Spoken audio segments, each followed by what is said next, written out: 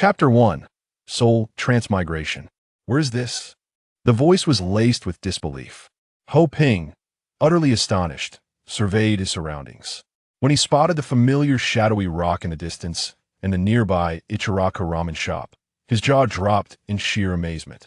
I have transmigrated into the world of Naruto? Ho Ping was a skill bug tester for the virtual game Naruto World. Half an hour before the public beta launch, he had been executing a final bug test for the storyline using his GM account. An unexpected incident occurred as he logged out. His virtual pod short-circuited, and under the impact of high voltage, he lost consciousness. Upon regaining awareness, he discovered that he was now within the very game itself. Congratulations, player, you have entered the Naruto world. You have been randomly reborn in Konohagakure. We wish you an enjoyable gaming experience. The system's voice rang out abruptly. What the hell? I need to log out. Ho Ping exclaimed loudly. This was absurd. He was to be married in just a month. Today, he had taken a half day off to have his wedding photos taken. Time was of the essence. Yet, no matter how fervently Ho Ping called out, the system remained unresponsive. This is a serious predicament. If I stand up my fiancée Sheener, won't her temper lead to my demise? As Ho Ping fretted in despair, a sudden realization struck him. He had been electrocuted, so why was he now in a game world? Could it be that I have transmigrated? In other words, did I die in reality? Upon grasping this revelation, Ho Ping was reminded of his critically ill sister back in the real world. Though they were not blood relatives, they had grown up together in an orphanage, relying on each other. If he were to die, what would become of her? And then there was his girlfriend Sheener. Ho Ping had gone through great lengths to convince her parents to allow their marriage. If they were to learn of his demise, Sheener would surely be coerced into marrying that wealthy heir. I cannot allow this to happen. I must find a way to inform them that I am still alive. Ho Ping immediately thought of his childhood friend, the gap-toothed wonder. The gap-toothed friend was a seasoned gaming enthusiast, particularly devoted to Naruto. When Ho Ping had shared the news of this game's impending release, his friend had nearly fainted from excitement. He had even promised to wash Ho Ping's socks for half a year in exchange for insider assistance in leveling up. Players can only issue world announcements after reaching level 10. I must locate my gap-toothed friend first. Ho Ping pondered, a headache brewing, for the leveling difficulty in this game was notoriously challenging. With only half an hour until the public beta, I must focus on leveling up. Resigned, Ho Ping opened his personal attribute panel. Upon viewing his attributes, he was rendered speechless. Character, Ho Buffon. Faction, Konohagakure. Level 1. Health points, 100. Chakra, 0. Strength, 10 affects physical attack. Agility, 10 affects attack speed and critical hit rate. Constitution, 10 affects health. Ninjutsu, 10 affects ninjutsu attack and chakra. Status none. Wasn't this his GM account he used for testing bugs? Ho Ping's hands trembled. He held his breath, heart racing, throat dry from swallowing repeatedly. Could it be that I have transmigrated into the GM account? After a long pause, Ho Ping finally processed this astonishing surprise. He hurriedly opened the skill page.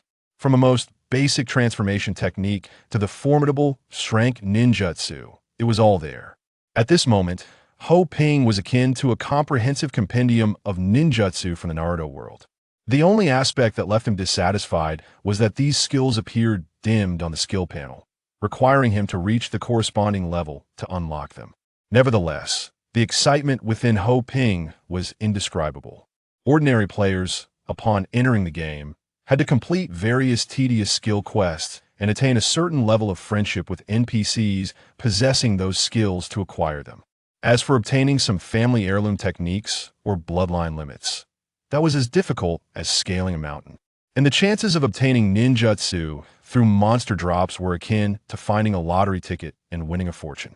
Now, Ho Ping possessed the entirety of the ninjutsu repertoire from the Naruto world.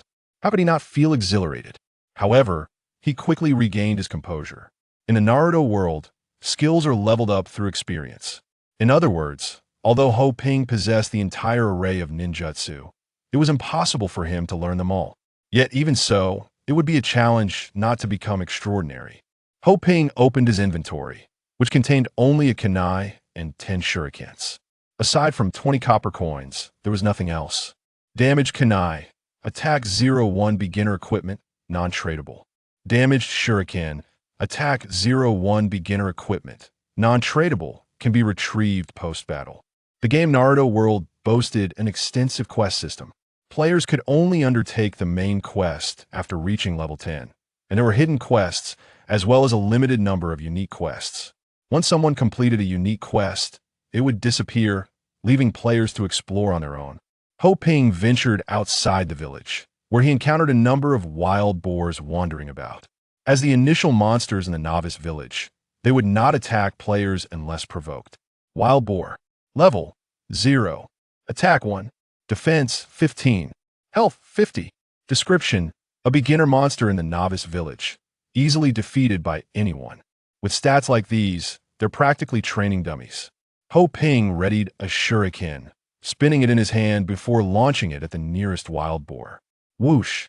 The shuriken arced through the air, embedding itself into the boar's rear, dealing 6 points of damage. The wild boar spun around, glaring furiously at Ho Ping, its eyes ablaze, charging at him with its tusks bared. Ho Ping sidestepped, swiftly using his kunai to inflict a wound on the boar. In the game, players could evade monster attacks through physical movement, a fundamental skill that Ho Ping mastered with ease. Circling behind the wild boar, he plunged the kunai deep, reducing its health by another 6 points. The boar, now in agony, roared in rage and charged at Ho Ping once more. Once again, he evaded the attack with his agile movements, seizing the opportunity to strike again. Wild boar 6 HP. Thus, Ho Ping toyed with the wild boar, his previously awkward movements now flowing seamlessly. Though lacking in powerful stats, his skills were still intact. Outside the village, the wild boar cried out in distress, its health plummeting. After several seconds, the boar let out a final wail and collapsed to the ground, lifeless. Ding! You have slain the wild boar, earning 10 experience points. With 10 experience points earned, leveling up required 10,000 points, equating to the defeat of 1,000 wild boars. Given that each boar took approximately 10 seconds to defeat, reaching level 2 would take nearly 3 hours. This exemplified the daunting leveling difficulty in Naruto World. Now, with no one else in the novice village, once the public beta commenced, a flood of players would undoubtedly swarm in, outnumbering the wild boars. By the time he reached level 10, Sheener would likely have already married someone else. Chapter 2. Crafting explosive tags. Moreover, issuing a world announcement was not without cost. It required a minimum of 50 gold coins. In the Naruto world, the currency system operated on a base 100 system. 100 copper coins could be exchanged for 1 silver coin, and 100 silver coins for 1 gold coin. If you were to rely solely on defeating these weak monsters to accumulate enough gold, it would truly be an insurmountable task. After all, who is Ho Ping? A skilled bug tester for this game, an esteemed insider, and a master of all skills. If he were to grind levels like an ordinary player, that would be a foolish endeavor indeed. At that moment, the village of Konohagakure was illuminated by flickering white lights. The public beta has begun. Ho Ping could faintly see figures moving about in the village, and a large crowd was already making their way towards him. He turned and ventured deeper into the forest, casually dispatching 2 wild boars along the way, before proceeding further onward. Before long, as Ho Ping had anticipated, a throng of players poured into the wild boar territory, and as time passed, their numbers only increased. Gradually, the phenomenon of monster stealing began to manifest. Anytime a wild boar was spotted, 4 or 5 players would rush in, kunai in hand, leading to a cacophony of wild boar cries.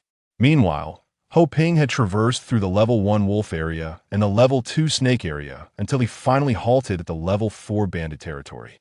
Beyond this point lay aggressive monsters, and Ho Ping was not foolish enough to seek death. In the forest, a narrow path wound north and south, with a cluster of humanoid monsters roaming the trail and surrounding foliage. Blocking the path were bandits. Level 4. Attack 30. Defense 10. Health 300. Description: beginner humanoid monsters of the novice village. However, Ho Ping merely cast a cursory glance. His true target was the novice village's first boss, the bandit leader. Scanning the area, he spotted a bandit in the distance who stood out from the rest. He wore a headband, exuding an aura of authority that immediately captured Ho Ping's attention. Bandit Leader Bronze Tier Boss. Level 6. Attack 90. Defense 30. Health 1000. Skills. Mastery of Basic Kunai. Mastery of Basic Shuriken. Introduction. The Bandit Leader is the chief of the highway robbers, reigning over his territory and seizing the belongings of passing merchants and travelers, possessing formidable attack power. Upon witnessing this, Ho Ping couldn't help but click his tongue. An attack power of 70 meant he could be felled in merely 2 strikes. Given his current capabilities, confronting the bandit was akin to courting death. After calming himself, Ho Ping opened his skill panel. Although he possessed all skills, the ninjutsu available at level 1 was exceedingly scarce. Mastery of Basic Kunai increases the accuracy of kunai usage, making it impossible for masters to evade damage inflicted with kunai. Is enhanced by 5. Critical hit rate with kunai is increased by 1. Mastery of Basic Shuriken allows for the simultaneous launch of 2 shuriken. Enhancing accuracy. Damage inflicted with shuriken is increased by 5. Critical hit rate with shuriken is raised by 1. Basic Invisibility Technique. The caster enters an invisible state, reducing movement speed by 50. Using items or initiating an attack dispels the state. The first attack, while invisible, has a 100 critical hit rate, but becomes ineffective against targets exceeding level 3. At this moment, Ho Ping's gaze lingered on a skill that could only be learned at level 2 for quite a while. Basic Explosive Tag. Create a basic explosive tag. As for the explosive tag, dubbed the Grenade of the Naruto world, its effectiveness had been significantly diminished in the game to prevent players from annihilating bosses with an overwhelming quantity of explosive tags. Therefore, the system had set a limit that, within an hour, the damage of explosive tags could only activate 5 times against the same target. Otherwise, if someone like Shao Nan were to hoard over 1,000,000 explosive tags, it would indeed result in instant boss kills. Moreover, in the Naruto world, the price of a basic explosive tag is astonishingly high. Not only that, but the skill to craft explosive tags is a unique quest, meaning in this server, only one player has the chance to master this skill. What a lucrative path to fortune. Ho Ping mused, envisioning countless coins beckoning to him. Time to level up. Ho Ping activated his only 30 experience points into Mastery of Basic Kunai, Mastery of Basic Shuriken, and Basic Invisibility Technique. After mastering the skills, Ho Ping formed hand seals, and his figure gradually faded. He stealthily approached a bandit from behind, kunai in hand. The bandit, oblivious to his presence, scanned the surroundings in confusion, utterly unaware of the threat creeping up behind him. With the kunai poised, Ho Ping swiftly slashed across the bandit's throat. Ignoring defense. Critical strike. Invisible critical. Trigger bleed status. 4 statuses erupted, inflicting 30 explosive damage, simultaneously triggering a bleed effect, causing the bandit to suffer 2 damage repeatedly. In excruciating pain, the bandit finally noticed Ho Ping's ambush, shouting in alarm as he lunged forward with his kunai. Ho Ping seized a moment to dodge sideways. However, the vast disparity in levels meant the bandit's kunai grazed his arm, leaving a wound, and immediately, 30 damage appeared above his head. Without a second thought, Ho Ping turned and fled. The bandit stood dumbfounded. Perhaps he had never encountered someone as cowardly as Ho Ping. In that brief moment of hesitation, a distance had formed between Ho Ping and the bandit. Ho Ping retrieved shuriken from his pouch and hurled them at the bandit. 10 horsepower. 10 horsepower. The wounded bandit roared in fury and charged at Ho Ping. Yet, Ho Ping skillfully maintained distance, continuously harassing the bandit with shuriken. By the time he exhausted his 10 shuriken, he noticed the bandit's bleed status had vanished, and the bandit's health was nearly depleted. With a decisive stride, Ho Ping charged toward the bandit. After braving 2 of the bandit's strikes, he swiftly dispatched him. Ding! Killed the highway bandit, gaining 50 base experience. Killing monsters above level 3 grants an experience bonus of 30. Total, 65. Ho Ping calculated roughly the experience gained from slaying a bandit was 6 times that of a wild boar, and the time spent was 5 times longer overall. It was a worthwhile endeavor. Upon seeing the glimmering coins and a pile of items on the ground, Ho Ping nodded, It seems there is still profit to be made. Copper coins 10. Rusty kunai, attack 24. Rusty shuriken, attack 2410. Red military rice ball, restores 30 health points 5. The damage is double that of beginner equipment. Ho Ping exclaimed joyfully as he equipped the items, then activated invisibility technique, stealthily approaching the next bandit. Thus, under Ho Ping's stealthy maneuvers and relentless shuriken harassment, one by one, the bandits fell along the road. Although he did not acquire additional equipment or shuriken, his leveling speed was markedly superior to hunting wild boars. 2 hours later, a brilliant white light enveloped Ho Ping as he leveled up. Chapter 3. Beautiful NPC. Without hesitation, Ho Ping activated the excess experience into the basic explosive tag skill. Now it's time to gather some materials and craft explosive tags. Ho Ping made his way towards Konoha Village. At that moment, players had already begun to appear in the level 1 wolf zone outside the village, forming small groups evidently aimed at leveling up. A particular team caught Ho Ping's attention. Unlike other teams, this particular group comprises 5 members. After they had reduced a wild wolf to a sliver of health, they ceased their assault, allowing one among them to deliver the final blow. Ho Ping could not help but admire these individuals. In the world of Naruto, a team attacking a creature receives additional experience points for both the initial strike and the decisive blow, with the spoils from the defeated monster belonging solely to the one who lands the finishing hit. This undoubtedly fosters competition for kills and the theft of loot. However, isn't the essence of gaming the thrill it brings? I've leveled up. A flash of white light confirmed that the individual who had delivered the final blow to the wolf had indeed advanced in level. Congratulations, boss. Congratulations, boss, exclaimed a subordinate, eager to flatter. As he reveled in the praise and the joy of leveling up, he noticed Ho Ping emerging from the depths of the forest, a hint of derision curling at the corners of his mouth. One must be grounded and engage in endeavors commensurate with one's abilities. Aiming too high often results in utter failure. The others, following his gaze, caught sight of Ho Ping and echoed, "The boss speaks the truth." Indeed, one must consider their capabilities before attempting to tackle foes beyond their reach. Taking too large a step can lead to dire consequences. Ho Ping chose to ignore them. He was in a hurry to craft explosive tags and had no time for their idle chatter. "Hey, kid," he was called out to. "I am Shuang from the Shuang clan. Join me as my subordinate, and I shall help you level up." Shuang regarded Ho Ping with an air of arrogance, as if extending an immense favor. Imagining Ho Ping approaching him in a frenzy of gratitude, not interested, Ho Ping replied curtly without turning around. "Hey, you ungrateful brat, do you even know who our boss is?" One of the subordinates protested. "He is the 3rd young master of the Samu group." As Ho Ping remained unfazed, the accompanying subordinates continued their clamoring. With a trace of haughty disdain, Shuang added, "Once the exchange system opens, I will ensure you are well compensated for your loyalty, gear, ninjutsu, anything that can be purchased with money." Ho Ping silently rolled his eyes at this fool and walked away without a second thought. Upon returning to Konoha Village, he first visited the general goods store. Intending to purchase materials necessary for crafting explosive tags. "How may I assist you?" The NPC, a lovely woman, inquired sweetly upon seeing Ho Ping enter. "Hello, I would like to buy some materials for crafting explosive tags." Ho Ping replied politely. However, he could distinctly sense the NPC's eyes brighten at his words, though the moment was fleeting. Could it be an illusion? Ho Ping mused inwardly. Yes, the NPC exclaimed, waving her delicate hand as a multitude of materials appeared on the counter. Ho Ping glanced at the prices, and his mouth twitched involuntarily. The cost for a complete set of explosive tag materials reached a staggering 2 silver coins.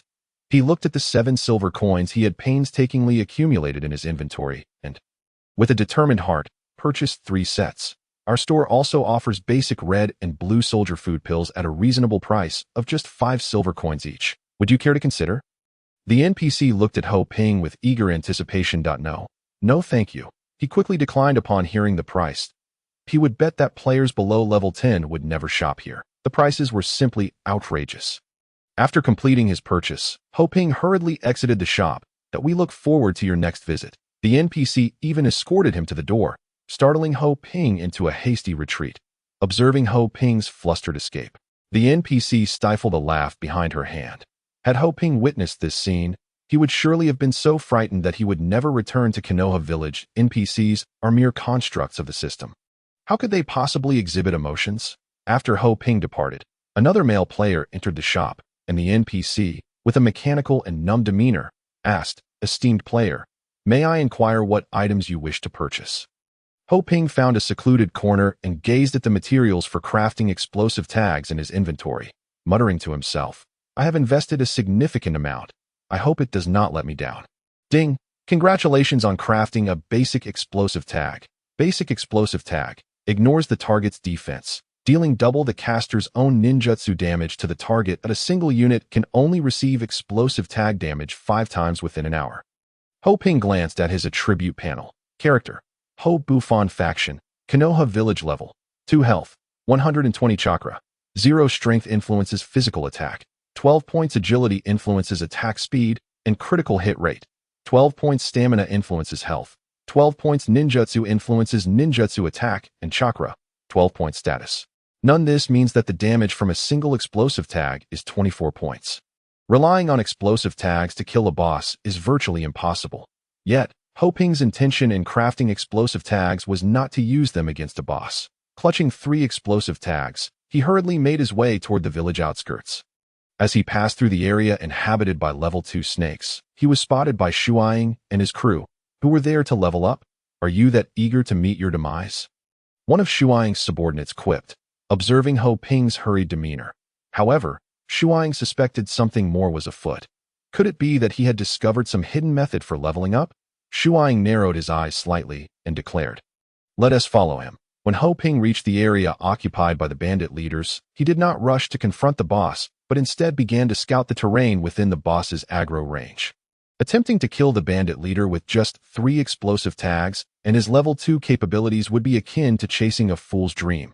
However, this did not mean Ho Ping lacked a strategy to defeat him. Although the world of Naruto is reputed to be free of bugs, especially in terms of terrain, there exists a method to create terrain bugs that cannot be avoided. This involves utilizing ninjutsu and weapons to alter the terrain. The purpose of Ho Ping crafting explosive tags was to harness their tremendous explosive power to create a bug terrain that would facilitate the defeat of the boss in the distance. A valley entrance suddenly captured Ho Ping's attention. Entering the valley, he noted its gourd-like shape. The entrance was exceedingly narrow, barely accommodating 3 individuals side by side.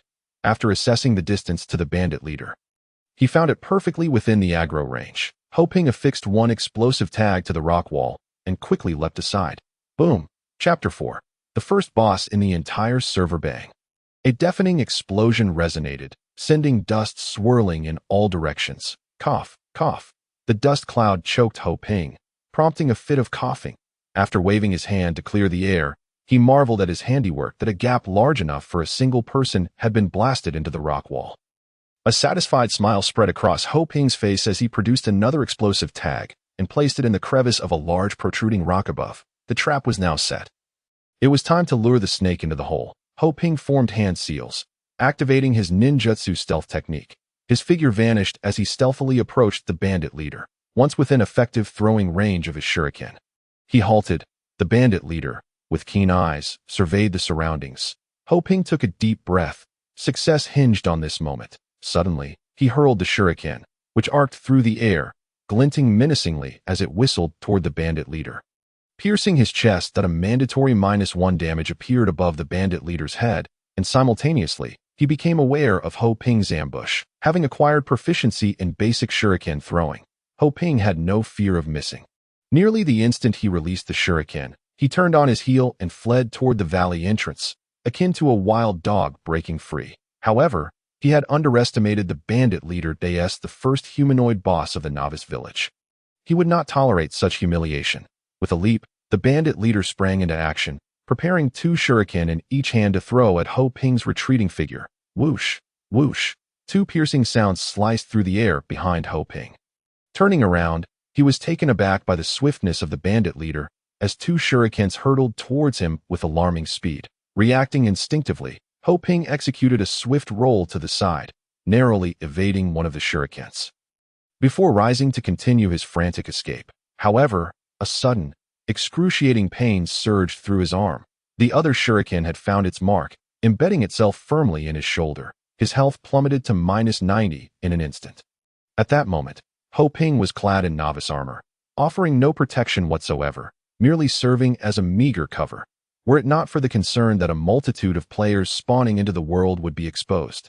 He likely would have been left without even this scant attire. Glimpsing the bandit leader retrieving 2 more shurikens, a curse erupted from Ho Ping's lips as he hastily consumed a red ration pill.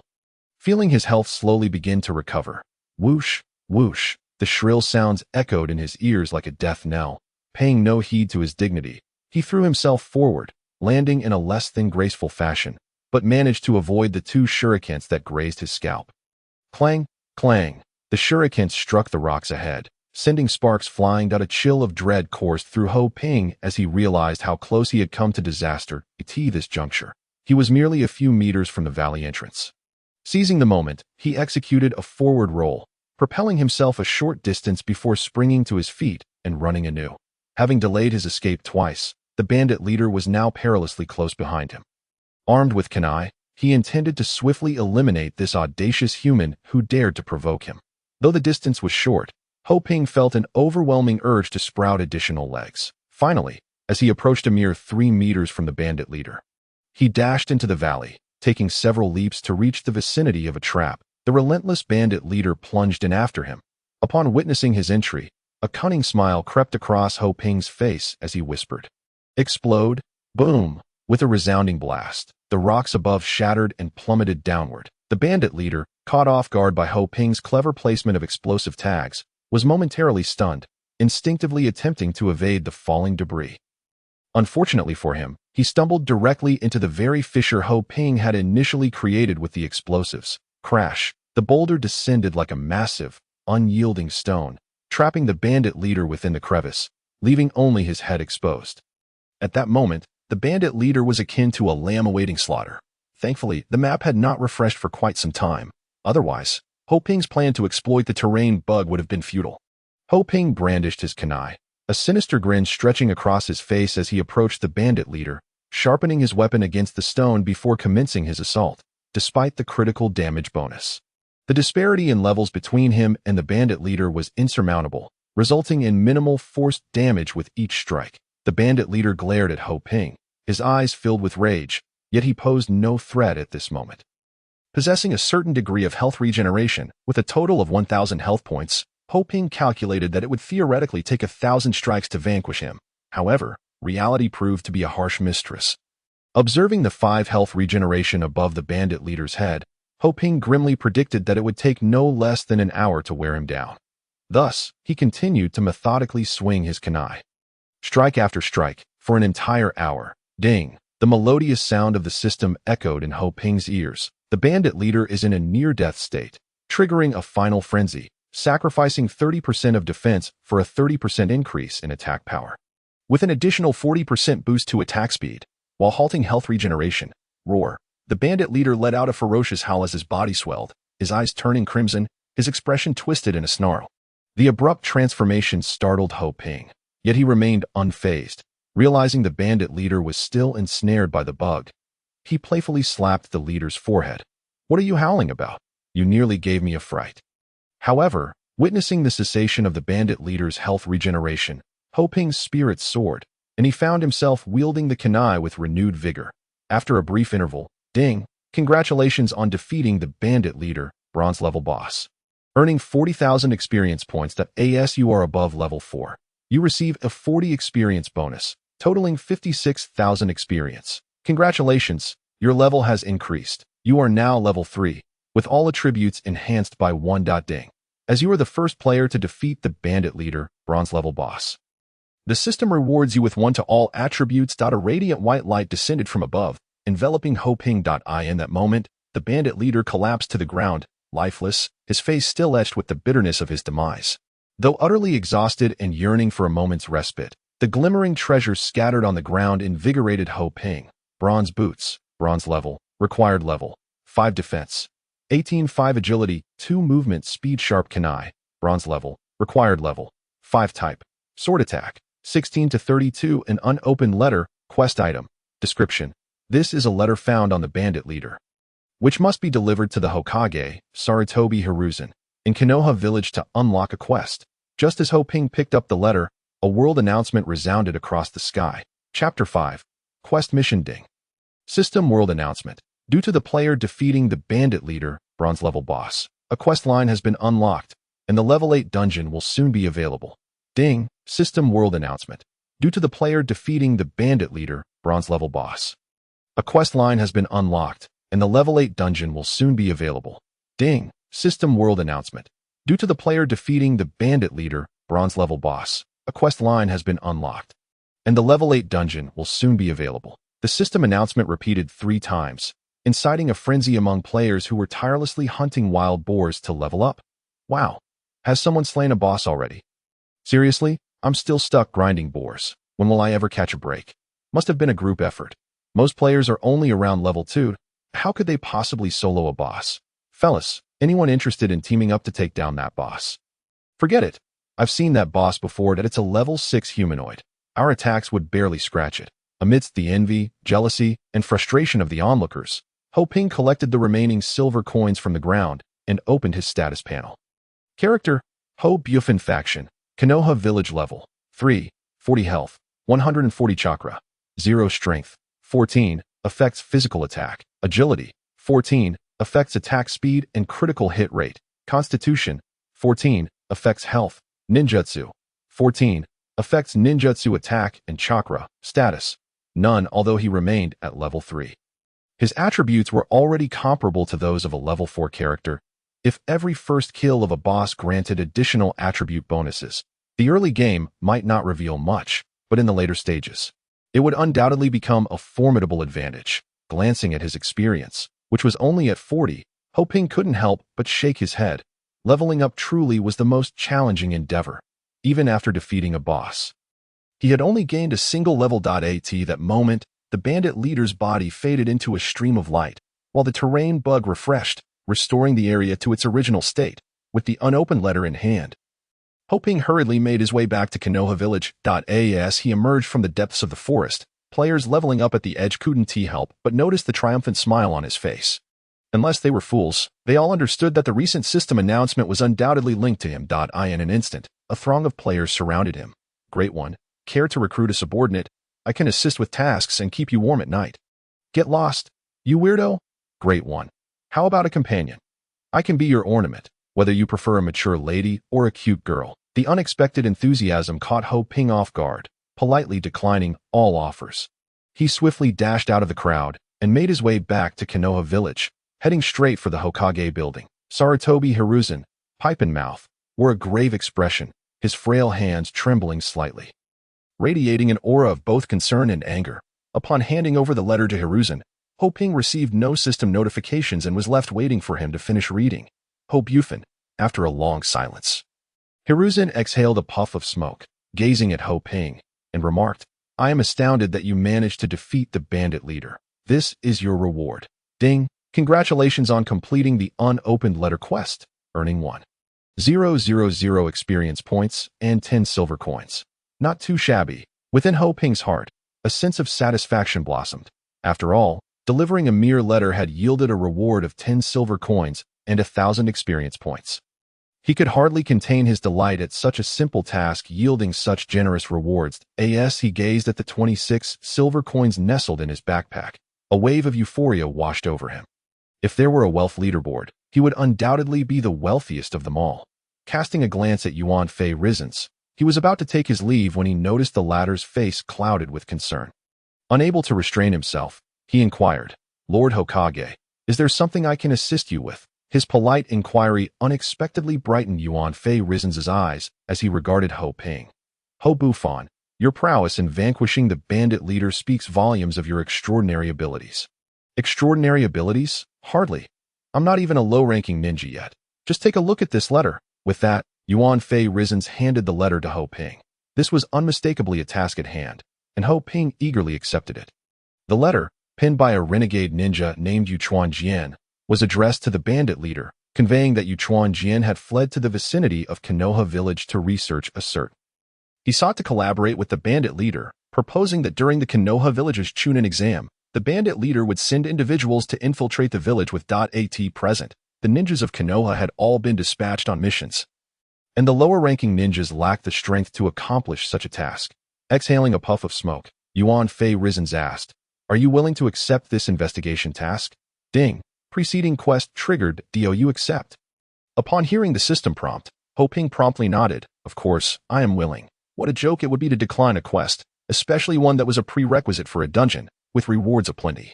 Ding. Preceding quest accepted. Seek clues regarding. Search for Yu Chuan Jian's hideout in the valleys near Konoha, eliminate him, and return the experimental to Hokage Yuan Fei Rizens, gazing at the red exclamation mark beside the task.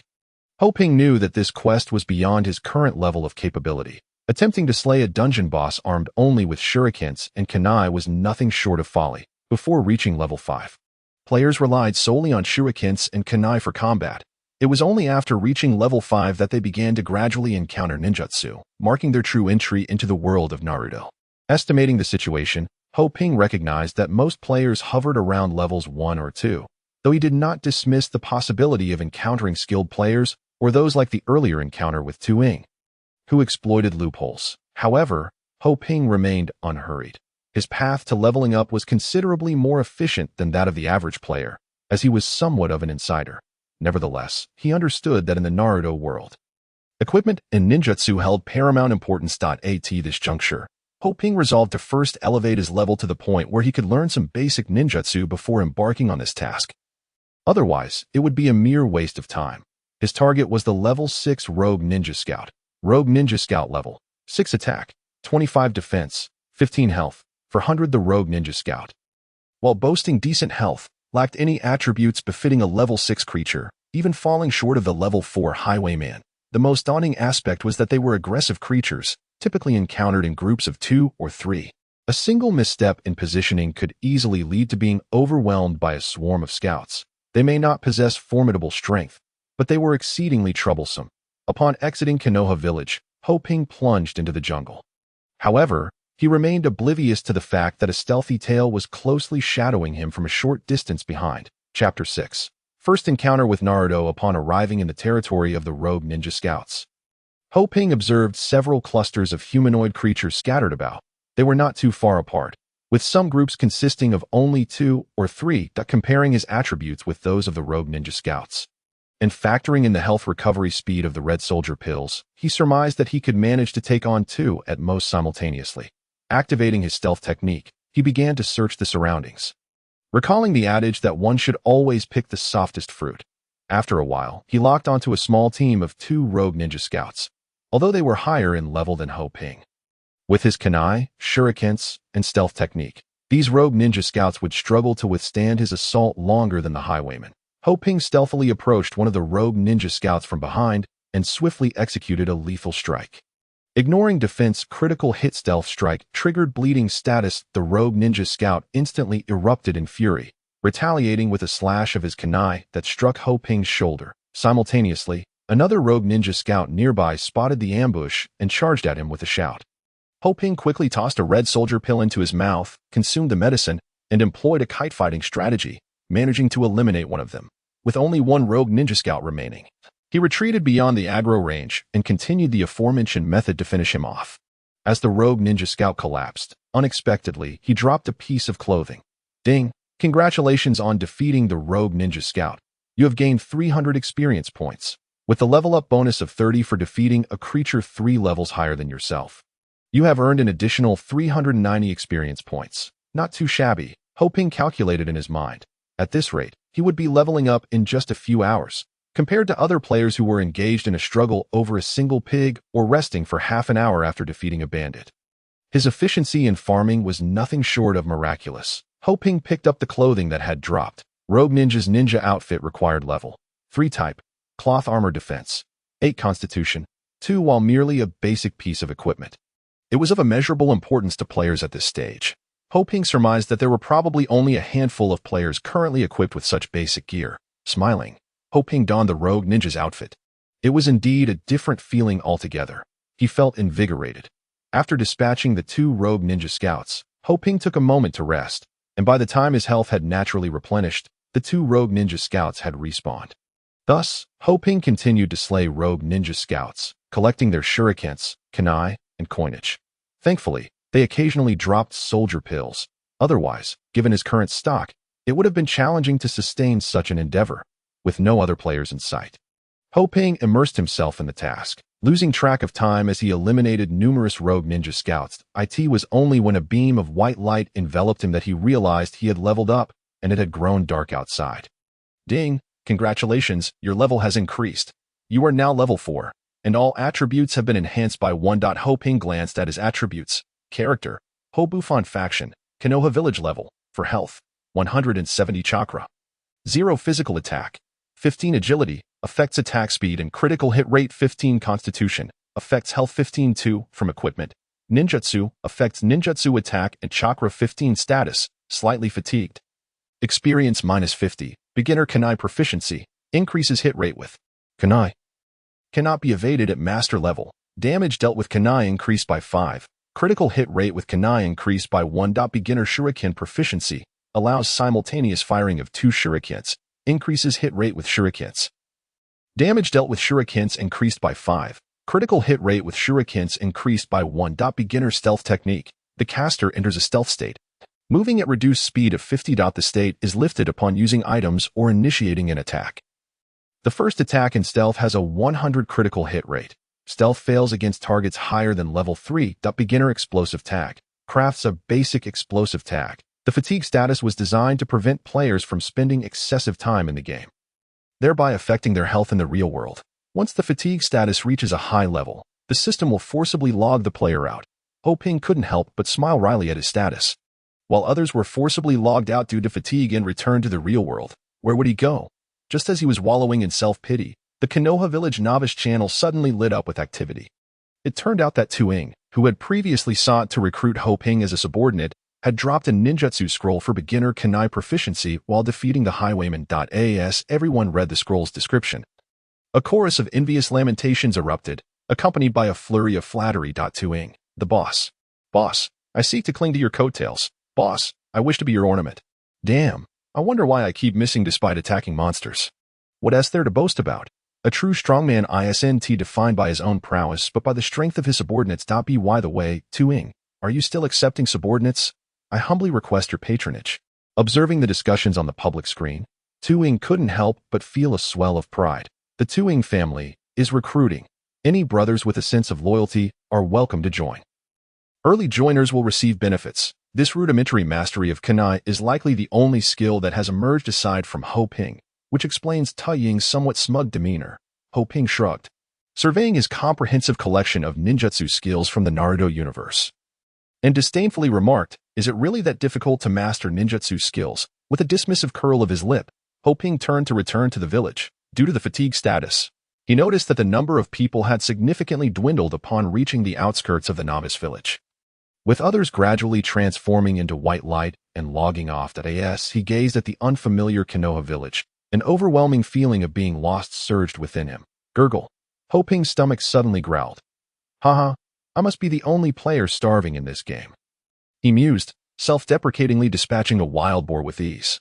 After removing the boar's leg, he sought a place to create fire by friction and began to roast the meat. Why isn't it working? Suddenly, a voice echoed from nearby. Ho Ping rose to his feet and approached the source of the sound, peering through the trees to see a blond boy sitting on the ground, cradling his head in despair, accompanied by a shadow clone that resembled a mass of mud. It was none other than Naruto. Chapter 7. Naruto's bonds. Naruto stood up, hands forming seals as blue chakra began to gather around him. Shadow clone jutsu. A puff of white smoke erupted. At Naruto's feet lay a limp clone. The shadow clone technique, while a basic ninjutsu, required precise chakra control, something Naruto was unable to achieve due to the ceiling within him, rendering him incapable of mastering it. Observing Naruto's dejected expression, Ho Ping stepped out from the trees. After all, as he sought to navigate the world of Naruto, it was prudent to establish a favorable relationship with this powerful NPC. As for Sasuke, it was best to avoid any confrontation with him at this stage. Who? Naruto exclaimed, abruptly sitting up with a wary look directed at Ho Ping. I never expected you to be the most diligent one in all of Konoha. This statement was genuinely heartfelt from Ho Ping. Throughout the entirety of the Shippuden series, Naruto's achievements were undeniably linked to his relentless effort and perseverance, aside from any external advantages. What good is hard work if you still can't master the most fundamental shadow clone technique? Naruto lamented, resting his head on his hands once more, sinking into despondency.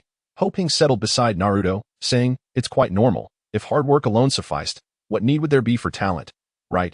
So you think I'm a failure too?" Naruto huffed, turning his head away. Ding. System prompt. Your friendship level with Naruto has decreased by -3. What did I do to lose friendship points? Hoping stood there, bewildered. You're just like everyone else in the village.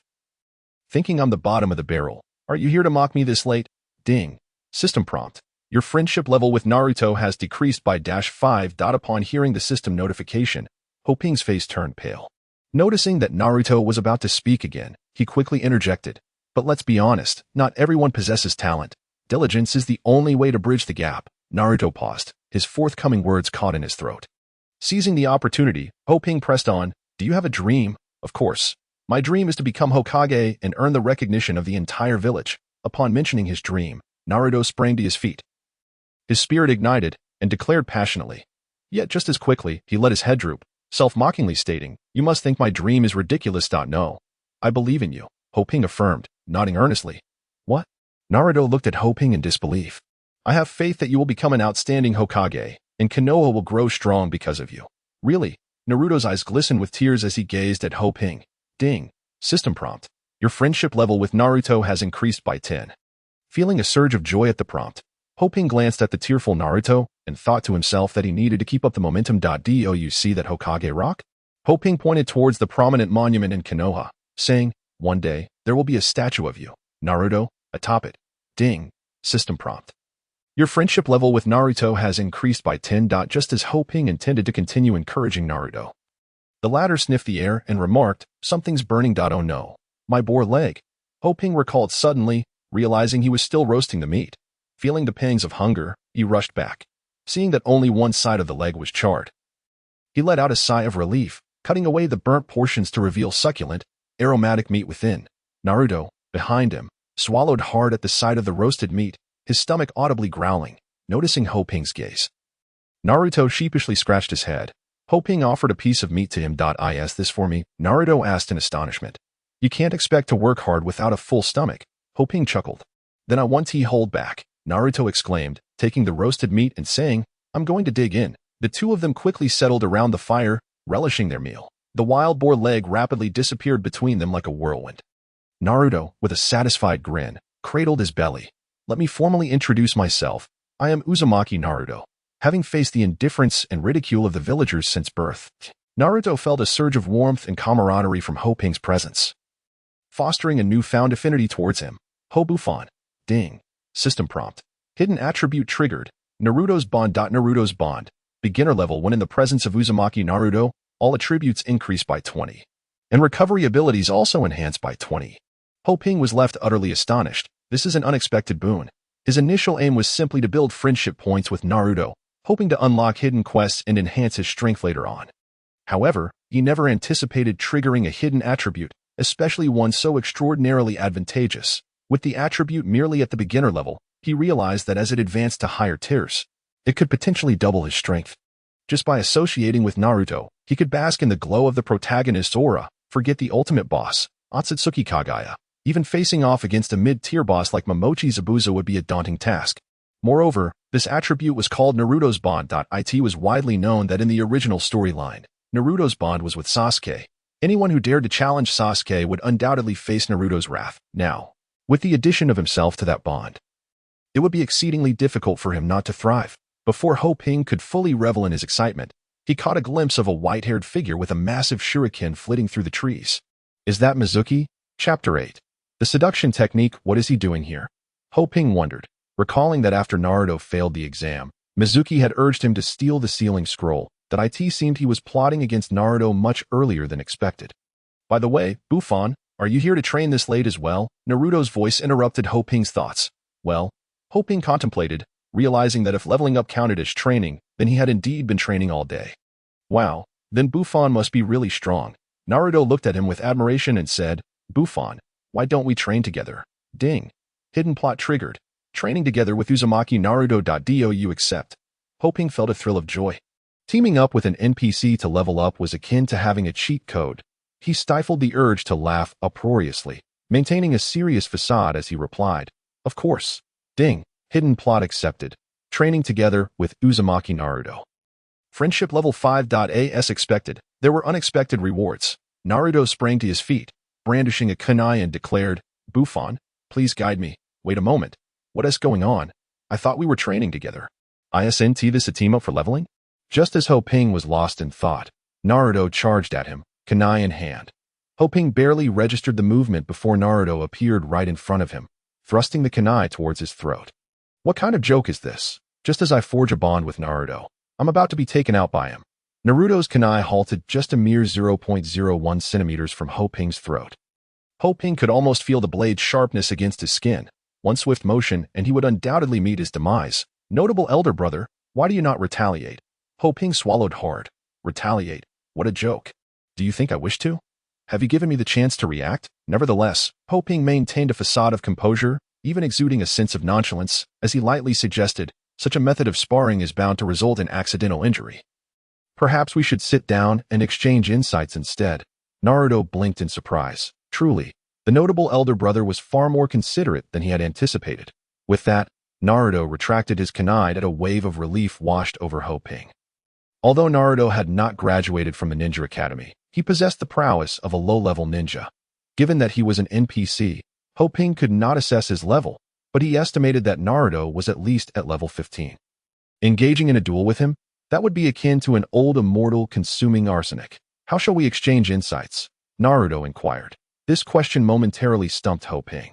After all, unlike NPCs, who had honed their skills through rigorous training, he could merely learn ninjutsu by reaching a certain level and consuming scrolls. If they were to discuss their training, he would scarcely know what to say.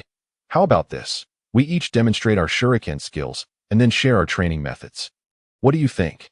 As long as it did not involve a direct confrontation with Naruto, he was open to anything. Upon hearing this, Naruto pondered for a moment, nodded in agreement, and stepped back a few meters, brandishing his kunai before him.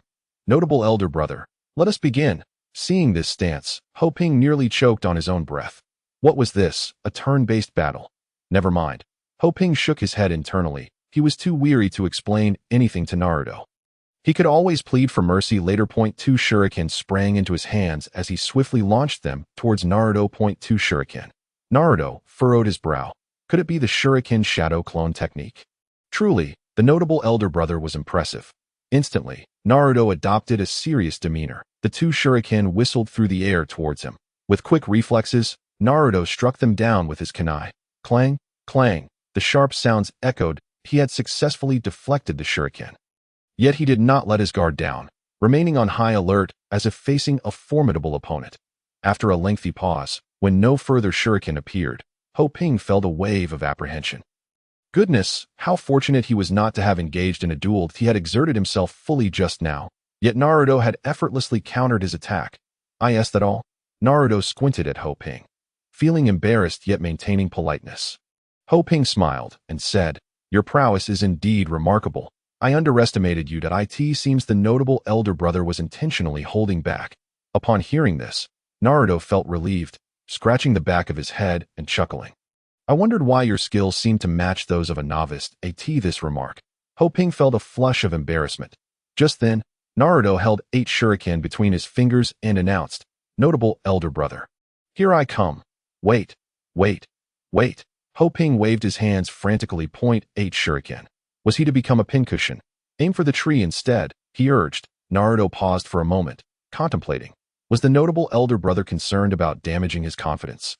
Truly, the notable elder brother was kind-hearted. Clang. Naruto's favorability increased by 5. Hearing the system notification, Ho Ping was utterly bewildered. What had he done to earn such favor? However, he had no time to ponder, as the ensuing events captivated him completely. With a swift motion, Naruto crossed his hands and released the 8 shuriken in an instant. Thud, thud, thud. A series of sounds echoed as the shuriken accurately embedded themselves deep within a nearby tree. Ding! Observing Naruto's shuriken technique, skill basic shuriken mastery increased by 100 proficiency. The system's notifications echoed 8 times consecutively. This signified that in that fleeting moment, his basic shuriken mastery had surged by 800 experience points.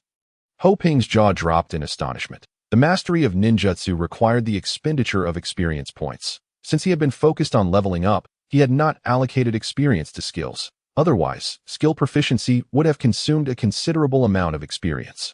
Seeing Ho Ping in a daze, Naruto scratched his head and asked, "Notable elder brother, is something wrong?" "Well, how shall I put it?"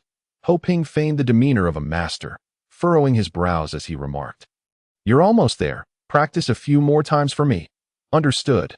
Naruto nodded solemnly, then continued to retrieve 8 shuriken once more. Thus, under Ho Ping's coaxing, Naruto persisted until he was utterly exhausted, collapsing onto the ground. Ho Ping noted that he was merely 300 experience points shy of leveling up his basic shuriken mastery and couldn't help but reflect, goodness, this Naruto was truly a liability. If he hadn't seen Naruto utterly worn out, he would have been tempted to pull him up and make him continue.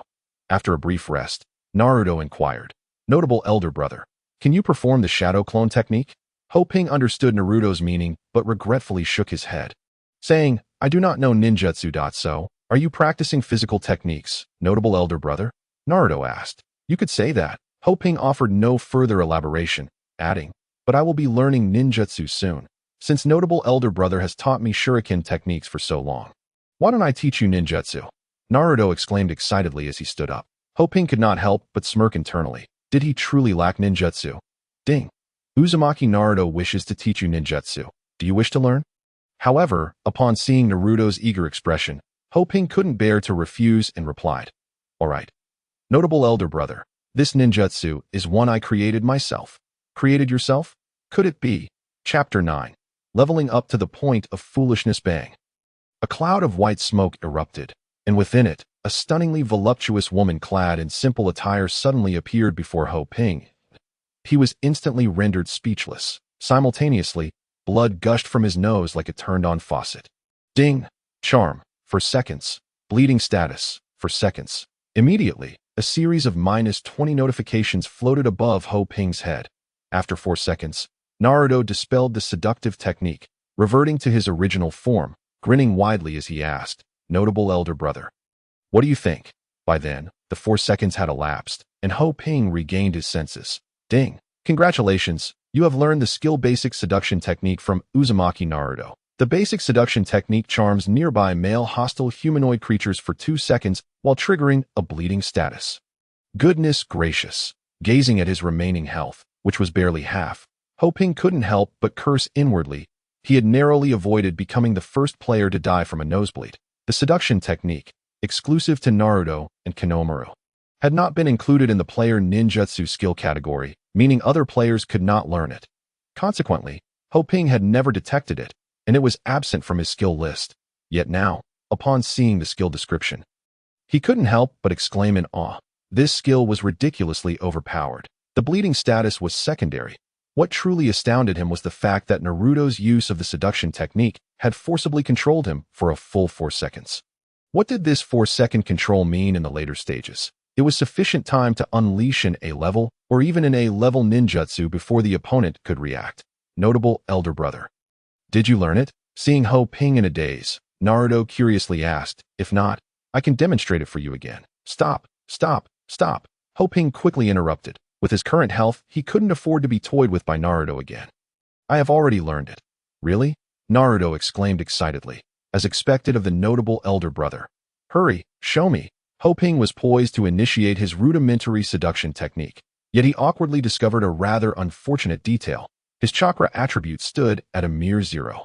This meant that even if he were to master ninjutsu in that moment, he would be incapable of executing it. Fan. "What's wrong?" Naruto inquired. Noticing Ho Ping's immobility. "That I have no chakra," Ho Ping replied. At this revelation, Naruto nearly stumbled into a ditch. Embarrassment washed over Ho Ping, as he had just claimed to have acquired the skill, only to be swiftly contradicted. "However, I will be ready by tomorrow." He quickly added, "Indeed, as a level 4 player, Ho Ping would have ample time to reach level 5 by the next day, resulting in a significant overhaul of his attributes, a modest yet notable leap." "I believe in you, Fan," Naruto responded, though his inner thoughts were far less optimistic. To him, the cultivation of chakra was an arduous endeavor. "It's getting late. We must return to Konoha," Naruto remarked. glancing at the dwindling daylight. "Bu-fan, where do you reside?" After a moment's reflection, Ho Ping realized he had no place to call home, a wave of desolation washing over him as of now. "I have nowhere to stay. Why not stay at my place?" Naruto suggested with a grin. "I live alone too. We can keep each other accountable in our training." Considering his options, Ho Ping had no better alternative and reluctantly agreed. The two companions set forth toward Konoha. Upon arriving at Naruto's abode, Ho Ping took a cursory look around, noting the fridge stocked with expired milk and an abundance of instant noodles. After Naruto tidied up the bed, he insisted that Ho Ping take it while he slept on the floor. Unable to refuse, Ho Ping acquiesced. Lying in bed, he tossed and turned, uncertain if he would awaken to find himself back in the real world, with everything that transpired here merely a fleeting dream. As he listened to Naruto's gentle snores, he gradually succumbed to slumber. The following morning, when Ho Ping awoke to find himself still within the game, a sense of disappointment settled in as he glanced at his attributes. His fatigue had vanished, and his experience acquisition had returned to normal. With a mischievous grin, he stood up and playfully yanked Naruto from his warm cocoon. "Naruto, it's time to rise." Naruto, blinking sleep from his eyes, groggily noted it was only around 5 o'clock. "Bu-fan, it's just 5. Naruto, the early bird catches the worm. Effort requires more than mere words," Ho Ping proclaimed, activating his motivational mode. How can one conquer genius, fulfill dreams, or aspire to become Hokage without diligence? This impassioned speech jolted Naruto into full alertness. "Don't you desire the village's recognition? Do you think they will acknowledge a lazy sloth?" As soon as those words left his lips, Naruto sprang to his feet. Invigorated, and in a matter of seconds donned his clothes. "Let us go, Bu-fan. We shall train." Upon exiting Naruto's home, the duo traversed the village, though Ho Ping noticed the absence of other players, due to fatigue mechanics. All players were mandated to rest for 8 hours, leaving Ho Ping, an outlier, alone at that hour. Arriving at the location where they had met the previous day, Ho Ping instructed Naruto to commence training with the most basic kunai and shuriken techniques. While he settled down to observe, delighting in the rapid accumulation of experience points for both skills, the training continued until after 8 o'clock when Naruto had to head to school, at which point Ho Ping's proficiency in both shuriken and kunai had advanced to an intermediate level. Intermediate kunai mastery increases the hit rate of kunai, rendering it impossible to evade at master level. Can deflect basic shurikens and other projectiles. Enhances damage dealt by kunai by 6. Increases critical strike chance by 2. Intermediate shuriken mastery allows simultaneous firing of 4 shurikens. Improves hit rate. Increases damage dealt by shurikens by 6. Raises critical strike chance by 2. Ho Ping beamed with delight as he reviewed the skill descriptions. By this time, other players had begun logging in, and upon witnessing Ho Ping laughing heartily on the ground like a fool, they shook their heads in bemusement, another one gone daft from grinding. Chapter 10. The first level 5 player once adequately prepared, Ho Ping took advantage of the low player count to venture once more into the territory of rogue ninja scouts, intent on farming experience. With the level leaderboard yet to be unveiled, he surmised that there were likely other level 4 players. True to his assumption, he encountered a group already engaged in combat with bandits along the way. And there were not just a few. Wishing to avoid drawing too much attention, he activated his invisibility technique and stealthily made his way deeper into the area. Rogue ninja scouts were aggressive monsters. Without invisibility, a party would need to advance systematically to breach the territory where Ho Ping was farming. Thus, he felt assured that he would remain undetected. Arriving at his previous hunting ground, Ho Ping drew 4 shurikens and aimed at one of the rogue ninja scouts. -17, -17, -17, -25. All 4 shurikens struck true point. One of them hit the scout squarely in the head, triggering a critical hit. Watching the scout's health plummet by a fifth, Ho Ping felt a rush of satisfaction. With his newfound intermediate shuriken mastery, his farming speed had doubled that as the rogue ninja scout approached him. Riddled with shurikens, and on the brink of defeat, Ho Ping swiftly dispatched it with a single blow. Another rogue ninja scout lingered a few meters away. Ho Ping promptly retreated, escaping its aggro range. Once back in position, he executed the same tactic, eliminating it with ease. Compared to yesterday, his efficiency had improved significantly. And he had not consumed any healing items. Had he not fortuitously encountered Naruto, the experience needed to elevate his kunai and shuriken mastery to intermediate could have potentially boosted his level by 2. He selfishly mused that he would need to give Naruto an extra lesson that evening. At that moment, He spotted a trio of rogue ninja scouts nearby, and despite his better judgment, he succumbed to temptation and approached them. After a grueling struggle, Ho Ping narrowly succeeded in dispatching all three. It seemed his strength was more than sufficient to handle 2 rogue ninja scouts, but 3 posed a significant challenge. Sitting down, he consumed a red healing item to gradually restore his health. After a while, the duo of rogue ninja scouts respawned, and rather than rushing in, he patiently ensured he was at full health before charging towards them. As the 2 scouts fell, the trio had already respawned. Perfect, Ho Ping exclaimed. Thus, Ho Ping continued this cycle until the system notification rang out once more. Ding! Congratulations, you have slain a rogue ninja scout, gaining 300 experience points. As you have killed 2 levels below you, you receive a 20 experience bonus, totaling 360 experience points. Ding! Congratulations, your level has risen. You are now level 5, with all attributes increased by 1. Simultaneously, a global system announcement echoed throughout the realm. Congratulations to player Hobu Fan for being the first to reach level 5. You have been awarded 100 reputation points in Konoha, and the level leaderboard has been activated. That we wish all players an enjoyable gaming experience. As the world system announcement resonated, it sent shockwaves through the community, igniting a frenzy among players. What? Level 5? So soon? Are you kidding? I'm still at level 3 and have exhausted all my efforts. Yeah, it's probably some rich kid from a guild, teaming up to farm experience, landing the first and last hits to level up quickly. Exactly. If he did it solo, I'll eat my hat while standing on my head.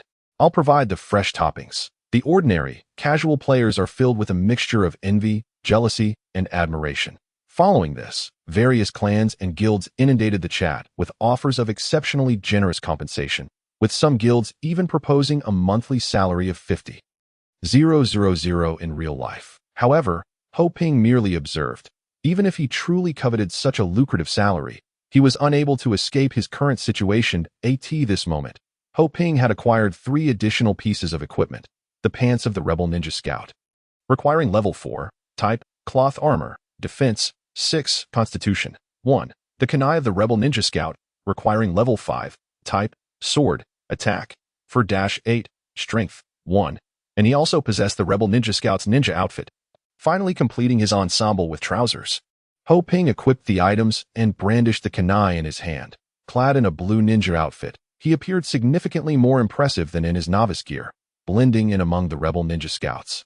Unless one looked closely, it would be challenging to discern his true level.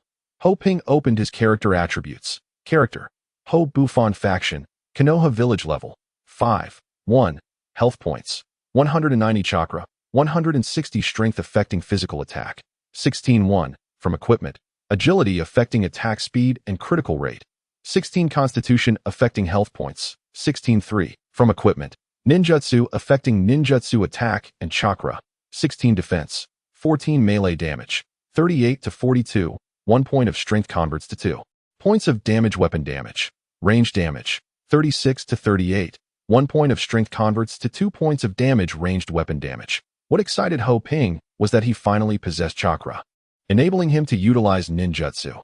Eagerly, he opened the ninjutsu skill bar and discovered that the basic seduction technique was already activated. Recalling Naruto's incredulous expression from the previous night, he looked forward to surprising him this evening. Ho Ping then expended experience points to activate the basic shadow clone technique and the basic substitution technique. At this moment, Ho Ping had officially stepped into the realm of the Hokage world. Gathering his belongings, Ho Ping hummed a cheerful tune as he made his way along the path back to the village. However, today was destined to be anything but peaceful for him. Just as he exited the forest, he was confronted by 3 individuals. Chapter 11, Instant Kill. Renowned, the ambushers were none other than the Lurking to You, who had been observing Ho Ping for quite some time, ever since Ho Ping had rejected his offer. To You had kept a close watch on him, noting his frequent excursions into the depths of the forest. Particularly yesterday, according to reports from his followers, Ho Ping had vanished into an area teeming with level 6 aggressive monsters. To You speculated that the player who had recently been announced for defeating a boss was undoubtedly him, were it not for the fact that his subordinates were generally level 2. To You would have orchestrated an ambush long ago. Recently, he had recruited 2 high-level casual players, both now at level 4, bringing their numbers to 3 level 4 players ready to strike, leaving To You unconcerned about Ho Ping's potential escape. Boss, he's coming out. One of the subordinates exclaimed as Ho Ping, dressed in a striking blue ninja outfit, appeared. Tuyu's eyes gleamed with avarice. Get him. With Tuyu's command, the three moved to encircle Ho Ping, having just emerged from the forest.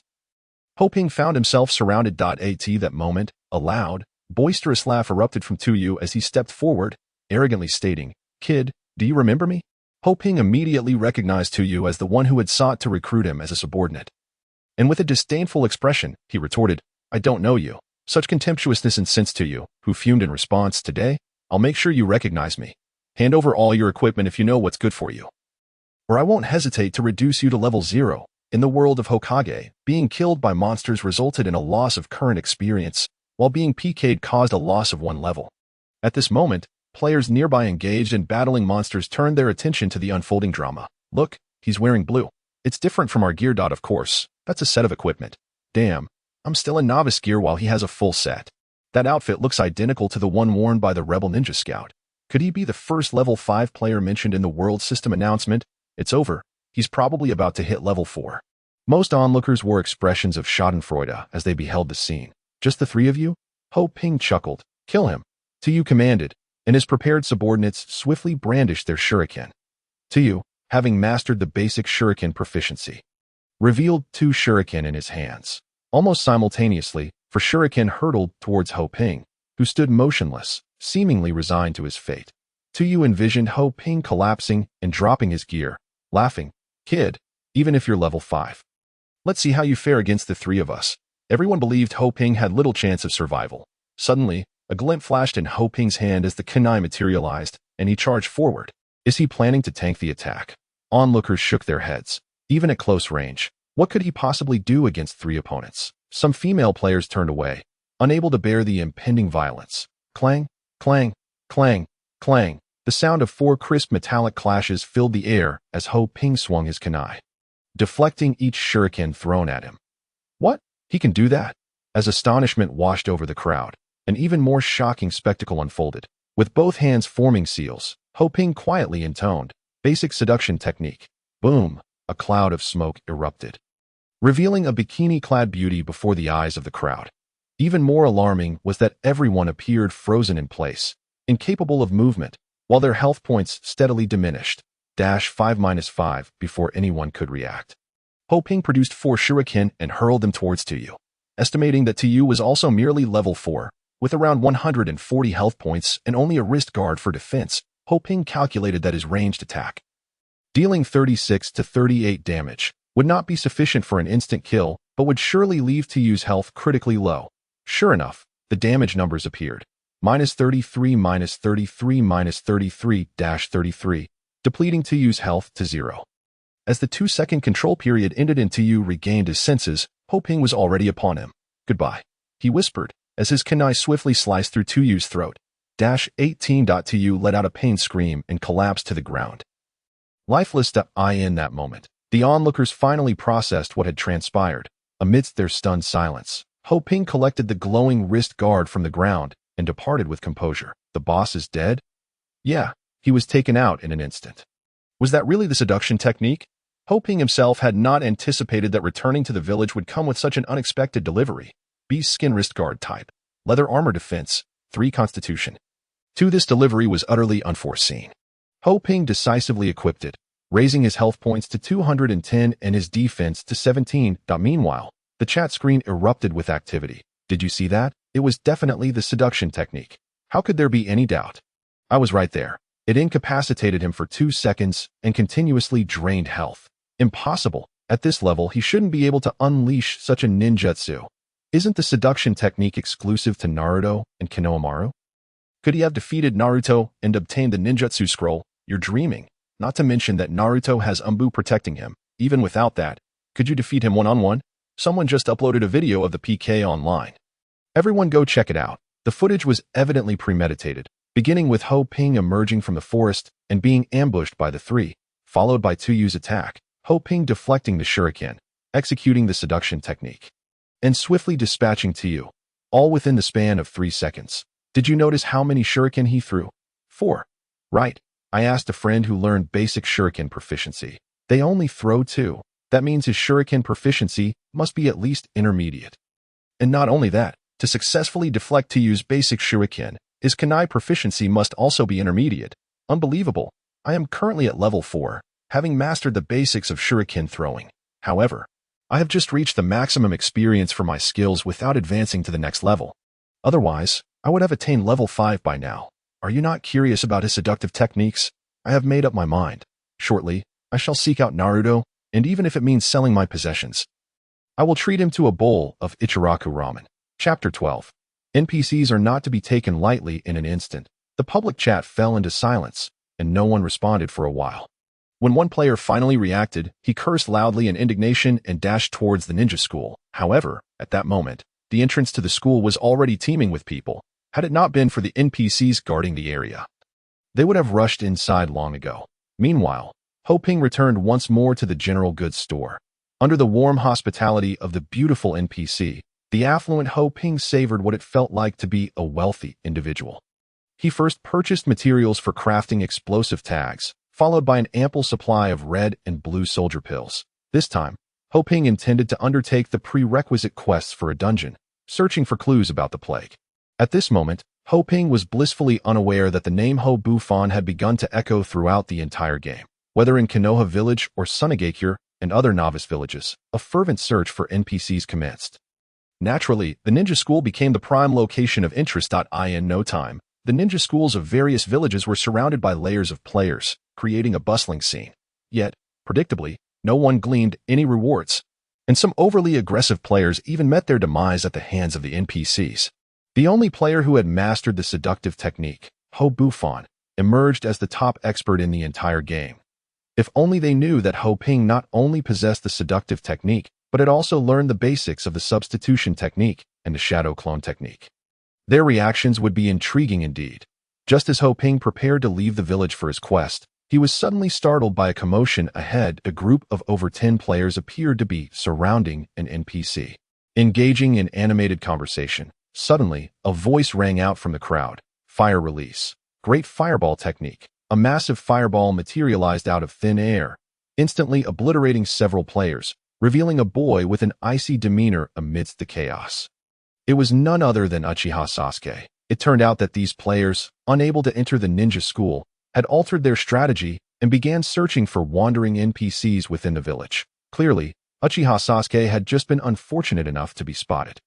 Sasuke, I heard your brother killed your entire family. Teach me ninjutsu, and I will help you take revenge, or perhaps we can seek vengeance together. A short, unsightly player, seeing that the area around Sasuke had cleared, believed it was his chance and stepped forward to speak. Ho Ping, overhearing this, could not help but cover his eyes. As expected, the response was yet another great fireball technique. Ho Ping silently mourned for the unfortunate player for 3 seconds, severely doubting whether his intelligence had been left behind in the womb. The murder of Sasuke's family was a deep wound in his heart. To bring it up now was akin to courting death.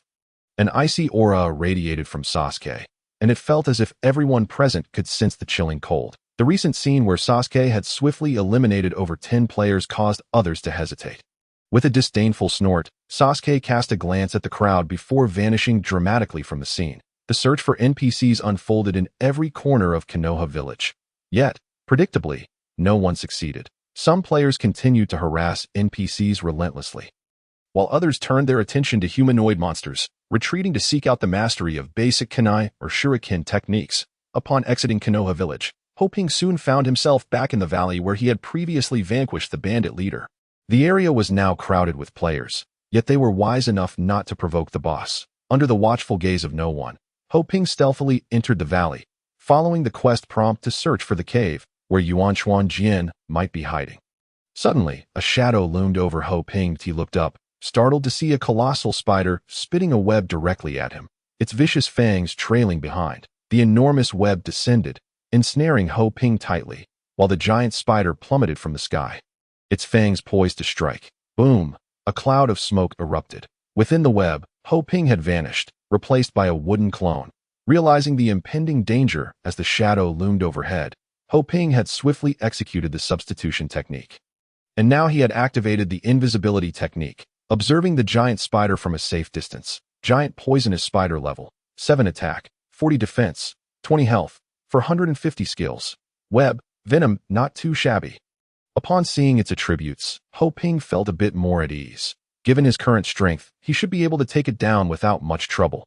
With such a large target as the giant spider, there was no need for precision, for shurikens were thrown and struck its back. 16-16-24-24 2 critical hits were triggered. The giant spider, realizing it had been attacked from behind, hissed angrily and charged at Ho Ping. Employing a kite-flying strategy, Ho Ping taunted the venomous spider, which howled in frustration. Its speed was no match for Ho Ping's. Whenever it shot webs or sprayed venom, he would simply use the substitution technique to evade, maintaining a safe distance while continuing to pummel the giant spider. Before long, amidst the giant spider's agonized wails, it collapsed, transforming into experience points for Ho Ping.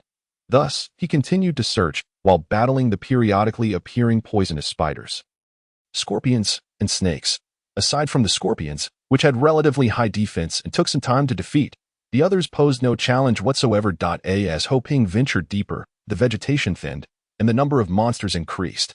Eventually, he halted at a region littered with bleached bones. This place felt like an entirely different world, resembling a hell on earth. Cautiously, Ho Ping approached, noticing that one of the skulls bore a forehead protector, not only featuring the symbol of Konoha, but also that of other ninja villages. That moment, a figure in the distance captured Ho Ping's attention. Chapter 13. An alluring choice upon closer inspection. The attire indicated that this individual was not a ninja from Konoha. Ho Ping activated his invisibility technique and cautiously approached.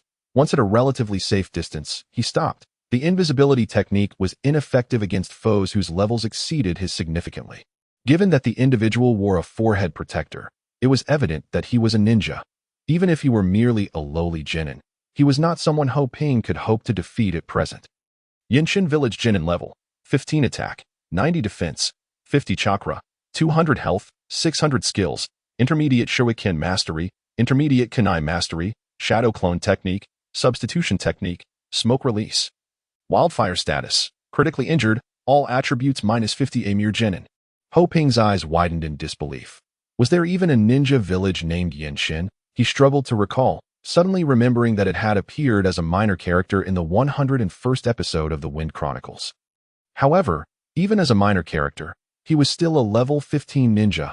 Unlike those rogue ninjas, bandits, or thieves, who could only hurl shurikens or engage in close combat with kunai, ninjas possessed ninjutsu and formidable attacking capabilities. Given his current attributes, Ho Ping doubted he could even serve as a mere distraction for this genin. Why was there a genin from Yinshin here? Confounded, Ho Ping thought. In times of crisis, retreat is the best strategy. As Ho Ping contemplated a discreet departure, a sudden epiphany illuminated his mind that it seemed he had just glimpsed a certain status afflicting his adversary, gravely injured and on the brink of death.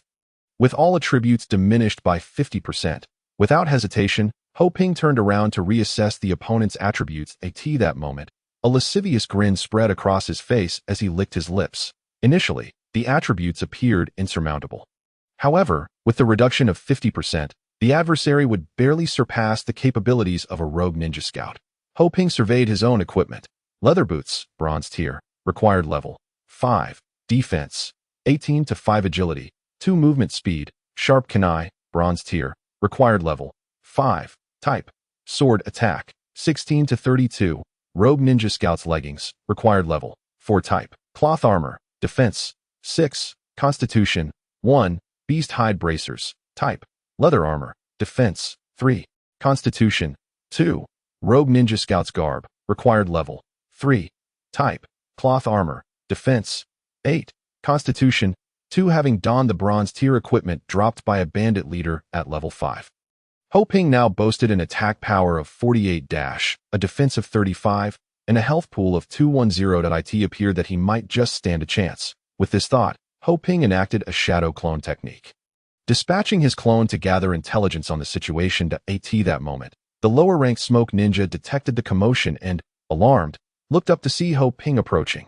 Lacking a headband, he was likely not even a true ninja. Such a character would typically be crushed effortlessly by Ho Ping's fingertip, but not today. The smoke ninja retrieved 4 shurikens from his pocket and hurled them at Ho Ping, simultaneously rising and darting away. Observing this, Ho Ping felt a wave of relief. Even a lower-ranked ninja possesses a sense of dignity. The fact that this insignificant character turned tail indicated one undeniable truth. He could not win. With this realization, excitement surged within Ho Ping. The smoke ninja now shimmered in Ho Ping's eyes, as if beckoning him with treasures of gold and equipment. Stop right there. Ho Ping bellowed, leaping from his hiding spot to pursue the fleeing smoke ninja. Hearing the shout, the smoke ninja did not dare look back, fleeing frantically. However, with his attributes lowered by 50%, his speed had also considerably diminished. Ho Ping could see the enticing prospects of wealth and gear drawing nearer. Igniting a thrill within him, the smoke ninja, pursued relentlessly by Ho Ping, found himself in a dire predicament, seething with indignation. What a disgrace! To be hunted down by someone who wasn't he, even a true lower-ranked ninja, filled him with unbearable shame. Moreover, the look on Ho Ping's face was akin to that of a rogue leering at a beautiful woman, intensifying his humiliation. Suddenly, the smoke ninja heard a whoosh behind him. He turned in fright to see four shurikens hurtling towards him. He had no choice but to draw his kunai to block them. Yet, two still struck true, one embedding itself in his thigh. Had it deviated just a few centimeters, he might have been rendered a eunuch of the new era. In a fit of rage and despair, the smoke ninja yanked the shuriken from his leg and glared back at Ho Ping, who wore a grotesque smile. Gritting his teeth, he swallowed his immense humiliation and continued his flight. Undeterred, Ho Ping pursued, hurling shurikens while shouting, "Smoke ninja ahead, drop your weapons and surrender." Konoha treats captives with leniency. After chasing for several hundred meters, Ho Ping finally landed a shuriken on the smoke ninja's leg, causing him to lose balance and tumble to the ground. "Your life is forfeit," Ho Ping declared, charging forward with his kunai at the ready. Wait. The smoke ninja, realizing escape was futile, ceased his flight, uncertain of the ninja's intentions. Ho Ping hesitated, asking, "What parting words do you have?" Seeing Ho Ping halt, the smoke ninja's eyes darted, and he proposed, "Brother, do you desire a ninjutsu scroll? If you let me go, I can offer you one as a reward." Ding! A hidden plot triggered, presenting an enticing choice. A ninjutsu scroll? Ho Ping scoffed at the notion. Had it been something else, he might have considered it. However, a ninjutsu scroll was of no interest to him. Thus, with an air of righteous indignation, Ho Ping declared, "You underestimate the people of Konoha. Though I am not yet a ninja, I cannot permit anyone to pose a threat to Konoha, even at the cost of my life. Therefore, I refuse." Ding! Rejection of the enticing choice rewarded Konoha reputation points. 100. Ding! Marino Ibiki's favorability increased by 10. Marino Ibiki, Ho Ping pondered, perplexed at the sudden increase in favorability. Suddenly, a towering figure appeared beside Ho Ping. He looked up to find a face marked by two long scars beneath the Konoha headband. It was none other than Marino Ibiki, the special jonin and captain of the interrogation division of the Konoha Ambu. "Well said. You are truly a person favored by the third Hokage," Marino Ibiki's cold voice intoned. With that, he struck the smoke ninja unconscious with a swift chop. "That I will take this individual back for interrogation. And I shall relay your words to the third Hokage." What? The cook duck just flew away? Was all of this for naught? Although he had stumbled upon a lucky break, he felt he deserved some credit for the effort expended. After all, he had exerted considerable sweat in pursuit. Observing the ice-cold expression of Marino Ibiki, Ho Ping contemplated his words carefully. "These items are of no use to me. Here, take them." With that, Marino Ibiki stripped the smoke ninja of his garb, kunai, and shurikens, tossing them to Ho Ping. Smoke ninja's kunai, silver, required level 10, type, sword, attack, 32, strength, 5, critical rate, 3, attack speed, 7, block, 10, smoke ninja's shurikens, silver, 10, type, throwing weapon, attack, 16 to 32, critical rate, 5, smoke ninja's lower ninja garb, required level, 0, type, cloth armor, defense, 20, constitution. For Ho Ping gazed in awe at the attributes of the three items in his hands. Saliva pooling uncontrollably, the stats of these items surpassed his current equipment by an unfathomable margin. Even more astonishing was the fact that the smoke ninja's lower ninja garb had no level requirement.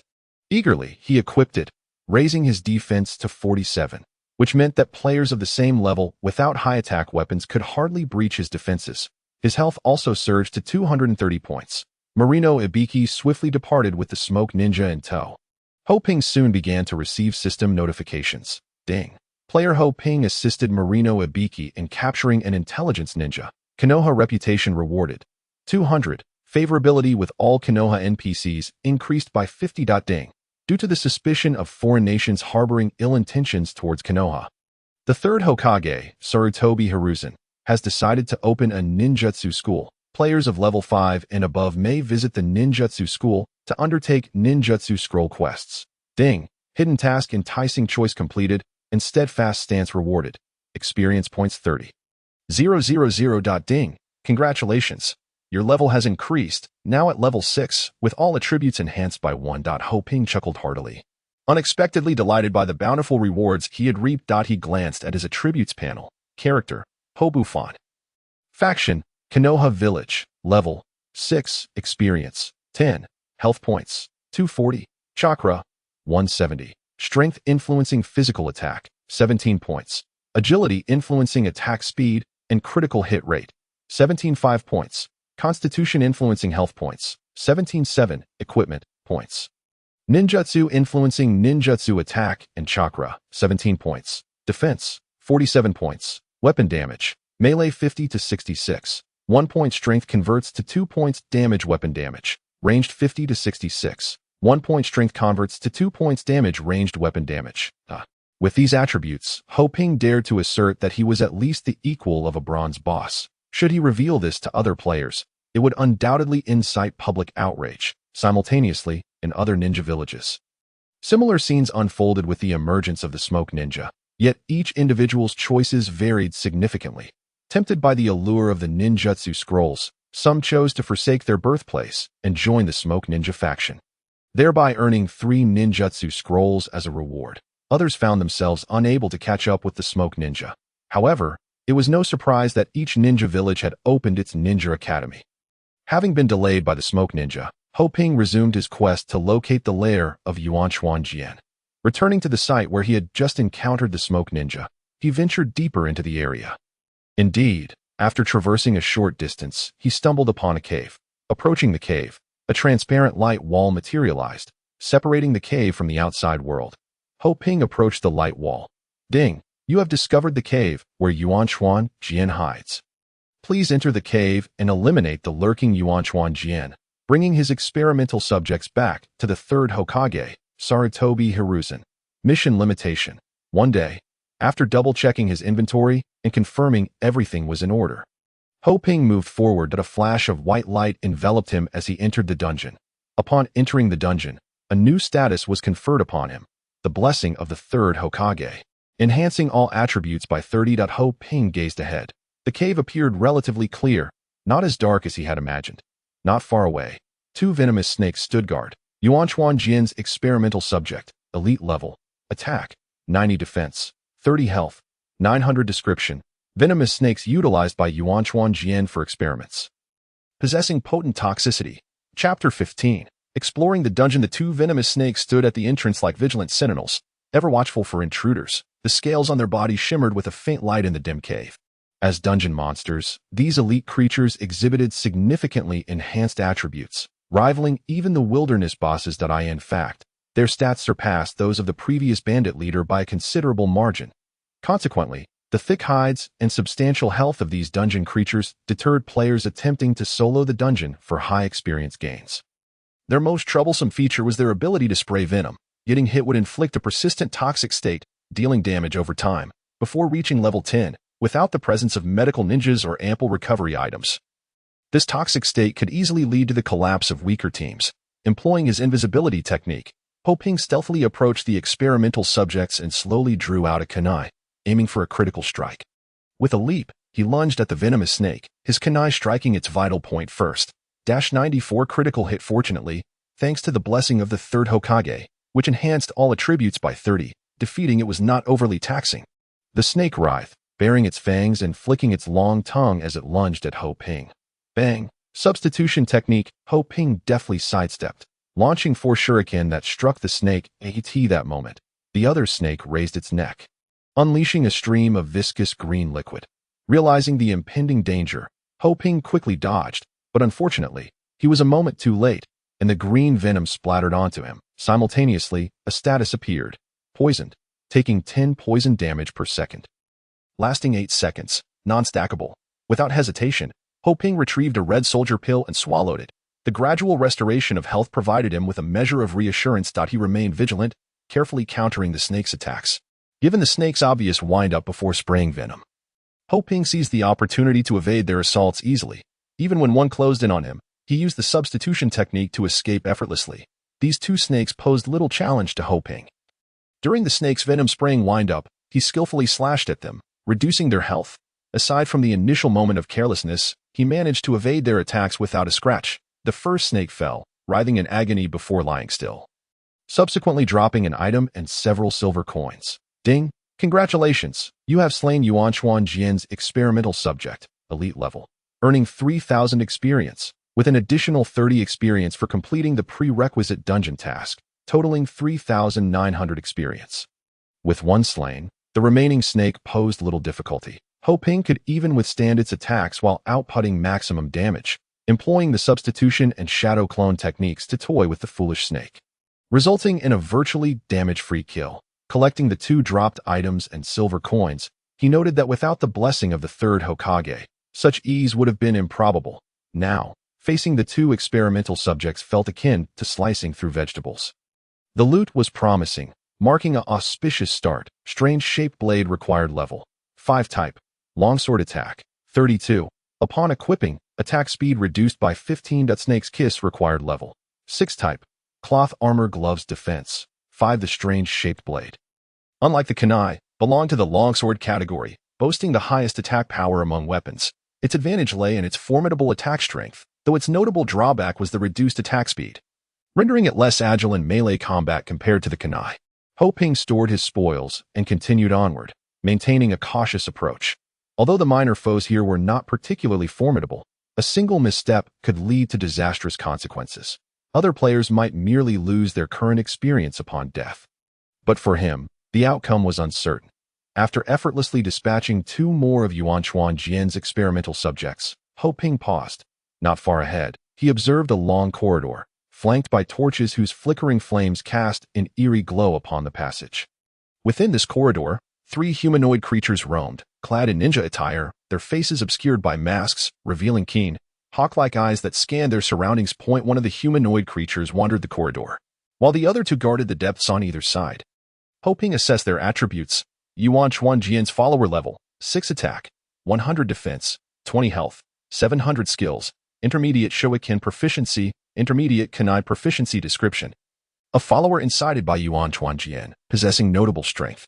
Yuanchuan Jian's admirer level, 7 attack, 110 defense, 30 health, 500 skills, intermediate shuriken proficiency, intermediate kunai proficiency. Description: an unconditionally devoted admirer of Yuanchuan Jian, endowed with considerable power, having replaced his kunai.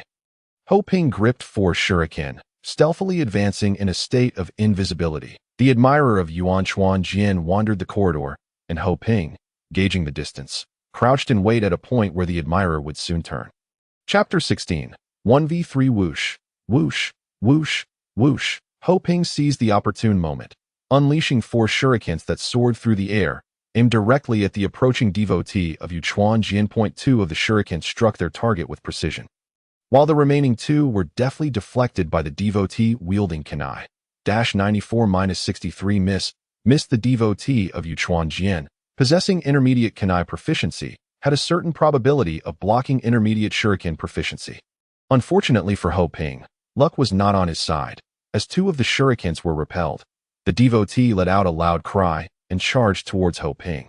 Fortunately, Ho Ping had positioned himself beyond the aggro range of the 2 followers of Yuanchuan Jian, thus escaping their notice. Undeterred, Ho Ping calmly drew 4 more shurikens and, taking advantage of the devotee's approach time, launched another volley. 63-63 missed this time. Although only 1 shuriken was blocked, the remaining 3 failed to trigger a critical hit. Nevertheless, Ho Ping felt a sense of satisfaction that the devotee closed the distance to Ho Ping. He brandished 4 shurikens of his own. A wave of alarm washed over Ho Ping. Despite possessing intermediate kunai proficiency himself, the devotee's attack power was a staggering 110. With his limited health, 2 hits would spell doom for him, and Ho Ping was not willing to gamble with his life. He swiftly formed hand seals, hoping fervently that this devotee was male. Ho Ping thought to himself, basic seduction technique. Bang. A cloud of smoke erupted, revealing a beautiful woman. This time, Ho Ping's gamble paid off. The devotee halted in his tracks, suffering from a bleeding status indicated by -5, and was momentarily immobilized for 2 seconds. Seizing this opportunity, Ho Ping activated his invisibility technique and dashed forward, his kunai glinting ominously as it sliced through the air towards the devotee's throat. Ignoring defenses, delivering a critical strike. Invisibility critical hit -144. A swift execution. Ding. Congratulations. You have slain the devotee of Yuchuan Jian, Elite, earning 2,500 experience points. An additional 30 experience points for the prerequisite dungeon task, totaling 3,250 experience points. The experience was quite commendable, yet no equipment had dropped this time. For someone clad in ninja attire, not a single item dropped. Ho Ping grumbled as he collected the silver coins scattered on the ground. Though meager, it constituted a decent haul. Ho Ping cursed his renal function and crouched down once more. He was waiting for the opportunity to relieve himself, after a considerable amount of time. He was not disappointed. The admirer stood up again and walked towards the riverbank. Ho Ping calculated the time, noting that the interval was nearly 10 minutes. Upon seeing the admirer pull up his pants and return to his original position, Ho Ping smirked and remarked, frequent urination and urgency. Looks like it's in the late stages. Simultaneously, Ho Ping stealthily crept to the riverbank, continuing to await his arrival. Caution is the mother of safety, was his motto. Impatiently, Ho Ping wished he could whistle to cheer him on. Amidst Ho Ping's repeated calls, the admirer finally stood up once more and approached the riverbank, just as he was about to lower his pants. Ho Ping sprung into action, swiftly slashing his throat, ignoring defenses, delivering a fatal blow, executing a stealth attack, and unleashing explosive damage. He inflicted serious injury. Ho Ping gave him no chance to react, using a basic seduction technique to immobilize him for 2 seconds, before striking again with his blade across the victim's throat. Although he no longer had the element of surprise, the damage was still significant that a flurry of attacks brought the admirer's health to the brink. And as the admirer finally regained his senses, Ho Ping utilized a substitution technique to create distance point. 4 shurikens flew forth, delivering a swift execution. The admirer contributed an item and over 20 silver coins to Ho Ping, along with 3,250 experience points, before collapsing lifelessly to the ground.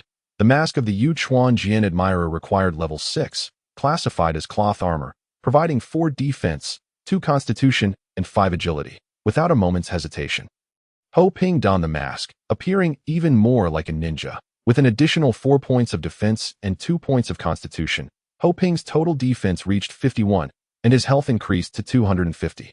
At this moment, Ho Ping had surpassed the majority of players by a significant margin. Simultaneously, he felt a sense of reassurance facing the Yuchuan Jian. After collecting the equipment and the dropped coins, Ho Ping now faced 4 Yuchuan Jian admirers. As he traversed this path, he had boldly conducted tests, discovering that he could barely defeat 3 admirers while on the brink of death. With 4, he felt truly uncertain. Yet, there was no other option available. If only another player could assist him in tackling one, Ho Ping believed he could handle the remaining 3. Alas, he sighed, acknowledging that this was indeed a team game. Whether in game design or the Naruto anime, apart from a select few ninjas, the vast majority of ninja squads comprised multiple members, each with distinct roles. In the world of Naruto, early game monsters were not particularly strong. But as the game progressed, most tasks required team collaboration. Accomplishing tasks alone was akin to scaling a mountain. This prompted Ho Ping to consider forming a ninja squad. Big Buck Tooth counts as one. Ho Ping counted on his fingers, adding Xiner and his sister, for players would fit perfectly. However, thinking of Xiner made Ho Ping sigh again. He wondered how she and his sister were faring.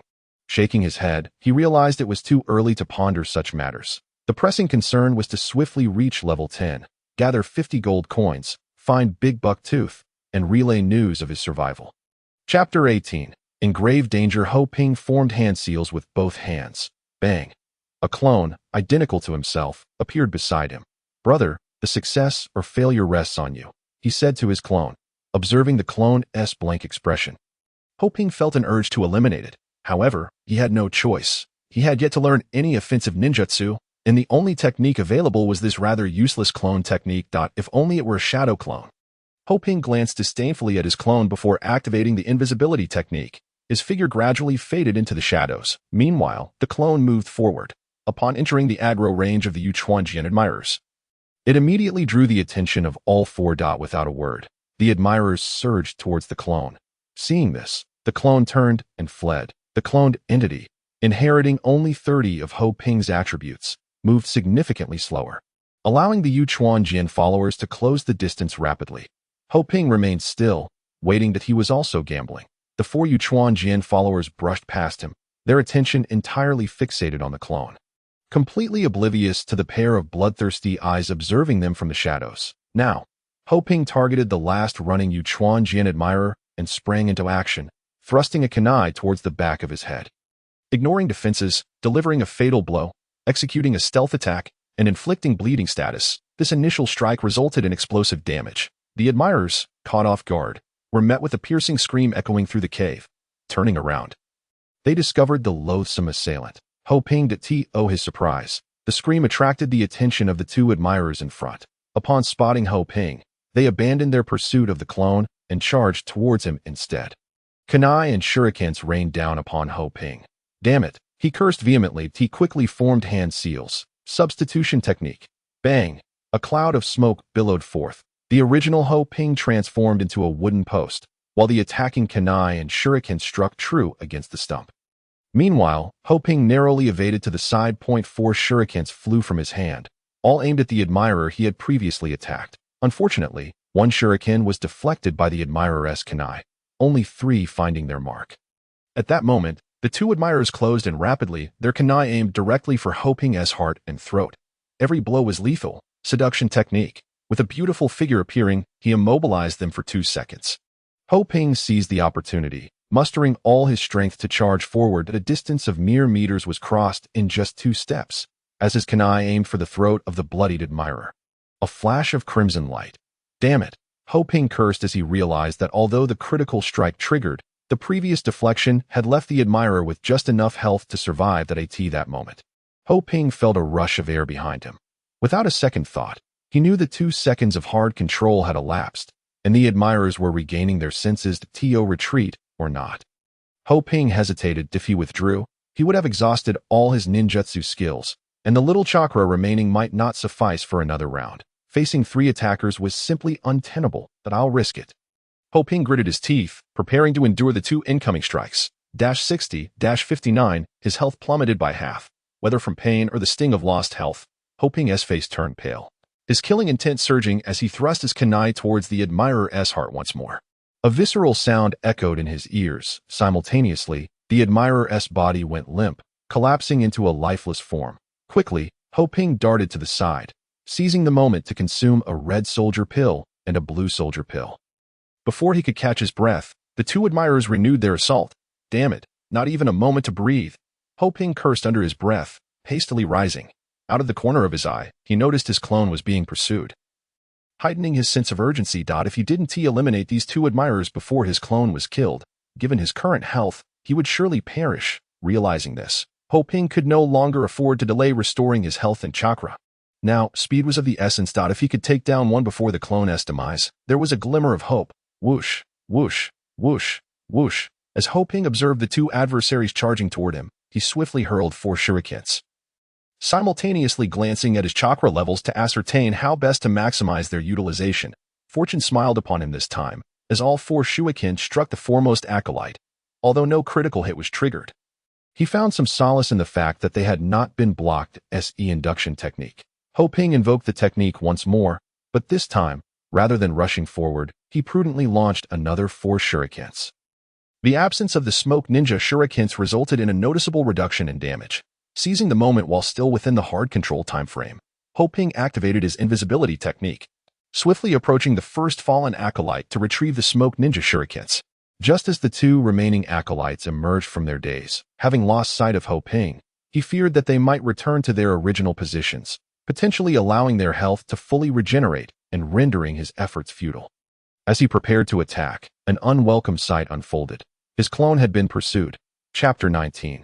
Narrow victory. The pursuing acolyte had reached the range where shurikens could be launched. He brandished 4 shurikens, aiming them at Ho Ping's clone. Well, this is the end. Ho Ping lamented, a wave of melancholy and frustration washing over him, a blend of conflicting emotions. Had he overestimated his capabilities? Doubt began to creep into his mind. Although he had activated his invisibility, he remained within the aggro range of the acolyte. If he chose to flee now, there might still be a glimmer of hope, but lingering would mean the dissolution of his stealth.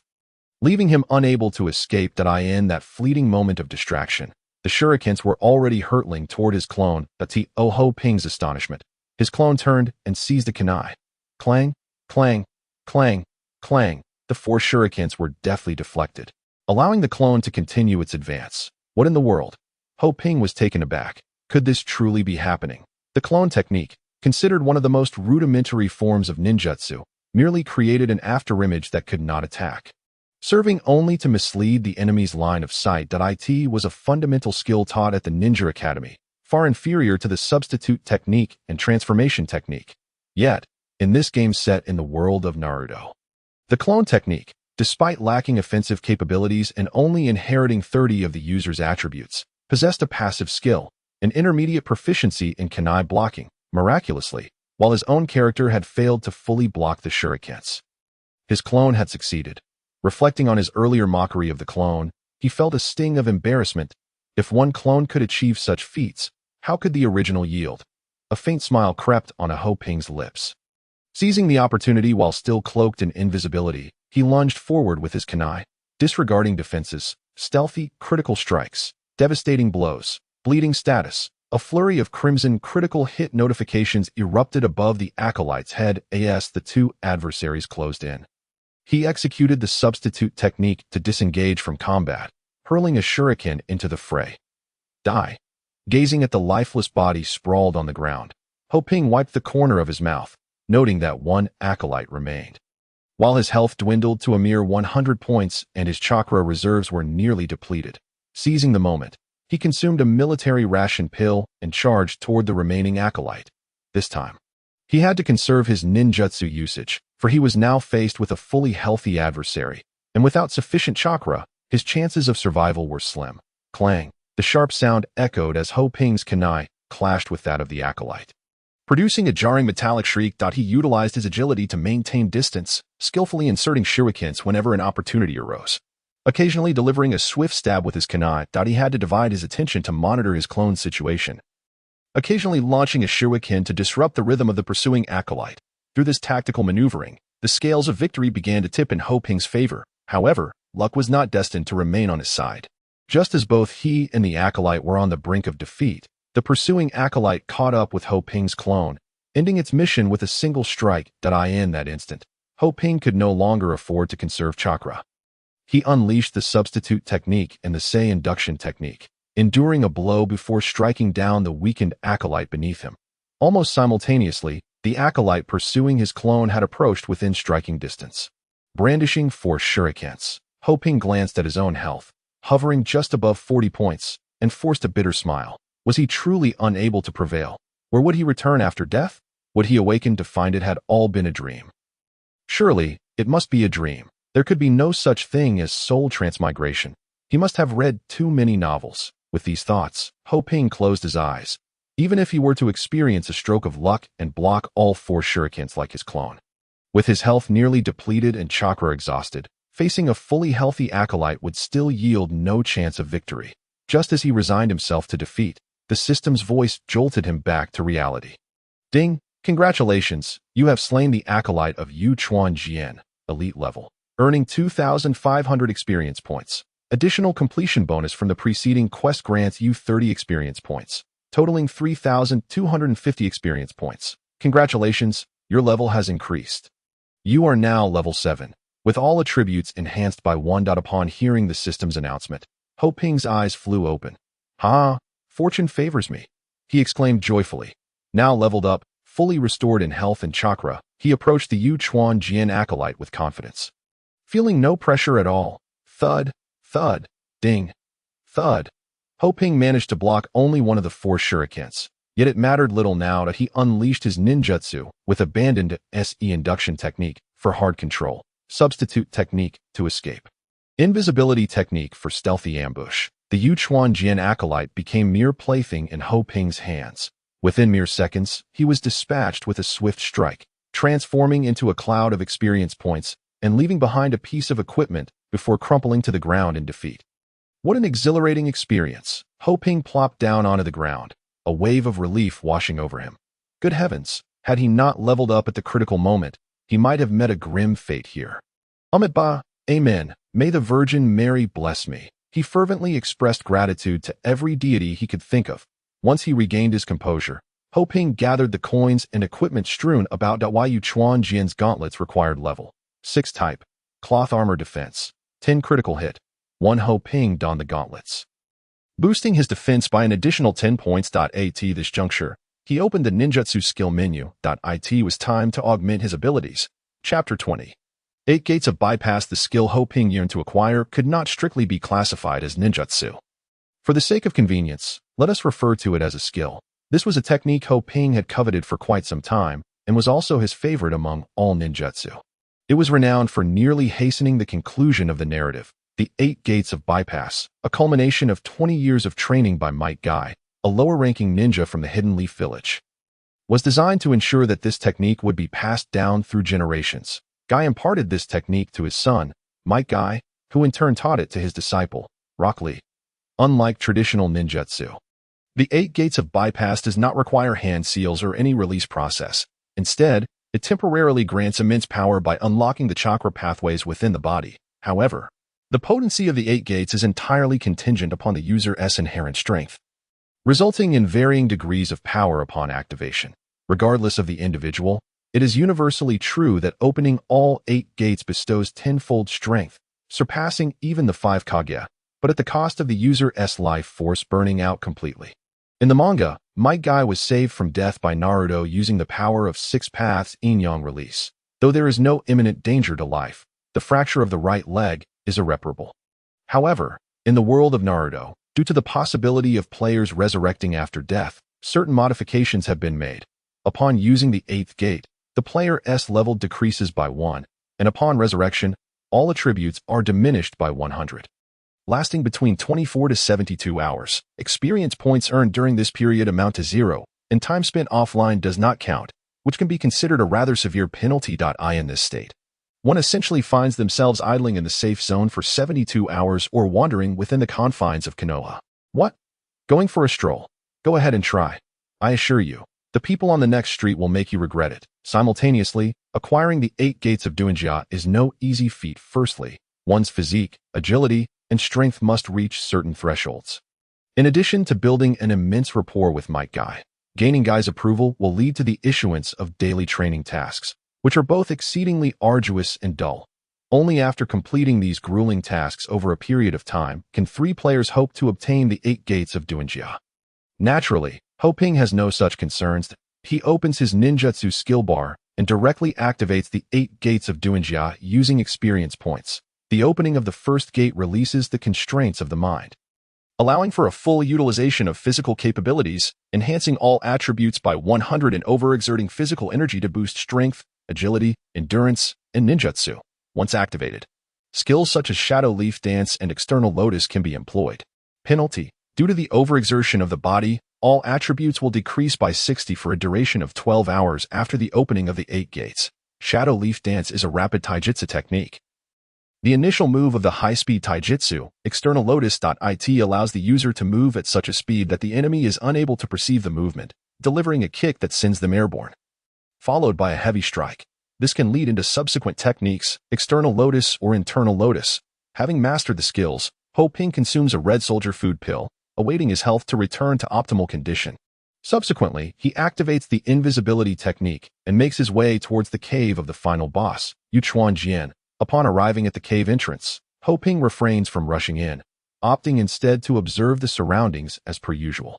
The cave is not large, and Ho Ping can almost see everything at a glance. Under the dim light, it is eerily empty, save for a hunched figure at a testing table, continuously adding various substances.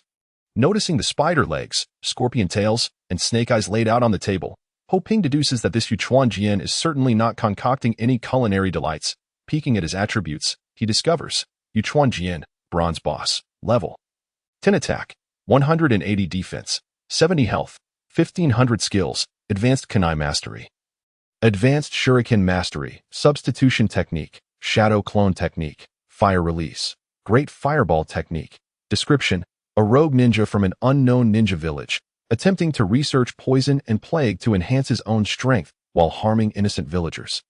He is pursued by various ninja villages and has infiltrated Konoha, colluding with highway robbers to unleash newly developed plagues upon the village. This is the strongest humanoid monster Ho Ping has encountered thus far. Arguably the most powerful boss in the novice village. Of course, the smoke ninja he unexpectedly encountered earlier is an exception. His attributes were merely reduced by 50, barely stronger than minor monsters. What captures Ho Ping's attention even more is the fact that this boss possesses ninjutsu. In the Naruto game, ninjutsu can only be dropped by humanoid monsters, provided that the monster possesses the jutsu. Although the drop rate is disheartening, as this is a prerequisite task for a dungeon, and given that Ho Ping is venturing into higher-level combat, there remains a significant probability of acquiring the fire release. Great fireball technique to AT this stage. Should he manage to obtain a ninjutsu scroll to sell, it would undoubtedly attract a crowd, fetching a handsome price. Though the exchange system is not yet activated, the guild can raise funds within the group timeframe, ensuring a sale is not a concern. Contemplating this, Ho Ping's eyes gleamed with excitement. The announcement of 50 gold coins seems within reach.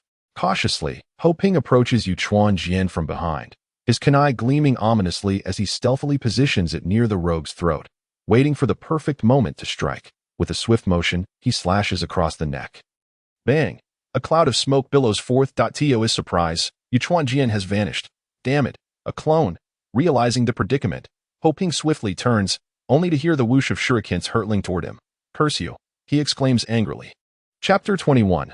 Fierce Battle Substitution Technique. Bang! Ho Ping transforms into a wooden stump, evading the shurikens aimed at him, while simultaneously throwing 4 shurikens in the direction they came from. An eye for an eye. As he tosses the shurikens, he activates his invisibility technique, hiding in a corner. Ho Ping did not expect that as a system boss, Yuchuan Jian would be so cunning, using a clone to bait others into attacking. Ding! Ding! Ding! In the dark corner, 3 sparks suddenly illuminate as the sounds of shurikens being deflected reach Ho Ping's ears. The damage from a single shuriken is almost negligible. Frowning, Ho Ping observes a lounge chair in the blind spot of the cave entrance.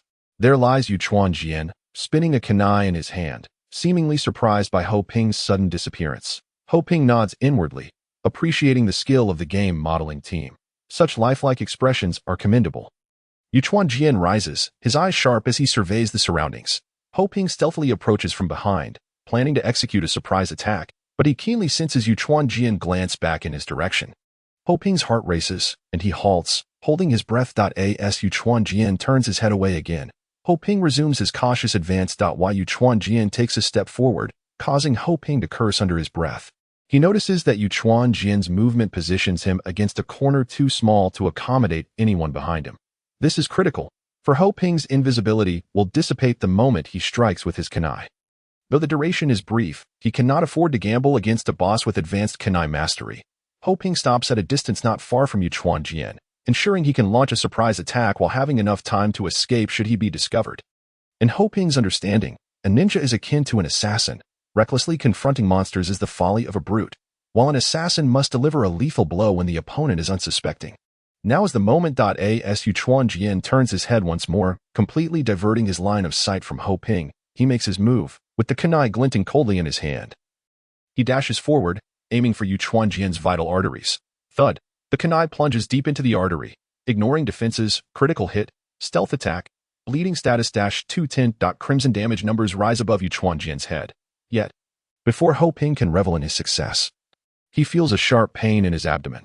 Looking down, he sees Yuchuan Jian has retaliated, thrusting a kunai into his stomach. -119. Ho Ping's health drops by half in an instant. Both combatants withdraw their kunai, and Yuchuan Jian lunges at Ho Ping once more. Farewell. Ho Ping dares not take the hit, hastily forming seals. Just as the kunai is about to pierce him, he successfully casts the basic seduction technique. -5-5. With those 2 seconds of hard control, Ho Ping swiftly counters with his kunai, slashing at Yuchuan Jian's throat. Ignoring defenses, critical hit -193 if the strike lands true, and without lingering, Ho Ping quickly retreats, creating distance between himself and Yuchuan Jian. Simultaneously, he conjures 4 shurikens, while Yuchuan Jian prepares his 8 shurikens. They both release their projectiles simultaneously. Substitution technique. Ho Ping transforms into a wooden stump once more, dodging the incoming shurikens while his true self shifts to the side. When he raises his head to look at Yuchuan Jian, he freezes in shock that why Yuchuan Jian has withstood Ho Ping's 4 shurikens. His hands forming seals. Fire release. Great fireball technique. Yuchuan Jian's chest swells, unleashing a torrent of flames from his mouth, forming a massive fireball that hurtles toward Ho Ping's position. Curse it all. Just a few exchanges and he's already resorting to that. Ho Ping let out a furious shout, and in an instant, flames engulfed him. Watching the consumed figure of Ho Ping, Yuchuan Jian displayed a disdainful expression, as if to say that something so insignificant, not even worthy of being called a ninja, dared to challenge his authority. This was the consequence. Amidst the flames, a resounding voice echoed, "Open the 8 gates of Duanjia." A wave of energy surged forth, instantly dispersing Yuchuan Jian's flames. Faintly, one could see transparent steam enveloping Ho Ping. "Now it is my turn," Ho Ping cackled, his figure flickering before vanishing. Yuchuan Jian furrowed his brow, searching for Ho Ping's whereabouts when suddenly, Ho Ping appeared before him. Shadow leaf dance. Bam. Ho Ping delivered a powerful kick to Yuchuan Jian's chin from below. Dazed, Yuchuan Jian felt a wave of vertigo, as if the entire cavern was spinning. Lotus blossom display. Immediately, Ho Ping's light, airy voice rang in his ears while his body was ensnared in Ho Ping's embrace. What followed was a dizzying whirlwind, his body spinning at high speed. Boom! A tremendous sound reverberated throughout the cavern, causing it to tremble and dislodge loose stones from the walls. Yuchuan Jian fell to the ground like a toppled onion. Ho Ping leaped back as if teleporting, launching shurikens that were tied to ignited explosive tags. Bang! Bang! Bang! Bang! The 4 explosions scattered dust and debris. Ho Ping observed Yuchuan Jian struggling to rise amidst the smoke and immediately formed hand seals. Invisibility technique. Chapter 22. A bounty of spoils that eye in the state of the 8 gates of Duanjia. Enhanced twofold. That last sequence could be considered Ho Ping's full offensive, while it did not annihilate him instantly. It nonetheless inflicted astonishing damage, particularly from the explosive tags. With the ninja value doubled, the damage from the 4 explosive tags was overwhelmingly satisfying. Yet, Yuchuan Jian still lived. The battle was far from over. Ho Ping activated the invisibility technique and slipped into the haze. Clearly, Yuchuan Jian was still reeling from the earlier assault. The duration of the 8 gates of Duanjia was limited.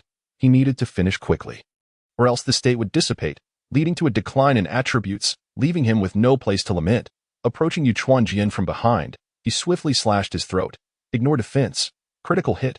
Invisibility critical.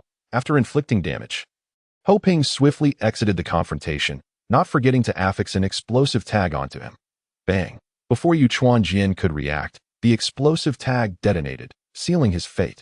Ding. Congratulations, you have slain Yuchuan Jian, bronze level, earning 120,000 experience points, with a 30 bonus from the pre-quest, totaling 156,000 experience points. The bountiful experience left Ho Ping momentarily speechless, and as he gazed upon the glittering gold scattered around him, he collapsed onto the ground. The drop in all attributes made him acutely aware of his aching and weakened body. This visceral sensation led him to feel as though he were truly in reality. After the dungeon concluded, a period of time passed before he was ejected from it. Ho Ping rested momentarily before rising slowly, his gaze falling upon his spoils. Yuchuan Jian's headband, bronze level, required level, 10 type, headgear defense, 20 constitution, 3 ninja, 15 Yuchuan Jian's armor required level, 6 type, cloth armor defense, 13 constitution, 3 Yuchuan Jian's experiment, quest item. Turn it into Hokage Yuan Fei Rijan in Konoha village for a generous reward. Gold coins 10, silver coins 40. The glimmering coins dazzled Ho Ping's eyes. He was in dire need of money and quickly gathered all of it. Justifying the arduous battle he had undertaken. As he stowed away Yuchuan Jian's armor, a scroll engulfed in flames caught his attention. Ho Ping hastily picked it up. Fire release. Great fireball technique. Ninja scroll. Can be learned upon use. This single scroll was worth more than all the other equipment combined. Since entering the dungeon, the most valuable item he had acquired was undoubtedly this ninja scroll. Even the collective worth of all the gear and gold coins paled in comparison. Once Ho Ping had organized his findings, a flash of light enveloped him, and upon opening his eyes, he found himself outside the dungeon, standing before its entrance, looking at the overflowing spoils in his pack. He felt a surge of satisfaction. He jogged towards Konoha village, his state significantly diminished, and refrained from drawing too much attention. As he passed through the throngs of people, he activated the invisibility technique. Fortunately, the journey was relatively uneventful. If there was any place bustling with activity in the novice village, it was undoubtedly the entrance. Players were continuously entering and exiting Konoha village, and Ho Ping was confident that with the allure of his equipment, it would not be long before a crowd gathered, selling fire release, great fireball technique scroll, and other equipment. Don't miss out. Come take a look.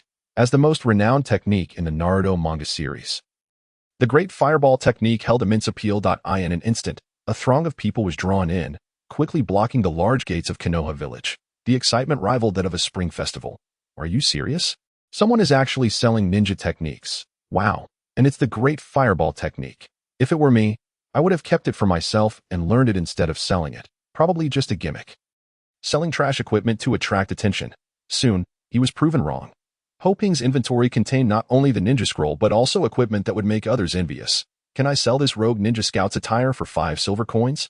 A player who had been lingering at Ho Ping's stall finally mustered the courage to ask, likely believing that 5 silver coins was the maximum he could offer. Sure, Ho Ping readily agreed. At this stage, what ordinary player could boast such extraordinary luck and skill as Ho Ping? Even 10 silver coins would be considered a fortune. At most, he doubted anyone could afford to pay more. After receiving the 5 silver coins, Ho Ping continued to wait for more customers. His stall was left with only a few pieces of equipment he had swapped out, but their attributes were quite impressive. Many gathered around, yet few inquired. However, Ho Ping remained patient. His objective was not merely to sell those few items, but rather the scroll. At that moment, a pair of individuals approached from the crowd. The girl was veiled, clearly wearing a face-covering piece of equipment. She appeared to be a significant customer. Ho Ping smiled and called out, "Beautiful lady, come see if there's anything useful for you." When the girl reached Ho Ping's stall and saw his character's name, she visibly froze. Ho Ping could distinctly observe her body trembling as she stood before him. Uncommon, uncommon. Is that you? The girl's eyes suddenly glazed over, and she whispered, "Impossible, he's already." "What's wrong, my dear?" The handsome man beside her noticed her unusual demeanor and inquired with concern. "Nothing, just can't believe such fine equipment is being sold," the girl replied softly. However, it was evident that her emotions were somewhat subdued. Chapter 23, The Theft of the Sealed Book. "If you like it, I'll buy it all for you." The handsome man's words instantly sparked a flurry of gasps from the onlookers. Several young girls gazed at him with stars in their eyes. Handsome, gentle, considerate, wealthy, the perfect partner. "Kid, I'll take 5 gold coins including the ninja technique. I want it all." The handsome young man spoke with an air of arrogant pride, as if he were offering something of immense value, adopting a demeanor akin to that of a benevolent benefactor. This condescending attitude left Ho Ping feeling quite displeased, extremely displeased. In fact, that he glanced at the girl, who seemed to be watching him intently, as if seeking to discern something from his expression. However, it was evident that her efforts would yield no results. Upon entering the game, the system had optimized the character's facial features and physiques, akin to a cosmetic transformation. For beauty-loving female players, this was an irresistible temptation. Thus, it was fair to say that everyone had undergone a dramatic change in appearance. Ho Ping's gaze toward her held a peculiar sentiment that he could not quite articulate. "Not for sale?" Ho Ping's cold voice rang out. Perhaps it was due to his demeanor, or perhaps it was because of the girl before him. Ho Ping himself could not pinpoint the reason. The handsome young man clearly did not anticipate Ho Ping's rejection, standing momentarily stunned. After a brief pause, he scoffed dismissively and said, "How about this? I may not have much gold in the game, but I can offer you an additional 100,000 in reality. What do you say?" A murmur of astonishment rippled through the crowd. A wealthy spender, indeed. "Hey, let's be friends." The handsome man cast a look at Ho Ping that seemed to challenge his refusal. Yet, Ho Ping remained unfazed, his expression betraying no emotion. 100,000 RMB. "I can't even leave the game. What difference does your 100,000 make? It's akin to offering me ghost money, not for sale." Ho Ping replied, his impatience evident. "How about 200,000? The handsome young man fixed his gaze on Ho Ping, as if attempting to intimidate him. Ho Ping remained unperturbed, yet the crowd erupted in excitement. "Goodness, 200,000. Now that's a tempting offer. Indeed, this lad seems intent on fleecing a fat sheep. Huh, there are plenty like him." They think their wealth grants them the right to do as they please. Watch out, or the sheep may escape without a trace. The handsome man smirked, saying, "Brother, let us not push it. You merely wish to line your pockets a bit more. Someone like you must be a poor loser in reality, right? I'm giving you a chance to turn your fortunes around. I simply do not wish to sell to you. Nothing more," Ho Ping stated, his words deliberate and measured. Instantly, the young man's smirk froze on his face, prompting laughter from the surrounding crowd. Among them were those who could not abide the ostentation of the nouveau riche, especially those who believed their wealth entitled them to act with impunity. The young man's expression darkened. "Forget it. If he wants to sell, we'll take our leave," the girl beside him said softly. The handsome young man recognized that staying any longer would only make him a source of ridicule. With a cold snort directed at Ho Ping, he turned to depart. Ho Ping watched the girl's retreating figure, and at that moment, she glanced back at him. His heart ached momentarily. "Brother, I'll take 30 gold coins," a middle-aged man exclaimed, rushing over with a group of others. It was evident that they had been out hunting monsters and hurried back upon hearing the news. His ID was not hidden. He was named Shenhua. "All right, 30 gold coins is indeed the price that resonates with me," Ho Ping replied. That it was likely that this sum had been collectively gathered by the group. Even still, to amass such wealth in such a short time genuinely earned Ho Ping's respect. "Are you Ho Bufan, the number one on the ninja leaderboard?" Shenhua asked in astonishment upon seeing Ho Ping's ID. Ninja leaderboard? Ho Ping was taken aback. It suddenly dawned on him that he had been notified about the leaderboard when he reached level 5, but he had been too preoccupied with quests to consider it. Seeing that Ho Ping did not deny it, Shenhua continued, no wonder you possess such equipment. Brother, have you completed the prerequisite quest for the dungeon?" Shenhua's eyes lit up as he suddenly inquired. Ho Ping nodded. "I just finished it. I haven't had the chance to submit the quest yet." He saw no reason to hide his current capabilities. Among novice players, it seemed no one was his match. Even if he faced a group of them, he was confident he could depart unscathed. "Brother, may I propose something?" Shenhua was eager to have the legendary figure join his team, and he was astute enough to read people well. Based on Ho Ping's earlier rejection of the 200,000 offer, it was clear that Ho Bufan was not someone who valued material gain above all else. If he did not prioritize profit, then surely he valued relationships. Shenhua resolved to cultivate a good rapport with him. In the future, could you perhaps sell us any scrolls or equipment you acquire? Shenhua rubbed his hands together, looking at Ho Ping with anticipation. Ho Ping glanced at the leaderboard. He was currently in first place, and indeed, Shenhua was as he expected, not a nameless individual, but ranked 4th on the ninja leaderboard. Noticing Ho Ping's silence, Shenhua assumed his words had been somewhat presumptuous and awkwardly chuckled. "Brother, rest assured, we will definitely offer a fair price, never below market value. You must know that the drop rate for ninja techniques in this game is exceedingly low." Shenhua sighed. "My friends and I have spent an entire day battling humanoid monsters. Yet not a single ninja technique has dropped. Not a problem." Ho Ping readily agreed. "Really?" Shenhua was taken aback by Ho Ping's sudden agreement, his face lighting up with joy as he sought confirmation. "A pleasure to collaborate." Ho Ping smiled that he needed a consortium, as he was low on funds, and Shenhua appeared to be a worthy ally. That was Ho Ping's rationale. The two exchanged friend requests and shared some pleasantries before parting ways. At that moment, the public screen began to buzz with activity once more. "I just visited the ninja school. Can you guess what day it is today?" "What? Did you happen to catch the school anniversary?" "Haha. It's the lower ninja assessment. So, I have a bold idea. Holy cow, we're thinking along the same lines. Shall we form a group?" Ho Ping, observing the discussions on the public screen, suddenly recalled something. Naruto, the Book of Seals. Chapter 24.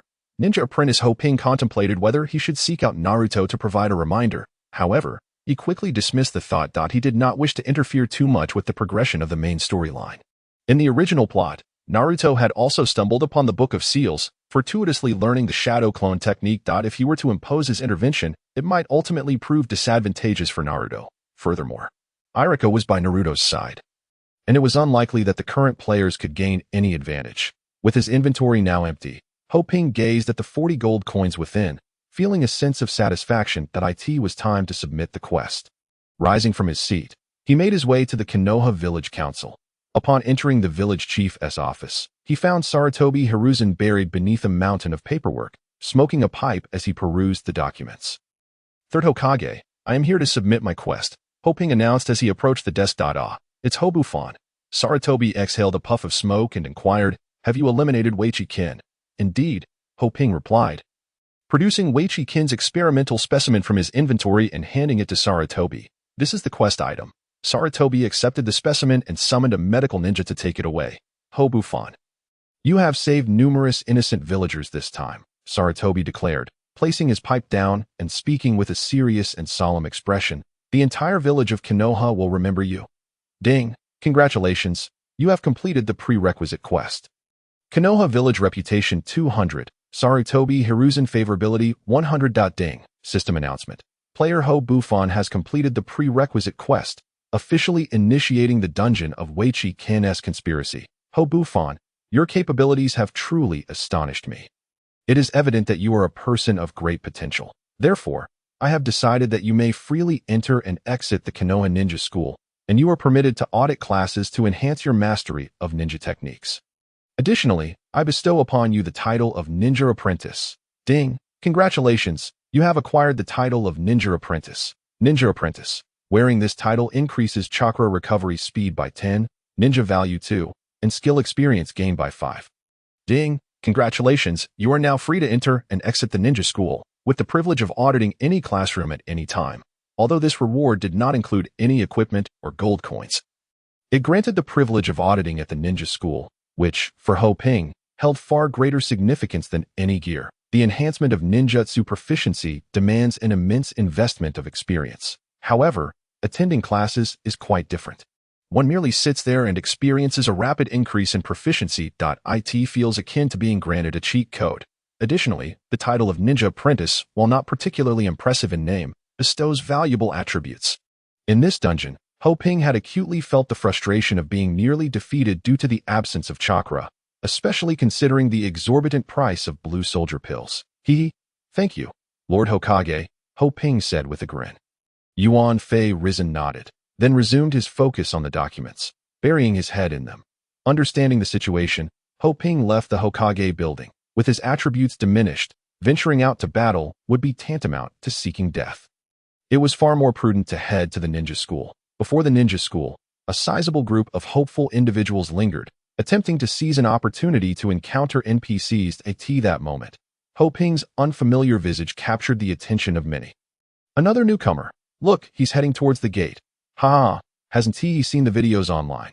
So many have been ejected by the NPC at the entrance. Come on, let us bet whether he'll fall face first or land on his backside. Laughter erupted. Ho Ping, oblivious to their whispers, simply felt the weight of their gazes upon him and smiled uncertainly, which provoked a wave of hearty laughter in response. Unbeknownst to him, he had become the subject of their wagers as he strode confidently toward the entrance. Are you Ho Bufan? The gatekeeper inquired, astonishment etched on his face upon seeing Ho Ping. I am. Ho Ping replied, bewildered by the NPC's excitement, feeling as though he had become an unexpected celebrity. Your deeds in capturing the smoke ninja spy and slaying Yuan Chuanjian have spread throughout Konoha. It is indeed an honor to welcome you, the gatekeeper said enthusiastically. Are you here to enter the ninja school? Yes, I wish to enhance my ninjutsu proficiency, Ho Ping responded politely, smiling. Who would have thought he had become somewhat of a renowned figure? Would someone perhaps ask for his autograph? He reveled in his newfound fame. Please come in. The NPC at the door exclaimed that I never expected someone of your formidable strength to still be so diligent. You are truly a model for us all. Ho Ping, feeling somewhat bashful, chuckled. Only through effort can one achieve greatness. Before making his way into the school, only through effort can one achieve greatness, the gatekeeper echoed softly, suddenly enlightened by Ho Ping's words. Ho Ping had no inkling that his boastful remark would resonate with an NPC. Outside, onlookers gaped as they witnessed Ho Ping swaggering into the ninja school, exchanging glances with one another. Is the school on holiday today? Perhaps it is. Should we give it a try? Let us go. In an instant, a throng of players surged toward the ninja school once more. The next moment, the frontmost player was sent soaring through the air. The gatekeeper NPC, visibly agitated, shouted, "Approach again, and you shall face death." All were compelled to halt. After all, being killed by an NPC would incur a loss of levels. Naturally, Ho Ping remained unaware of the commotion outside as he entered the area designated for teachers' offices. Just then, Irika emerged, carrying textbooks that Irika-sensei. Ho Ping called out. Turning around, Irika smiled. Ah, it's Ho Bufan. I have already received word from the third Hokage. You may consult me with any questions at any time. To Ho Ping's surprise, the old man had acted rather swiftly. Chapter 25. Am I an NPC? Ho Ping sought Irika's guidance on the shadow clone technique, the substitution technique, proficiency in shuriken, and kunai. Coincidentally, Irika was preparing to teach new students about kunai and shuriken, and he invited Ho Ping to join the class. With the genin exam now concluded, Naruto's class had graduated to become genin, with the exception of Naruto himself. The training grounds of the ninja school were equipped with numerous training apparatuses. Ho Ping's imposing stature stood out amidst the petite crowd. Who was that big brother? Why is he still repeating a grade at such a size? He must be a troublemaker. Let us not stand near him. Before long, Ho Ping found himself isolated. Feeling somewhat embarrassed, he scratched his nose and earnestly listened to Irika's lecture. In truth, he had never been this attentive in class in the real world. Ding! Observing Irika practicing shuriken techniques. Skill proficiency in intermediate shuriken mastery 300. Ding! Observing Irika practicing shuriken techniques. Skill proficiency in intermediate shuriken mastery 300. Ding! Observing Irika practicing shuriken techniques. Skill proficiency in intermediate shuriken mastery 300. Ding! Observing Irika practicing shuriken techniques. Skill proficiency in intermediate shuriken mastery 300. A continuous stream of notifications flooded in, igniting joy in Ho Ping's heart. This was 3 times the rate of Naruto. After all, Irika was a teacher. Thus, under Irika's guidance, Ho Ping's proficiency skyrocketed like a rocket. Unbeknownst to him, night fell. That concludes today's lesson. Class dismissed. Irika announced to the children that it was only then that Ho Ping realized how late it had become. Reviewing his proficiency in intermediate kunai and intermediate shuriken, he discovered that the experience gained had effectively saved him the experience required to level up twice. In other words, spending an afternoon here equated to advancing 2 levels. As the students dispersed, Ho Ping and Irika exited the school together. By the way, Irika-sensei, have you seen Mizuki-sensei today? Ho Ping suddenly inquired. Irika pondered for a moment. I haven't seen him since the exams concluded. Is there something you would like me to convey to him? Ho Ping shook his head. No, it's nothing. Goodbye, Irika-sensei. With that, he left the ninja school. In Ho Ping's memory, Naruto's theft of the scroll of seals occurred at night. And there was still some time before that. Wandering the streets and observing the throng of people, Ho Ping felt a sense of confusion. What exactly was he, a player? Or an NPC? Perhaps neither side acknowledged him. Before he knew it, Ho Ping found himself at Ichiraku Ramen. The cheerful proprietor greeted him. Welcome. Would you like a bowl of ramen? Yes, please, Ho Ping replied as he took a seat. Coming right up, he responded. He couldn't help but wonder how XNR was doing. The moment he thought of her, the image of that girl selling equipment flashed in his mind, her gaze so familiar as they parted.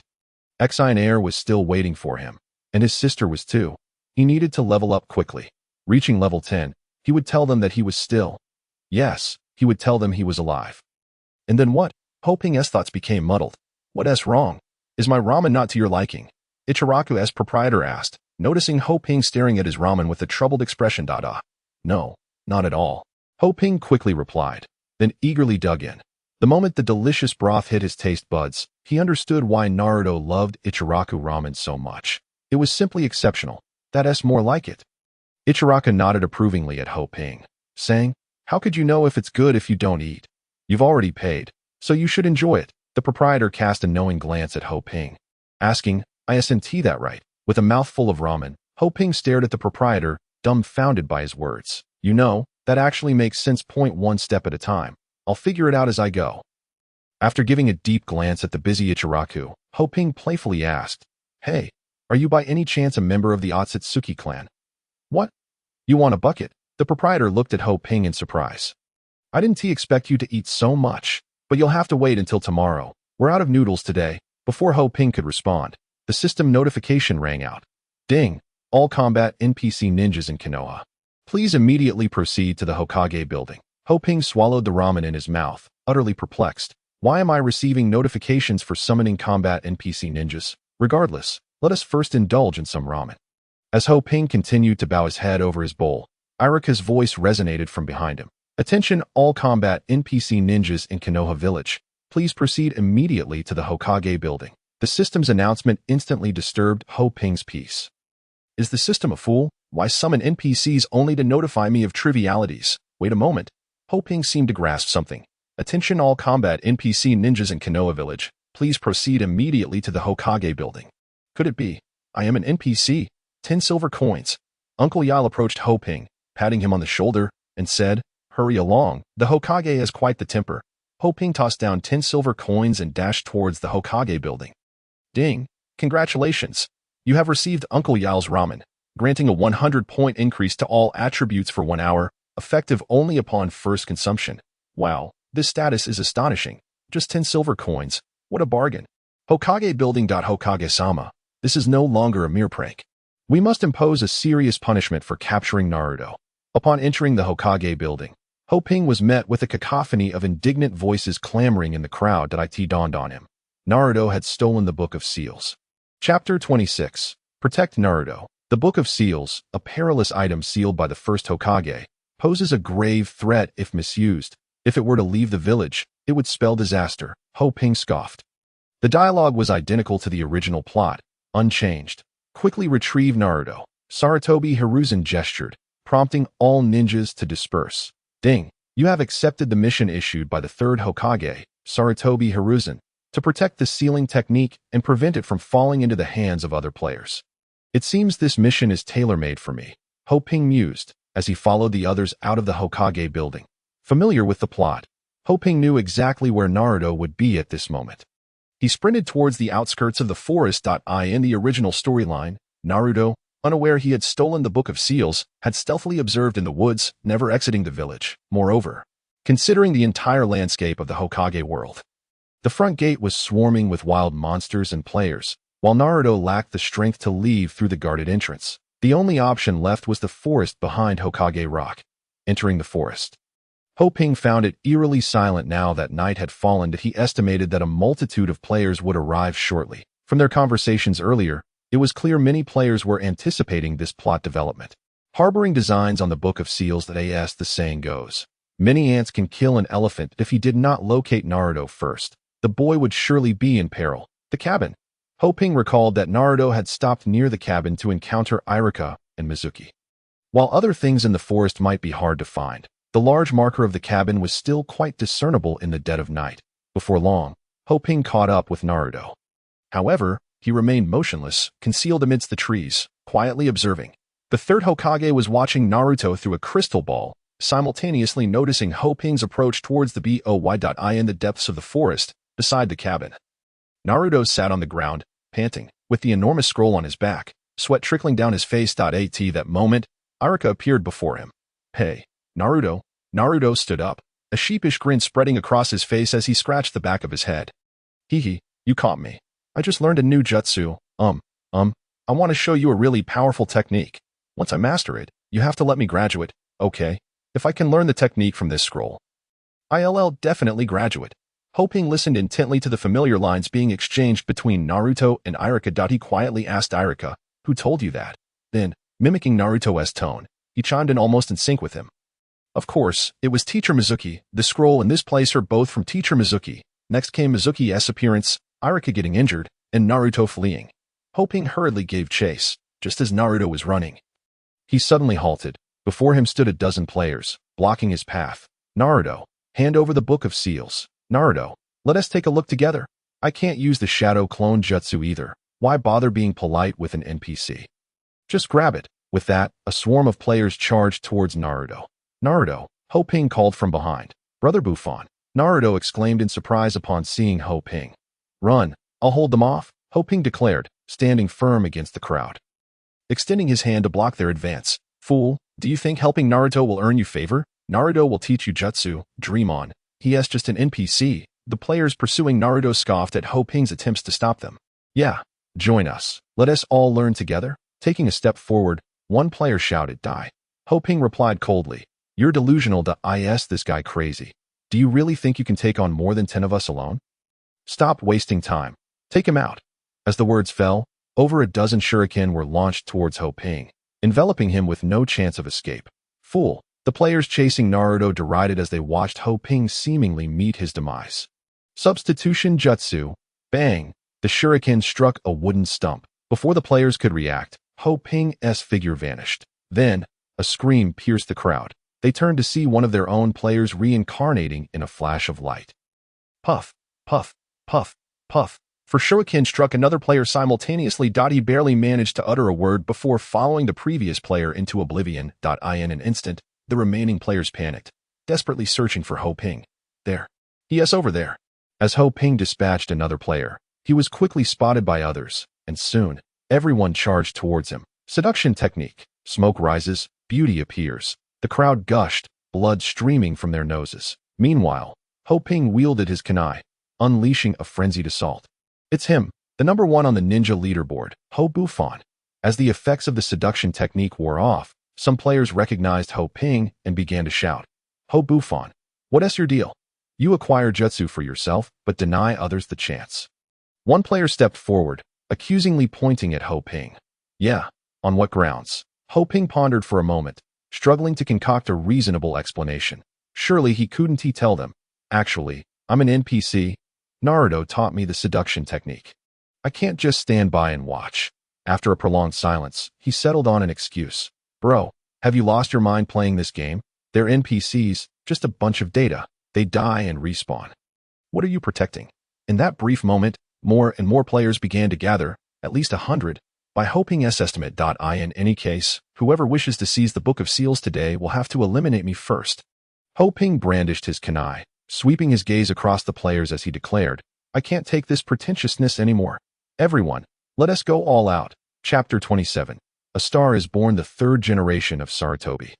Hiruzen Sarutobi gazed into the crystal ball, observing the unfolding events. As he witnessed Ho Ping catching up to Naruto, a sense of unease washed over him. Although Ho Ping had brought him countless surprises, Sarutobi remained uncertain about his character. If the Book of Seals fell into Ho Ping's hands, it would prove far more troublesome than if it were in Naruto's possession, for Ho Ping, in a sense, was akin to a player to Sarutobi's astonishment. However, Ho Ping did not attempt to seize the Book of Seals like other players. Instead, he chose to assist Naruto in his escape. This action prompted a shift in Sarutobi's perception of Ho Ping.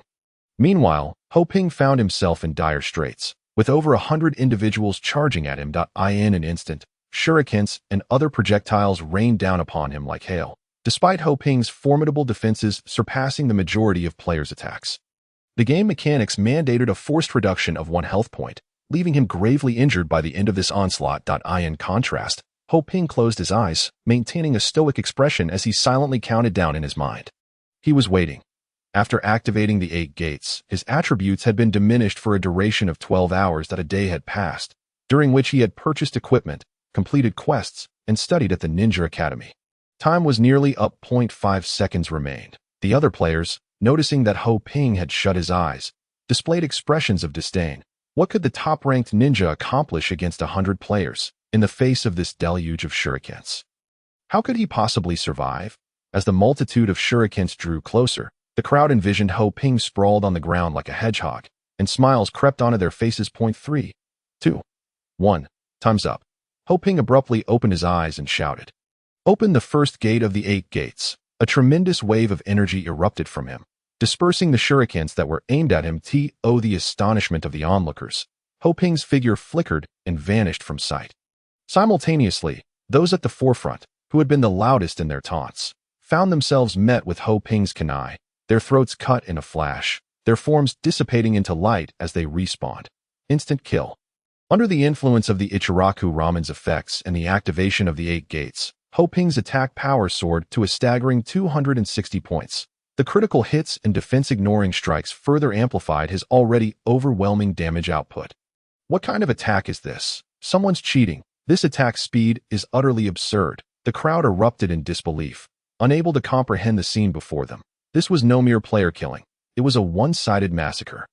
I hit him with a shuriken, one voice cried out in excitement. Yet, upon seeing the -1 damage indicator above Ho Ping's head, despair settled over the crowd. Ho Ping moved through them as if unchallenged, wreaking havoc. In just over 10 seconds, 20 players had perished. The morale of the remaining players plummeted in the face of Ho Ping's brutal display. Run, someone shouted, prompting a mass retreat toward the safety zone. What followed was a spectacle of Ho Ping pursuing dozens of fleeing players through the forest. This dramatic scene was captured by an onlooker and swiftly uploaded online. The disparity between the top-ranked ninja and 100 players was astonishing. Once the video was posted, it rapidly garnered over 1 million views, its popularity growing exponentially. This can't be staged. Even 100 pigs couldn't achieve that. Exactly. The voices of skepticism multiplied, with many refusing to believe that the illustrious Ho Ping could take on 100 players single-handedly. Can't you see? He dealt -1 damage, indicating the players had no way to break his defenses. Yet, some discerning viewers scrutinized the video, countering the doubts with solid arguments. It's so difficult to acknowledge someone else's excellence.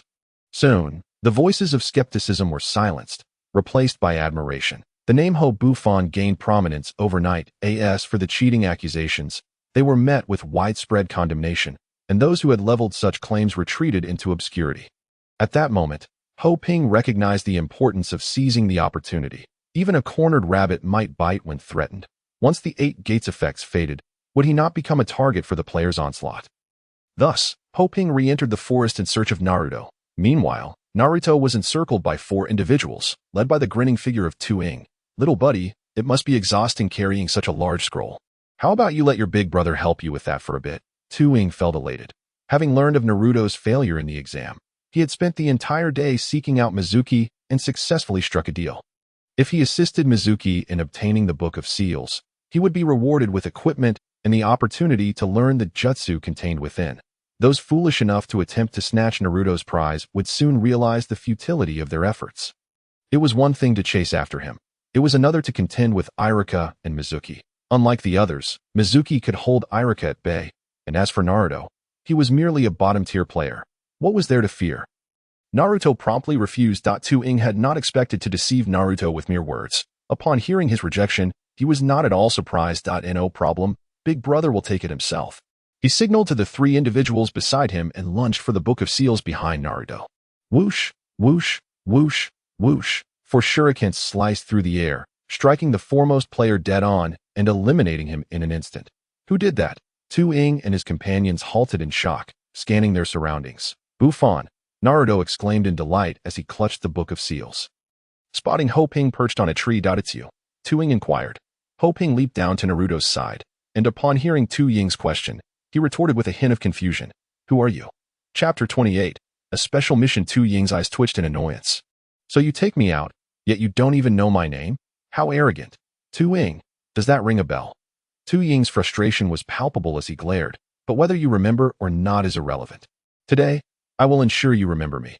Ho Ping certainly recalled Tu Ying, yet he wondered why Tu Ying suddenly seemed so confident. The appearance of Mizuki answered Ho Ping's curiosity. Why haven't you secured the Book of Seals yet? Mizuki's cold voice cut through the tension. If it weren't for him, the Book of Seals would have been theirs long ago. With a wicked grin, Tu Ying pointed at Ho Ping. Ho Buffon, the player who captured the Smoke Ninja and defeated Yu Chuanjian. Ho Ping shrugged. Seems I'm quite famous. However, you're destined to die here today, he declared, preparing to charge at Ho Ping. Whoosh, a kunai struck the ground before Mizuki's feet, halting him in his tracks. Iruka descended, positioning himself between Mizuki and Ho Ping, blocking Mizuki's advance. Ho Ping approached Naruto and whispered, have you learned any jutsu from the Book of Seals? Yes. Yes.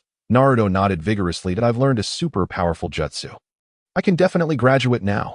Good. Ho Ping replied, feeling reassured. That moment, the effects of the 8 gates dissipated, leaving Ho Ping feeling deflated. As if he were a punctured balloon, he quickly steadied himself, striving to conceal his weariness from Tu Ying and the others. Buffon, Naruto said, concern etched on his face. What's wrong, Buffon? Are you hurt? Sort of, Ho Ping replied, raising a hand gently. Naruto, soon. Both our lives will depend on you to save us. Me? Naruto pointed to himself, astonished. Can I do that? Ho Ping smiled. Absolutely. At this moment, Iruka found himself embroiled in a fierce confrontation with Mizuki. Meanwhile, Tu Ying and his cohorts hesitated to engage, intimidated by Ho Ping's formidable prowess. Maintaining a relaxed demeanor, Ho Ping regarded Tu Ying and his companions with a disdainful expression. The standoff persisted, and soon, Mizuki gained the upper hand, poised to strike Iruka when, unexpectedly, Naruto charged forward, just as in the original narrative. With a determined headbutt, Naruto propelled Mizuki away, declaring, "You shall not lay a finger on teacher Iruka." With his head bowed and a shadow of turmoil on his face, he coldly stated, "I will kill you." Mizuki, brimming with arrogance, retorted, "You little brat, I'll dispatch you with a single blow." Naruto formed a series of hand seals. Challenging. "Then let us see you try. You scoundrel, that I'll repay your insolence 1,000-fold. Stop, Naruto." Tuing's gaze sharpened, fully aware that Naruto was about to unleash the shadow clone jutsu. Should it succeed, Mizuki would undoubtedly fall, and Tuing and his companions would stand no chance against Naruto and Ho Ping. Just as he intended to rush towards Naruto, Ho Ping intercepted him. "Ho Buffon, is this really necessary?" Tuing exclaimed, bewildered that he simply could not comprehend why Ho Ping would protect an NPC, a mere data construct. What was his true intent? At that moment, Ho Ping's attributes diminished. It seemed that anyone could dispatch him with a single strike. Yet he resolutely stood his ground, not for the sake of a mission, but because in this world, Naruto regarded him as a brother. Though Naruto was merely data, the emotions he expressed were palpably real. Gazing at the activated bond with Naruto in his status bar, Ho Ping mused, perhaps this is what it's all about. Seduction technique. With his chakra barely sufficient to perform one jutsu, he unhesitatingly chose the seduction technique. Buying Naruto 2 precious seconds. That if you can do it, then try. You demon fox. Mizuki's roar echoed from behind. Shadow clone jutsu. At the sound of Naruto's voice, Ho Ping felt a wave of relief wash over him. They had won. In an instant, Naruto's clones filled the forest. The ensuing spectacle was far too gruesome for Ho Ping to bear. As Tuing and his companions regained consciousness, they were promptly overwhelmed by dozens of Naruto clones. As for Mizuki, he was left battered and bruised. All of this unfolded under the watchful gaze of Sarutobi Hiruzen. Apart from Naruto, Hiruzen's attention was predominantly captured by Ho Ping, the player who continually astonished him. This is troublesome, he thought. Outside the Hokage building, numerous ninjas gathered, whispering amongst themselves. Sarutobi Hiruzen approached, pipe in mouth. "You need not worry any longer," he assured, gazing towards the woods. "They should be returning shortly." In the forest, Ho Ping stood beside Irika, beaming, while Naruto, eyes closed, urged, "Teacher, is it done yet?" "All right, you may open your eyes now," Irika replied. As Naruto opened his eyes, sunlight pierced through the dense foliage, illuminating Irika and Ho Ping. Both looked at Naruto and exclaimed in unison, "Naruto, congratulations on your graduation." Observing Naruto's stunned expression, Irika chuckled, "To celebrate your graduation, I'll treat you both to ramen." At this, Naruto's lips quivered, tears welling in his eyes, overwhelmed with emotion. "Teacher," Irika cried, leaping forward and tackling Irika to the ground. "That hurts." "Hey." Irika lamented beneath Naruto. Meanwhile, Ho Ping discreetly excused himself, consumed by envy for Naruto. Though both were orphans, Naruto enjoyed Irika's affection and Sasuke's bond, while he himself possessed nothing. Upon returning to the Hokage building, Ho Ping approached Sarutobi Hiruzen to submit his task.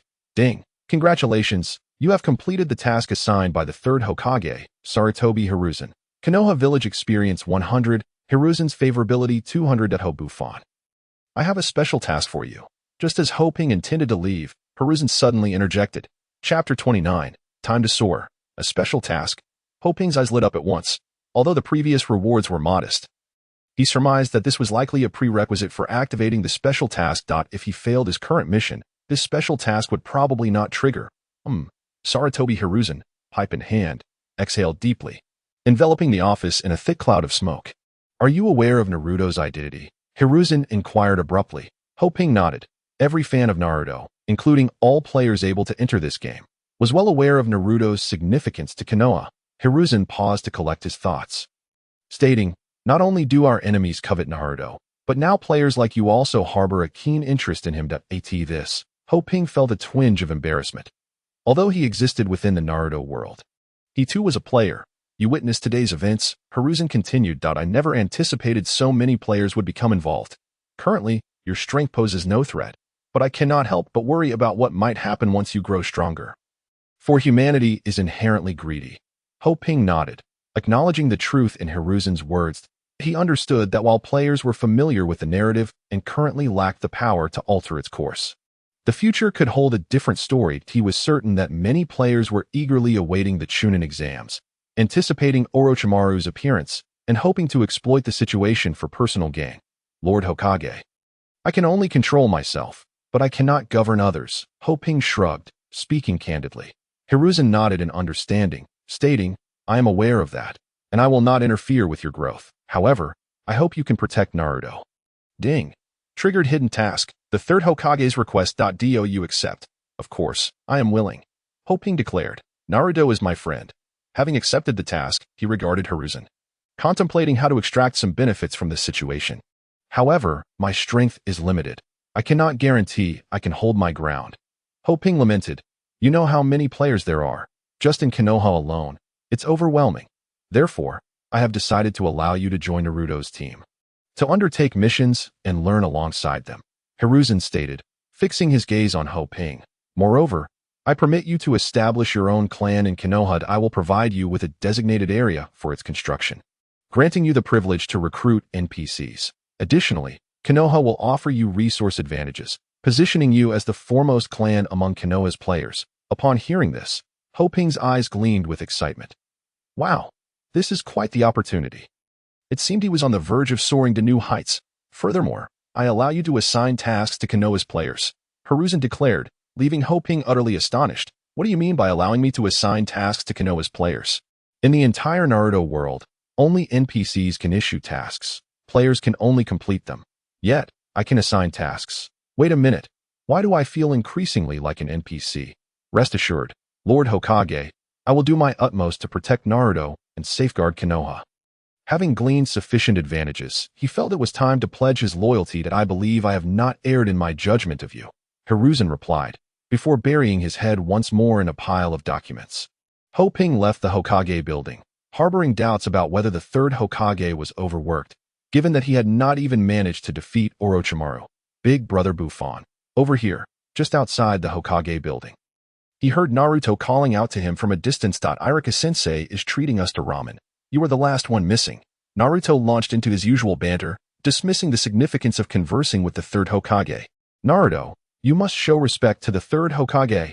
Iruka quickly glanced around before admonishing Naruto in a hushed tone. Yes, I understand. It is evident that Naruto did not heed the words of his heart. The trio arrived at Ichiraku Ramen, observing the cheerful demeanor of Uncle Ichiraku. As Hoping reminisced about the enhancements he experienced after enjoying a bowl of their ramen, he increasingly felt that Uncle Ichiraku was not an ordinary man. Since someone was footing the bill, there was no reason to hold back. Hoping and Naruto devoured their meal with great enthusiasm, while Iruka clutched his wallet, feeling a pang of regret.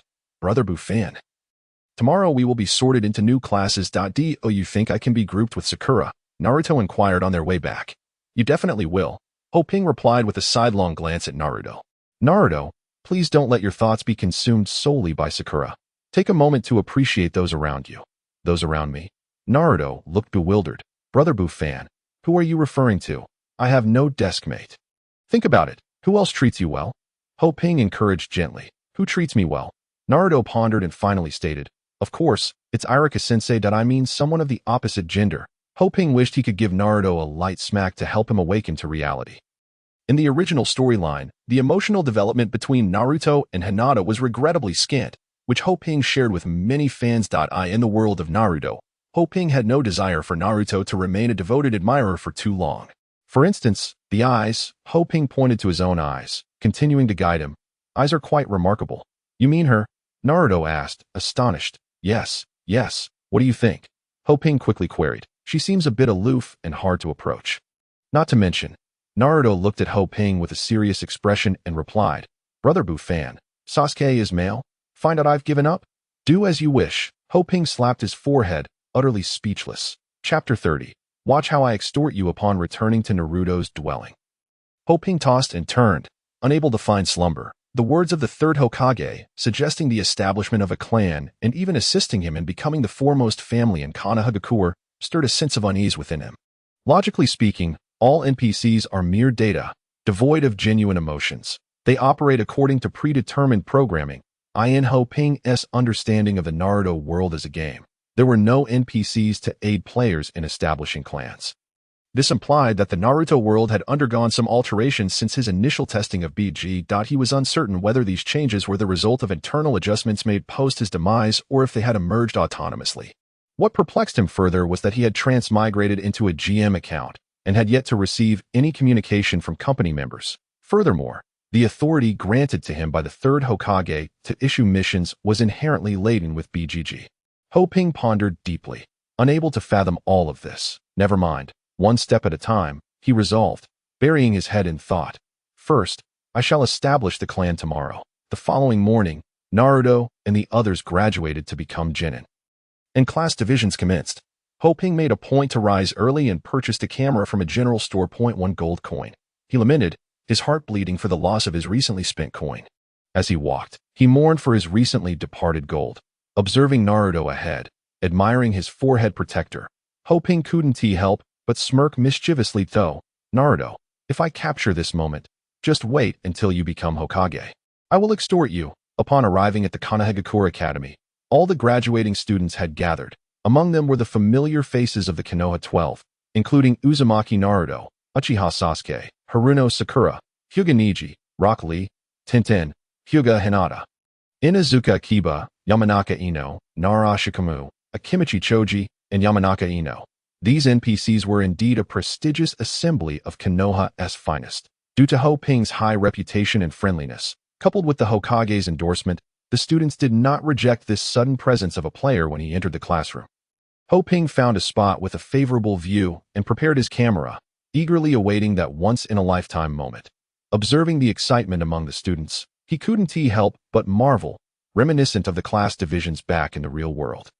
Watching their playful antics, he felt an odd sense of belonging, as if he were one of them.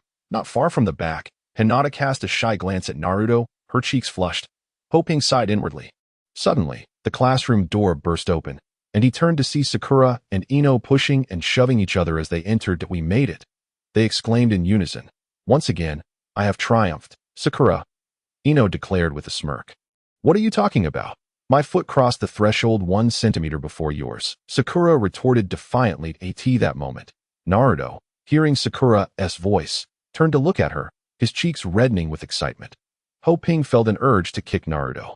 Alas, no need to rush, he reassured himself mentally. Sakura, meanwhile, was approaching Naruto, her heart racing. Naruto, she greeted with a smile as she stood up. Ho Ping instinctively closed his eyes. Bang! As expected, Naruto was knocked down by a slap from Sakura, landing beside Sasuke. Good morning, Sasuke, Sakura said, her youthful infatuation evident in her blushing face. May I sit beside you? She inquired. Just then, Ino rushed over, blocking Sakura. I say, that spot next to Sasuke is mine. Amidst their heated debate, Naruto suddenly leapt onto the table, facing Sasuke, their faces mere centimeters apart. Ho Ping seized his camera, cleaning the lens and adjusting the focus to that moment. A boy behind Naruto accidentally nudged him, causing Naruto to lose his balance and inadvertently collide lips with Sasuke. Click. The flash went off, capturing the moment perfectly. Ho Ping nodded approvingly. 1 gold coin. Worth it. The classroom fell silent in an instant, only to erupt in a cacophony of chatter. Naruto, I will kill you, Sasuke exclaimed. Both boys clutching their throats and gagging. My mouth is ruined, Sasuke muttered. Is it my fault? At that moment, Naruto sensed a murderous aura locking onto him. There's a killing intent. He turned around. He found all the girls in the class, led by Sakura, glaring at him. Naruto, it was an accident, he hurriedly explained. Stop making so much noise, Sakura fumed, cracking her knuckles. Ho Ping stepped out of the classroom, silently praying for Naruto amidst his cries of despair. Just then, Irika entered the classroom, and after greeting him, Ho Ping made his way to the Hokage Tower. Upon finding Sarutobi Hiruzen, he expressed his purpose for being there. Are you already eager to establish a clan? Sarutobi observed, devoid of surprise. Ho Ping speculated that the old man had anticipated his impatience. Nodding, Ho Ping resolved to establish a clan swiftly to enhance his strength and better prepare for future challenges.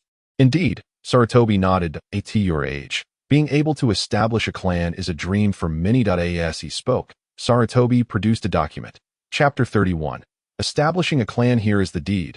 There is an idle piece of land to the north of Konohagakure that can be utilized for establishing your clan, Sarutobi explained. He then summoned a beautiful kunoichi. Her name is Fujikaeru. She is a special jonin and will accompany you from today onward to ensure your clan's safety.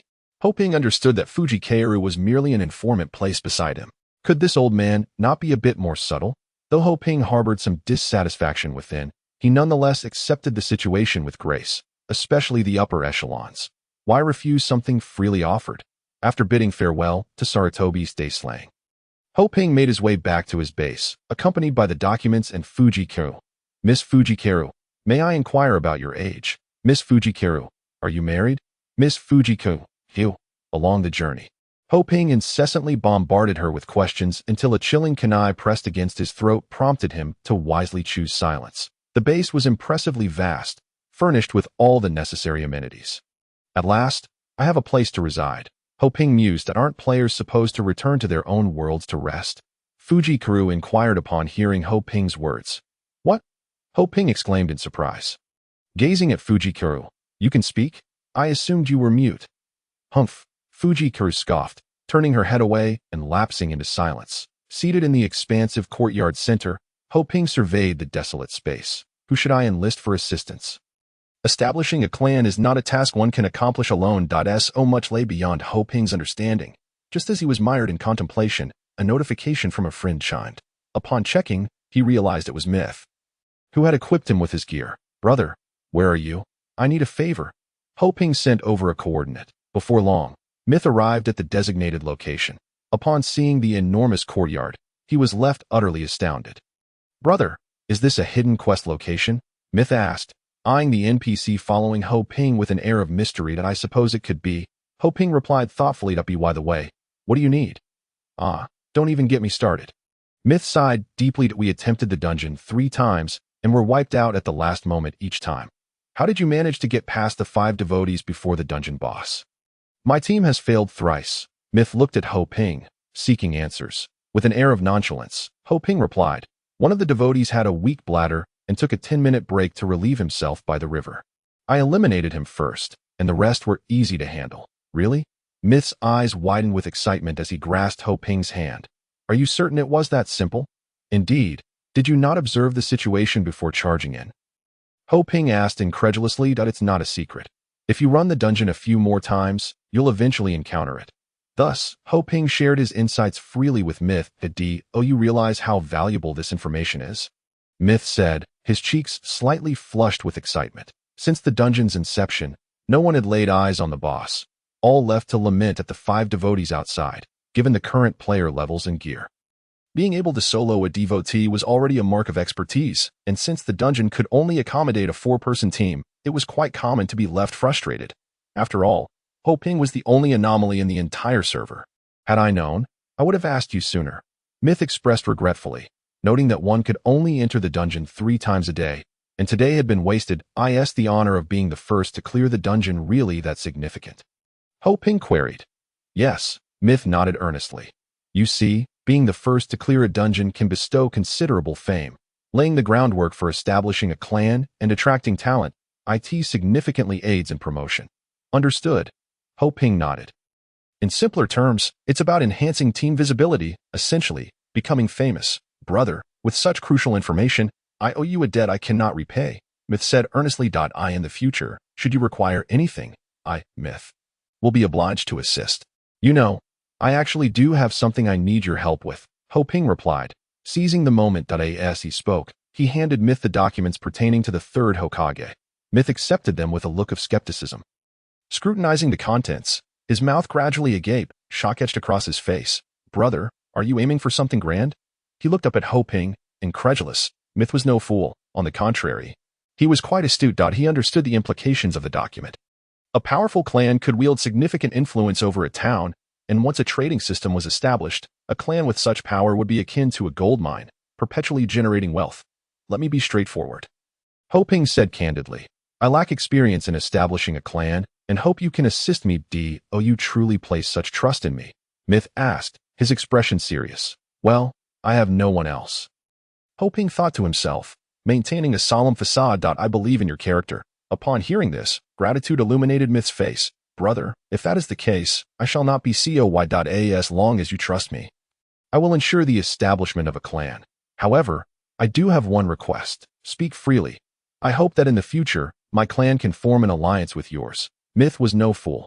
This document clearly indicated Ho Ping's high standing among the NPCs in Konoha. Rather than seeking to appease the NPCs through tedious tasks, it was far more prudent to align interests with the foremost figure in Konoha. All right, no problem. Ho Ping replied readily. Upon hearing this, joy spread across Myth's face. I will arrange the organizational structure and regulations with specialized personnel from my company offline. Ho Ping nodded in agreement. From the game's public launch, he had anticipated the immense potential for profit it offered, attracting not just ordinary players, but also individuals from the upper echelons of society with substantial backgrounds. The average player was destined to be merely a supporting character in this game. Brother, I believe we should announce the news now, leveraging your current formidable promotional power to create a buzz. Seeing that Ho Ping did not refuse, Myth declared, I will log off immediately and post the announcement.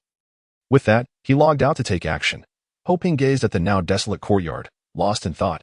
Naruto is probably busy snatching bells right now. Meanwhile, in the real world, the top ninja on the leaderboard received a commission from the third Hokage to establish a clan and recruit distinguished individuals. Instantly, the forum was ignited once more by Ho Ping's actions. Goodness gracious! Has Ho Bufan concocted a new way to show off? Earth can no longer contain him to, oh great one, please accept my submission. While we are still troubled by leveling up, he has taken to defeating bosses at higher levels and is already establishing a clan. And this is at the behest of the third Hokage. Has the top player already begun engaging with Konoha's higher-ups? Meanwhile, we Sand Ninjas just completed the prerequisite for a dungeon, and you Konoha folks are already forming clans? I want to defect. I want to join Konoha. I want to worship the Great One. Expressions of admiration, awe, and requests for support flooded in. Numerous individuals sought to join, boasting impressive credentials. I graduated from Peking University with a bachelor's in financial management. Seeking to join. I graduated from Jiaodong University with a master's degree. Seeking to join. I graduated from Zhejiang University with a doctorate. Seeking to join. I have ample assets. Seeking to join. The posts spread like wildfire. There were even opportunistic threads capitalizing on the heat, such as the story of me and Bufan. I am Bufan's sister-in-law. That night he entered my room, in a luxurious villa located in a prime area of the capital. A man clad in a pristine white robe lounged on a massive leather sofa, savoring a glass of red wine with a look of utter enjoyment.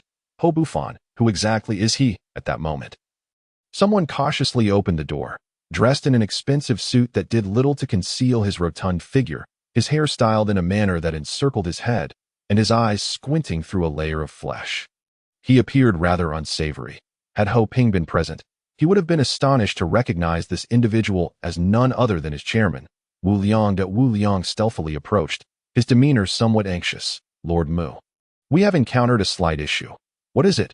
Mu casually inquired. That we just attempted to unlink the GM account, but the system indicates that the account is currently logged in and cannot be unlinked.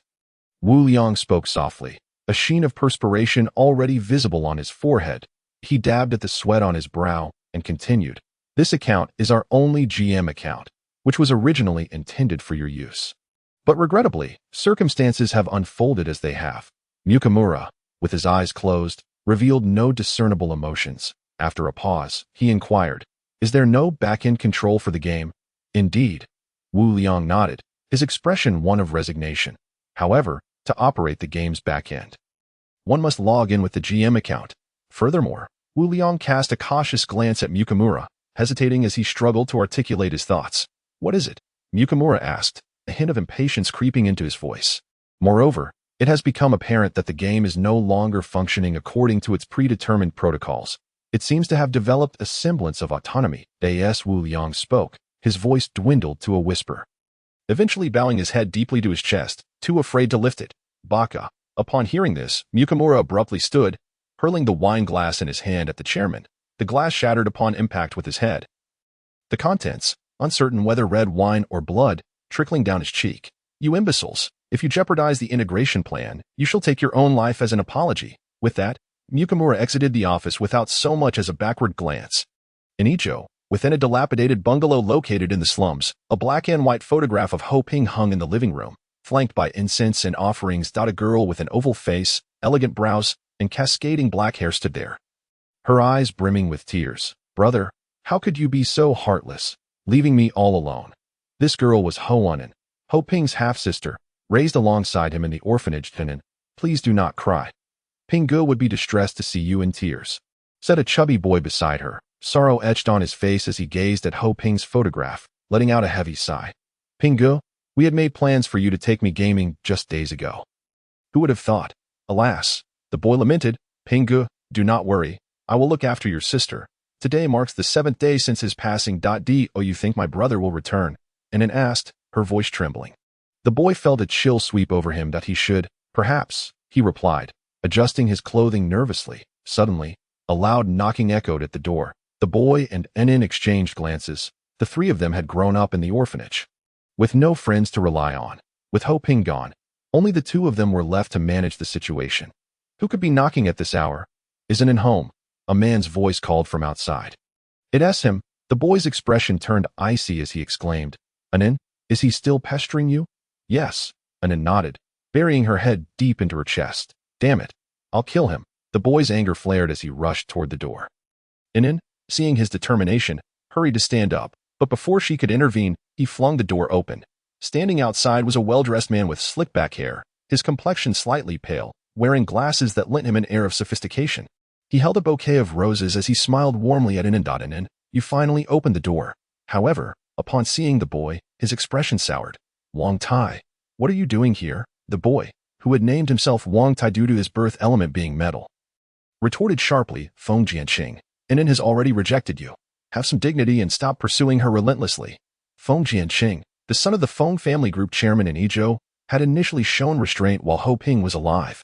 However, after Ho Ping's death, he had grown increasingly audacious, shifting from mere harassment to outright lewdness. Anin, feeling cornered, had resigned from her job, and Wang Tai, feeling guilty, had followed suit. They had thought the matter had settled. But Feng Jianqing had tracked Anin down using the address she provided during her job interview. Today, while Wang Tai had come to pay respects for Ho Ping's 7th day, he had not expected Feng Jianqing to show up again.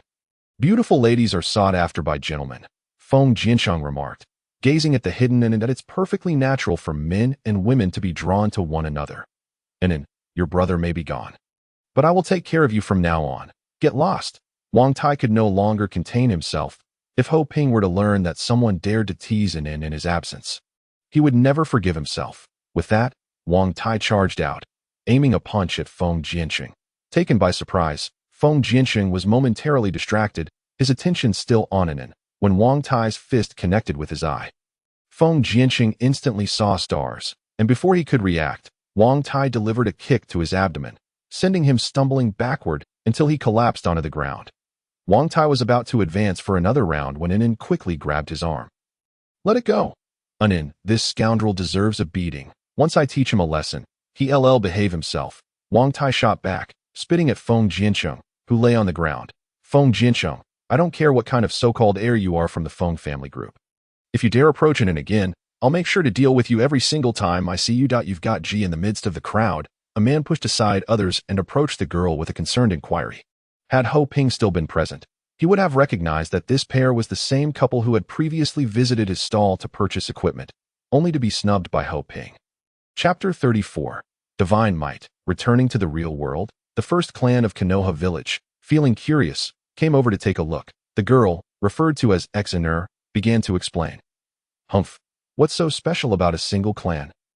The man remarked disdainfully, once the exchange system is activated, I'll buy you a clan to play with. A fleeting glimmer of annoyance flashed in Exener's eyes. Oh, I almost forgot the main matter, the man chuckled. The wedding dress has been purchased. It's the one you liked before. Take a look and see if anything else is needed, and I'll send someone to arrange it. A hint of melancholy crossed Exener's gaze as she shook her head. This is all. Very well. The man nodded, tightly grasping Exener's delicate hand. Exener, do not hesitate to trouble me. Just tell me what you wish to buy, and I will ensure our wedding is splendid. That moment. Exener was entirely distracted, her thoughts drifting to Hobufan. Could it be him? In the classroom, Ho Ping attentively listened to Irika elucidating the principles and applications of the shadow clone technique. Ding. Listening to Irika's explanation of the shadow clone technique. Skill, basic shadow clone technique, 300 proficiency.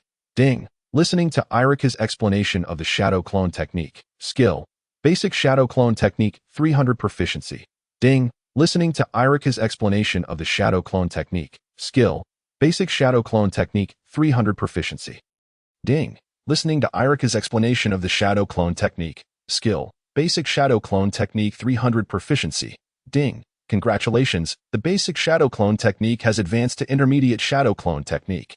Intermediate shadow clone technique. Utilize chakra to create an illusion that inherits 60 of the original's attributes. Ho Ping nodded. While the inheritance of 30 from the basic shadow clone technique was somewhat lacking, the enhancement of attributes with the technique's level increase promised great future utility. Moreover, only upon reaching the advanced level could techniques like shadow clone, multi-shadow clone, and water clone be activated. However, this knowledge remained unknown to other players, and when they eventually realized it and sought to retrain the most rudimentary shadow clone technique, they would waste a considerable amount of time, energy, and experience. In the afternoon, Ho Ping practiced shuriken and kunai. His proficiency in both intermediate shuriken and intermediate kunai smoothly transitioned to advanced shuriken and advanced kunai. In the evening, Ho Ping returned to Naruto's residence. Although he had his own base, it felt desolate within. After much contemplation, he decided to seek out Naruto. On the way back, he stopped by Ichiraka Ramen and packed 2 servings before heading to Naruto's home. At that moment, Naruto lay on the bed, clutching his backside. Upon seeing Ho Ping return, he attempted to rise but winced in pain. Ichiraka Ramen, Naruto exclaimed as he noticed Ho Ping carrying the ramen. Momentarily forgetting his discomfort, he rushed to Ho Ping. I know you had a tough day. I came to check on you. As he spoke, Ho Ping cheerfully placed the ramen on the table, and Naruto wasted no time in grabbing chopsticks to dig in. So, Naruto, how is Kakashi-sensei? Humph. Naruto scoffed. You wouldn't believe it. Today we were utterly tricked. He recounted the day's exam to Ho Ping, despite being thoroughly familiar with the plot. Ho Ping relished the experience. He had not anticipated finding a sense of home in a game, an experience he could not attain in reality. In summary, Kakashi-sensei was unreliable and always late. Lowering his voice, Naruto added, I even discovered he reads adult magazines. Ho Ping nearly spat out his ramen at this revelation.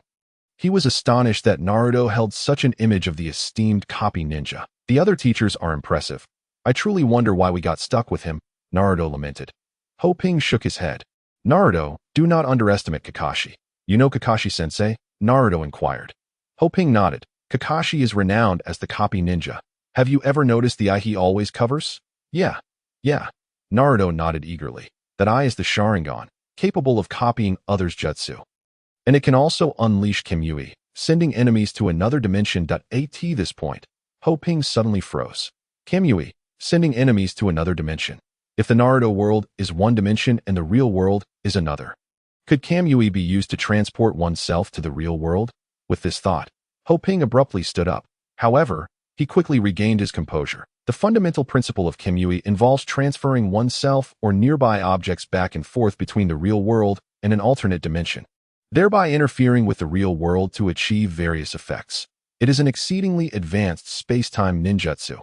Yet, this alternate dimension may not necessarily be the real world. With this realization, Ho Ping felt a wave of disappointment wash over him. Sinking back into his chair, observing Ho Ping's abrupt change in demeanor, Naruto looked puzzled and asked, What's wrong, Buffon? Ho Ping waved his hand dismissively. It's nothing. By the way, what were we talking about? Oh, I remember now. Ho Ping chuckled awkwardly. In the eyes of other ninjas, Kakashi is a formidable ninja. You must not underestimate or disrespect him. After all, he is your teacher. Naruto nodded earnestly. By the way, Buffon, what have you been busy with today? Lord Hokage has allocated me a piece of land. I plan to establish a clan, Ho Ping replied while eating. Upon hearing this, Naruto's interest piqued, and he eagerly asked, establishing a clan, can I join? At this, Ho Ping's eyes brightened with a bold idea. Chapter 35. Hope.it is challenging for Ho Ping to perceive the true nature of individuals in reality, as the human heart is a profound mystery. However, NPCs are different. Each NPC in the Naruto world can be considered a well-informed fan. In comparison, Ho Ping found himself more inclined to trust the NPCs within the game. Did not the third Hokage express full support for his establishment of the foremost clan in Konoha? If he could recruit the 12 young ninjas of Konoha into his clan, he would not only gain significant resources early on, but would also command respect throughout the Naruto world. However, this matter could not be rushed. Naruto's affinity towards him was already quite high, and with their bond, Naruto's inclusion would pose no problem. As for Hinata Hyuga, she would inevitably belong to Naruto in due time. So that was of little concern. The others, however, were uncertain. Even if they agreed, their families might not. Considering this, Ho Ping cautiously inquired, Naruto, my clan has just been established and requires considerable assistance. I would greatly welcome your involvement. And do you think your classmates might join us as well? Naruto pondered with a mouthful of chopsticks. I'm not sure. Ho-Ping shot Naruto an exasperated glance and sighed. It seemed that patience was essential. After finishing their meal, the two retired early for the night.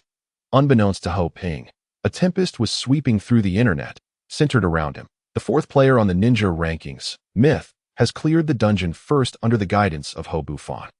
Who exactly is this Ho-Buffon? I seriously suspect he is a GM. Oh God, name your price. I'll buy the strategy that my knees hurt. Why are your knees hurting again? Aren't you on your knees all day on the internet? At this moment, Myth was not only upgrading his equipment but had also leveled up. Now within half a level of the third place, he was confident that he could surpass third place by tomorrow.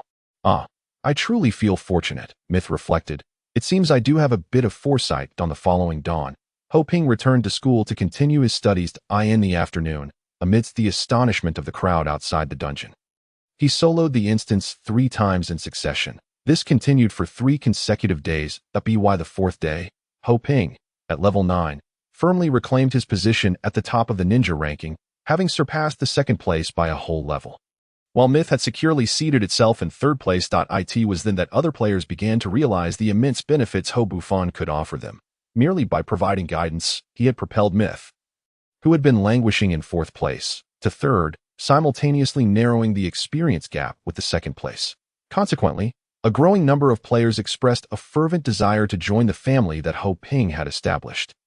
Furthermore, Myth declared publicly that those who were the first to join Ho-Ping's family would be entrusted with significant responsibilities and that, in the future, equipment and ninjutsu would be freely bestowed upon players who made outstanding contributions to the family. Naturally, these arrangements had been pre-arranged between Myth and Ho-Ping. Meanwhile, after his studies at the Ninja Academy, Ho-Ping had elevated his shadow clone technique to an advanced level and successfully activated the shadow clone jutsu, effectively doubling his power. For his family, aside from having welcomed Naruto and Konohamaru, Myth still had not recruited any new members, choosing instead to promote this information extensively. With the future 7th Hokage and the predicted 8th Hokage at the helm of Ho-Ping's family, it had undeniably become the foremost family in the minds of the players. As Ho-Ping strolled down the street, he happened upon Kakashi at a small bookstore. This seemed somewhat at odds with the original plot. Observing the scene before him, Ho-Ping felt Kakashi's image in his mind begin to waver. Kakashi-sensei, he called out as he approached. Kakashi turned and, upon seeing Ho-Ping, exclaimed, Ho-Buffon. Instantly, all of Ho-Ping's information flooded into his mind. Ho-Buffon, the top player on the ninja leaderboard, friend of Naruto, who had helped capture the spy from the hidden mist and slay Yuan Chuanjian to obtain test subjects, saving many villagers afflicted by a plague, and regarded as one of the most valued human players by the Hokage. Hello, Kakashi greeted with a smile. Had it been anyone else, Kakashi might have already leaped away, but Ho-Ping was different. The third Hokage had instructed him to provide necessary assistance. Kakashi-sensei, I hope I'm not interrupting. Ho-Ping jested as he glanced at the bookstore. It was unclear whether Kakashi was genuinely thick-skinned and indifferent or simply concealed behind his mask. But Ho-Ping could not discern any change in his expression. Not at all.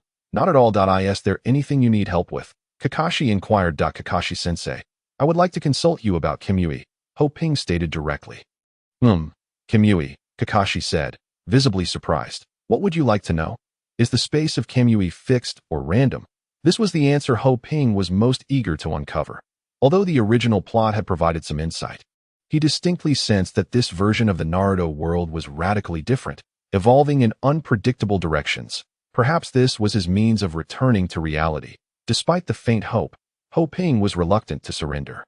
Do you know how I acquired this Sharingan? Kakashi asked as they walked together. Yes. Ho-Ping nodded. It was given to you by Obito before his death. Correct. Kakashi replied, seeing that Ho-Ping's knowledge surpassed his expectations. And thus he decided to be candid. Kamui is a unique ocular technique of Obito's Sharingan. During the battle at the Kanabi Bridge, Obito entrusted Rin with the task of implanting the Sharingan in me as a gift for becoming a Jonin just before he perished, though he didn't actually die. Therefore, this I possesses the ability of Kimia. As for the space you mentioned, it was a realm created by Obito when he activated the Sharingan. While this was anticipated, Ho-Ping still felt a profound sense of disappointment upon hearing it. However, Kakashi's subsequent words reignited Ho-Ping's hope. You may differ from us, Kakashi mused, furrowing his brow thoughtfully. The space you open may have always existed. Really? Ho Ping's eyes lit up at this revelation. Kakashi-sensei, this is of utmost importance to me. Are you serious? It's just a conjecture, Kakashi chuckled, but I tend to be quite accurate with my guesses. All right, if there are no further inquiries, I must take Naruto and the others on a mission.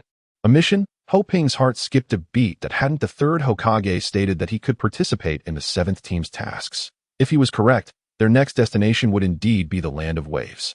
In the Hokage's office, Sarutobi Hiruzen puffed on his pipe while scrutinizing a report in his hands. The next task for Team Kakashi is to assist the esteemed Mr. Tazuna with childcare, or perhaps run errands in the neighboring village.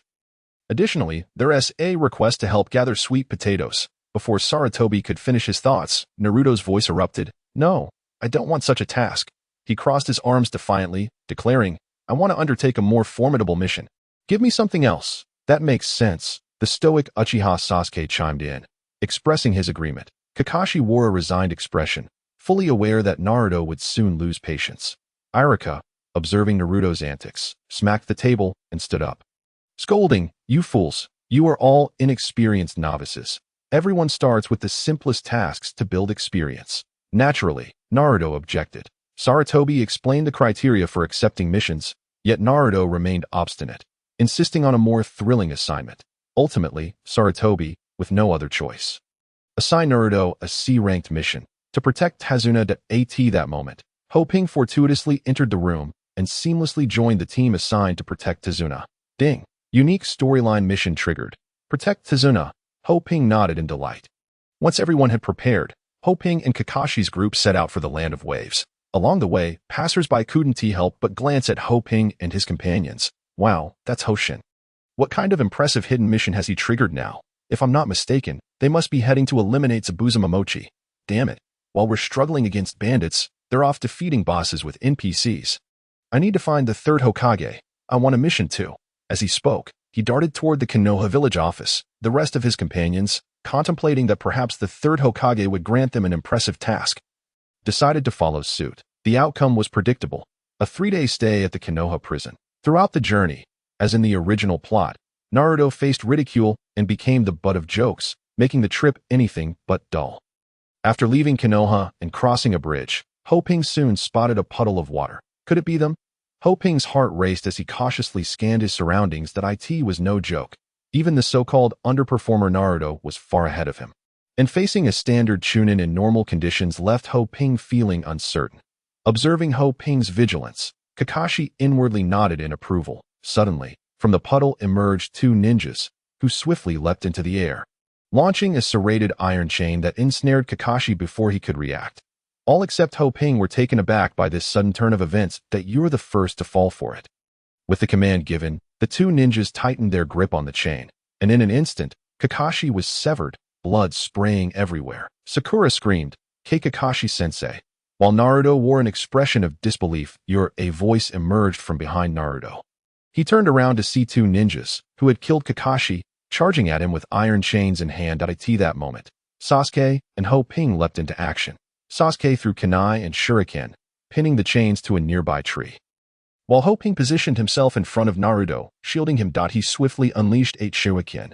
4 of them secured the chains like Sasuke's, while the other 4 struck the 2 ambushing ninjas. Ho Ping observed the damage, akin to a mere scratch, and nearly spat out a mouthful of blood. Just then, Sasuke descended from the air, landing on the backs of the 2 ninjas. He kicked forcefully, but the chain snapped apart, and the 2 ninjas deftly dodged, quickly maneuvering past Sasuke towards Dasna. Sakura drew her kunai, positioning it defensively to protect Dasna. However, one of the ninjas paid no heed to Sakura, lunging at her with a sharp claw in his hand. In a critical moment, Sasuke appeared, blocking Sakura's path.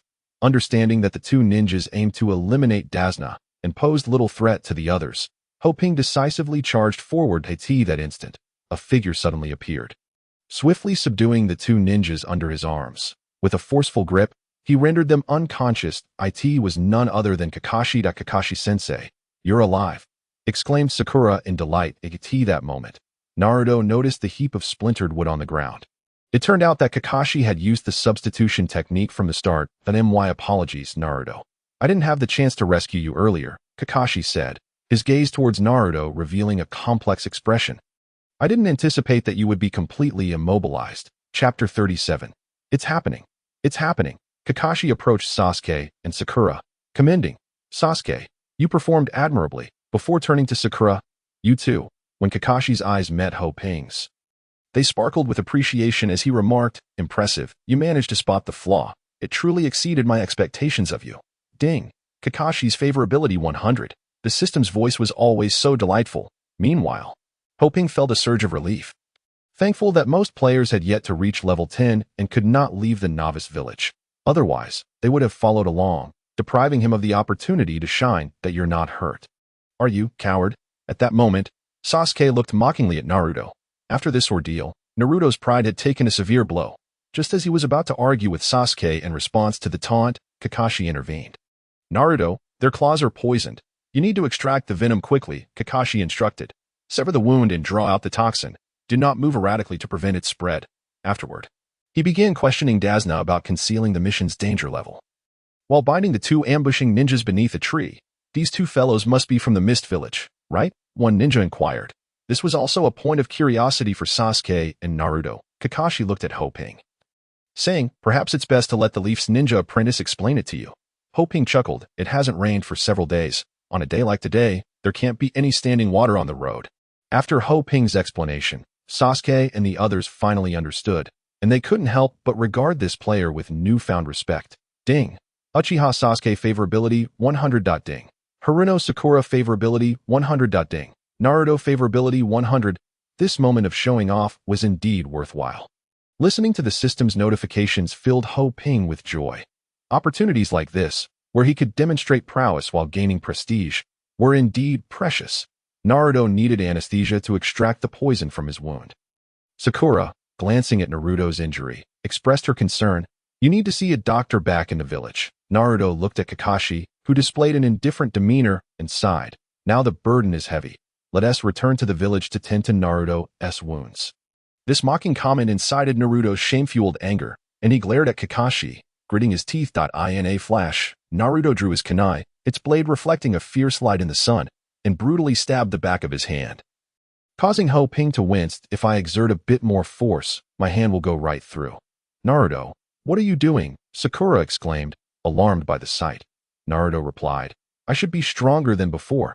I've been working tirelessly to complete missions, practicing ninjutsu alone at home every day. Blood dripped onto the ground. I will no longer wait for others to save me.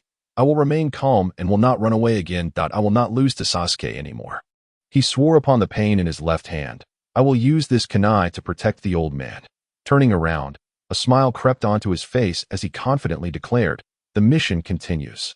Naruto, your self-inflicted injury is brave, but if you keep bleeding like this, you will die, Kakashi remarked from the side. Upon hearing this, Naruto's face turned ashen. Observing Naruto's expression, Ho Ping struggled to suppress his laughter. Kakashi proceeded to bandage Naruto's wound. Ho Ping approached Naruto, patting him on the shoulder. It's not your fault. Everyone has moments of fear, and overcoming that fear is victory.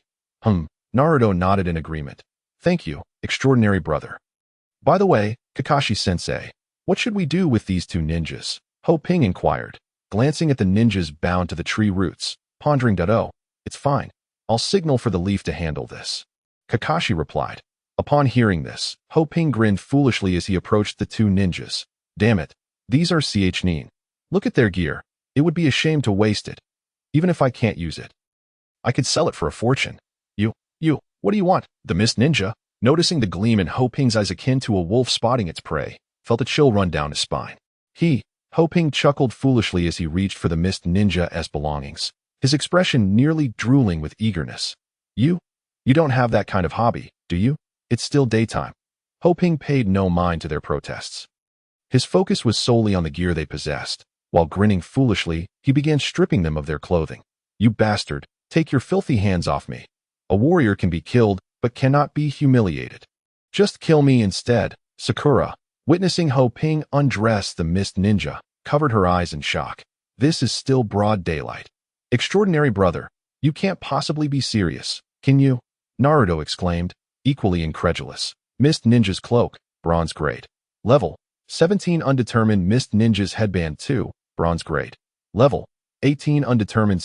Nin armor, bronze grade. Level 20 undetermined iron claws, bronze grade, level 19 undetermined cold iron hook chain, bronze grade, level 20. Undetermined neen leather boots 2, bronze grade, level 21 undetermined Ho Ping gazed at the equipment in his possession, feeling as if he had stumbled upon a fortune. However, it was no exaggeration. This entire set of neen gear was indeed worth its weight in gold.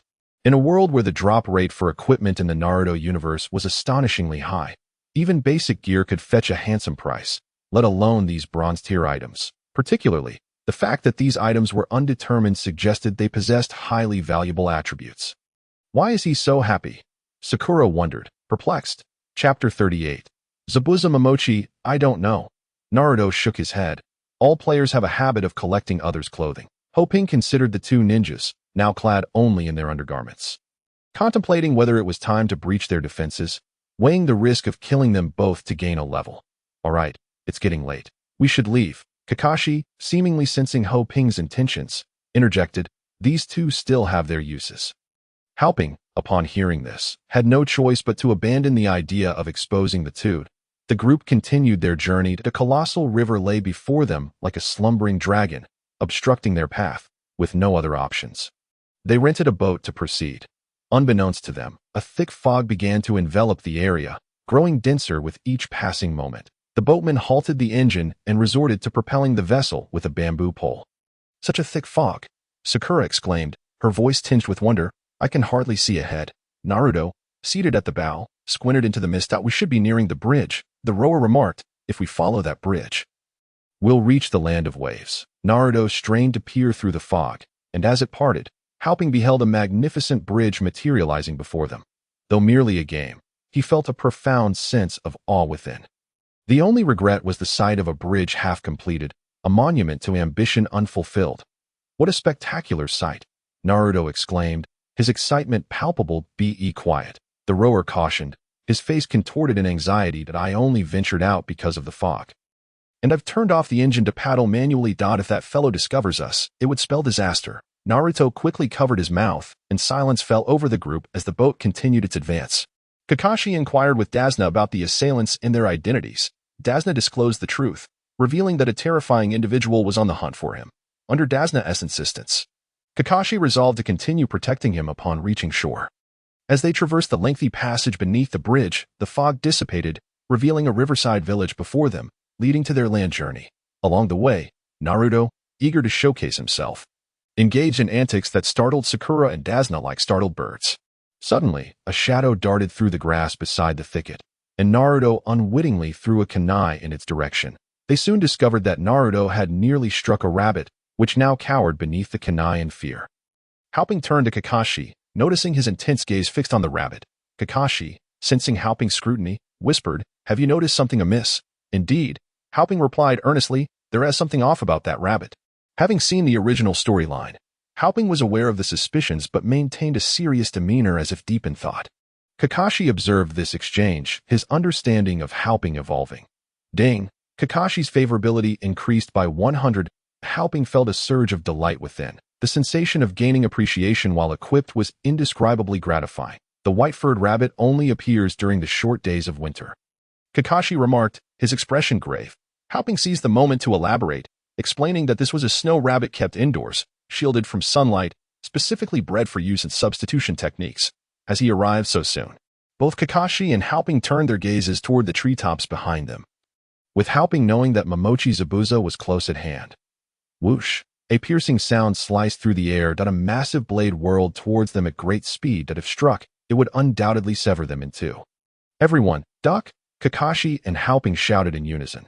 Fortunately, the group reacted swiftly, dropping to the ground just as the decapitating blade soared overhead, embedding itself deep into a tree, causing its canopy to sway in a flash.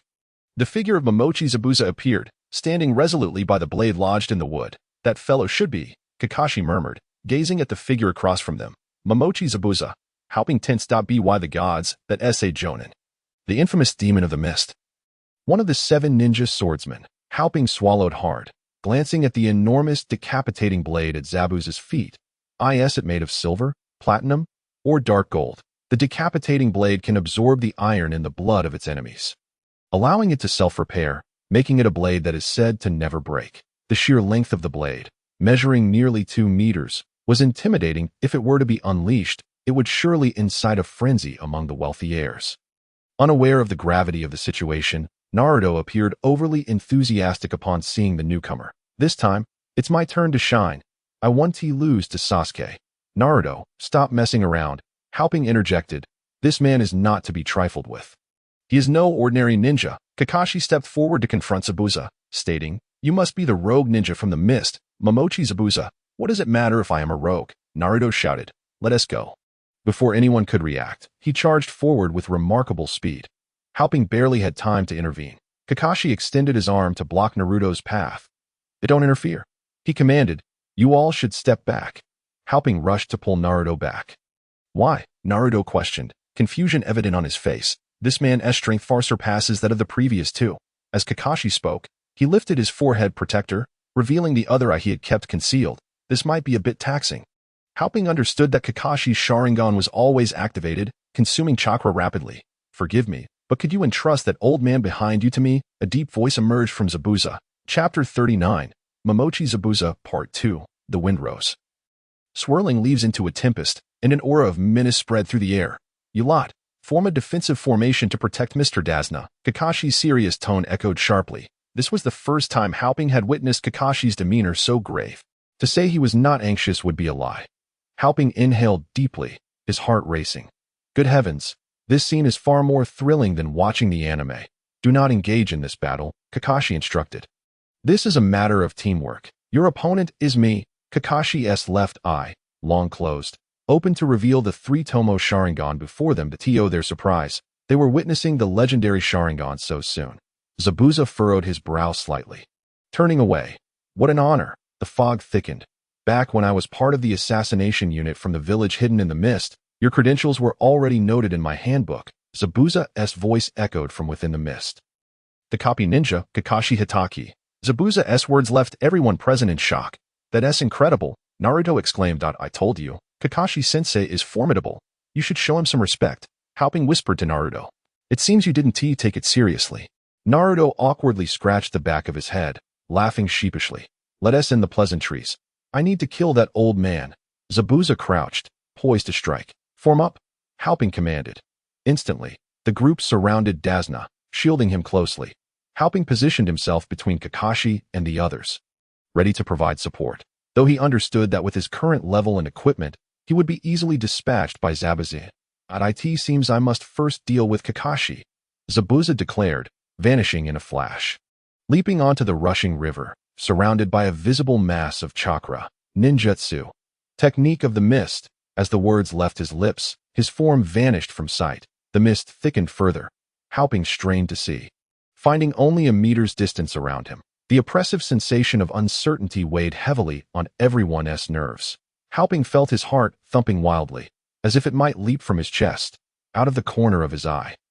He noticed Sasuke drawing his kunai. "Sasuke, even if it costs me my life, I will protect you," Kakashi declared, turning to reveal a warm smile. "I will never allow him to kill my comrades." At that moment, a shadow suddenly descended from the sky, landing directly in the center of the swastika formation. The overwhelming aura sent Naruto and the others flying, leaving them sprawled on the ground.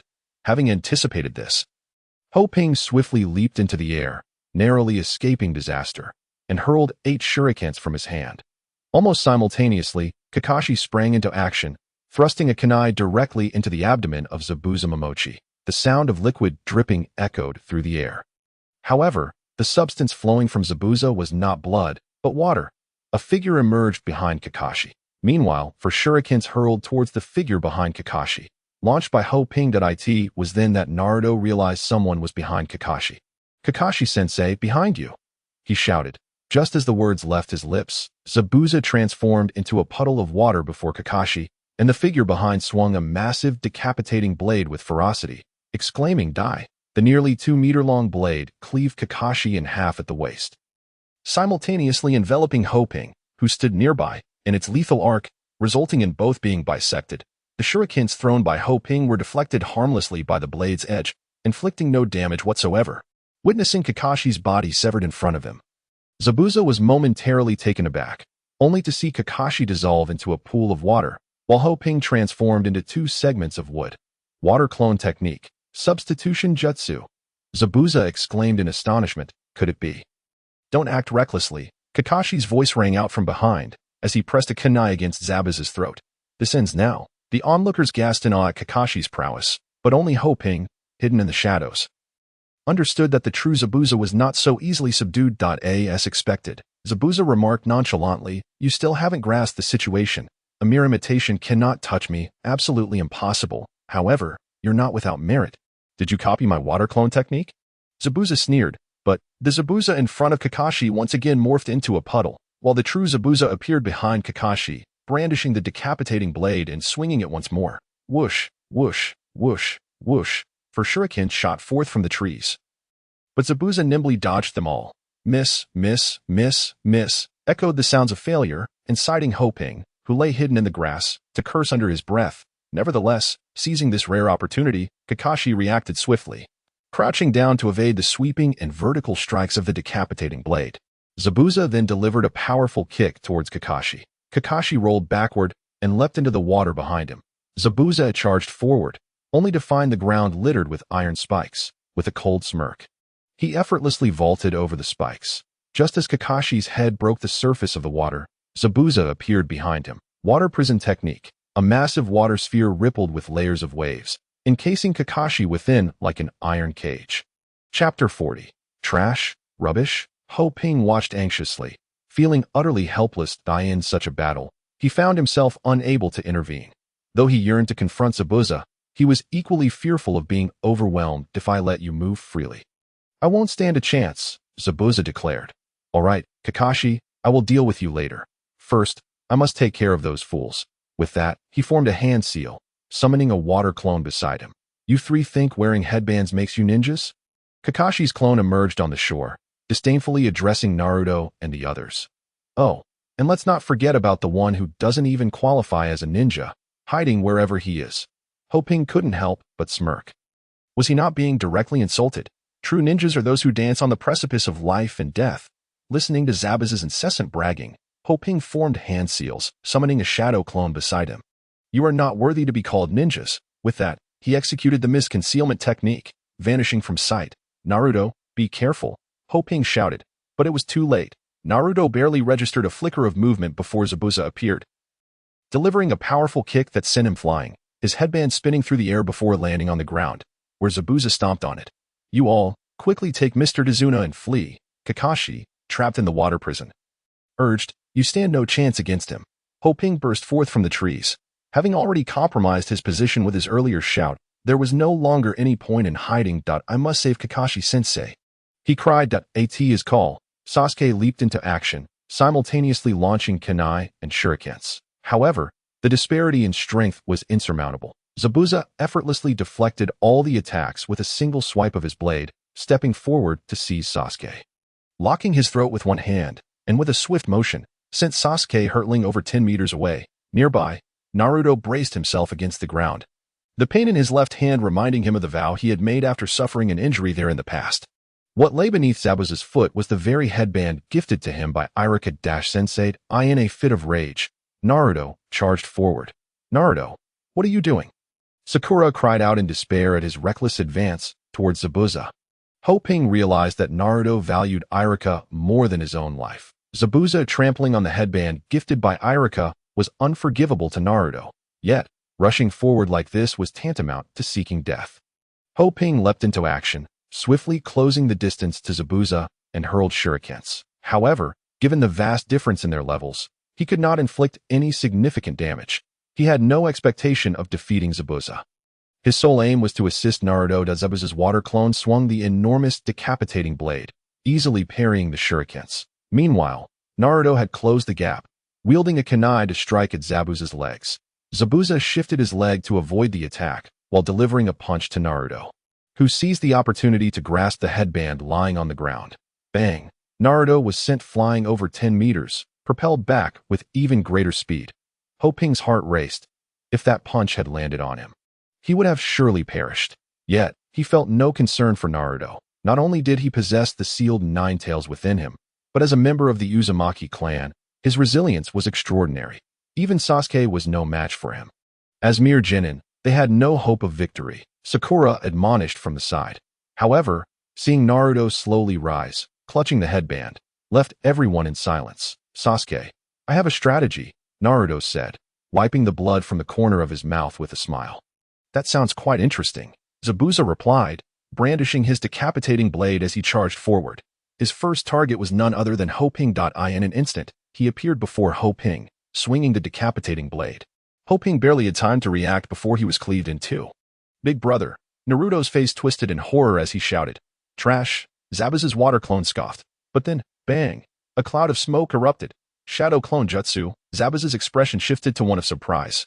Among the group, he had the least regard for Ho Ping, as he was the weakest. Yet, it was Ho Ping who repeatedly hindered him. Although his attacks were negligible, they were akin to a toad on a foot, irritating. Realizing he had only slain a clone while the real Ho Ping remained hidden, Zabuza cursed the cowardice before swiftly advancing towards Sasuke, delivering an elbow strike that knocked him to the ground, followed by a downward thrust to his abdomen. Blood spurted from Sasuke's mouth. Zabuza stood over him, seizing the decapitating blade. With that strike, what chance did Sasuke have to survive? Naruto, multi-shadow clone jutsu. Ho Ping no longer concealed his presence. Instead, he sprang forth, simultaneously casting out the last 8 shurikens from his bag. Cling, cling, cling, cling, cling. A series of sounds echoed as they were deflected by Zabuza's water clone. Seizing this moment, Naruto formed hand seals, shadow clone jutsu. Dozens of Narutos materialized in an instant, encircling Zabuza and his companions. Shadow clones, you say? Zabuza squinted at the multitude of Narutos before him, noting their considerable numbers. With a whoosh, the multitude brandished kunai in unison, their collective aura eliciting a sense of admiration from Ho Ping. Onward, the numerous Narutos echoed in unison. Chapter 41. Is Zabuza an attack? The dozens of Naruto clones leapt forward, lunging at Zabuza Momochi with their blades. They surrounded him in a 360-degree encirclement, leaving no escape. Yet, in the next moment, Zabuza erupted, his decapitating sword slicing through the air, sending several Narutos flying. Bang, bang, bang, bang. The fallen clones dissipated into clouds of smoke. Naruto retrieved the wind-style shuriken from his bag to defeat this foe. This is the only way. With that, Naruto hurled the massive shuriken to Sasuke. Upon catching it, Sasuke was momentarily taken aback, a smirk creeping onto his lips, fully aware of Naruto's plan.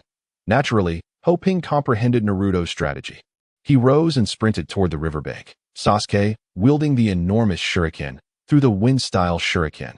Shadow windmill. As the sound echoed, he leapt into the air, the wind-style shuriken whistling towards Zabuza's water clone. Such weapons are ineffective against me, the water clone of Zabuza remarked. However, to his surprise, the wind-style shuriken flew past him. Sasuke's target was not the water clone, but rather the real Zabuza, ensnaring Kakashi. I see now. This is aimed at the true body. Zabuza scoffed slightly, yet you are too naive. With that, he reached out and caught the wind-style shuriken. However, another wind-style shuriken followed closely behind. Within the shadow of the first shuriken lurked another. This was the shadow shuriken technique. Although surprised, Zabuza leapt up, evading the second shuriken. Yet, you remain too naive. Hey, Zabuza Momochi. Ho Ping's voice suddenly rang out. Zabuza turned to see Ho Ping had reached the river's edge. Before him stood the coward he had long mocked. Hands forming seals, a lewd grin on his face. Seduction technique. Bang. A voluptuous beauty, alluring to the core, appeared before them, shrouded by smoke in all the right places, embodying a tantalizing charm. What is this? Sakura stared blankly at Ho Ping unleashing the seduction technique. Her mouth agape as if a fist could fit inside. Is this a jutsu Naruto taught? Boring. Sasuke snorted disdainfully. However, to Ho Ping's astonishment, his infallible seduction technique had no effect whatsoever on Zabuza. A label of ineffectiveness floated above his head. What the hell? Ineffective? What is going on? Zabuza is a woman. Impossible. At that moment, Ho Ping suddenly recalled Hakud. An unbelievable thought struck his mind. Could it be? They are. It must be. Otherwise, why would my seduction technique fail? Is that all? Zabuza mocked Ho Ping, his gaze filled with contempt. Just then, the wind-style shuriken that had narrowly missed Zabuza suddenly erupted with a loud bang. Naruto's figure appeared behind him. Here, Naruto shouted, launching the kunai from his hand. This unexpected turn of events caught Zabuza completely off guard. The kunai sliced through the air with a piercing sound, aimed directly at Zabuza's forehead. In a panic, Zabuza withdrew his hand from the water prison technique, rising to evade the kunai barely grazed Zabuza's cheek, drawing blood to that instant. The water prison technique collapsed, scattering into a puddle. Kakashi, who had been trapped within, was finally free. His eyes glinted with the ferocity of a wolf. "You damn brat!" Zabuza roared, his wind-style shuriken spinning rapidly while Naruto descended, unable to evade in midair. The wind-style shuriken was more than capable of finishing Naruto in an instant. Thud! A spray of blood erupted. Zabuza halted, staring in disbelief as Kakashi had caught the wind-style shuriken barehanded. "Naruto, your plan is brilliant. You've all made significant progress," Kakashi remarked, glancing at Ho Ping. "Do you not emulate Naruto's trivial jutsu?" Ho Ping's face turned crimson with embarrassment. He had not anticipated that the seduction technique would prove utterly ineffective against Zabuza. "Sigh, my image." Ho Ping lamented inwardly. Zabuza exerted force on the wind-style shuriken, pressing its sharp blade down toward Kakashi. Kakashi suddenly exerted strength, deflecting the wind-style shuriken. The two seized the opportunity to leap back, creating distance between them. At that moment, Ho Ping hurriedly sought a sturdy-looking tree, swiftly climbing onto its trunk. Zabuza stood upon the water's surface, his hands rapidly forming seals. Across from him, Kakashi mirrored Zabuza's movements identically. Ho Ping shook his head at the sight before him. "Just a B-rank ninjutsu, yet it requires 44 hand seals. Look at the second Hokage. With a simple gesture, he can conjure whatever he wishes. Such ninjutsu, I would not accept even if offered for free. It's far too cumbersome." As he mused, two water dragons formed before them, intertwining and soaring into the sky. The two water dragons exhibited ferocity, colliding and creating massive waves akin to the ocean. The water dragons, like primordial beasts, tore through the air. Meanwhile, Kakashi faced off against Zabuza, kunai clashing against Zabuza's decapitating sword. Ho Ping noticed a masked figure standing on a tree trunk in the nearby woods, intently observing the battle. "It's Haku." Ho Ping's eyes narrowed. The sound of kunai grinding against Zabuza's sword captured his attention once more. Forget it. Haku is merely here to rescue Zabuza. Moreover, during their second confrontation, Haku could awaken the nine tails within Naruto, allowing Naruto to access that formidable power, all thanks to Haku's efforts. Thus, Ho Ping chose not to intervene. Chapter 42. Surpass him. Eliminate him. Kakashi and Zabuza separated. Surprisingly, their movements mirrored each other perfectly. Zabuza formed seals, astonished to see Kakashi performing the same seals in unison. At that moment, Zabuza froze, for he saw an identical version of himself appear behind Kakashi. Seizing this moment of distraction, Kakashi completed his seals and unleashed his jutsu, water style, great waterfall technique. A massive wave surged forth, spiraling towards Zabuza. In an instant, the wave crashed down. Zabuza was propelled backward, colliding with a tree several meters away. Whoosh, whoosh, whoosh, whoosh. Several kunai followed suit, striking Zabuza in critical areas, pinning him to the tree. Kakashi leapt onto the trunk of the tree behind Zabuza. It is over. The wave receded, revealing a deep trench in the ground. Kakashi drew his kunai, preparing to deliver a fatal blow to Zabuza. Two flying needles pierced through Zabuza's neck. Zabuza lay lifeless. Ho Ping leapt down to Naruto's side. Everyone stared, astonished at the masked man who had launched the needles. Kakashi approached Zabuza's corpse, checking for signs of life. Indeed, he was dead. After confirming, Kakashi murmured. The masked man slightly bowed. "I am incredibly grateful," Ho Ping observed by his earnest performance with a detached gaze. Choosing not to expose the facade, everything was for Naruto's sake, if I recall correctly. That mask signifies you belong to the assassination unit of the Mist Village, does it not? Kakashi inquired. "You are quite aware." Bai's cold voice emerged from beneath the mask. Naruto rushed forward, glancing at Bai before shifting his gaze to the lifeless body of Momochi. Zabuza sprawled on the ground. Ho Ping understood that Naruto was grappling with immense frustration and indignation. Indeed, after all the hardships endured by their group to defeat Zabuza, here appeared another individual of similar age who effortlessly dispatched him in a single move. In anyone's heart, there would be discontent. At that moment, Ho Ping truly empathized with the feelings of other players witnessing his own ostentation. Alas, it is beyond my control. I too desire to remain low profile. Yet, my strength does not permit it.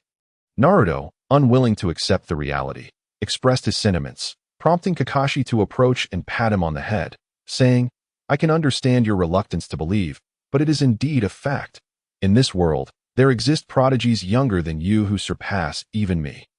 Ho Ping stepped forward, placing a reassuring hand on Naruto's shoulder, stating, "Thus, this is the goal of our diligent training, is it not? If we were all weak, how could we progress?" He gazed at Bai, realizing that only by aiming to surpass the strong and ultimately defeating them would they find true fulfillment. Ho Ping's words ignited profound contemplation among the crowd. Ding. Kakashi Hitaki's favorability 100. Ding. Sasuke's favorability 100. Ding. Sakura's favorability 100. A sense of delight washed over Ho Ping. How exhilarating. Humph. Naruto turned his head away, yet Ho Ping could sense his acceptance of the situation. Bai's figure flickered as he approached Zabuza's corpse, lifting it with a solemn tone. "Your battle ends here, that I must attend to this body, for it conceals many secrets. I shall take my leave now." With that, he performed a hand sign and vanished from view. The mission continued. Dazna, feeling elated after narrowly escaping death, was relieved and relaxed. "You all can rest comfortably at my home." Just then, Kakashi suddenly staggered, a wave of dizziness overtaking him, causing him to collapse to the ground. The group rushed forward, faces etched with concern. "What's happening, Kakashi-sensei?" Naruto exclaimed in alarm, glancing at Ho Ping. The others turned their anxious gazes toward him as well. Throughout their journey, Ho Ping's composure had been evident to all. Although his strength ranked at the bottom among them, his displayed calmness and wisdom had earned their respect. As Kakashi fell unconscious, the group looked to Ho Ping, hoping he would rise to the occasion and impress them, a rare opportunity indeed. Ho Ping cleared his throat, furrowing his brow in a troubled expression. The others tensed at his demeanor. "Kakashi-sensei, it can't be." Sakura's eyes glistened with unshed tears. "Rest assured, Kakashi-sensei is fine." After gauging the emotional atmosphere, Ho Ping revealed a look of enlightenment. Speaking lightly, he merely overexerted his Sharingan, exhausting his chakra and physical stamina, leading to this fainting spell. A few days of rest will suffice. Upon hearing Ho Ping's reassurance, the group sighed in relief. "It's not far from my home. Please follow me," Dazna urged. Ho Ping nodded, hoisting Kakashi onto his back and following Dazna toward his residence. By having revived Zabuza, who was gravely injured, it was unlikely he would recover soon. Aside from Zabuza, the rest were mere minor characters. If he couldn't handle them, there was always Sasuke. Thus, Ho Ping set his mind at ease. Accompanying Dazna to his abode. Chapter 43. Kakashi's experience scroll. After bringing Kakashi back to Dazna's home, a while passed before Kakashi finally regained consciousness. Ho Ping and the others hurriedly gathered around him. Seeing Kakashi was all right, they all breathed a sigh of relief. Honestly, what was that all about? Sakura murmured beside them. While the Sharingan is formidable, it imposes a significant burden on the body. Consideration is essential. She added. Kakashi, aware of Sakura's concern, awkwardly replied, Yes, my apologies. However, having defeated such a powerful ninja, I can finally relax for a while." Dazna's voice chimed in with joy from behind. "That being said, who exactly was that masked man?" Sakura inquired. Kakashi explained. "That was a mask worn by the Umbu of the Mist, a special unit for hunting rogue ninjas." Noticing their confusion, he elaborated on the purpose of these special units. However, Ho Ping felt compelled to remind Kakashi and the others that, while they could deduce the suspicions, the satisfaction of revealing the truth was irresistible. Ho Ping's words pierced through the gathering like a stone cast into a tranquil lake. What if a person wearing that mask impersonated an Umbu member and rescued Zabuza?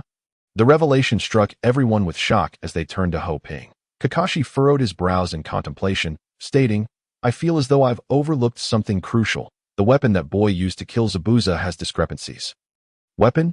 Naruto and Sakura exchanged puzzled glances. Ho Ping interjected. "He used a flying needle. Just an ordinary flying needle." Sasuke continued, suddenly struck with realization, exclaiming, "Could it be? That must be it." Kakashi maintained a nonchalant demeanor, observing this. Ho Ping silently nodded in approval. Indeed, as expected of Kakashi, his subtlety was commendable. Sakura and Naruto remained bewildered, while Dazna, equally confused, asked, "What on earth are you all talking about?" "Zabuza may still be alive," Kakashi stated casually, causing everyone except Ho Ping to gasp in horror. It was no jest. After finally vanquishing the Jonin, to learn that he was merely faking death and that they would have to face him once more was unbearable for anyone. "What exactly is happening?" Naruto questioned. Sakura chimed in, "Kakashi-sensei, Didn't you confirm that guy was dead? It was a feigned death, Ho Ping asserted. All eyes turned to him. He continued. With a weapon like a flying needle. Not only can it kill, but it can also save. What you said is correct, Kakashi praised, his gaze filled with admiration for Ho Ping. The flying needle that boy used has low lethality unless it strikes a vital point. Previously, it was even utilized as a medical tool. Therefore, that boy's intent was not to kill Zabuza, but to save him. Ho Ping and Kakashi engaged in a back and forth, clarifying the clues and suspicions surrounding the matter. You might be overthinking this, Dazna remarked. No, Kakashi responded, looking at Dazna and then at the group. Once a suspicion arises, one must prepare before the situation becomes irretrievable. One would expect the revelation of Zabuza's survival to dampen spirits. Yet Naruto appeared invigorated. Sensei, what preparations should we make before it becomes irretrievable? Sakura asked. You can't move for now. Naturally, it means you should all focus on your training, Kakashi replied with a smile. The following morning, Kakashi led Ho Ping, Naruto, and the others to a nearby forest, initiating their training regimen. While watching Kakashi explain chakra and its application, Ho Ping stood idly by. This knowledge was utterly useless to him.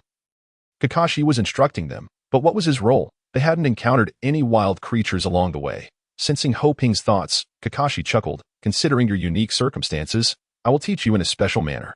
How special? Ho Ping inquired sarcastically.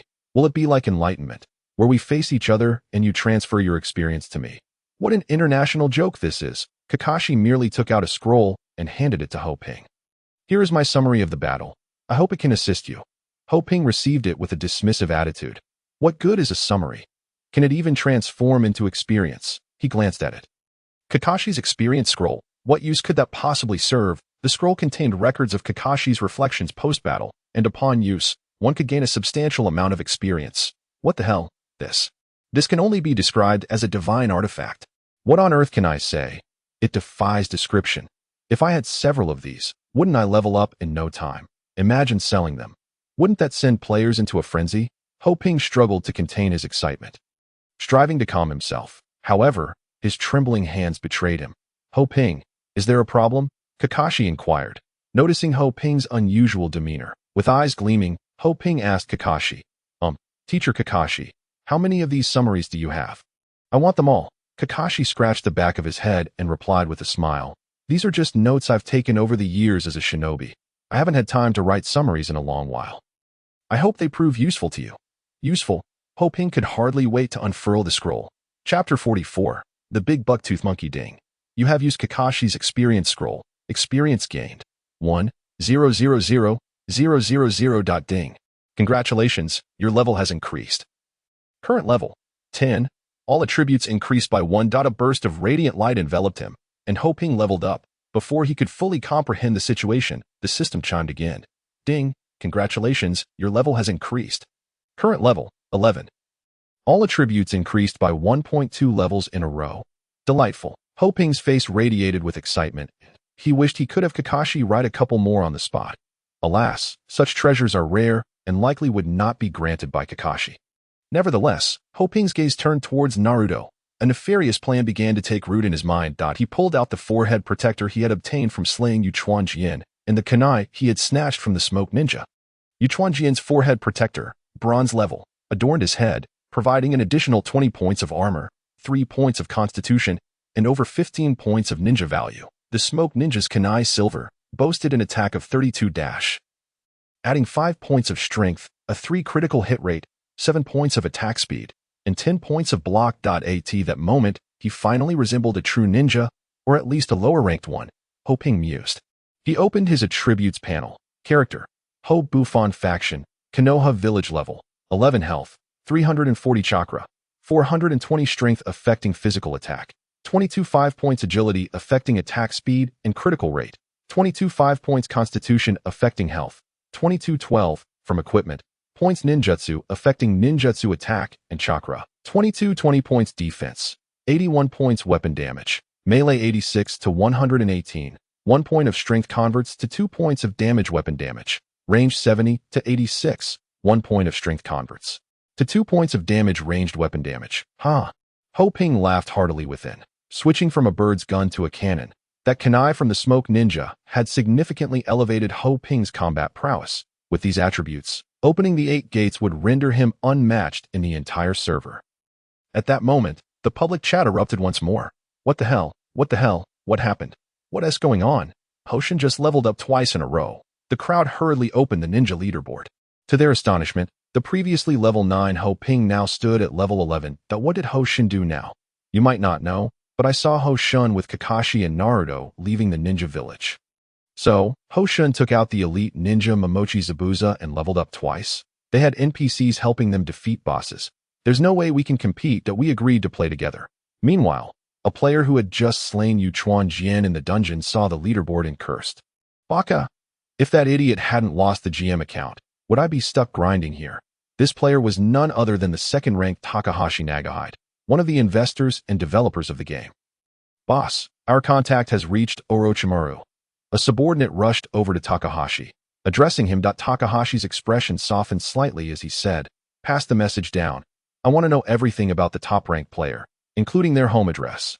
It would be best if they were someone sensible. Takahashi rubbed his nose, revealing a murderous intent, or else. Meanwhile, Ho Ping was busily drafting an announcement. Now that he had reached level 11, he regrettably possessed only 40 coins. "Brothers, lend me 10 coins. Ho Ping initially hesitated to trouble Shenhua, but his impatience had grown unbearable. "Wait a minute. I'll gather it." Shenhua quickly responded, in less than a minute. Ho Ping received an email from Shenhua. Opening it, he found 10 coins inside. That moment, his excitement rivaled that of acquiring Kakashi's experience scroll. "Shiner, Big Bucktooth." Ho Ping stammered, "I'm still alive." He activated the system's announcement feature with 50 coins. He could only input 10 characters, yet for Ho Ping, even if it cost 50 coins per character, it was worth it. Ding! System-wide announcement published. Content. Big Bucktooth. I am the monkey. Respond quickly. Big Bucktooth. I am the monkey. Respond quickly. Big Bucktooth. I am the monkey. Respond quickly. Big Bucktooth. I am the monkey. Respond quickly. The announcement echoed 3 times across the server, visible to every player. What the hell? Who is this extravagant, spending 50 coins on a server-wide announcement just to find one person? 50 coins could buy so much equipment. Look at the ID. It's Hoshin. Oh, that makes sense. At this point, I wouldn't be surprised if the system announced that Hoshin took down the 3rd Hokage. At that moment, a player out in the wild slaying boars stood frozen upon seeing the server announcement. Ignoring the wild boars' attacks, he remained in a daze. Monkey, is it truly Fangu? That player was none other than Big Bucktooth. Impossible, Fangu is dead. His body was cremated.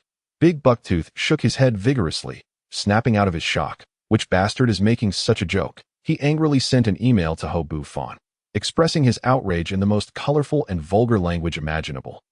Big Bucktooth unleashed every derogatory term he knew, sparing no effort. Chapter 45. Beat him to death. Ding. You have received an email from a stranger. Yi. Do you wish to accept? Soon. Ho Ping received the system prompt. He eagerly opened the email. Upon reading its contents, he was taken aback. He had anticipated Big Bucktooth's message to be filled with tears and expressions of longing. Instead, it was a barrage of insults directed at Ho Ping's entire family. Nevertheless, Ho Ping couldn't help but smile. This was the happiest moment he had experienced since entering the game. Compared to artifacts, levels, and coins, nothing brought him greater joy than receiving a message from Big Bucktooth. What is Big Brother Bufon laughing about? Sasuke and Naruto, panting from exhaustion, wondered as they observed Ho Ping's euphoric reaction to Kakashi's scroll. He must have gained some profound insight from Kakashi-sensei's experience summary. Sasuke remarked, "Truly worthy of being Big Brother Bufon," Naruto exclaimed, suddenly standing up. "I need to work hard too." Upon finishing his words, Sasuke looked at Naruto with astonishment, as if he had been injected with a surge of adrenaline, and continued to practice climbing the tree. That moment, Ho Ping smiled as he replied to Dagoya, briefly summarizing the current situation and mentioning a secret known only to him and Dagoya as evidence. I can only imagine how ecstatic he must be, Ho Ping mused to himself. Meanwhile, Kakashi, observing Ho Ping's earnestness and summarizing his experiences, couldn't help but nod in approval, deepening his fondness for Ho Ping. Ding! Congratulations, Kakashi's affection level 100. Ho Ping was left utterly bewildered. What had he done to earn Kakashi's newfound fondness? After waiting for a while, Ho Ping still did not receive a response from Dagoya. And in his anxiety, he stood up and began pacing back and forth. When he attempted to message Dagoya again, he discovered that Dagoya had already gone offline. Could it be that he went to inform Inen about this? Ho Ping speculated internally. Yes, that must be it. He nodded to himself.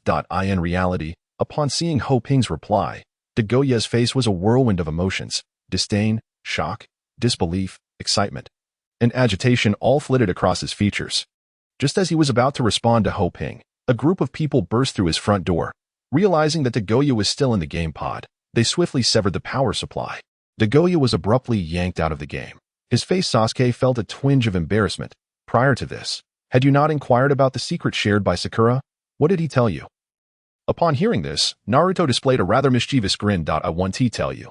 In response, Sasuke's face instantly turned a vivid shade of awkwardness.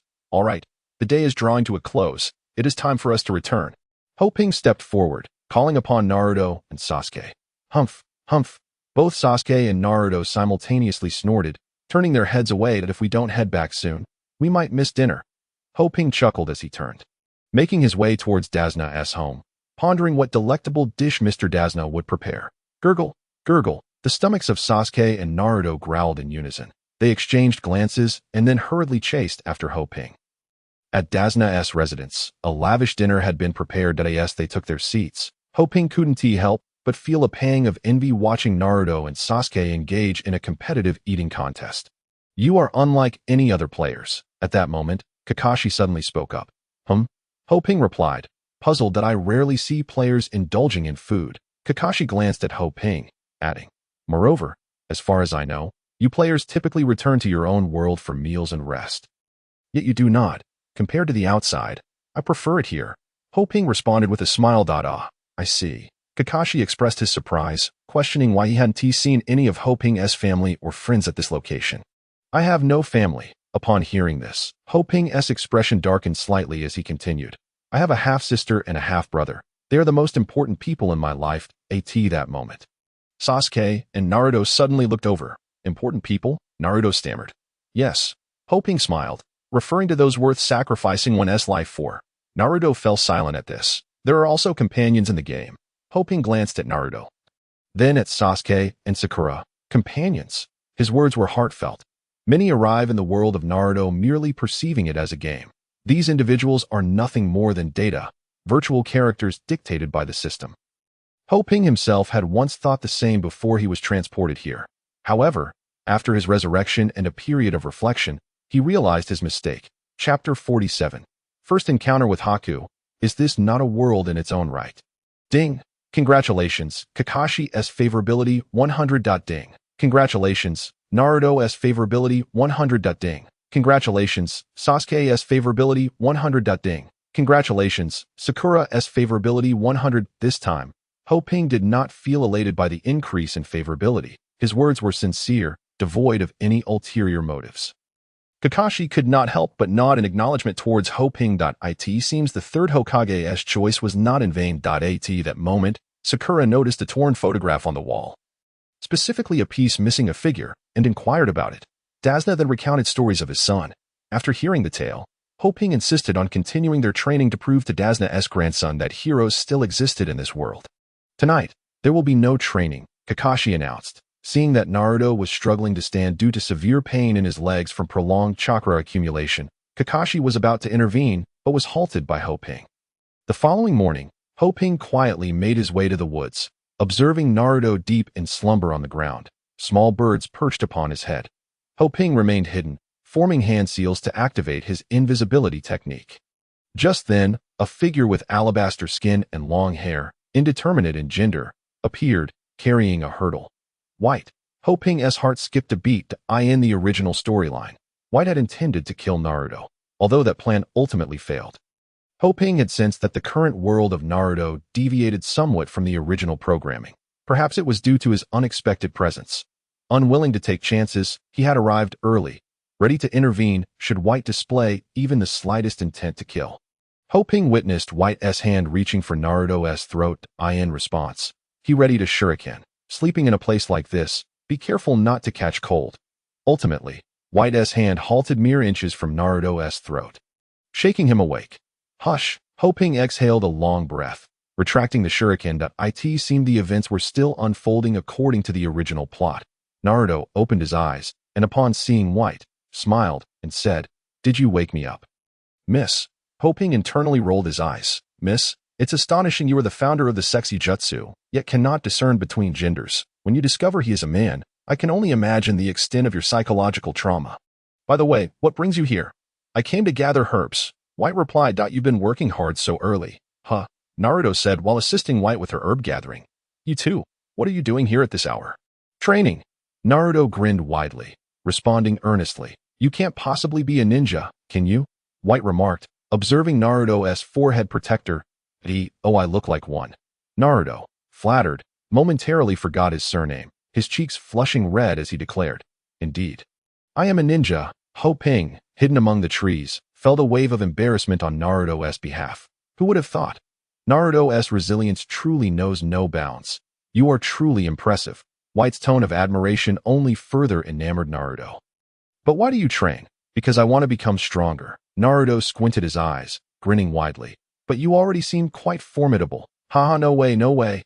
I must become even stronger." Hoping could barely suppress his desire to give Naruto a gentle reprimand to bring him back to reality. At this rate, Naruto might divulge even the color of his underwear to her. "Why? I want everyone in the village to acknowledge my strength." Suddenly, Naruto recalled something and added, "I also want to prove something to someone." "So, you're doing this for someone else? Or for yourself?" This question left Naruto momentarily speechless. White couldn't help but smile. That smile was pure and innocent, were it not for the knowledge of his true gender. Hoping might have found himself captivated. "What is so funny?" Naruto inquired. White did not respond directly, instead asking, "Do you have someone important in your heart? Important people?" "Miss, what exactly are you trying to say?" At that moment, White fell into deep contemplation. After a prolonged silence, White slowly spoke. "When one wishes to protect something important, they can truly become strong." Upon hearing this, Naruto thought of Iruka and Hoping. Smiling as he remarked, "I am well aware of that. You will become stronger." White lifted the basket and stood, addressing Naruto, "Until we meet again." With that, she departed. One more thing. White paused, turning back to Naruto. "I'm a man." Naruto was momentarily stunned, followed by an overwhelming sense of embarrassment, exclaiming, "How is that possible? You look even cuter than Sakura." Hoping watched White's retreating figure that moment.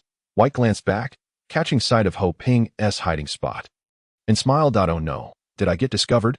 Hoping quickly checked his status. No problem. Still under invisibility. Just then, Sasuke approached, brushing past White. Sasuke seemed to sense something, turning to glance at White before walking up to Naruto. Noticing Naruto still lost in thought over White's words, he delivered a light smack to his head. "Ouch, what was that for?" Naruto asked, disgruntled. "Have you forgotten the time for dinner?" Sasuke remarked, crossing his arms. "No, it's Hoping," who spun around, deactivating his invisibility, and grinned at Naruto. Someone was having a lively chat with a miss. "Noble brother," Naruto exclaimed upon seeing Hoping's sudden appearance. "When did you arrive?" "Sister, have you been working so hard since early morning?" Hoping, adjusting his voice, mimicked Naruto's words. Naruto exclaimed, clutching his head, "You've heard everything." Chapter 48. Activation of the Sharingan. Naruto smiled mysteriously. He then proceeded to showcase the results of his night-long training before Hoping and Sasuke. Witnessing Naruto's ability to hang upside down from a branch left Sasuke astounded, while Hoping nodded in approval. In order to catch up with Naruto, Sasuke also began his training. Hoping glanced at his package. Still without a response from Big Buck Teeth, he contemplated sending another letter. He noticed that Big Buck Teeth remained offline, causing a surge of anxiety within him. "Hey, unparalleled brother, what are you daydreaming about?" At that moment, Naruto, sprawled across the tree trunk, noticed Hoping lost in thought, and called out, Look, we have both made progress. What insights have you gained from the experience summary given by Kakashi-sensei yesterday?"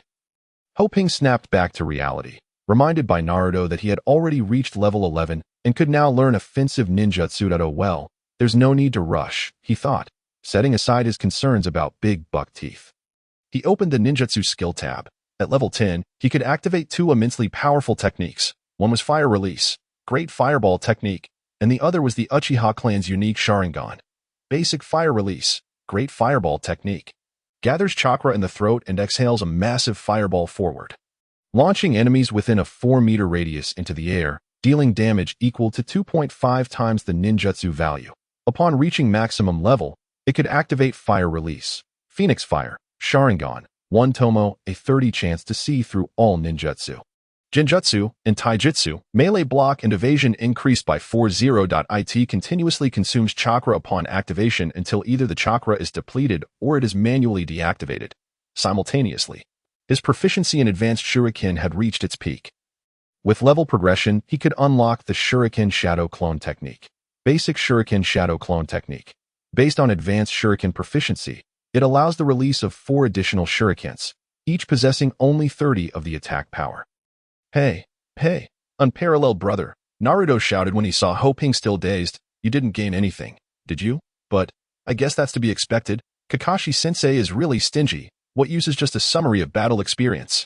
Hoping activated all his remaining experience into ninjutsu, glanced at Naruto, and with a smirk, said, Naruto, watch out. As he spoke, he hurled 8 shurikens at Naruto while forming hand seals. Cho, Su, Chun, Zisu, Hai Si. Naruto flipped to evade 4 of the shurikens, sending 4 kunai flying in retaliation. Just as Naruto was basking in his triumph, 4 shurikens appeared out of thin air, nearly in his face. Caught off guard, he had no time to react. Whoosh, whoosh, whoosh, whoosh. 4 kunai suddenly flew from the side, knocking down Hoping's 4 shurikens to it was Sasuke, who had climbed onto a branch and, witnessing Naruto's careless moment, intervened to assist. What a disgrace! Sasuke shot a disdainful glance at Naruto. Impressive, Naruto exclaimed, looking at Hoping with astonishment.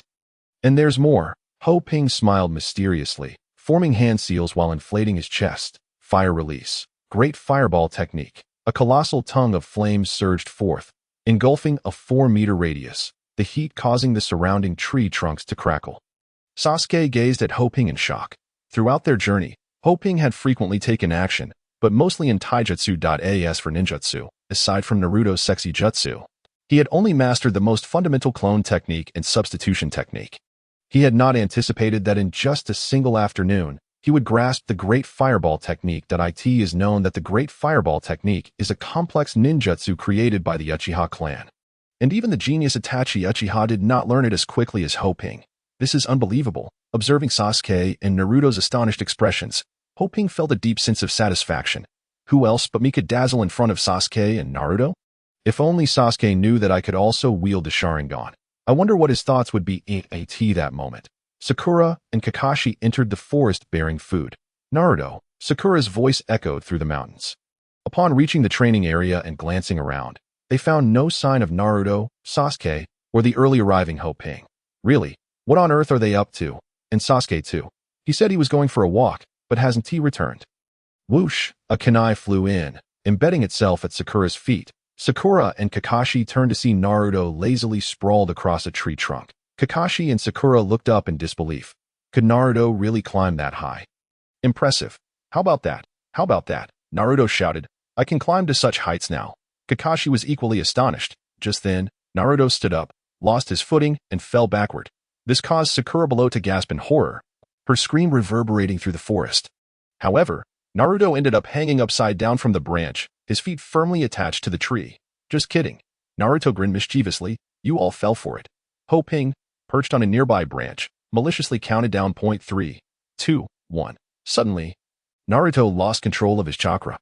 His feet slipped from the tree, and he plummeted headfirst toward the ground. At that moment, Naruto was over 10 meters above the ground. If he fell, it would be fatal. Both Sasuke and Hoping reacted simultaneously. Sasuke rushed to the branch, grabbing Naruto's ankle. Hoping followed closely. Though lacking Sasuke's ability to adhere to the tree with chakra, he grasped the trunk with one hand while holding onto Naruto's other ankle with the other. You clumsy laggard, Sasuke chided. Naruto, wide-eyed, looked at Sasuke and Hoping. Sasuke, unparalleled brother. Chapter 49. In the Land of Waves, no more Zabuza until late at night. Sasuke and Naruto continued their rigorous training. The round moon hung high, and it was now deep into the night. Another day had passed. Hoping still had not received a reply from Big Buck Teeth. His anxiety had morphed into unease, given Big Buck Teeth's character. If he knew Hoping was alive, he would surely seek him out, no matter the difficulty. Hoping was confident that his second email would sufficiently prove his identity.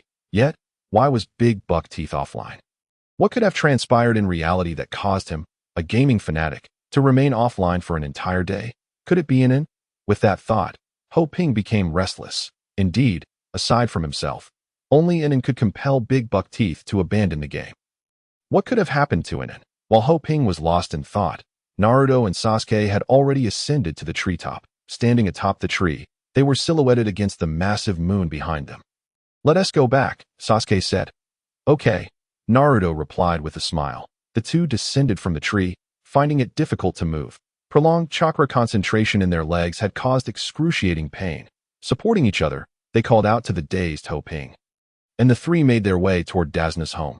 "Have you noticed, unparalleled brother has been daydreaming a lot these past few days?" Naruto whispered to Sasuke. Sasuke remained silent, gazing at Ho Ping, who wore a heavy expression. At that moment, Sasuke extended his right hand. Ho Ping was taken aback. "That I can't walk anymore," Sasuke declared. Ho Ping helped support Sasuke, and the three of them linked arms. Moving forward, the enormous round moon cast its light, elongating the shadows of the trio as they gradually disappeared into the forest. Upon returning to Dazna's home, the others noticed the three supporting each other. "What happened to you all? You look so disheveled," Dazna inquired. Naruto chuckled. "Kakashi-sensei, both of us climbed to the treetop." "Very good," Kakashi nodded, his face filled with admiration as he looked at Naruto and Sasuke. "From tomorrow on, you two will also help protect Mr. Dazna." "Really?" Naruto exclaimed joyfully, dancing with excitement. "That's fantastic." However, as Naruto moved, all three suddenly felt unsteady and stumbled, landing on their backsides. "You clumsy laggard," Sasuke lamented at the table. As Naruto and Sasuke devoured their meals with remarkable speed, Ho Ping found himself unable to appreciate the taste of his food. Kakashi, naturally attuned to Ho Ping's unusual demeanor, interjected, "If there is anything you need assistance with, do not hesitate to speak." It was then that Ho Ping realized that Naruto, Sasuke, and Sakura were all looking at him. "And us," the trio exclaimed in unison. Suddenly, a warm wave of emotion surged within Ho Ping. It was a feeling of being touched. He genuinely sensed their sincerity. Ho Ping smiled and nodded in acknowledgement. The following morning, Ho Ping and his companions rose early. "Where is Naruto?" "After pushing beyond his physical limits in yesterday's training, I doubt he can move today," Ho Ping inquired. "If I recall correctly, today marks the duel with Zabuza Momochi and Haku. It is on this very day that Naruto will awaken the Nine Tails and embark upon an extraordinary journey," Kakashi remarked. "Indeed, it is about time," he added. Dazna glanced at the time. "Well then, let us set off." Ho Ping and the others followed Dazna toward the bridge. Upon arriving, they were met with a shocking sight. The bridge was littered with corpses. Every worker who had been there brutally slain. What has happened here?" Dazna exclaimed in horror. "What transpired here?" Ho Ping and Kakashi exchanged glances. "Could it be?" Ho Ping nodded. "They have come." At that moment, a gust of wind swept through, enveloping the bridge in a thick fog. This fog, Kakashi thought uneasily, swiftly calling out to Sakura and Sasuke, while Ho Ping instinctively filled in Naruto's position. The four surrounded Dazna protectively. "He is indeed still alive." "He arrived quite swiftly," Kakashi noted. Sakura appeared somewhat anxious. "Kakashi-sensei, this must be that guy's hidden mist technique." Kakashi remained silent. "Apologies for the wait." "Kakashi," Zabuza's voice echoed from the fog, still accompanied by those useless little brats. Trembling in fear. How pitiful. It was then that Ho Ping noticed Sasuke's hand trembled slightly as he held his kunai. Yet, there was no trace of fear in Sasuke's eyes. Instead, they sparkled with excitement. Yes, excitement. Suddenly, figures darted past. 4 Zabuza clones encircled them. A smile crept across Sasuke's lips. "I'm trembling with joy." "Ho Buffon, Sasuke, engage." Kakashi's voice rang out from behind. With that command, Ho Ping and Sasuke sprang into action. Ho Ping hurled 8 shurikens. "I told you, shurikens are of no use to me." The Zabuza before Ho Ping swung his large blade, effortlessly deflecting the shurikens. At that moment, Ho Ping formed hand seals. Shuriken Shadow Clone Technique. Just as Zabuza deflected the shurikens, for more appeared seemingly out of thin air, heading straight for him. Zabuza, caught off guard by one of the clones, was struck. Boom. He transformed into a cloud of smoke. A clone technique, Ho Ping realized with a start. Meanwhile, Sasuke leapt into action, his kunai flying through the air. Swish, swish, swish, swish. The remaining Zabuza clones dissolved into puddles. He managed to see through my water clone technique. That little brat has improved significantly. Zabuza scowled as he materialized before them, flanked by the masked figure, Haku. The tension was palpable as they all locked eyes, ready for battle. Daiti seems hope Buffon's predictions were quite accurate. Kakashi remarked. Predictions? Kakashi nodded toward the masked boy. Indeed, Sasuke concurred, claiming to be the hidden Mist's assassination squad is clearly a ruse. Dazna voiced his indignation from behind, that it's obvious they're Zabuza's accomplices. Standing together without shame, Sakura said. Sasuke's gaze fixed upon Haku. I will handle that one. I detest such pretentious trickery. That boy is no ordinary foe, Haku commented to Zabuza. Although the water clone possesses only a fraction of its original strength.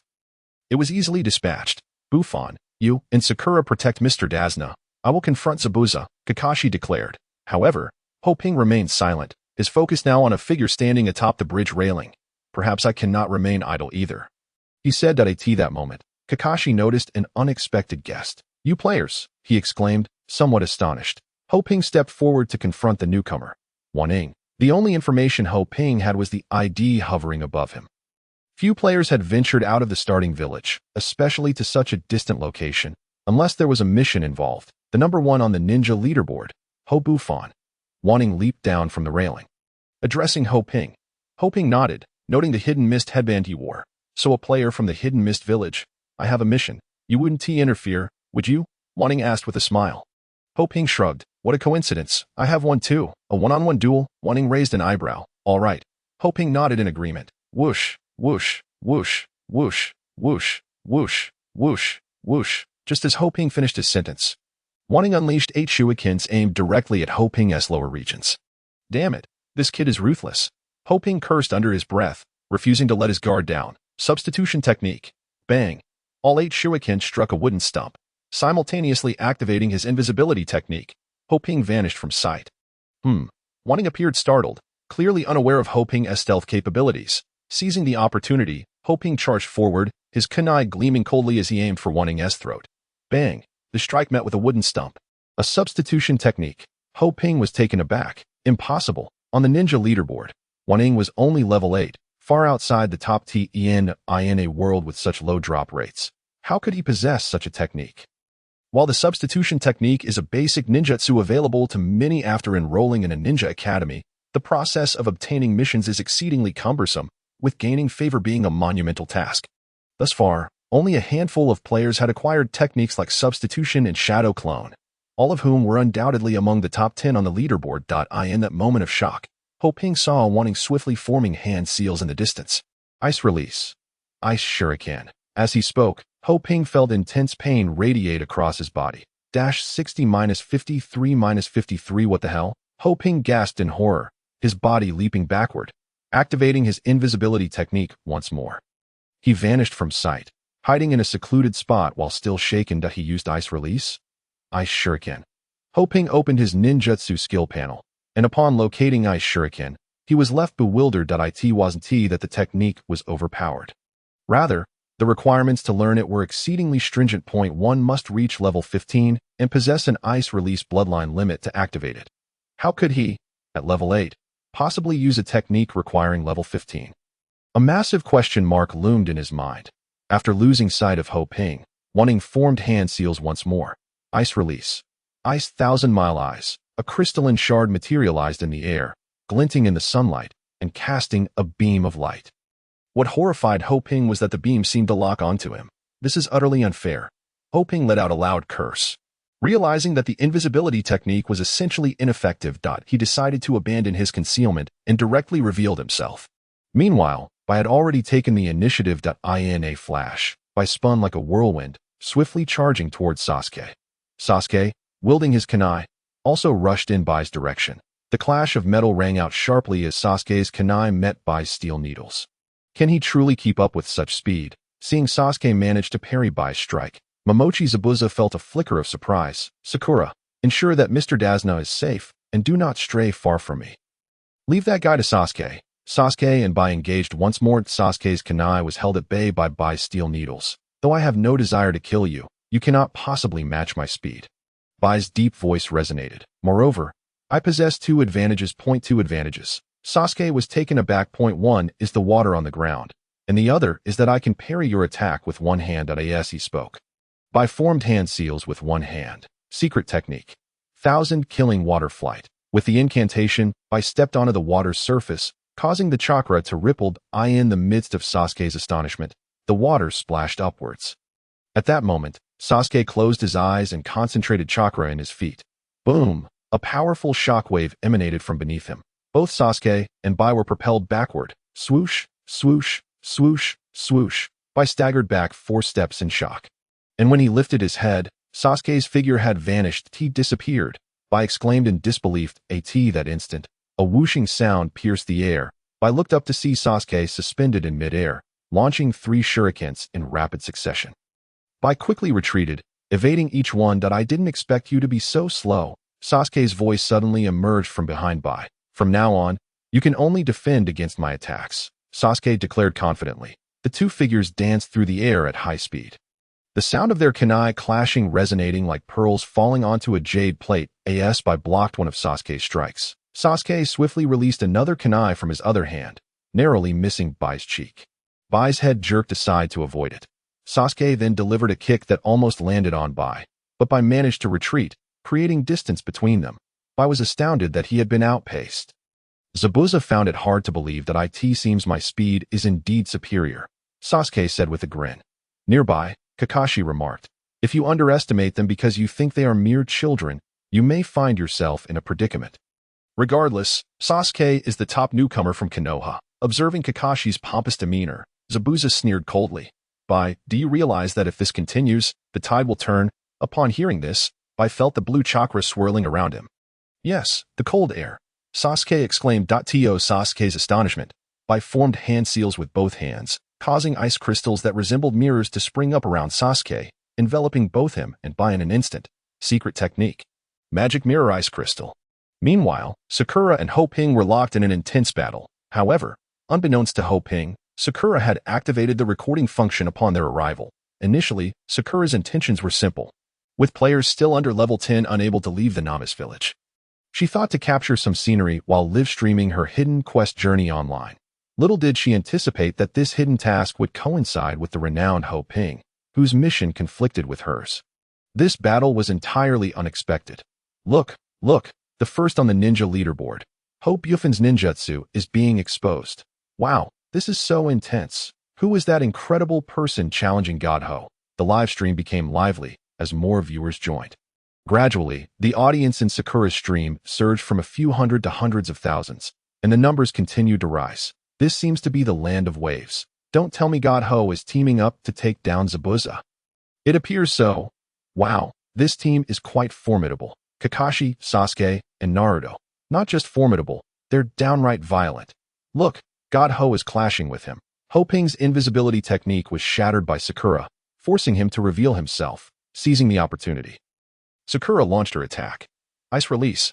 Ice pillar. Swoosh, swoosh, swoosh, swoosh. For ice pillars suddenly erupted beneath Ho Ping, skewering towards him at an angle. -80-60 The first 2 ice pillars struck Ho Ping, catching him off guard.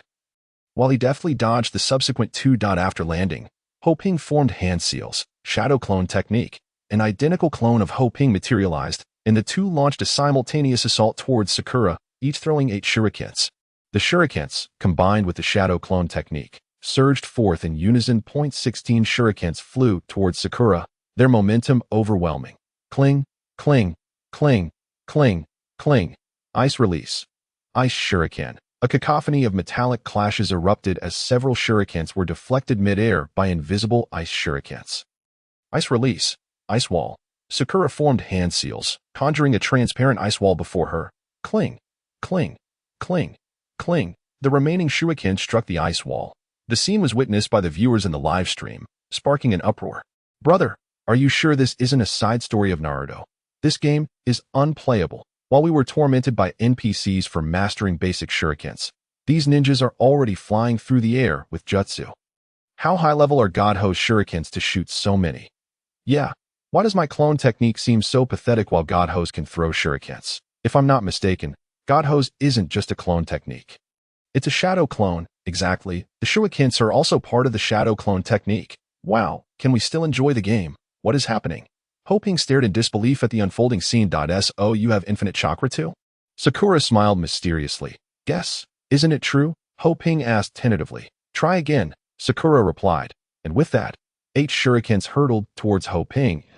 He quickly executed the substitution technique, narrowly avoiding the barrage at Oh, that's where your real body is. Sakura chuckled. Forming hand seals once more, she unleashed Ice Release, Ice Pillar. This time, 4 ice pillars emerged in succession, and Ho Ping, caught off guard, was pierced through the chest by one of them. It's over. Sakura sighed deeply. What? God, Ho was defeated in an instant. Are you blind? Can't you see for yourself? Ho Bufin is just like that. He only has a few types of ninjutsu. Well, he has higher levels in kunai and shuriken. Learned substitution and shadow clone techniques, but nothing more. Now that you mention it, it does seem that way. But this player is impressive. He actually uses Ice Release, which appears to be a bloodline limit. Bloodline limit? Perhaps it was triggered by a hidden task. That's truly a matter of luck. Sigh. It seems the #1 ninja is about to step down, just as everyone believed Ho Ping was doomed. Boom! The Ho Ping pierced through the chest transformed into a puff of smoke. What? It was a shadow clone. Exciting. Ha! God, Ho truly lives up to his name. Who just claimed he was dead? Humph. Even if he didn't die. It was only a matter of time. Yes, with just those few ninjutsu techniques, he can't possibly compete. If Ho Bufin wins, I'll eat poop on stream. In the game, Wanning observed that the figure she had slain was merely Ho Ping's shadow clone. Her brows knitting together in contemplation. You truly underestimate me. The real Ho Ping chuckled, addressing Wanning. She nodded, conceding, I acknowledge your strength. However, at this moment, you are certainly not my match. With that, Wan Ying's figure flickered as she charged towards Ho Ping. Where does your confidence stem from? Ho Ping, undeterred, brandished his kunai and advanced as well. As Wanning noticed Ho Ping rushing towards her, she abruptly halted, a faint smile gracing her lips. I possess the attributes of a lower ninja, along with the full arsenal of Ice Release ninjutsu and infinite chakra. Though the duration is limited to 3 days, she formed hand seals. But truly, you are not my opponent. Ice Release, One-Horned White Whale. Suddenly, the space before Ho Ping trembled. He quickly came to a stop, squinting cautiously at the unfolding scene. Before him appeared a colossal white whale, adorned with a crystalline horn on its forehead, charging towards him with a glacial gleam. Wan Ying's earlier words were clearly audible to the viewers in the live stream. I told you, Ho Bufin is no match, exclaimed one viewer. 3 days of lower ninja attributes, and possessing full Ice Release ninjutsu and infinite chakra. Isn't that utterly invincible? With such a formidable buff, she could breeze through dungeons and level up? Come on, it must be a hidden task buff. The rewards for completing tasks surely outshine mere leveling. Ho Shun has fallen. Indeed, it's time to descend from the pedestal of divinity. Even those who had previously defended Ho Ping fell silent. Let us not forget that Ho Ping is only level 11. And still a mere lower ninja. Even if he were level 20 and promoted to lower ninja, how could he possibly contend with someone wielding infinite chakra? Sigh. Ho Shun, the deity I once revered, has truly fallen. Open the 8 gates. Ho Ping's voice suddenly thundered throughout the live stream. The audience was taken aback. What in the world? The 8 gates. This game is becoming unplayable. Mom asks why my knees are swollen every day. I tell her it's because I play games on my knees. Ho Ping was almost engulfed the moment the one-horned whale appeared, lacking any capacity for retaliation. Yet, without hesitation, he activated the 8 gates. What a joke. A lower ninja with infinite chakra. Why should I hold back? Wanting could hardly fathom that Ho Ping would resort to the 8 gates. The flicker of panic crossed her eyes. Once Ho Ping opened the 8 gates, he charged at the one-horned whale as if under the influence of a stimulant, executing a sidekick that struck the whale's exposed tooth with a crack. The whale's tooth shattered, cascading into shards of ice. Immediately afterward, Ho Ping seized the horn. Vaulting atop the whale, he raised his fists, delivering a flurry of powerful blows to the whale's head. What a move. Akin to Wu Song battling the tiger. Ha! Go! Ho Shun. Ho Shun is magnificent. In a mere 4 or 5 punches, he obliterated the one-horned whale, leaving only a pile of ice shards. As Ho Ping landed, he cast a cold glance at Wan Ying. Killing intent. Wan Ying sensed the icy glare in Ho Ping's eyes, feeling as though she might be torn to shreds. Simultaneously, a chill crept from her heels up to the nape of her neck. Shadow Leaf Dance. Ho Ping's figure vanished in an instant. When he reappeared, he was crouched beneath Wan Ying. Before she could react, He delivered an upward kick that struck her chin, sending her soaring backward. Lotus Blossom. Ho Ping's voice floated lightly in Wan Ying's ear as he enveloped her in his embrace. What followed was a dizzying whirlwind, her body spinning at high speed, with a resounding crash. A tremendous sound reverberated throughout the live stream, and Wan Ying landed headfirst into the ground. Ho Ping leapt back, as if teleporting. Chapter 53. Uzumaki Naruto makes his entrance. The live stream fell silent. Almost everyone was in shock at the scene before them. If Ho Ping's earlier battle against 100 opponents had raised doubts of being staged, this moment silenced all critics. In this fight, Ho Ping unleashed an array of ninjutsu. One could hardly question who among the viewers could withstand it, especially the 8 gates, a technique that nearly concluded the original storyline with a single kick. Did Hoshin win? No. Look, they observed as Wan Ying's physical form suddenly fractured, akin to shedding a shell, unveiling a layer of ice crystals. Gradually, she emerged from within the icy confines. Truly, the top player on the ninja leaderboard. Wan Ying remarked. Her breath labored. It was evident that although she had not been instantaneously defeated, the recent assault had inflicted significant damage. In the original storyline, the 8 gates has a time limit, does it not? Wan Ying wiped her mouth and added, and there are penalties, if I am not mistaken. The game operates under similar rules. Wan Ying glanced at Ho Ping, who nodded in acknowledgement. Humph. Wan Ying continued. This is your strongest attack to date, and your chakra must be nearly depleted, correct? Ho Ping shrugged, offering no rebuttal. Then, let us continue, Wan Ying declared, charging towards Ho Ping with her kunai in hand. At that moment, Ho Ping and Wan Ying were engaged in a fierce clash. Sasuke and Haku were nearing the conclusion of their own battle. As Haku activated the secret technique, mirror ice crystals, the tide of battle shifted dramatically. Sasuke found himself ensnared, while Haku toyed with him effortlessly. Kakashi intended to intervene, but was halted by Zabuza Momochi. You should be facing me, Zabuza declared to Kakashi. Since Haku has unleashed the secret technique, that kid is doomed. A pained cry from Sasuke echoed from within.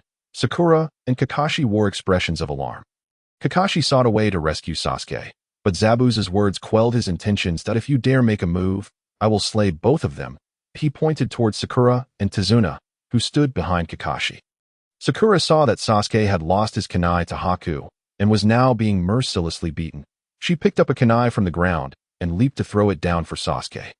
However, to everyone's surprise, Haku reached out and caught the kunai midair. Sasuke struggled to rise from the ground.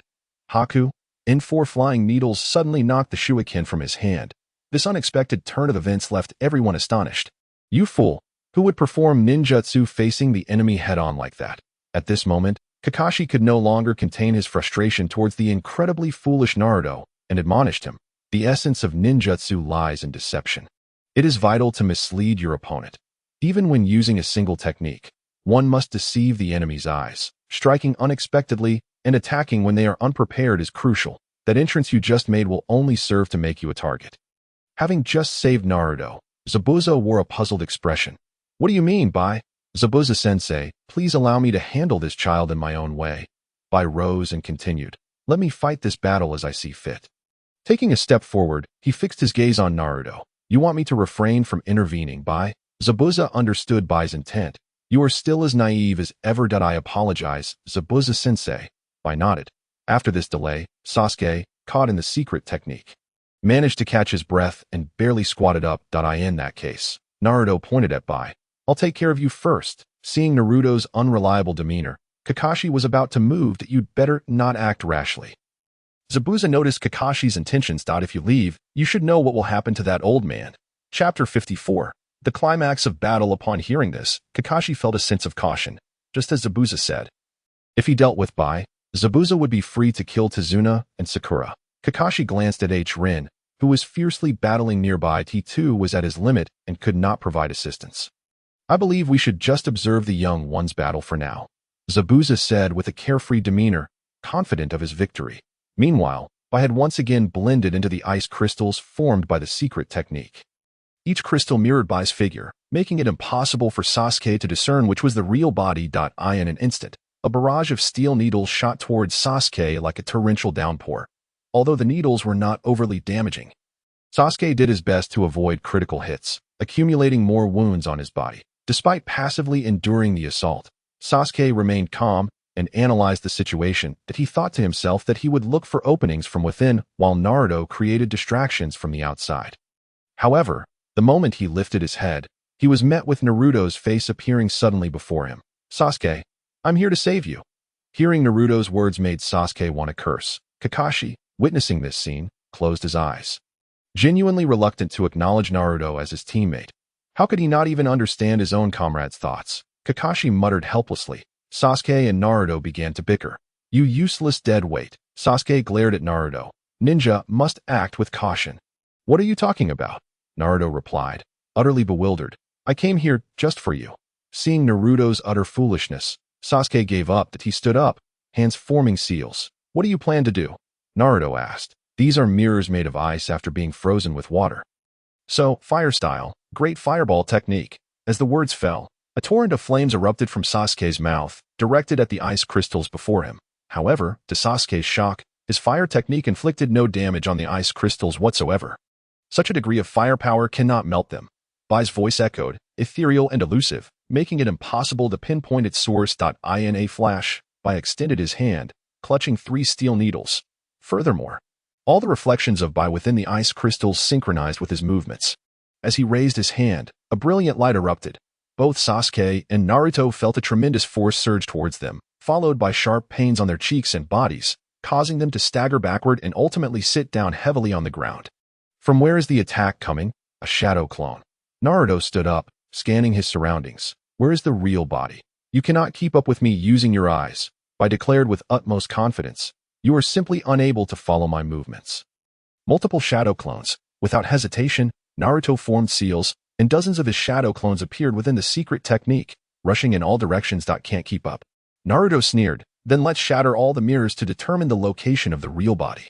Bai's figure suddenly darted out from within the ice crystals, almost transforming into a flash of light, brushing past Naruto's clones. The steel needles in his hands left wounds on each of Naruto's clones. Bang, bang, bang, bang, bang. The clones were destroyed, and Naruto's real body, battered and bruised, fell from the sky, landing next to Sasuke. "This ninjutsu utilizes mirrors to reflect my movements." Bai wasn't afraid of them discovering the secret technique's principle and stated it plainly. "To me, you appear as if time has stopped." Outside, Kakashi, upon hearing Bai's explanation, was taken aback. "That's right," Kakashi exclaimed, "that ninjutsu is a bloodline limit." "So what?" Naruto struggled to stand, his body swaying from the injuries. "How could I perish in a place like this? I still have dreams that must be realized. I will make everyone in the village acknowledge my strength and my aspiration to become Hokage." Dreams. Bai momentarily paused, recalling the moment he was saved by Zabuza. "For me, becoming a ninja is incredibly difficult," Bai said. "Thus, if possible, I do not wish to kill you, but I also do not want to die at your hands. If you insist on attacking, I will cast aside any feelings of sympathy and become a true ninja. This bridge is a battleground connecting our dreams. I fight for my dream, and you fight for yours, so please do not harbor hatred towards me." Bai's meaning was clear. "If you insist on being enemies with me and Zabuza, then I will kill you, and you cannot complain." Not far away, Sakura heard this and said to Rin, "Just like them. I am simply here for the mission." Rin nodded in understanding. "So am I." "Now your chakra is almost depleted, right?" Sakura looked at Rin and asked. Sakura truly could not comprehend how Rin possessed so many ninjutsu. She herself had gained experience buffs from missions. But after time passed, she would forget everything. In simple terms, it was like a 3-day trial. Yet Rin was different. He understood every ninjutsu, which required immense reputation and goodwill. Just mastering the 8 gates would necessitate an extensive amount of time to complete training tasks, which would be impossible to achieve otherwise. Yet Rin had managed to acquire the 8 gates without falling behind in levels. How on earth did he accomplish this? "I admit you are strong," Sakura said, "but you are truly no match for me." Rin's lips curved into a slight smile. Is that so? As the excitement among all the viewers in the live stream surged, Rin activated the Sharingan. Chapter 55, Ninetales Naruto. Is that the legendary Sharingan? I suspect Rin might be an NPC masquerading as a player. I wonder if Rin has some sort of under-the-table deal with the game developers. Rin has completely overshadowed us and left us no chance. Naruto's sexy jutsu, Rock Lee's 8 gates, and now the Uchiha Sharingan. I declare, I am quitting the game. I can't play anymore. Who was it that said Rin could only master a few ninjutsu?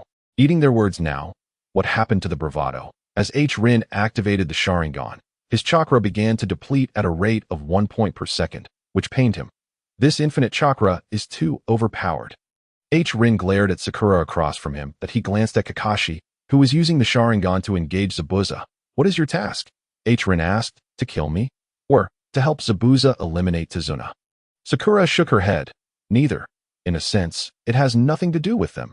As Wei Ning toyed with the kunai in her hand, she spoke. Noticing Wei Ning's reluctance to elaborate, Ho Ping chose not to press further. Since it was battle, let it be battle. If you can withstand my strike. Wei Ning formed hand seals and declared to Ho Ping, I shall acknowledge you as the foremost Hokage. The foremost Hokage? Ho Ping shook his head with a chuckle. It matters not to me, but it matters greatly to me. As her words fell, Wei Ning shouted, Ice release, breaking dragon and fierce tiger. In an instant, an icy serpent surged forth, hurtling towards Ho Ping. Seizing the moment while the 8 gates were still active and having activated his Sharingan, Ho Ping's speed became even more agile that he leapt up, evading the onslaught. Ice release. Ice pillar. Upon landing, there was no time to catch his breath. He darted left and right to avoid the icy pillars that erupted from the ground. Just then, the ice serpent charged once more. Ice release. Ice shuriken. The previously undetectable ice shuriken now revealed its trajectory under the gaze of the bloodline eye. Clang, clang, clang. With a high block probability, Ho Ping effortlessly deflected Wei Ning's ice shuriken with his kunai. However, the ice serpent had already reached him. With no time to evade, the serpent collided directly with Ho Ping. The tremendous impact sent him flying backward for over 10 meters, nearly plunging him off the broken bridge. Holy smokes, what power! How exhilarating! When will I be able to wield such jutsu? In my lifetime, I may never see it. Haha. Then you must be quite short-lived. Haha. This live broadcast gave the audience a sense of watching an anime. It was truly hard to believe that 90% of the players were still at the stage of throwing shurikens and wielding kunai against monsters, while some had already mastered jutsu that soared through the skies. The kind of jutsu that could turn the tide with a mere flick of the wrist was genuinely enviable. Wei Ning had initially thought that Ho Ping would be instantly defeated. After all, this was the most powerful single-target jutsu she could unleash. There were still several formidable area jutsu left uncast, but upon glancing at the distant Dazna and Sakura, she decided against using them. However, to her astonishment, Ho Ping managed to hold back the oncoming ice serpent solely with his hands. He gripped the gigantic head of the serpent tightly. The disparity in size was staggering, yet an unbelievable scene unfolded. Just as everyone was sweating for Ho Ping, an unexpected event occurred. A surge of red chakra shot skyward. A massive wave of energy swept outward. It was Naruto. Naruto had erupted. The first Hokage's legend was born. I believe the title of first should belong to Hoshin. Yes, I think so too. Thus, while Ho Ping struggled on the brink of death, the title of the first Hokage's legend was unanimously bestowed upon him by all the players. Ho Ping also caught sight of the ascending red energy wave. Victory. With the 9 tails unleashed, who could rival him? At that moment, within the secret technique, Naruto had completely lost control after Sasuke fell unconscious. Chakra materialized, coalescing into the form of the 9 tails behind him. His wounds healed at a visibly rapid pace. The gentleness that once resided in Naruto's eyes was now replaced with the ferocity of a bloodthirsty beast. White's gaze met Naruto's. In an instant, he felt compelled to take a step back, intimidated by the overwhelming aura. Has the seal been broken? Kakashi also sensed that familiar chakra, one that had nearly brought destruction to Konoha, and was instantly taken aback. It seems we must act quickly. Unleashing the 9 tails chakra, Naruto's nails transformed into claws, his body low to the ground as he charged towards White like a ferocious beast. Such an astonishing killing intent. White was the one most attuned to Naruto's transformation. The sudden change left him somewhat dazed. Entirely different from the Naruto of moments ago. He watched Naruto charge.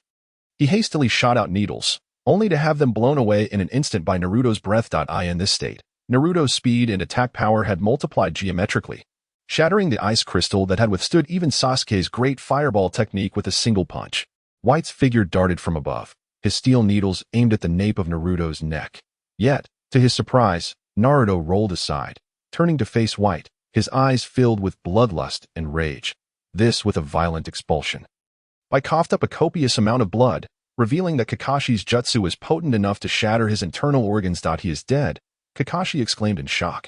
Hehehe, Zabuza sneered coldly. Well done. Bai, truly a treasure found. Such heartless words left everyone in disbelief that it seemed as if, in Zabuza's eyes, Bai was merely a tool, as he claimed. Seizing this opportunity, Zabuza unsheathed his decapitating sword and ruthlessly swung it towards Kakashi and Bai. Showing no regard for the comrades who remained oblivious to their impending doom, Kakashi cradled Bai's lifeless body and leaped backward, landing safely away at the moment of Bai's death. The struggling Ho Ping had reached an adjacent point. Faced with the inexhaustible chakra of Sakura, Ho Ping felt utterly powerless. Just as he believed he was defeated, poof, the ice serpent before him vanished. Observing the dazed Sakura, Ho Ping, despite his confusion, recognized this as a once-in-a-lifetime opportunity. With a swift motion, he surged forward, quickly closing the distance to Sakura while forming hand seals. Fire release. Great fireball technique. Just as Ho Ping was about to unleash his jutsu, he noticed Sakura frantically waving her hands.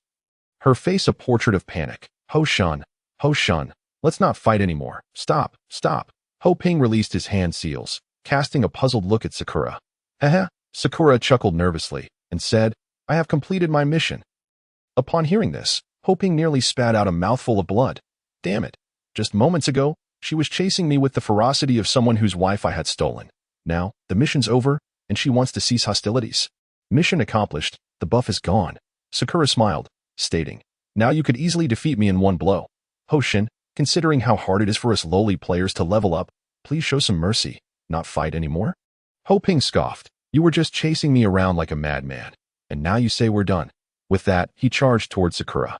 However, this time, Ho Ping left his shuriken and kunai behind, approaching her with bare fists.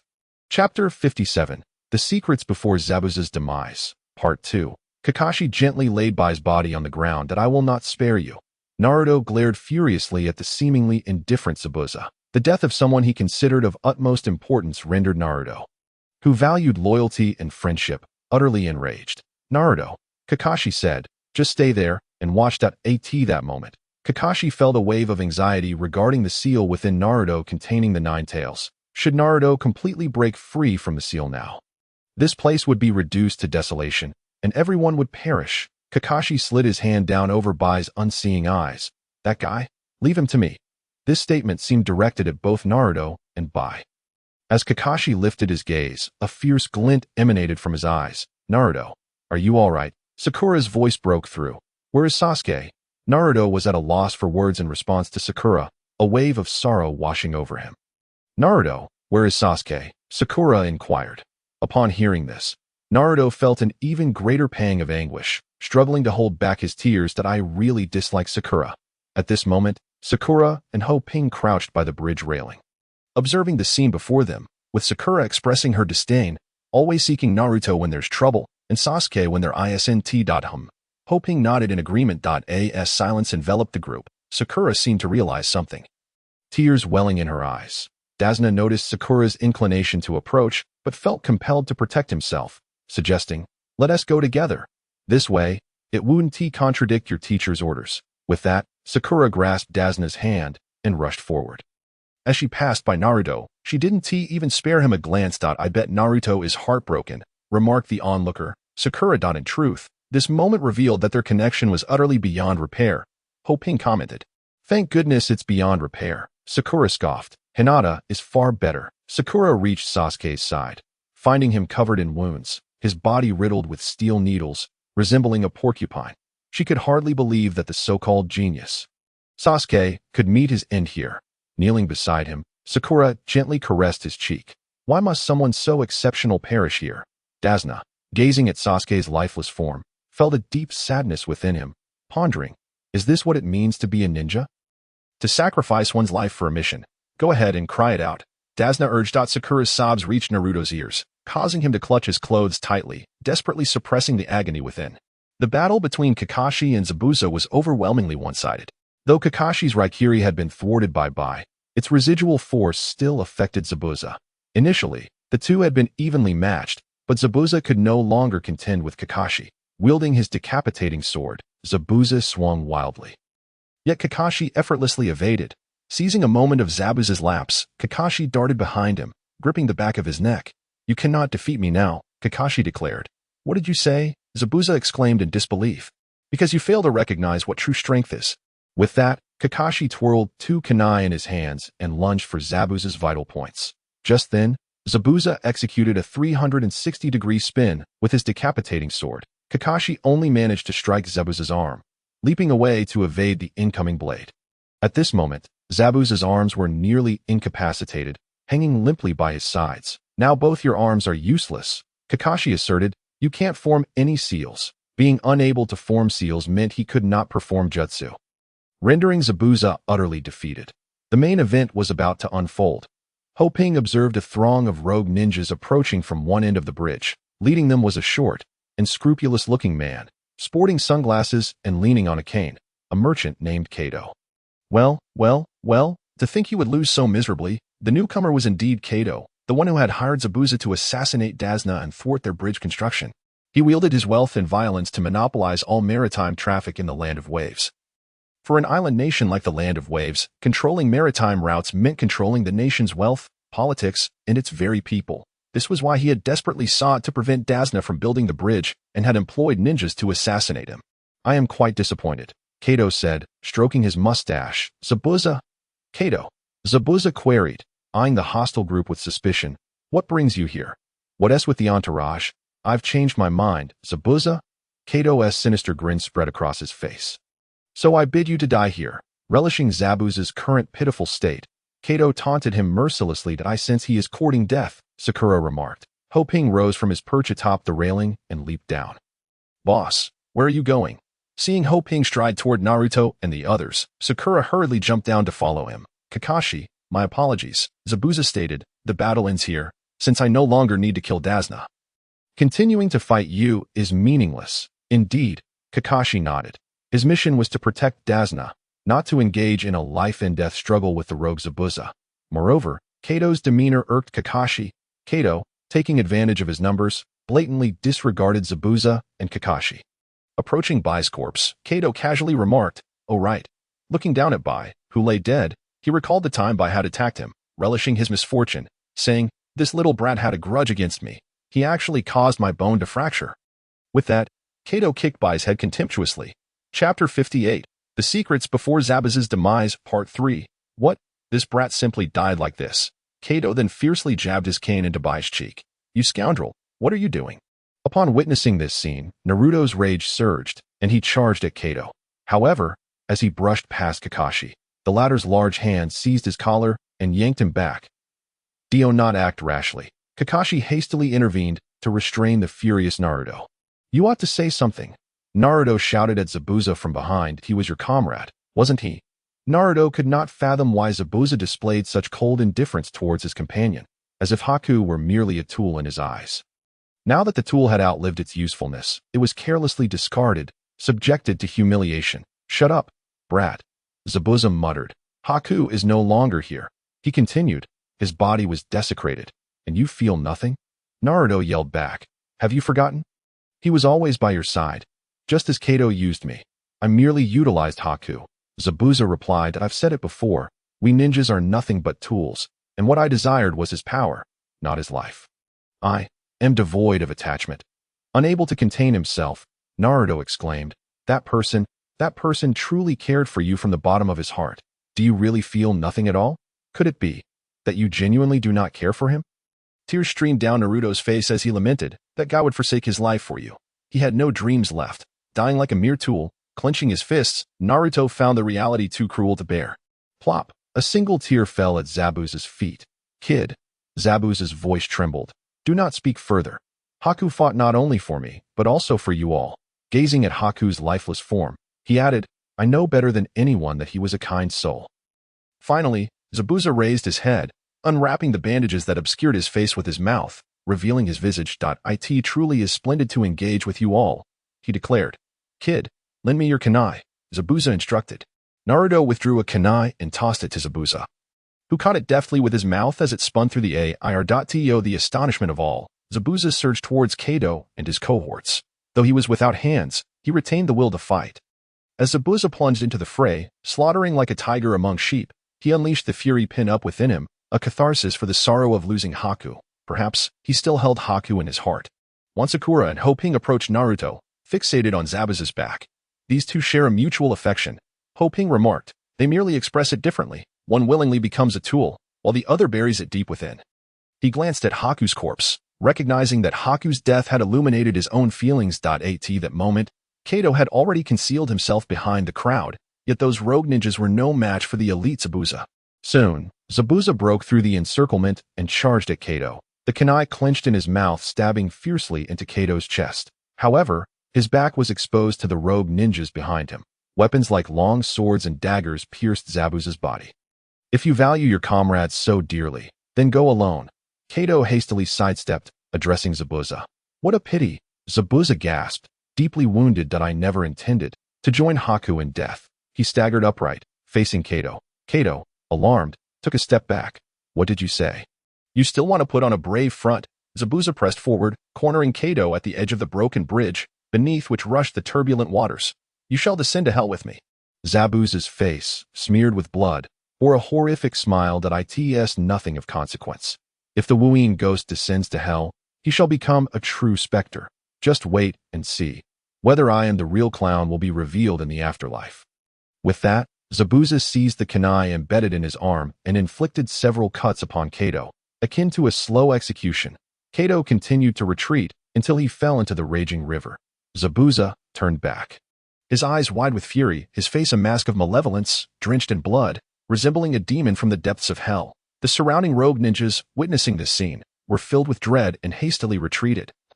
Clearing a path for Zabuza, stumbling, he made his way towards Haku's body, as if he could perceive Haku's presence. Thank you. I'm sorry. Perhaps these were the words Zabuza longed to convey to Haku.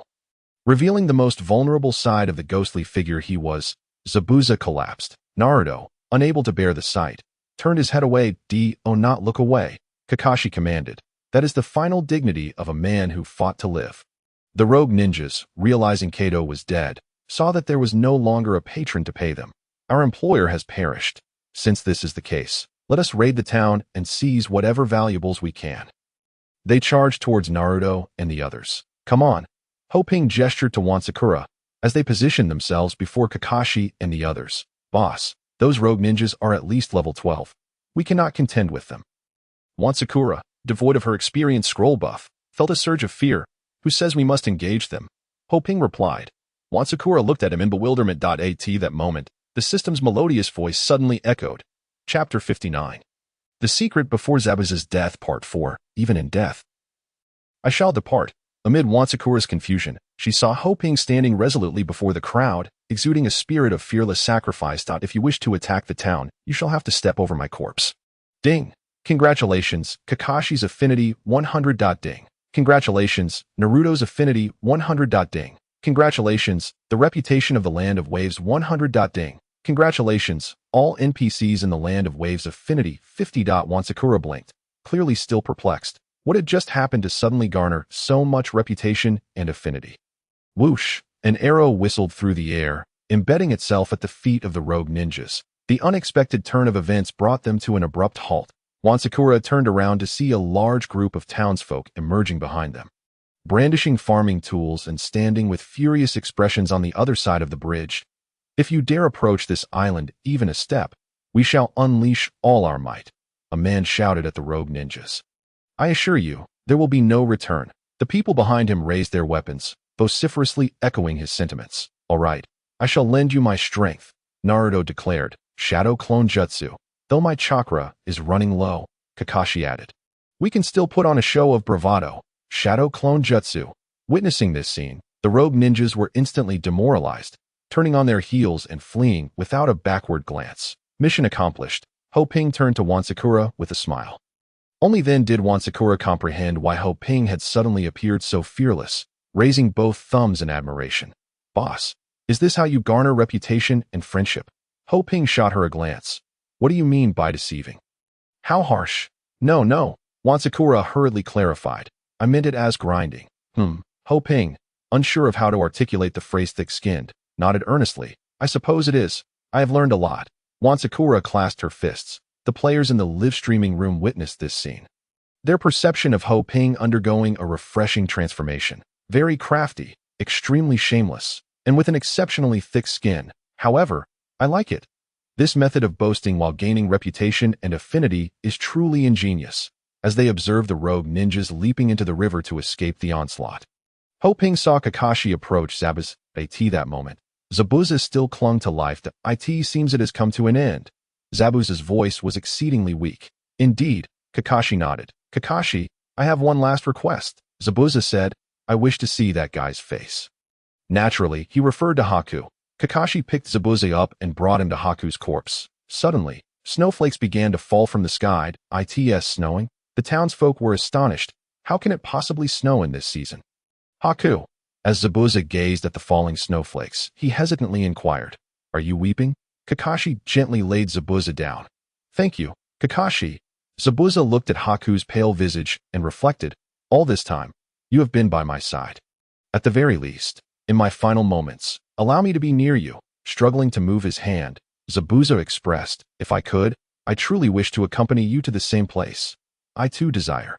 He murmured, caressing Haku's cheek. As a tear slipped from Haku's eye, Ho Ping approached Zabuza, feeling deeply affected by the scene before him. In the original narrative, the deaths of Haku and Zabuza had left him with a profound sense of loss. At that moment, Ho Ping had no intention of stripping equipment. He merely wished to do something for Zabuza and Haku. Nothing more. I will lay you to rest together. Ho Ping knelt before Zabuza. Addressing Haku, I have heard that he was born in a village blanketed in snow. I shall find a place where snow falls year-round to inter you both. Zabuza looked at Ho Ping, a sorrowful smile gracing his lips. Thank you, player. I hope that when I encounter you in your world. Before Zabuza could finish his sentence, his eyes fluttered shut. What? Ho Ping jolted. Zabuza, what did you just say? But Zabuza had already succumbed to death. I hope that when I encounter you in your world. What does it mean to hope to meet you in your world? Ho Ping pushed against Zabuza, calling out, Zabuza, Zabuza. Noticing Ho Ping's unusual demeanor, Wanting hurried over. Boss, what is the matter? Ho Ping exhaled deeply, gazing at the lifeless Zabuza, a surge of anger swelling within him. You should have finished your words before dying. Who can endure such half-finished statements? Ignoring Wanting, Ho Ping continued to mull over Zabuza's final words. Could it be that Zabuza knew something? That seemed impossible. He was merely an NPC defined by the program. Yet, how could a programmed NPC utter such profound words? Was it possible that this too was preordained by the system, designed to surprise the players? Surely, the developers were not so trivial. Did that imply that Zabuza would appear in the real world? In other words, did Zabuza possess knowledge of some secret connecting the game world and reality? The more Ho Ping pondered, the more his head ached. Boss? Boss? Wanting nudged Ho Ping, exclaiming, Are you all right? Seeing Ho Ping lost in thought, his expression fluctuating, she called out urgently, Wait. Ho Ping suddenly stood up, his face alight with excitement. Chapter 60. The storm approaches. Edo Tensei. A surge of exhilaration coursed through Ho Ping. Yes. This is the only way to resurrect Zabuza Momochi. As long as I utilize Edo Tensei to bring Zabuza back, I can uncover the truth. Observing Ho Ping's changing expressions, Wanting felt a twinge of anxiety. Could it be that during their earlier duel, she had struck him too hard and damaged his mind? That couldn't be. While Ho Ping reveled in his plan, he remained unaware that the live broadcast of the battle was being fervently shared online. The fervor was so intense that it caused the website to crash. Various threads stemming from this event surged in popularity, successfully dominating the day's trending topics. Among them, one post rationally analyzed Ho Ping. Who is this Ho God? The article provided a very objective evaluation of Ho Ping's overall level and connected all the events that had transpired since the game's launch, making bold speculations. The author posited that while all players were around level 2, someone had slain the first wild boss, the bandit chief, and that individual was undoubtedly Ho Ping, who at that time could not have exceeded level 4.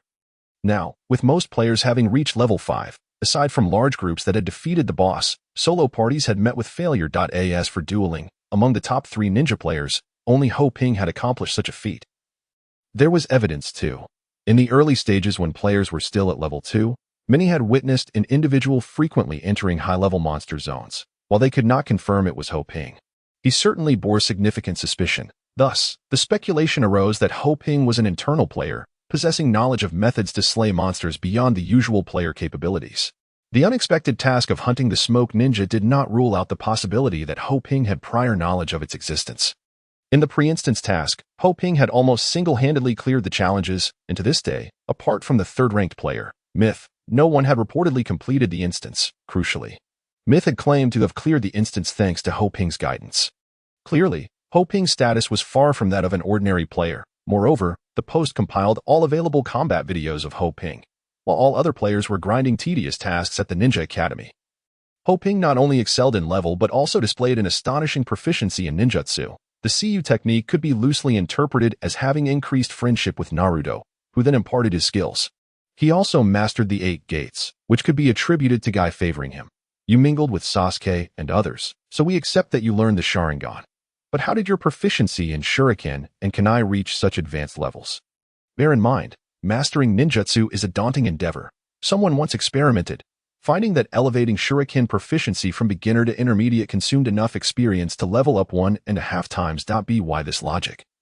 If Ho Ping hadn't invested experience into his ninjutsu, he would be at least level 20 by now. Once this post surfaced, a massive influx of players flocked to it. Many clamored for Ho Ping to explain himself. Yes, he must come forth and clarify. What fairness remains for us players? What fairness is left in this game? Exactly. Let's go to the official website and file a complaint. Spurred on by some, numerous disgruntled players followed suit, flooding the official website's comment section with complaints. In the capital, within a courtyard in the second ring, a young man was fixated on his computer, clearly conspiring against the boss. However, anyone capable of stirring such a large wave of sentiment was undoubtedly no ordinary foe. He needed to consult with the fourth brother. After saying this, he shut down his computer, exited the room, and traversed through the ceremonial gate into a spacious courtyard where 6 or 7 luxury cars were parked. The more the pot boils, the more it stinks, he remarked, pausing before one of the cars. Today, I shall take you for a spin. Meanwhile, in a villa on the outskirts of Jinling, a young man in his 20s was also engrossed in the post, pondering whom Ho God had offended. After muttering to himself, he took out his phone and dialed a number. No matter the cost, ensure that you uncover the individual stirring the pot behind the scenes. In the top floor lounge of the Sama Group, someone reassured, rest assured, we have our people fanning the flames. This post is sufficient to draw Ho Bufan into the limelight. Once he replies, we will ascertain his whereabouts. Well done. Once our Shadow Slaughter family is established, you shall not be neglected. The speaker was none other than the player who had been eliminated by Ho Ping twice in the game. Shadow Slaughter puffed on a cigar, surveying the online posts with a sinister smile. In the game, you are a deity. In reality, you are but a pawn. Let's see how I can bring you down. While these 3 factions vied for Ho Ping in the shadows, he had already completed the Wave Country mission and returned to Konoha. Ding! Congratulations, you have completed the B-rank mission in the Hidden Leaf Village. Reputation reward, 1,000. Gold reward, 50. Experience reward, 130,000. Ding! Congratulations, you have leveled up. Current level, 12. Ding! Congratulations, you have received a reward. Leaf Village's Jinin Headband. The Konoha Headband, Silver Grade, requires a level of 12. Type, Headgear.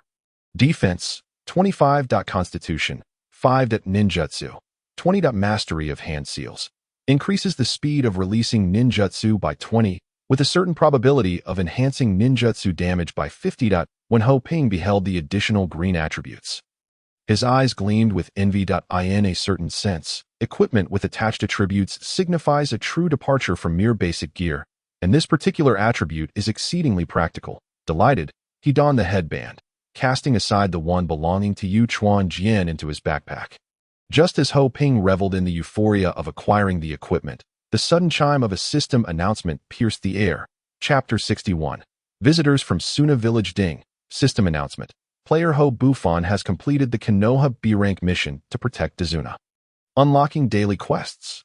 Players may now collect daily tasks at the Hokage building, and upon completion, can earn NPC favorability and Konoha Village reputation as rewards.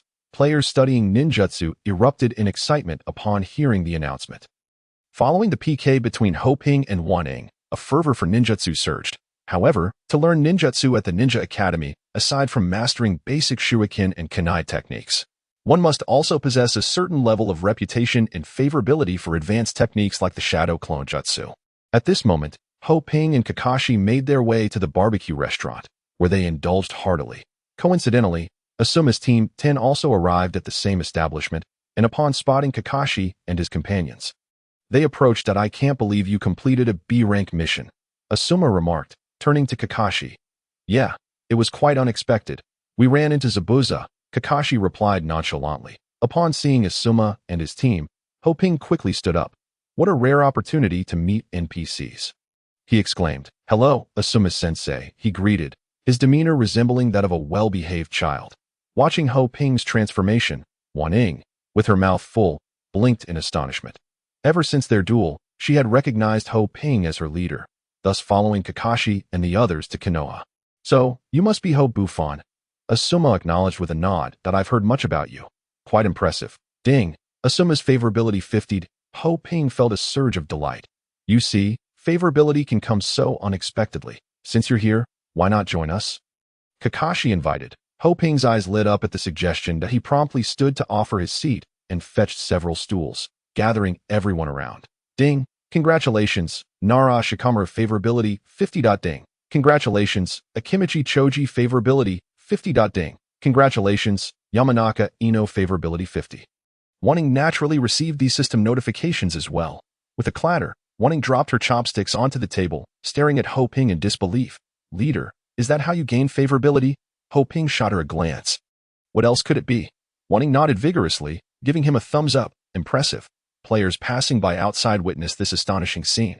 "Wow, I see Hoshin dining with NPCs. It seems to be Asuma's Team 10. No wonder his reputation is rising so quickly. He's buttering them up. Good luck buttering up. But does the horse even pay you any mind? Haha. It appears that Wan Ying, who battled Hoshin, is also among them. Following Hoshin seems to be a sound decision. I've made up my mind to join his family." Such blatant flattery. After finishing their meal, Ho-Ping received an email from Myth, stating that the family establishment regulations had been finalized. Thus, he bid farewell to the others, and he and Wan Ying made their way to the base. Upon arriving, Ho-Ping saw Myth waiting outside the door. "Why not go in?" Ho-Ping inquired, surprised, as he remembered Myth was not typically so courteous. Myth cast a resentful glance at Ho-Ping and then at the door. Following his gaze, Ho-Ping spotted the icy beauty NPC, Fuji Miss. "Long time no see." He approached her with a cheeky grin. "Get lost," Fuji coldly huffed. "All right." Ho-Ping quickly stepped back that he momentarily suspected she might actually retaliate. "Humph." Fuji turned and entered the building. Ho-Ping awkwardly touched his nose. It was a rare sight to see Ho-Ping snubbed by an NPC, causing Wan Ying and Myth to stifle their laughter. "What are you laughing at?" Ho-Ping turned to glare at Wan Ying. "My wife is having a baby today," Wan Ying managed to say, suppressing her amusement. "And you?" Ho-Ping inquired, glancing at Myth, whose face was stormy. "My wife is also having a baby today. So, your wives are the same person." Ha ha ha. At last, Wan Ying and Myth could no longer contain their laughter, bursting into hearty guffaws. Seeing this, Ho-Ping immediately rushed over, and the three began to playfully tussle. Sometimes, relationships can be so wonderfully peculiar, effortlessly forming friendships. After their playful antics, they got down to business as Myth shared the organized regulations with Ho-Ping. He nodded in agreement. Wan Ying glanced at Myth in surprise. "Bro, you're not an ordinary person in real life, are you?" Myth chuckled but did not respond. Wan Ying, perceptive, chose not to press further. Once everything was prepared, and taking advantage of the momentum from the PK with Wan Ying, Ho-Ping decided to formally establish the family and recruit members. "Leader, what shall we name our family?" Ho-Ping gazed towards the horizon, determination and a trace of ambition glimmering in his eyes. "Ho-Min." Wan Ying and Myth exchanged glances, both recognizing the flicker of ambition in Ho-Ping's gaze. Perhaps, at that moment, Ho-Ping could not fathom that in a few years, Ho-Min would not only become a renowned family in the Naruto world, but also a formidable force in reality, standing alongside some of the most illustrious families of the time. With everything set, Ho-Ping headed to the Hokage building to finalize some procedures with the third Hokage. However, midway, he suddenly heard Naruto's furious shout, "Let him go!" At that moment, Naruto and Sakura faced a male and female ninja. Among them, one clad in black ninja attire, carrying a mummified figure, had one hand raised, gripping the Konoha's own Konohamu tightly. "It hurts, you brat." Chapter 62. The arrival of Gaara in Suna village. Kankuro, Ho-Ping crouched atop a tree, astonished at the unfolding scene. Could it be that Gaara and his team have arrived? The Chunin exams are about to commence. Don't be like that. Be careful, or you'll get hit. Temari, wielding a gigantic fan, glanced around and remarked, if a conflict were to break out here, a throng of onlookers would quickly converge. As outsiders from Suna village, they could easily become the target of a mob. I'm sorry. This is all my fault for being reckless. Sakura, witnessing the scene, felt anxious and hurried to explain. Yet, Kankuro was not inclined to listen, sneering. These fools are Konoha's genin. Before the troublesome ones arrive, let us have some fun with you, he said, tightening his grip on Konohamaru. Although suspended in the air, Konohamaru struggled valiantly against the pain. You've got quite the spirit, little brat, Kankuro remarked, increasing his grip further. Naruto, fists clenched and veins bulging, could no longer restrain himself and charged at Kankuro. Noticing Naruto's approach, Kankuro interlaced his fingers as if playing a tune. Just then, Naruto felt an unseen force strike his feet, causing him to topple over onto the ground. What just happened? Naruto exclaimed in shock as he tried to rise. What the hell? Kankuro scoffed, dismissing the Konoha genin as weaklings. Hey, let him go, Naruto shouted, now standing, pointing accusatorily at Kankuro. Or else, I won't let you off the hook, idiot. Seeing this, Sakura rushed forward to stop Naruto. You're the real idiot. Why keep fanning the flames? This guy is really annoying. Kankuro squinted at Naruto, raising his fist menacingly towards Konohamaru, and continued, I absolutely detest brats who are so arrogant at such a young age. A surge of murderous intent erupted from Kanjiro as he exclaimed, I truly wish to kill him. Naruto and Sakura, upon hearing this, were left in utter astonishment. They had never anticipated that a foreigner would arrive in Konoha, brazenly declaring his intent to take a life. Forget it. I'll leave it be, Temari said, turning her head aside with a tone of resignation. It appeared that this was not the first time such an incident had occurred. Helping assess that, despite Kanjiro's formidable strength, even with the 8th gate opened, he would not simply be dispatched in an instant. Moreover, Sasuke should have already positioned himself nearby. With Naruto, Sasuke, and himself together, they might stand a chance against Kanjiro and Temari. I'll dispatch this short pumpkin first, then deal with that incessant brat over there. Kanjiro was resolute in his determination to eliminate Konohamaru. As he spoke, he swung his left fist like a taut bowstring, aiming a powerful strike at Konohamaru. Simultaneously, sensing the dire situation, Naruto rushed toward him at breakneck speed. However, at that moment, a pebble suddenly flew through the air, striking Kanjiro's hand that was gripping Konohamaru. A few drops of blood fell into the air, and Konohamaru tumbled to the ground. Kanjiro clutched his injured hand, grimacing in pain. Turning to the side, he spotted Sasuke perched on a nearby tree trunk, casually tossing a pebble in his hand. How dare you be so audacious in another's village? Just as Kanjiro was taken aback, a voice nearly whispered in his ear, Indeed, I have never encountered someone so arrogant. Halping revealed himself, having dispelled his concealment technique. Under normal circumstances, sneaking up on Kanjuro with a basic invisibility skill would have been quite the challenge. But with Sasuke drawing his attention, it became effortless. The glint of cold light flashed as a kunai danced before Kanjuro's eyes, causing him to break into a sweat. Temari, too, wore a tense expression, hesitant to act rashly. Sasuke, is that you, my exceptional brother? Naruto exclaimed, his face lighting up upon seeing Halping and Sasuke. When did you get behind me? Kanjuro thought in shock, realizing he had failed to notice, casting a glance at Sasuke. He thought, another bothersome brat has joined the fray. Get lost, Sasuke coldly commanded, crushing the pebble in his hand into powder. Halping flicked his wrist, producing 3 explosive tags. Shall we make a bit of noise to bid farewell? I detest you brats who can only boast with words.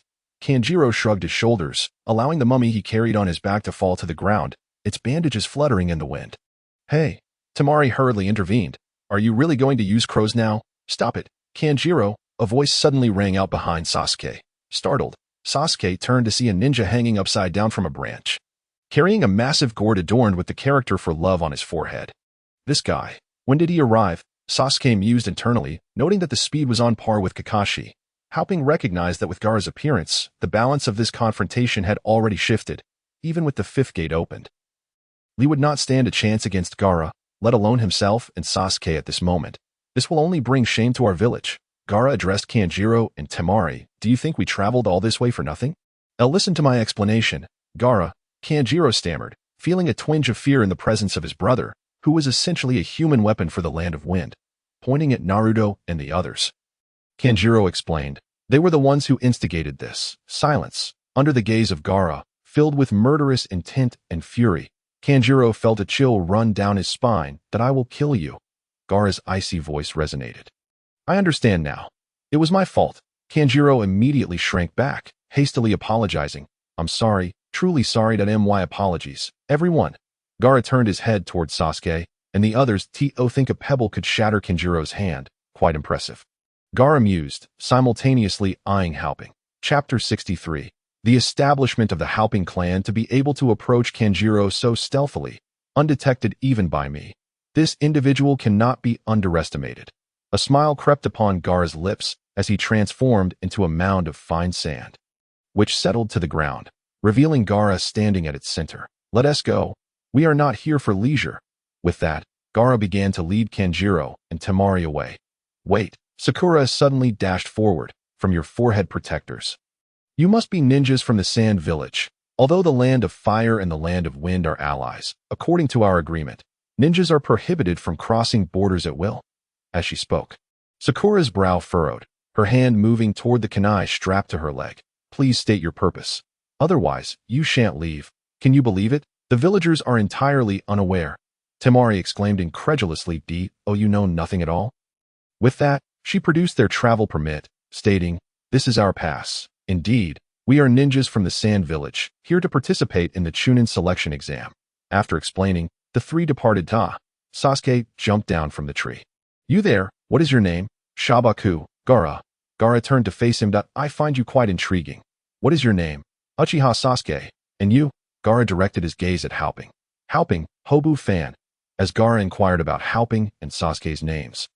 Naruto, who stood nearby, chimed in eagerly. What about me? What about me?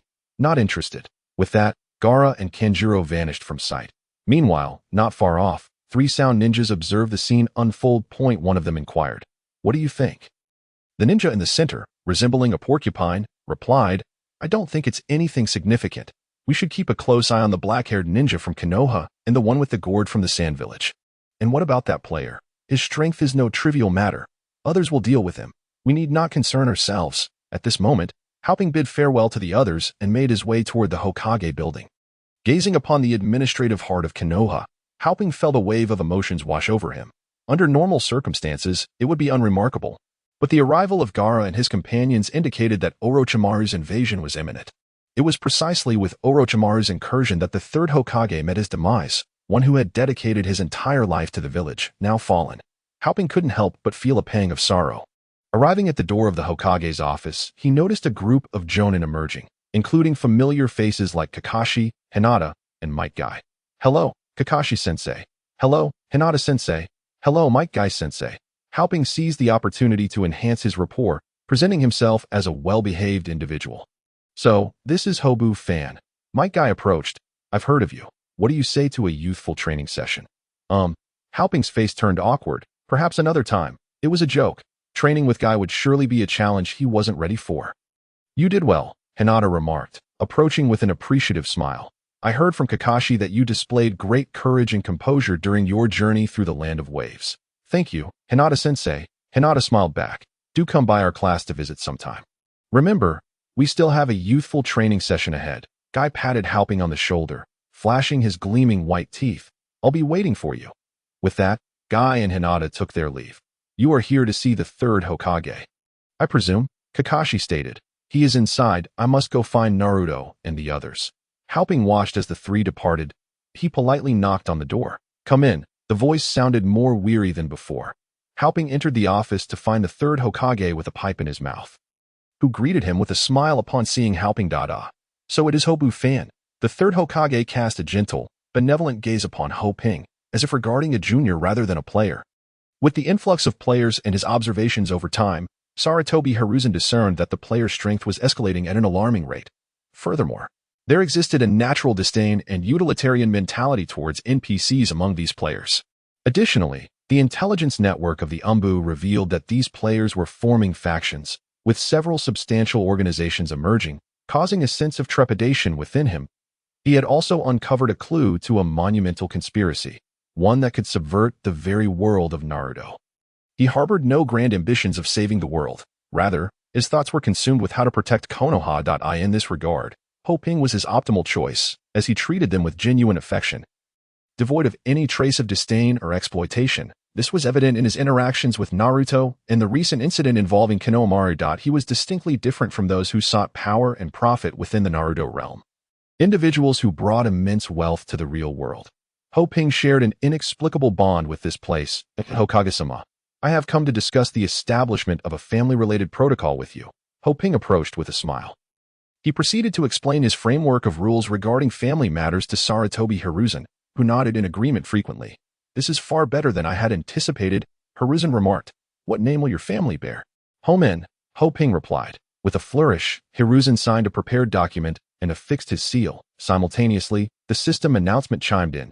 Ding! Congratulations, you have successfully registered a family. Current family level. Level 3. Ding! Congratulations, you are the first player to register a family. Konoha Village Reputation 500. NPC Friendliness towards Konoha Village 300. Ding! Chapter 64. The Arrival of the Big Buck Tooth. Congratulations, you are the first player to register a family. Reward. A plaque inscribed with Homin personally written by the third Hokage. Sarutobi Hiruzen. Ding! Congratulations, you are the first player to register a family. Reward. A family leader's seal for Homin. Ding! Congratulations, you are the first player to register a family. Reward. The ability to employ 15 NPC members for Homin. As Ho Ping absorbed the system rewards echoing in his ears, he nearly drooled with excitement. The announcements continued. Ding! Congratulations, you are the first player to register a family. Reward. A 5 tax revenue from the player market. System announcement. Player Ho Bufon has established the family home in Konoha Village has opened the player market. Upon hearing this, Ho Ping felt a profound shock within. The player market tax revenue signified a continuous influx of gold coins. Moreover, once a currency exchange system was established, the gold here could be converted into real-world currency as time progressed. With players leveling up and the monsters they defeated also increasing in level, the drop rates for equipment, materials, and weapons would consequently rise. Players engaged in trade would incur a 10 tax, with 5 funneling directly into Ho Ping's pocket. How could he not be astounded? How could he not be exhilarated?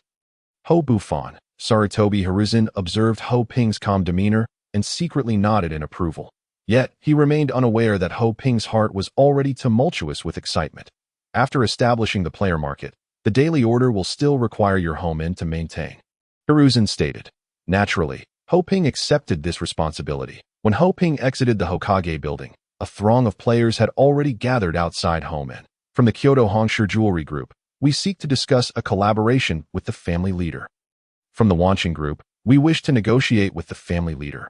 Ho Shun, I am willing to invest 1 million to discuss a collaboration. I will invest 3 million. Anyone with a modicum of sense understood what tax revenue entailed. This was no mere slice of cake. It was a succulent prize. At this moment, both the financial conglomerates in reality and the elite players within the game, as well as the wealthy and influential heirs from the real world, all clamored to approach Homin. Seeing this commotion, Ho Ping immediately used a concealment technique to slip away. He had not anticipated attracting such figures.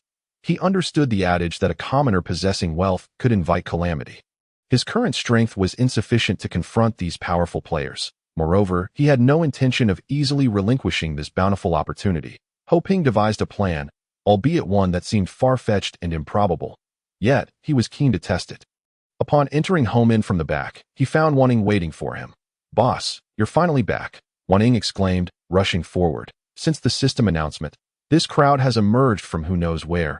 It's utterly exhausting. They're all drawn here by the prospect of profit. Ho Ping replied with a smirk. Waning chuckled, noting that when this game first launched, it had already attracted the attention of numerous forces from the real world that in their eyes. This was not merely profit. It was a veritable gold mine, an inexhaustible source of wealth. Ho Ping nodded in acknowledgement. The mere 5 tax revenue from the player market had drawn so many eager individuals. What would happen if they were to seize an entire nation? Boss, what are your thoughts? Wan Ying inquired, her gaze fixed on Ho Ping.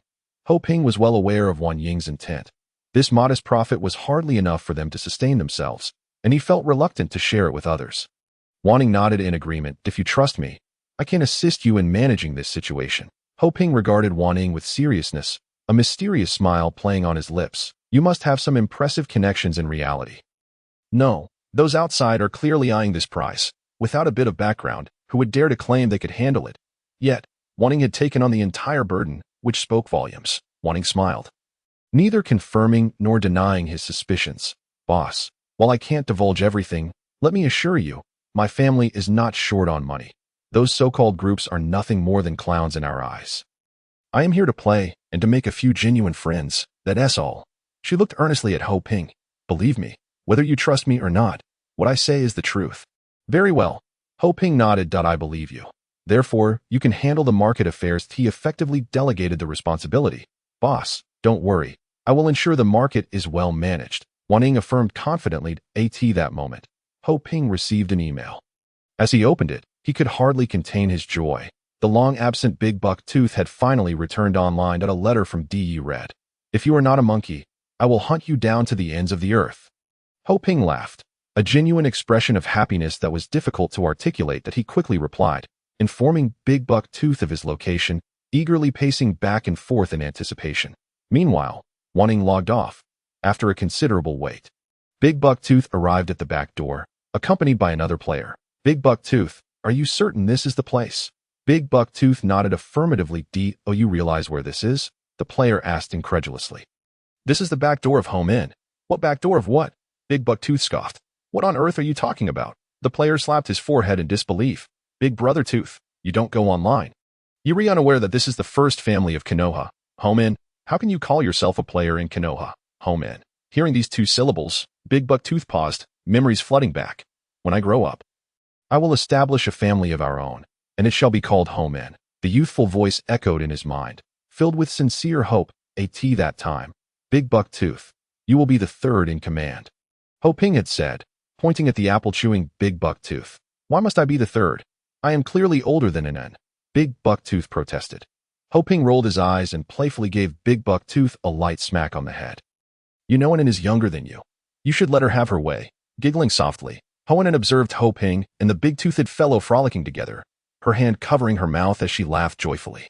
The setting sun cast a warm glow upon the trio. The big-toothed man reminisced about heartwarming memories from their childhood, his eyes unwittingly misting with emotion. Yagu, hey, a player waved his hand in front of the big-toothed man's face, snapping him back to reality. Don't tell me the person you are looking for is Ho Buffon. The big-toothed man nodded dumbly. What of it?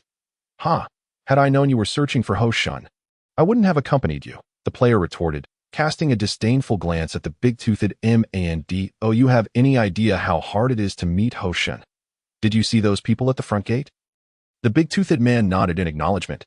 Each one of them is a rich second generation or a child of power in reality. They all have to wait at the front gate to see Ho Shun. And you thought you could sneak in through the back.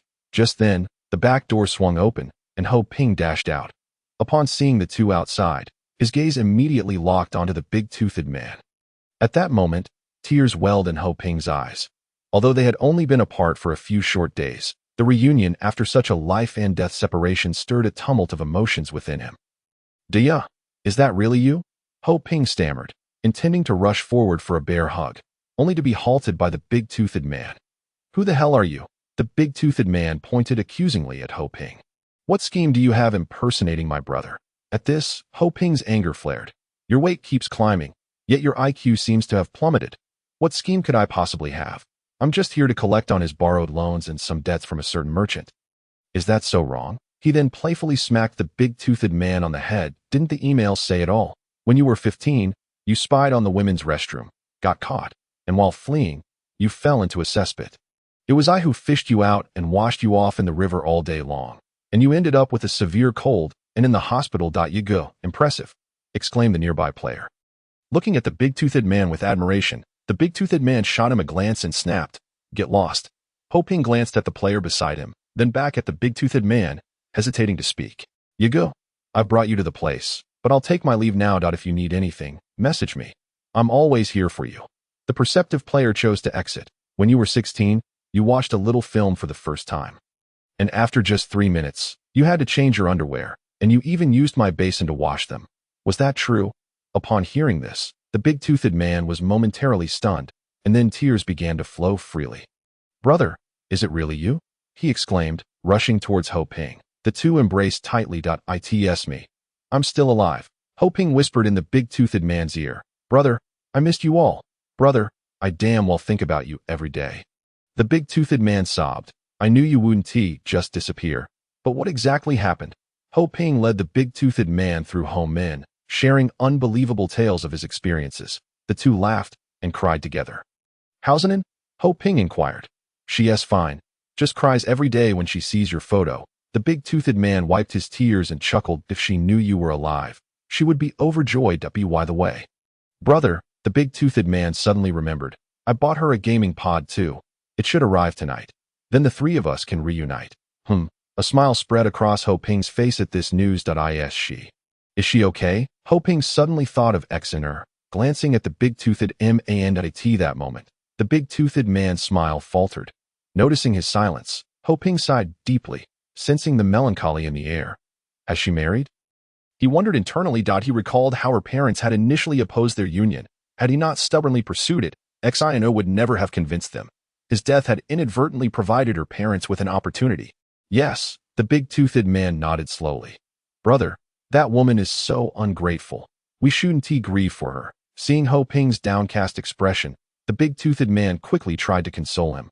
Besides, you don't need to say anything more. Ho Ping interrupted, forcing a smile that felt tinged with sorrow. Whether I can return to the real world is uncertain.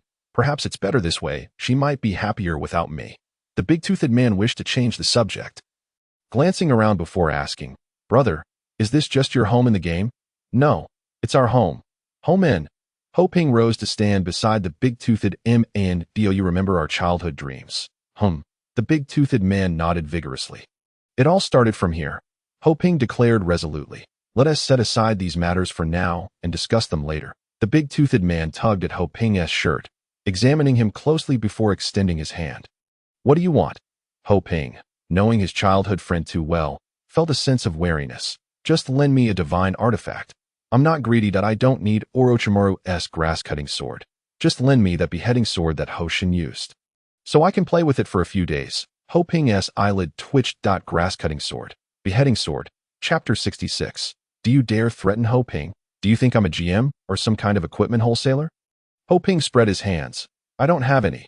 What about experience scrolls or something? The big-toothed man continued. You know, the kind that can instantly level you up by 10 or 20 levels. I'll take 10 of those. Ho Ping took a deep breath, suppressing the urge to hit him, and replied with a smile, Sorry, I don't have those either. Oblivious to how close he was to receiving a smack. The big-toothed man persisted. If you don't have those, then just give me a no-level full-level weapon, preferably one with max attack. Bang. Ho Ping could no longer contain himself and delivered a sharp smack to the big-toothed man's head. Ouch. The big-toothed man shielded his head. If you don't have it, why hit me? Ho Ping retrieved some gear he had replaced from his backpack and tossed it to the big-toothed man, saying, Just make do with this for now. I'll save the good stuff for you later. Just this? The big-toothed man looked at the stats, his eyes sparkling with excitement, wiping his drool. All right, I'll make do with it.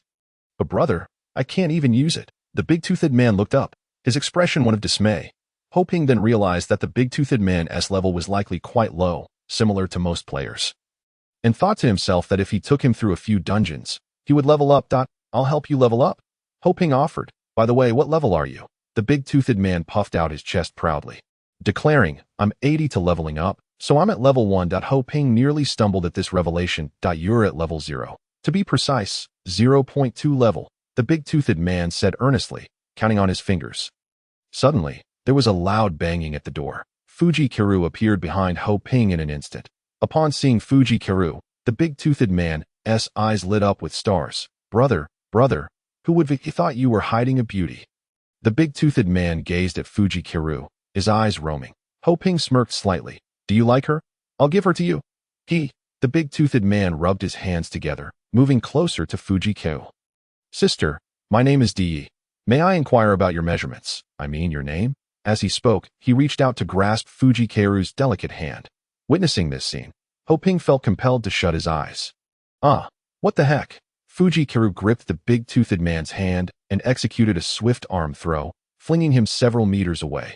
Sighing deeply, Ho Ping made his way towards the door, with Fuji Kiru closely following. He was genuinely curious about who could be so rude. While he didn't mind the gathering of people, some factions were indeed crossing the line. Today would be a fitting opportunity to set an example. Ho Ping opened the door, revealing 4 individuals standing outside. The one in the center was surrounded by the other 3 like stars encircling the moon, clearly the leader of the group. Upon seeing Ho Ping open the door, he surveyed him with an air of confidence. What's the matter? Ho Ping found the man's gaze distasteful and irritating. Hello, Mr. Ho Buffon. Allow me to introduce myself. He meticulously arranged his attire, exuding an air of superiority. I am Xiaoluo Luo, representing the esteemed Zhao Group's heir, Zhao Qiun, here to discuss matters with you. Upon hearing this, Ho Ping's eyes narrowed. Zhao Qiun. This name resonated deeply within him, as parents had once attempted to forge a union between her and Zhao Qiun. Indeed, the Zhao Group was a formidable entity in Ho Ping's perception. The Zhao Group was an object of admiration, and Zhao Qiun, a second-generation rich heir, was someone he could scarcely hope to rival in 10 lifetimes. Xiaoluo Luo was astute in reality. Otherwise, he would not have come to seek out Ho Ping on Zhao Qiun's behalf. Noticing the subtle shift in Ho Ping's expression, he understood that Ho Ping was aware of the Zhao Group's reputation. Surely, Mr. Ho Buffon is familiar with our Zhao Group. Ho Ping nodded in affirmation, neither confirming nor denying. Xiaoluo Luo smiled and continued. I truly admire you, Mr. Ho Buffon. At such a young age, you are already leading advancements in the Naruto world. Let us dispense with pleasantries. Ho Ping, lacking the inclination for niceties, cut straight to the chase. What exactly does your Zhao heir intend? Mr. Ho Buffon speaks plainly, a man of forthrightness. Xiaoluo Luo maintained his composure and smiled. I shall be direct. Your family's establishment and the opening of the player market are undoubtedly interconnected. This is no secret. Ho Ping nodded. The system announcement had been quite explicit that I presume your family has certain vested interests in the market as well. Indeed. Ho Ping did not shy away from the truth and nodded again. This world was rife with unknowns and opportunities, yet it would be difficult to sustain such progress solely on Mr. Ho Buffon's efforts. Xiaoluo Luo glanced at the throng of onlookers behind him and remarked, after all, so many forces are keeping a watchful eye on you. Ho Ping remained silent, intrigued by what Zhao Qiun was truly scheming. Seeing Ho Ping's silence, Xiaoluo Luo assumed he had gained his approval, feeling a surge of pride within. Our Zhao Group possesses a robust financial backing and a reserve of talent. If Mr. Ho Buffon were to agree to collaborate with us, it would be mutually beneficial, wouldn't it? Oh, and what form would this collaboration take? Ho Ping raised an eyebrow. As previously stated, Xiaoluo Luo smiled. Sensing Ho Ping's interest, we have substantial resources and expertise that if Mr. Ho Buffon allows us to manage the market and the Ho family, we will undoubtedly flourish at a faster pace. Meanwhile, you would need only to sit back and count your profits. Xiaoluo Luo observed Ho Ping, confident he would not refuse. Humph, what if I were to decline? Ho Ping scoffed. According to Xiaoluo Luo's assertions, would he not be relinquishing all authority to Zhao Qiun? If they were to act with malice, he would likely find himself with nowhere to weep. Collaborating with the Zhao family was akin to bargaining with a tiger for its skin. Moreover, Xiaoluo Luo's demeanor was quite irksome to Ho Ping. Mr. Ho Buffon, those who recognize the times are the wise. You are an astute individual. You know what choice serves you best, Xiaoluo Luo continued, undeterred by Ho Ping's apparent rejection, maintaining a semblance of a smile. However, should you insist on refusal, we will not impose. Yet, it would be a pity to witness the illustrious first family of Konoha vanish from glory. A look of feigned regret crossed Xiaoluo Luo's face.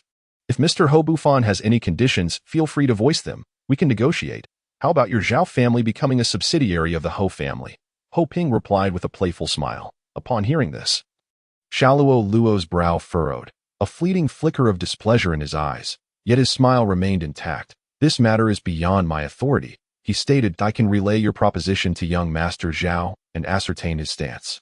Since you lack the authority, please bring someone who does. Ho Ping extended his hand, signaling the end of their meeting. Youth should not be overly brash, Xiaoluo Luo chuckled. It is wise to be prudent and modest. Isn't youthful exuberance a hallmark of being young? Ho Ping retorted. At that moment, the large-toothed one stepped forward, stating, we are not like you. We refuse to be subservient. Very well, despite Xiaoluo Luo's typically amiable demeanor. He was now visibly irked, his smile stiffening. I hope you do not come to regret this. Xiaoluo Luo turned to depart. Ho Ping narrowed his eyes, watching Xiaoluo Luo's retreating figure. The Zhao family, was it? Perhaps in reality, they could wield immense influence. But here, I am the one who reigns supreme. Hey, Ho Ping called out. Xiaoluo Luo halted, turning back to face Ho Ping, a smile of unexpected delight appearing on his lips. Mr. Ho Bufan, is there something else? With a broad grin, Ho Ping formed hand seals. Fire release. Great fireball technique. As the incantation concluded, a torrent of flames surged forth toward Xiaoluo Luo and his companions. Engulfing them in a blaze of heat, they were taken by surprise, their expressions morphing into one of terror before being consumed by the inferno. When the flames receded, those led by Xiaoluo Luo were rendered to ashes, leaving behind only 2 pieces of equipment on the ground. The large-toothed one approached with a grin, collecting the spoils. Ho Ping surveyed the crowd before him, his demeanor stern. The Ho family shall not bow to any forces, groups, or conglomerates in reality. With a solemn expression, he addressed the throng of players. The Ho family welcomes only those without any backing in reality, those who value loyalty and righteousness. Silence fell upon the crowd. Representatives of various wealthy heirs and powerful families fell silent, while players oppressed by so-called conglomerates bore expressions of astonishment and excitement that in any game. Casual players were merely accessories, to put it bluntly. They were the playthings of the affluent. In reality, they faced scorn. In game, they endured humiliation. Now, they had a place to call their own, the Ho family. Long live Ho Shun. Long live the Ho family. Someone in the crowd led the cheer. And soon the air was filled with fervent shouts that reverberated through the atmosphere. Nodding in approval, Ho Ping turned with the large-toothed one and returned to the Ho family residence. Meanwhile, representatives from other families and conglomerates stood in shock at Ho Ping's swift and decisive execution of Xiaoluo Luo from the Zhao family. Who was the Zhao family? They were titans of finance, their enterprises sprawling across the nation. For someone with no background to so easily eliminate such a formidable presence was astounding. The large-toothed one voiced his concerns. Bro, you could have just refused. Why resort to killing them? Do you know who Zhao Qiyun of the Zhao family is? Ho Ping countered, not answering directly. They said he was the Zhao family's heir. The large-toothed one looked puzzled, wondering why Ho Ping seemed suddenly oblivious. The one ex-heir is set to marry, Ho Ping remarked, his tone steady yet piercing, his eyes glinting with intensity. Damn it, the large-toothed one exclaimed, realizing the gravity of the situation. That scoundrel. If I ever cross paths with him, I'll give him a taste of his own medicine. Ho Ping's gaze remained resolute. Perhaps in reality, we cannot contend with the Zhao family. But here, we possess immense resources that far surpass their so-called elite status. With this advantage, we can easily trample them underfoot. Perhaps in the near future, we can even achieve the same in reality. The large-toothed one trembled with excitement. He had always thought the Ho family was merely a whimsical notion from childhood, an idealistic dream in the gaming realm. Yet, he could sense the sincerity in Ho Ping's words. Brother, whatever you decide to do, I stand by you. The large-toothed one grinned broadly.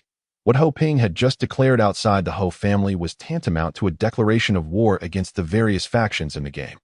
Following Xiaoluo Luo's demise, he logged off. Young master, I believe that Ho Bufan of the Ho family will not collaborate with us. Xiaoluo Luo conveyed to Zhao Qing, I think we should eliminate the Ho family before it gains momentum. Especially that player, Ho Bufan. Zhao Qiyun wore a stoic expression, yet the shadows in his gaze concealed a hint of murderous intent.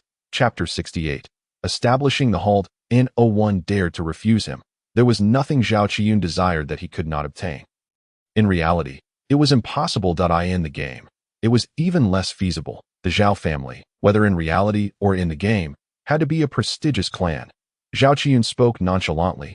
As for those lacking a substantial background, if we exploit them in reality, why should it be any different in the game? On the day the hall is established, let us present a grand gift. Understood, young master. Xiao Luo's lips curled into a sly smile as he nodded. Immediately, Xiaoluo Luo went online to begin contacting the high-ranking players affiliated with the Zhao family within the game. Within the hall, upon hearing of this matter, Mythos arrived with his team. Simultaneously, Wei Ning logged in with several players. I have heard of the Zhao family, Mythos remarked, his brow furrowed. Although they were not a prominent family, they possessed a certain degree of strength that I suspect they will not let this matter rest easily. Wei Ning added, they might even reach out to other factions for retaliation. Mythos nodded.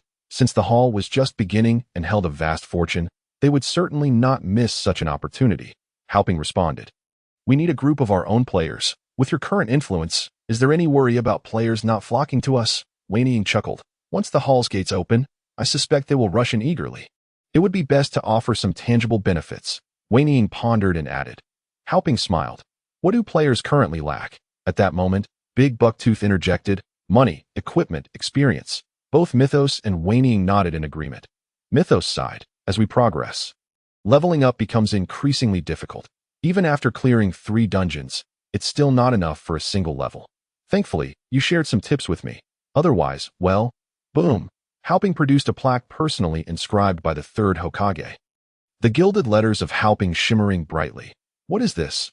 Big Bucktooth approached and tapped the plaque as a reward for the mission given to me by the 3rd Hokage. Haoping replied, swatting Big Bucktooth's hand away. Mythos and Wei Ning gathered around, curious about its utility. Haoping wore a mysterious smile as he revealed the plaque's attributes to the group. Instantly, everyone gasped in astonishment. Plaque personally inscribed by the 3rd Hokage, once equipped by the clan. All clan members will gain 200 experience for 2 hours daily, with remaining time stackable. An artifact. This was indeed a genuine artifact. In the meager experience-gathering world of Hokage, what does double experience signify? It means you can progress at twice the speed of other players as time accumulates. This disparity will only widen. Isn't that beneficial enough?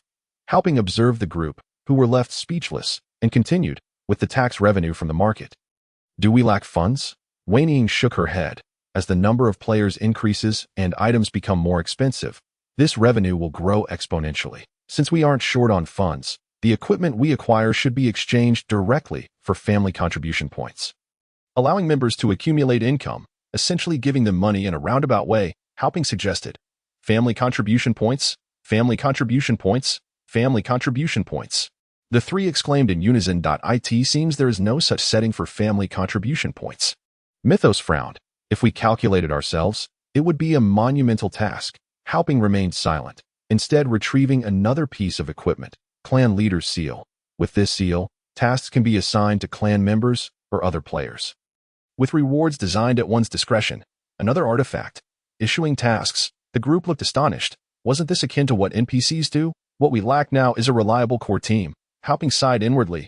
Those who join casually may be of mixed quality, harboring spies from other factions. Unfortunately, Haoping lacked his own power. Reliable players require considerable time to test. This left Haoping somewhat troubled. Brother, I have an idea, Mythos said, rubbing his hands as he gazed at the plaque.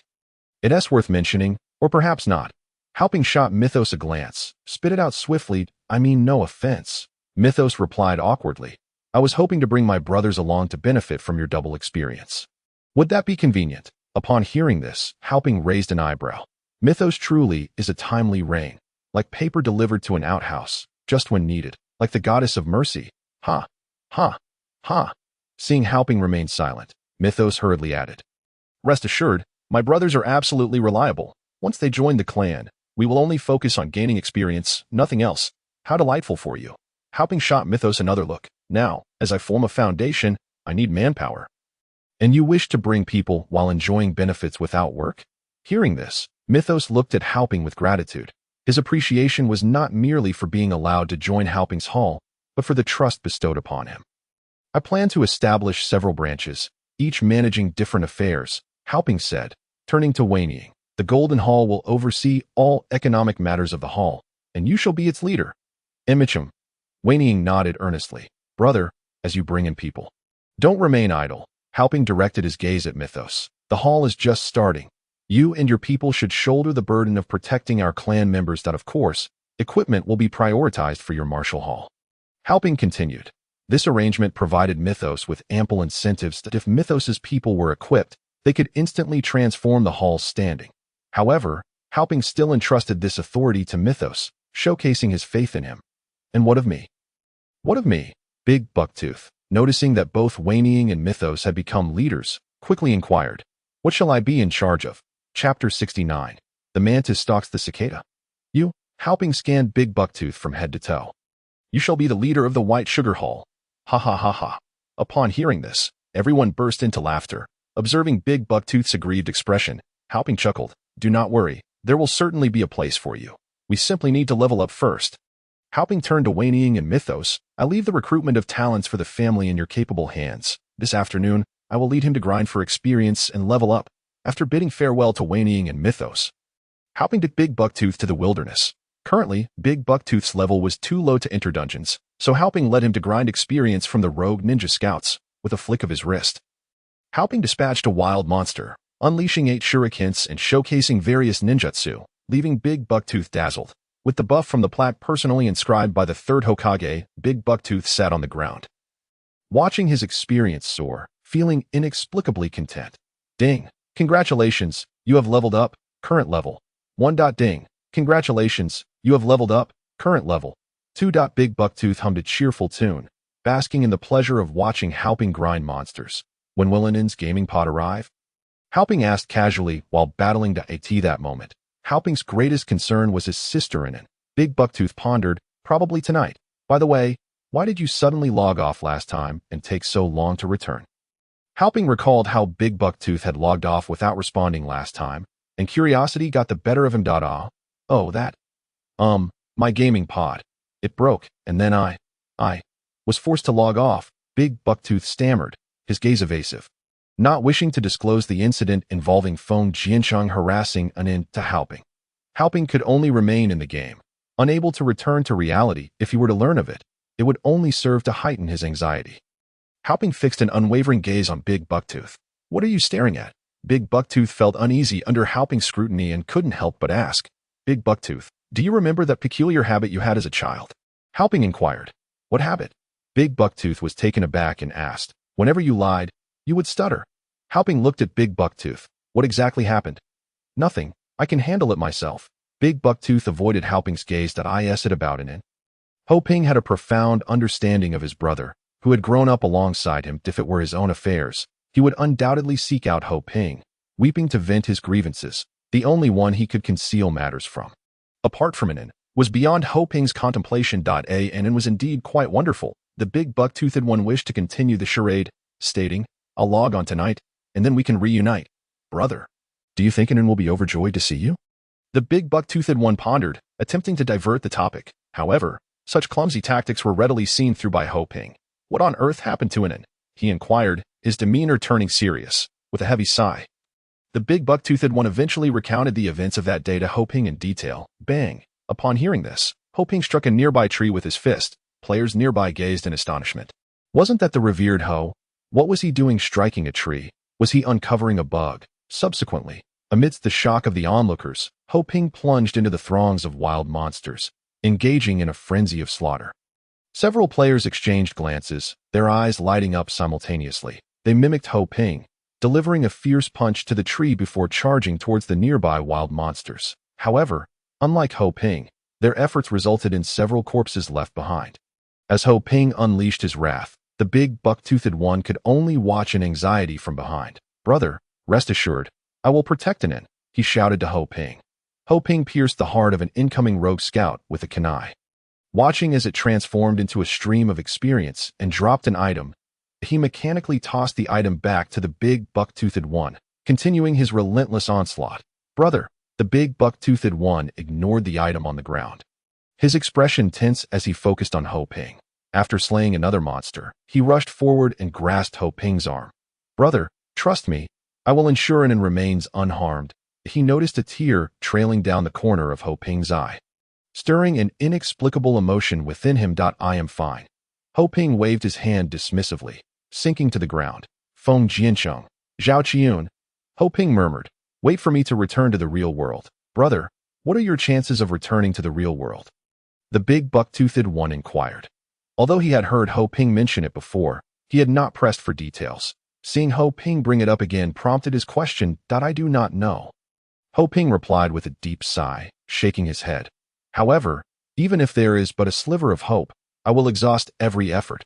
After a considerable pause, Hauping turned to the Big Bucktoothed one and asked, what level are you now?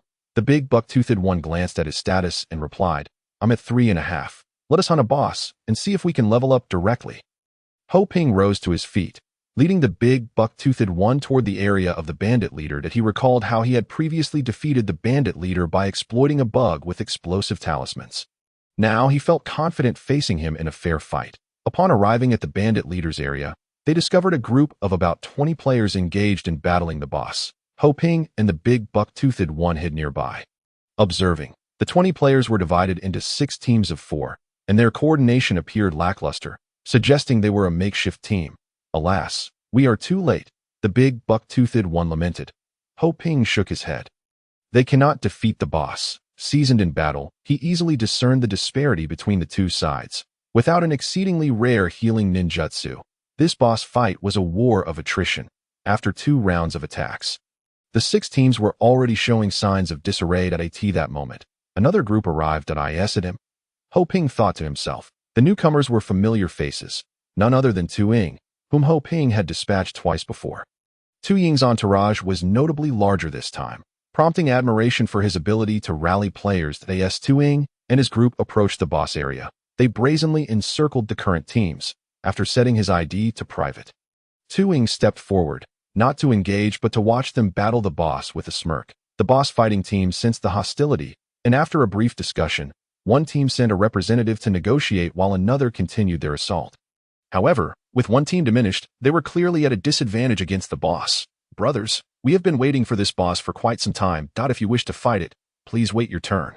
The team's leader, whose ID was silence is a quality, declared. Of course, if you wish to join us, we can discuss the distribution of rewards. Silence is a quality, eyed Tu Ying's malicious grin warily. Feeling a chill in his heart that it seemed negotiation would not end amicably. Discuss distribution? Tu Ying arrogantly retorted.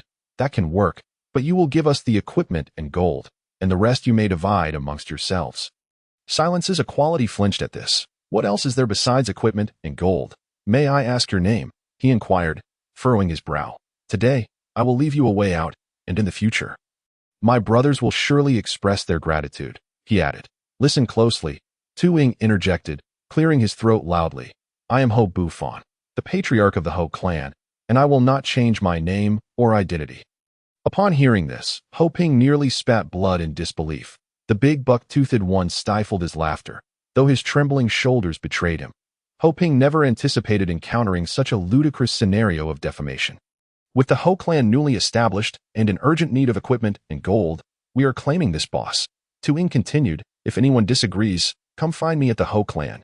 Ho Ping thought to himself. It appears he is deliberately tarnishing the reputation of the Ho clan. Upon hearing Tu Ying claim to be Ho Buffon of the Ho clan, silence is a quality instinctively took a step back. Wide-eyed, the name carries weight. The first on the ninja ranking, Ho Buffon, defeating over 100 players in a video. I have seen it. Deep down, he recognized Ho Ping's formidable strength. Moreover, the battle video against Wanting showcased Ho Ping's capability to single-handedly take on hundreds. Glancing back at his teammates, who were barely holding on against the boss, he gritted his teeth. Oh God, I personally hold great respect for your abilities. Silence is a quality step forward, confronting Tu Ying. I understand the Ho clan's urgency for equipment expansion, but we have already depleted 3/4 of the boss's health, and many of my teammates have perished. If we yield now, how can I justify this to my brothers? How you justify it is your own affair, Tu Ying scoffed. Today, this boss belongs to the Ho clan. Silence is a quality realized negotiations had collapsed, and fury flickered in his eyes. Ho Buffon, you have misjudged us, he declared. Even if we all drop a level today, we will ensure you suffer. With gritted teeth, silence is a quality, and his teammates adopted a defiant stance. Kill them, Tu Ying commanded, gesturing for his subordinates to charge at silence is a quality. Meanwhile, another group advanced towards the boss. Just then, shurikens shot out from the forest. Point 2 landed between Tu Ying and silence is a quality, while the other 2 struck before another team. Brother, you missed. The assailant was none other than Ho Ping, who could not allow others to tarnish the reputation of the Ho clan he had painstakingly built. Explode, Ho Ping shouted. Instantly, the ground shook with 4 thunderous blasts, akin to thunderclaps rolling across flat land, sending forth a tremendous shockwave. Some players, lacking sufficient level and equipment, were vaporized in an instant. This sudden turn of events left both Tu Ying's group and Silence is a quality's team utterly dumbfounded. What in the world is this? Grenades? When did the world of ninjas start utilizing firearms? Isn't that Tu Ying? When did he join my Ho clan? The voice of Ho Ping resonated from behind the crowd. Everyone turned to see Ho Ping leading the large-toothed yawning giant before them. You, Tu Ying, have joined my Ho men. It truly shines with newfound brilliance, Ho Ping remarked with a playful expression. observing the flustered Tuing. He then addressed the silent yet dignified crowd. I am Ho Buffon of Homen. Greetings to all my brothers. The silent yet dignified one, whose mind seemed slightly unhinged, grasped the situation, especially considering Ho Ping's conspicuous ID hovering above him. There could be no doubt. He quickly clasped his fists and smiled, exclaiming, Ho God! Ho God! Ho God! Ho God! The crowd echoed their greetings in unison. Seeing the unexpected appearance of the genuine Ho Buffon, Tu-Ing discreetly gestured to slip away, but was spotted by Ho Ping. Tu-Ing, where do you think you're going? Ho Ping called out. Haha, so it's the Ho God. Tu-Ing realized that pretense was futile, revealing his ID with an awkward smile. Long time no see, long time no see. My brother just asked about you. The large-toothed yawning giant chimed in. When will you join my home inn? May I inquire which hall? Isn't this what you've always wanted, to enter home inn? Tu-Ing chuckled awkwardly, lamenting his lack of opportunity. So, you have resorted to impersonating my home inn to commit murder and pillage. Ho Ping scoffed. Tu-Ing, you are quite the mischievous one. Tu-Ing felt a deep sense of frustration. Ever since he entered the game, he had enjoyed a smooth journey until he encountered Ho Buffon. His in-game misfortunes mirrored his real-life troubles, akin to stepping on one's own flatulence or burning one's scalp while eating a hot pastry. Ever since he hired internet trolls to smear Ho Ping's reputation, forcing Ho Ping to reveal himself, it felt as though he had encountered a streak of unprecedented bad luck. First, a wave of people appeared out of nowhere to vindicate Ho Ping, thwarting his efforts, followed by inexplicable withdrawals of investments from several collaborative projects. Compounded by fierce competition from peers. In just a couple of days, he suffered losses amounting to millions, all of which he attributed to Ho Ping. Just as he planned to impersonate Ho Min to seize a boss and vex Ho Ping, he unexpectedly confronted the real deal. Noticing Tu-Ying's silence, Ho Ping chuckled and said, Tu-Ying, consider this the first and last time. Should I catch you pretending to be a member of Ho Min again, I assure you, our conversation will not be as cordial. A glimmer of coldness flickered in Ho Ping's eyes as he regarded Tu-Ing. Humph, Tu-Ing retorted, you should worry about yourself. After provoking young Master Zhao, do you truly believe that Ho Min will continue to have good days? Today, I concede defeat. That Tu-Ing adopted a nonchalant demeanor, yet added, but the green mountains remain and the waters flow. We shall see. With that, he led his followers away in a dejected manner. Once Tu-Ing and his group departed, the silent yet dignified one expressed gratitude. Oh God, thank you for this. Ho Ping waved his hand dismissively. Brother, you are too kind. This scoundrel impersonated me and Ho Min. Ultimately, I acted for the sake of Ho Min. The silent yet dignified one nodded, acknowledging the sentiment with gratitude. At that moment, the boss fighting team was faltering, having lost several members and proving no match for the boss. The resurrected players rushed towards their direction, but the odds were against them. Without further ado, Ho Ping sprang into action, launching 8 shurikens towards the boss while simultaneously forming hand seals. The shuriken shadow clone technique was unleashed. Thud, thud, thud, thud, thud, thud. 7 shurikens struck true, their formidable power instantly drawing the boss's ire. Ho Ping charged forward, enduring a blow from the boss before delivering a decisive slash to its neck. Ignoring its defenses, he executed a critical hit, inflicting a bleeding status that left the boss with but a sliver of health. Ho Ping swiftly retreated, signaling the silent yet dignified one to deliver the finishing blow. However, he shook his head with a smile. Oh God, had it not been for you today, we surely would have lost this boss. The silent yet dignified one stated resolutely, this boss is yours to slay. Very well. Seeing his unwavering determination, Ho Ping declined to press further, casually tossing a shuriken that ultimately claimed the boss. At this level, the experience gained from such a boss was of little consequence to Ho Ping. However, it was a different matter for the large-toothed yawning giant, who glimmered with white light and leveled up. So, Ho God is here to help him level up, the silent yet dignified one reflected, somewhat astonished by the scene. Ho God's rejection of the Zhao family and his defiance against forces across the server indicated that he was not a man driven solely by wealth. Suggesting a unique relationship with Ho God, Ho Ping collected the loot from the ground and, under the gaze of the large-toothed yawning giant's wistful eyes, handed it to the silent, yet dignified one. Take these items. We have no need for them, and they may help you recover some of your losses. Oh God, this. The silent yet dignified one was taken aback, stammering, I cannot accept this. Had it not been for you, we would have certainly been robbed today. Before he could finish, Ho Ping interrupted with a smile, our experience is sufficient. You should keep the items. After all, you have whittled down the boss's health so significantly. After placing the gear in the silent yet dignified one's hands, Ho Ping departed with the large-toothed yawning giant, who kept glancing back longingly at the items, lamenting, "Brother, at least let me see the attributes." Truly pathetic, Ho Ping shot a glance at the large-toothed yawning giant, assuring him, "The gear in the dungeon is far superior. You will have ample opportunity to view it." As Ho Ping's silhouette faded from sight, the silent yet dignified one turned to his companions. Long ago, they had contemplated joining Home Inn and had even waited for Ho Ping at its gates. However, the throngs of people had thwarted their attempts to see him, let alone join. This moment was undoubtedly a once-in-a-lifetime opportunity. Moreover, Ho Ping's character, demonstrated through this encounter, had earned their respect. Seeing them nod in agreement, the silent yet dignified one called out to Ho Ping's retreating figure. "Oh God, wait!" Ho Ping and the large-toothed yawning giant halted, turning to face him with expressions of curiosity as the silent yet dignified one approached. Could it be that he had a change of heart and wished to return the gear? The large-toothed yawning giant rubbed his hands together, his eyes gleaming. "Brother, is there something else?" Ho Ping inquired. "Oh God!" The silent yet dignified one stood before Ho Ping, sincerity radiating from his expression. "That we wish to join Home Inn." "Yes, we want to join Home Inn. Oh God, let us join Home Inn." The companions of the silent yet dignified one rallied, clamoring in agreement. "Oh God, did you not say that Home Inn is a haven for casual players?" The silent yet dignified one continued. "These brothers are all casual players I have gathered together." Observing their earnest faces, Ho Ping hesitated momentarily.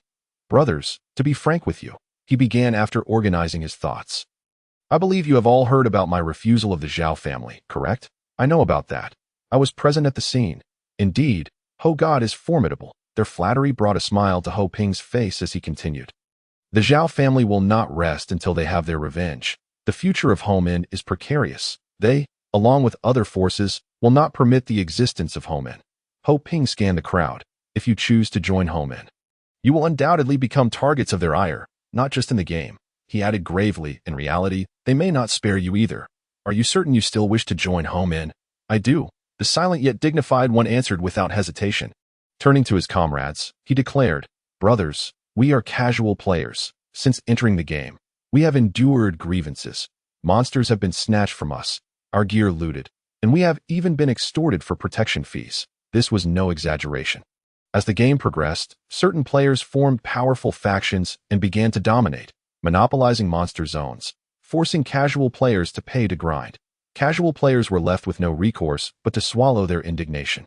The recent incident of being robbed of a boss was not uncommon. Strength was the sole currency. The words spoken by Ho Ping in his rejection of the Zhao family ignited a spark of hope within them. "In any case, I have had enough. Humph, before long, this will be the game of the wealthy second generation. Indeed, those who possess riches wield power, oppressing us at will. I am eager to join the esteemed clan." "So am I. What about those birds?" Upon seeing that, many agreed. Chen Mo, a figure of silent composure, turned to Ho Ping and continued, "Ho Shun, I hope you won't disdain my low level and poor equipment." "Nonsense," Ho Ping chuckled. "Who hasn't started from level 0? You can go directly to the Ho clan to seek out Shenhua. He should be available now. Just mention that I recommended you." Upon hearing this, Chen Mo's face lit up with joy. "Great, I shall go at once." With that, he led the group towards my village. Ho Ping and Dabaoya also made their way to the dungeon's location. For the entire afternoon, Ho Ping and Dabaoya immersed themselves in the dungeon. Initially, Ho Ping was busy defeating monsters while Dabaoya hummed a tune behind him, collecting equipment. Once Dabaoya reached level 5, under Ho Ping's insistence, he was compelled to wield shurikens and join the fray. It wasn't that Ho Ping was angered by Dabaoya's seemingly carefree approach to gaining experience. Rather, he believed that while Dabaoya's level had indeed increased, he lacked any combat experience, ultimately becoming a high-level novice. In the world of Naruto, level isn't of paramount importance. A player like Dabaoya could easily be vanquished by a much lower-level veteran. Watching the missed notifications floating above the head of Yu Chuanjian's follower, Dabaoya was utterly disheartened. Meanwhile, Ho Ping dispatched the remaining monsters with a mighty fireball technique, sitting aside and shaking his head as he watched Dabaoya run in circles. Pursued by foes, Dabaoya, you are here to slay monsters, not to be chased by them. Turn around and strike back. Exploit their weakness. Oh dear, evade them. Ho Ping teased Dabalia while observing the spectacle. As night fell, Ho Ping had already led Dabalia through the dungeon 3 times, and Dabalia had successfully reached level 6. Such a rapid pace of leveling up was akin to riding a rocket. Should other players learn of this, they would surely be envious. Bro, I need to log off. Dabalia glanced at the time. Anand's gaming pod should have arrived. All right, Ho Ping nodded. After Dabalia logged off, Ho Ping returned to my village. His supply of explosive tags had been depleted, and it was time to procure more materials. Goodness, this is exorbitantly priced. Indeed, the money I possess is only enough to buy a few red military rations. Let us wait until tomorrow. I hear the Ho clan is going public, and the marketplace will officially open. It should be cheaper then. Right. Upon arriving at the general store, Ho Ping overheard players whispering as they exited. At that moment, a beautiful NPC inside noticed Ho Ping, her eyes lighting up as she hurried over. Noble sir, welcome, the enchanting NPC greeted sweetly. Noble, sir, Ho Ping was taken aback. He, the beautiful NPC, amused by Ho Ping's adorable expression, covered her mouth and laughed. You are now the patriarch of the Ho clan, so it is only fitting that you are addressed as such. Noble sir, are you here to purchase materials? The NPC continued cheerfully. I have already prepared several sets for you. How many do you need? Ho Ping pondered for a moment. Since the Ho clan was going public tomorrow and the marketplace was opening, it was natural to make a grand display. Unfortunately, there were no firecrackers here. Perhaps the explosive tags could serve as a substitute. At this point, Ho Ping was no longer the anxious newcomer he once was. With a grand gesture, he declared, I'll take 1,000 sets. As he said this, he tossed out 20 gold coins. The NPC's mouth dropped open in astonishment. 1,000 sets? She incredulously confirmed. Yes, Ho Ping replied, slightly puzzled. Isn't 20 gold coins a lot? If other players heard Ho Ping's thoughts, they would surely be appalled. Most players wouldn't even dare to consume red military rations. Yet here was Ho Ping, ready to spend 20 gold coins as if they were nothing. Truly, comparing oneself to others can be disheartening. Are there enough materials? Ho Ping inquired tentatively. Yes, absolutely enough. The NPC eagerly nodded. She swiftly collected the 20 gold coins, fearing Ho Ping might change his mind. Ho Ping returned to the spot where Dabalia had logged off, crafting explosive tags while awaiting his friend's return. Chapter 73. The Old Lady NPC. After waiting for nearly 2 to 3 hours, Ho Ping had completed nearly 600 sets of explosive tags. At this point, he had lost interest in continuing. Rising to his feet, he paced back and forth. After such a long wait, why hadn't Dabalia returned? Had he encountered some trouble? Just as Ho Ping was lost in thought, a flash of light signaled Dabalia's return to the game. Bro, Dabalia called out upon seeing Ho Ping. Rushing over, Ho Ping looked around anxiously. Where's Anan? Dabalia rolled his eyes at Ho Ping. Bro, an An spawn point is assigned randomly. It took Dabalia's reminder for Ho Ping to realize he had been overly concerned and had forgotten this detail. He scratched his head awkwardly. Quickly ask her where she is. Ho Ping urged. Dabalia nodded and promptly sent in a message. After a moment, Dabalia received a reply, but his brow furrowed, reflecting his concern. What's wrong? Did she spawn in that village? Ho Ping asked nervously. It's complicated, Dabalia mused. From an An's description, it seems she is near Sunagakure, but, upon hearing Dabalia's hesitation, Ho Ping's heart raced with curiosity. But what? He pressed. But she isn't in the novice village. She spawned in the wild, and is with an old lady. Listening to Dabalia's description, Ho Ping felt a bit dazed. An old lady? Was she an NPC? Not spawning in the novice village. What could this mean? Give me an An's ID. I'll ask her, Ho Ping requested. Upon receiving the ID, he couldn't help but smile at an An's choice of name. Such a silly girl using her real name in the game. He quickly sent her a message. While waiting for an An's response, Ho Ping found himself lamenting the game's creators. If only there were video calls instead of this outdated messaging system. Moments later, he received a reply from an An. The content exceedingly succinct. Bro, I miss you. Reading those few words, tears streamed down Ho Ping's face instantly. Dabalia, witnessing this scene, felt a pang of sorrow as well. Tears flowing uncontrollably, just like Ho Ping. Thus, Ho Ping sat on the ground, continually exchanging messages with an An, while Dabalia kept him company. Occasionally, Ho Ping would read the contents of the messages to Dabalia. The two alternated between laughter and tears. That moment, players passing by exchanged glances, bewildered, because Ho Ping had concealed his ID. They failed to recognize him. What are these two fools doing? Alas, it's pitiful. Two people driven mad by the game. You wouldn't believe it.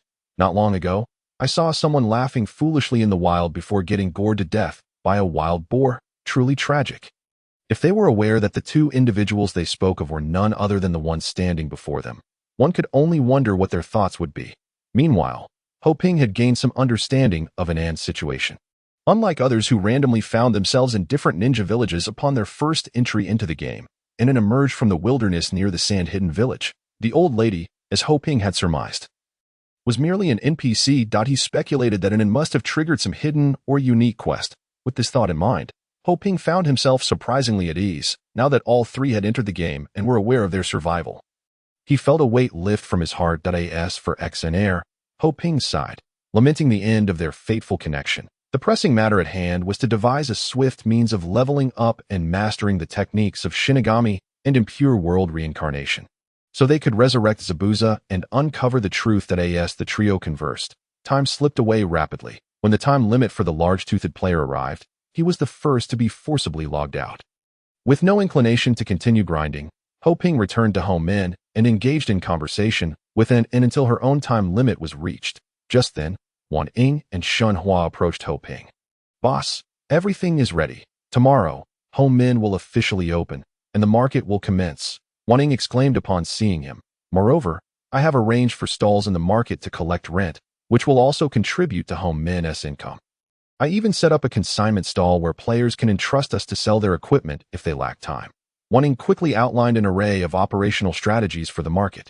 Ho Ping nodded in approval. Her plans maximized the market's profitability. It seemed that entrusting the market to Wan Ying was indeed a wise decision. "Currently, our martial hall boasts 30 players, Wan Ying concluded. To which Shun Hua added, "These 30 players are my loyal core members, with impeccable loyalty and impressive equipment and levels that by the way, did someone named Silence is a quality come by this afternoon?" Ho Ping suddenly recalled something and inquired. Shun Hua nodded, noting that this group was quite mixed, and due to the uncertainty of potential spies from rival factions, they could not yet be allowed access to the core of Home Min. Ho Ping agreed, appreciating Shun Hua's cautious approach. Furthermore, Wan Ying continued excitedly, "We have also hired 15 combat-type NPCs from the 3rd Hokage. Among them are 2 Jonin and 13 Shunin." Wan Ying beamed. "What do you think, boss?" Ho Ping was utterly astonished. He never anticipated that the 3rd Hokage would be so generous. Initially, he thought they would only manage to recruit some Jinin. Chapter 74, The Day of the Opening. The fall of Home Min. I conferred with Shinhua and decided that sending 1 Jonin and 4 Chunin to the market would suffice, while the rest would remain at Home Min. Ho Ping concurred with this allocation. Given that Home Min had become the target of many, having these NPCs as guardians would ensure their safety. Alas, it is a pity that there are no firecrackers here. Shun Hua sighed. With the market's grand opening and Home Min's official launch on the horizon, such a significant event deserved some fanfare. Otherwise, it felt lacking.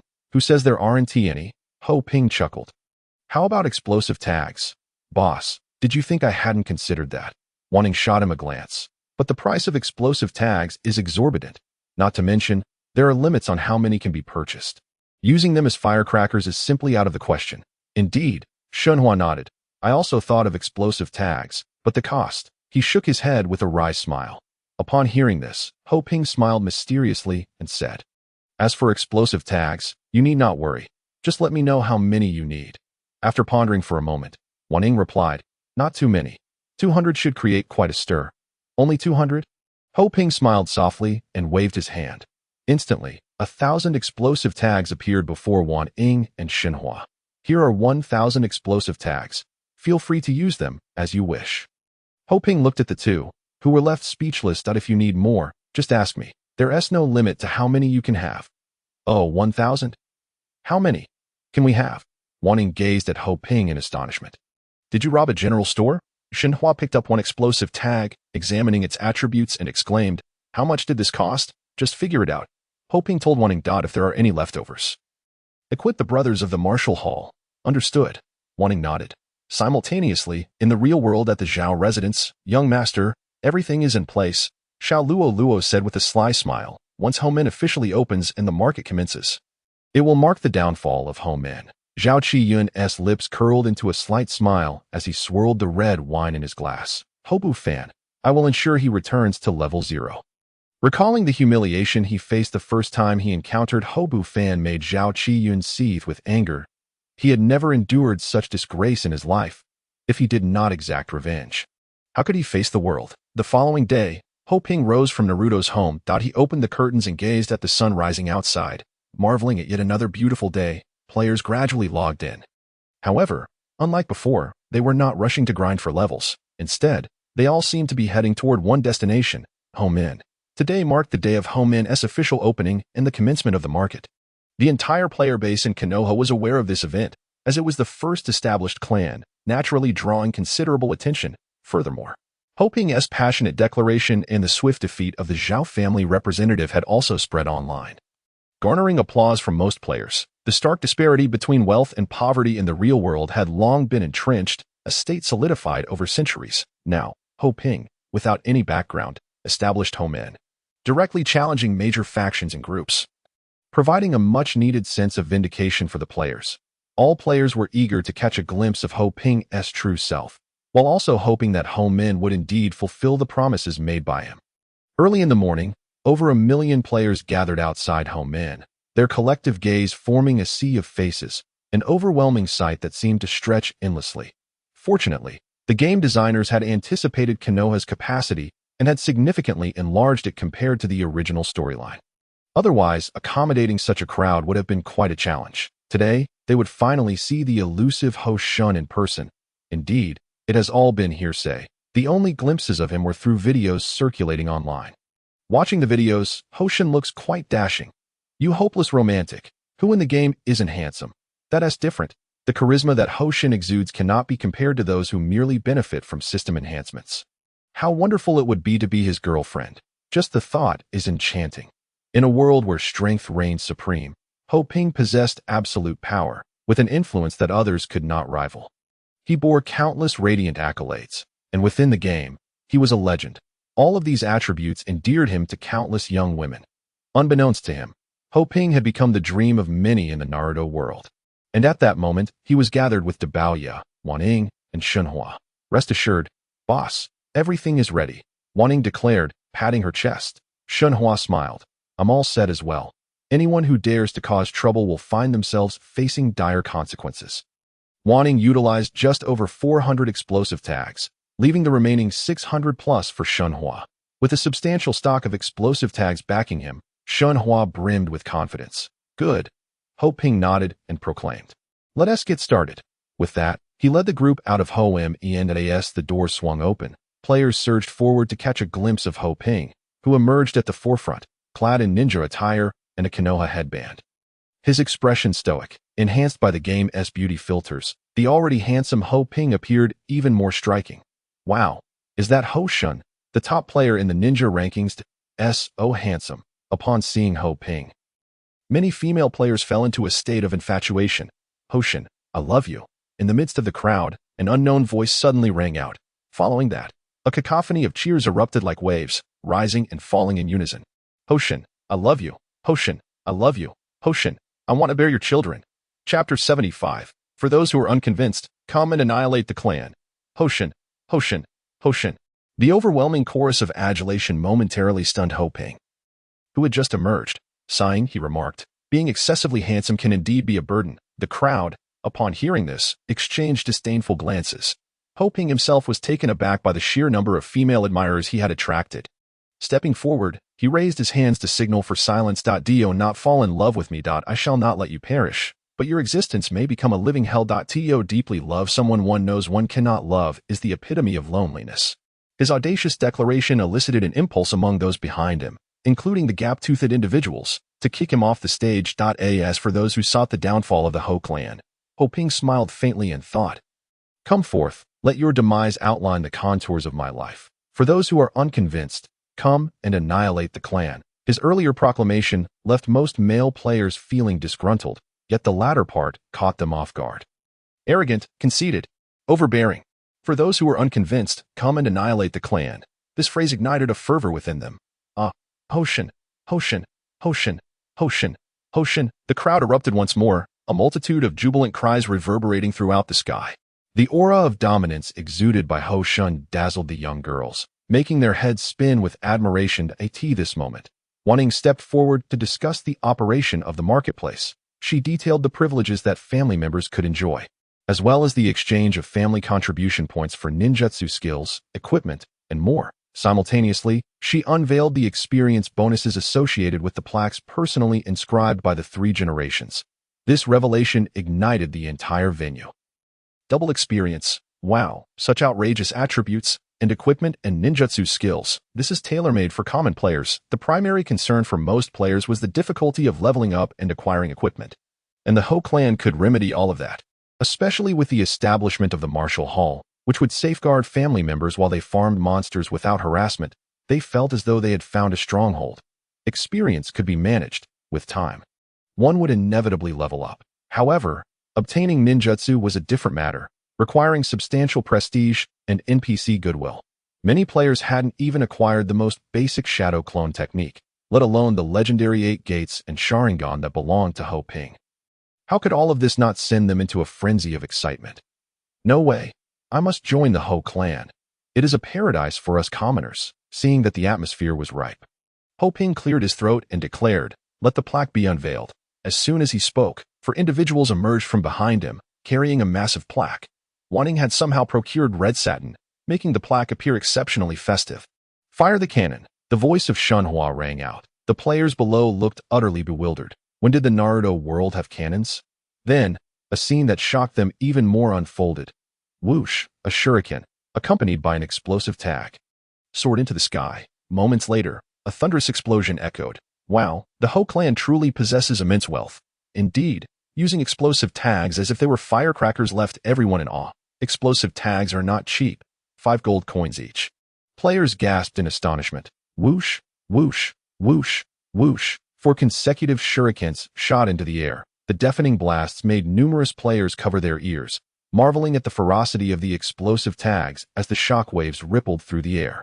Meanwhile, the sounds of detonations from the explosive tags in the marketplace nearby harmonized with the chaos. Did those 50 gold coins just vanish? To us, 50 gold coins is a fortune, but Ho Shun didn't even flinch.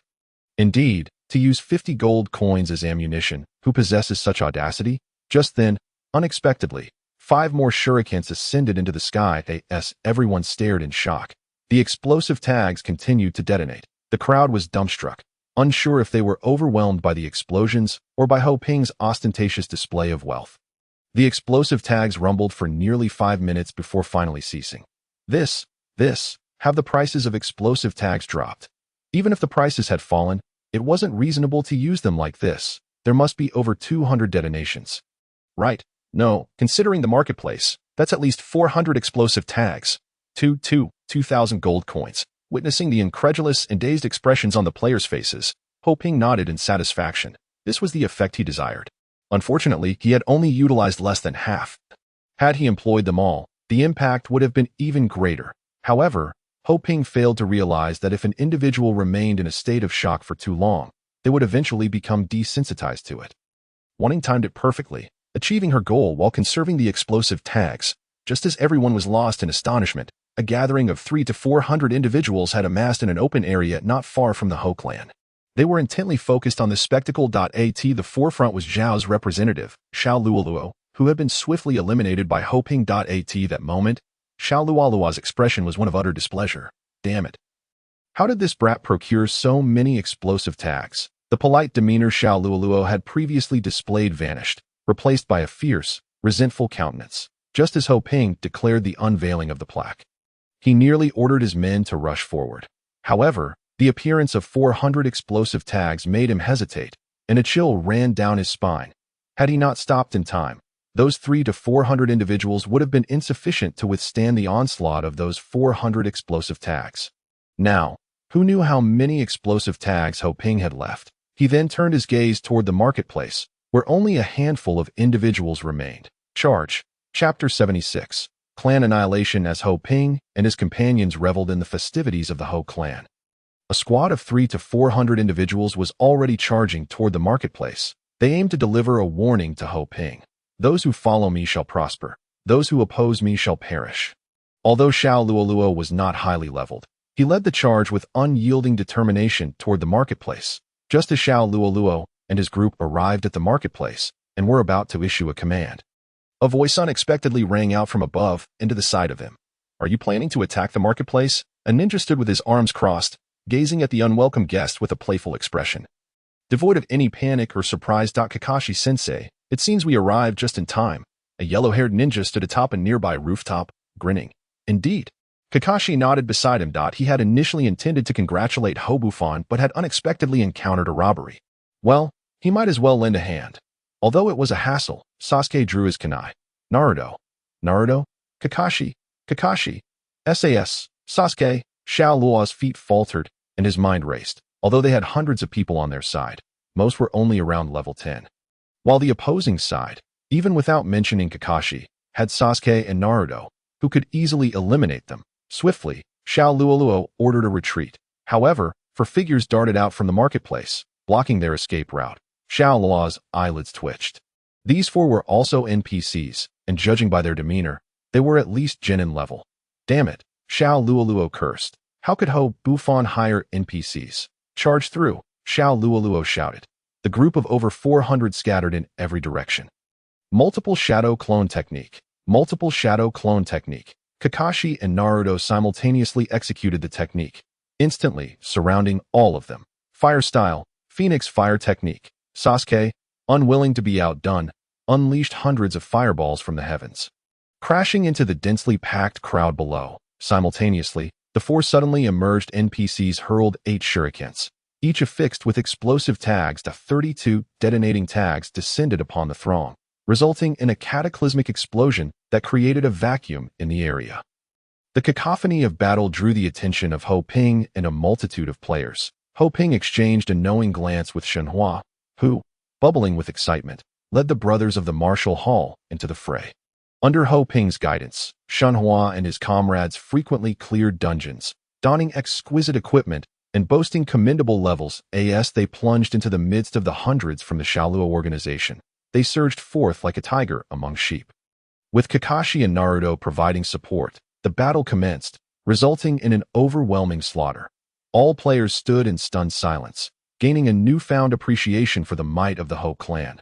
Clearing his throat, Ho Ping declared, "The third Hokage has shown great favor towards the Ho clan, permitting us to recruit 15 NPCs. We are fortunate to have enlisted 2 Jonin and 10 Chunin to safeguard our clan and marketplace."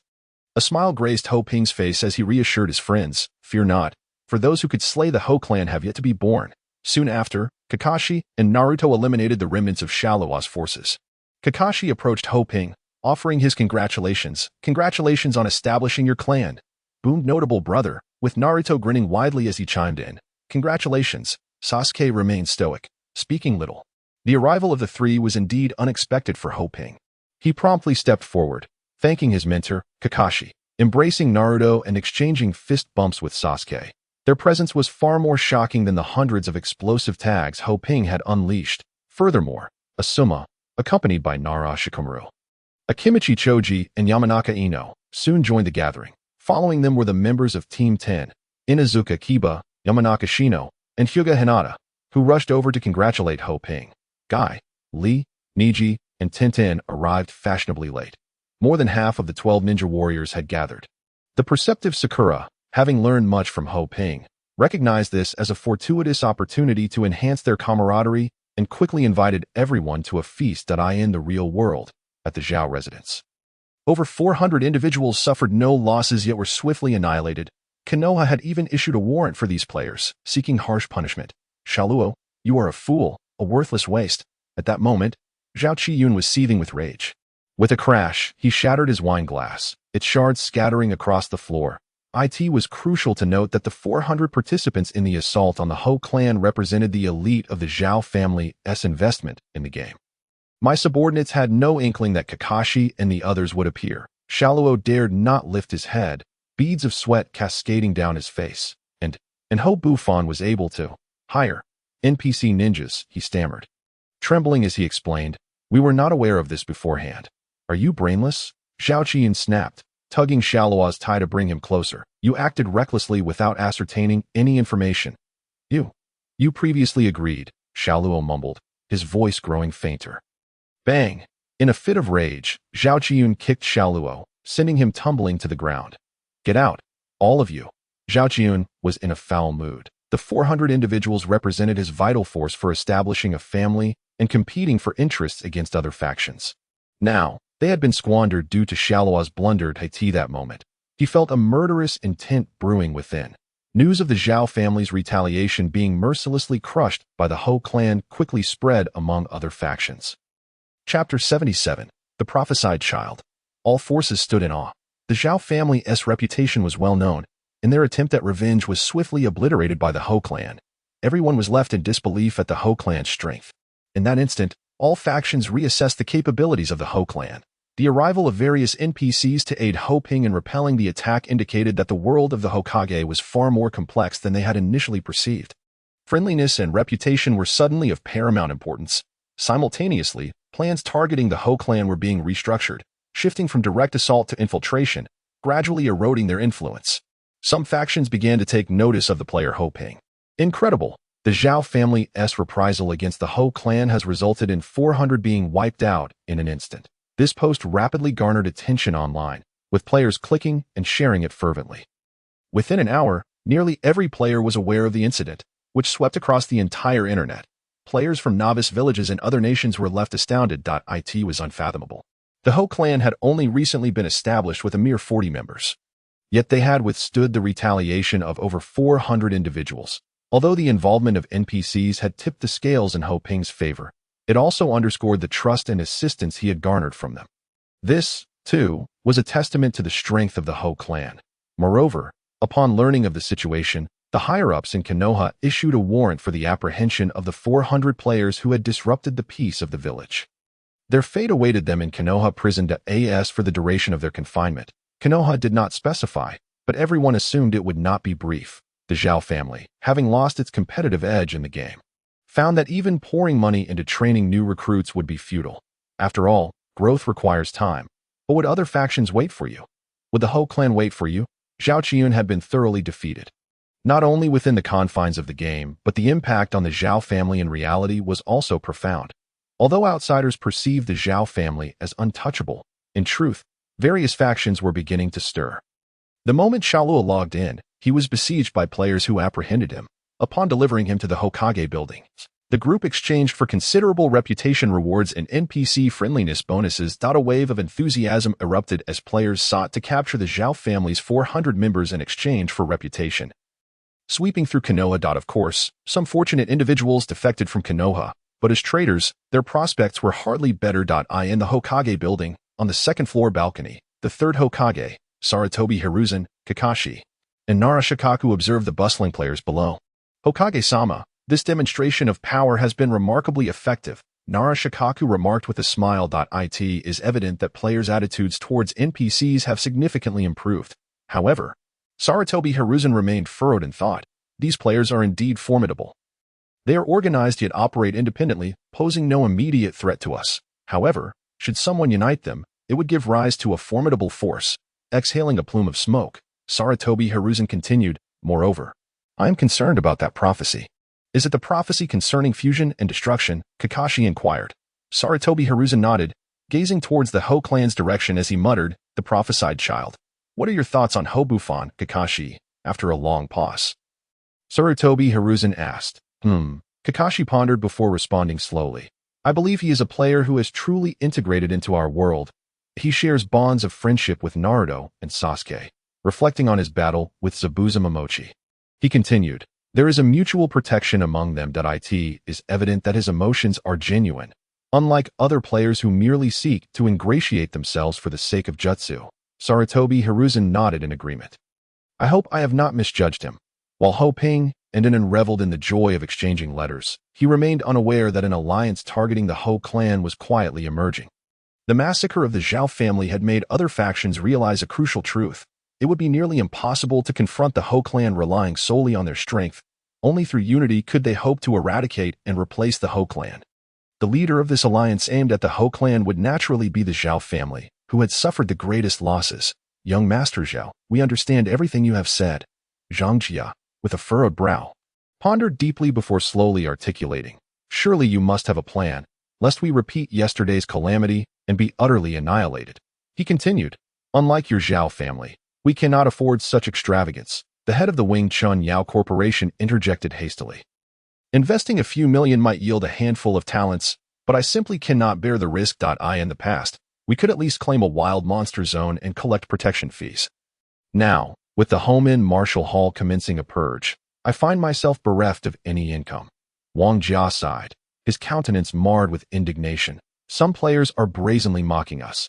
This humiliation has been thrust upon us by the Home-In.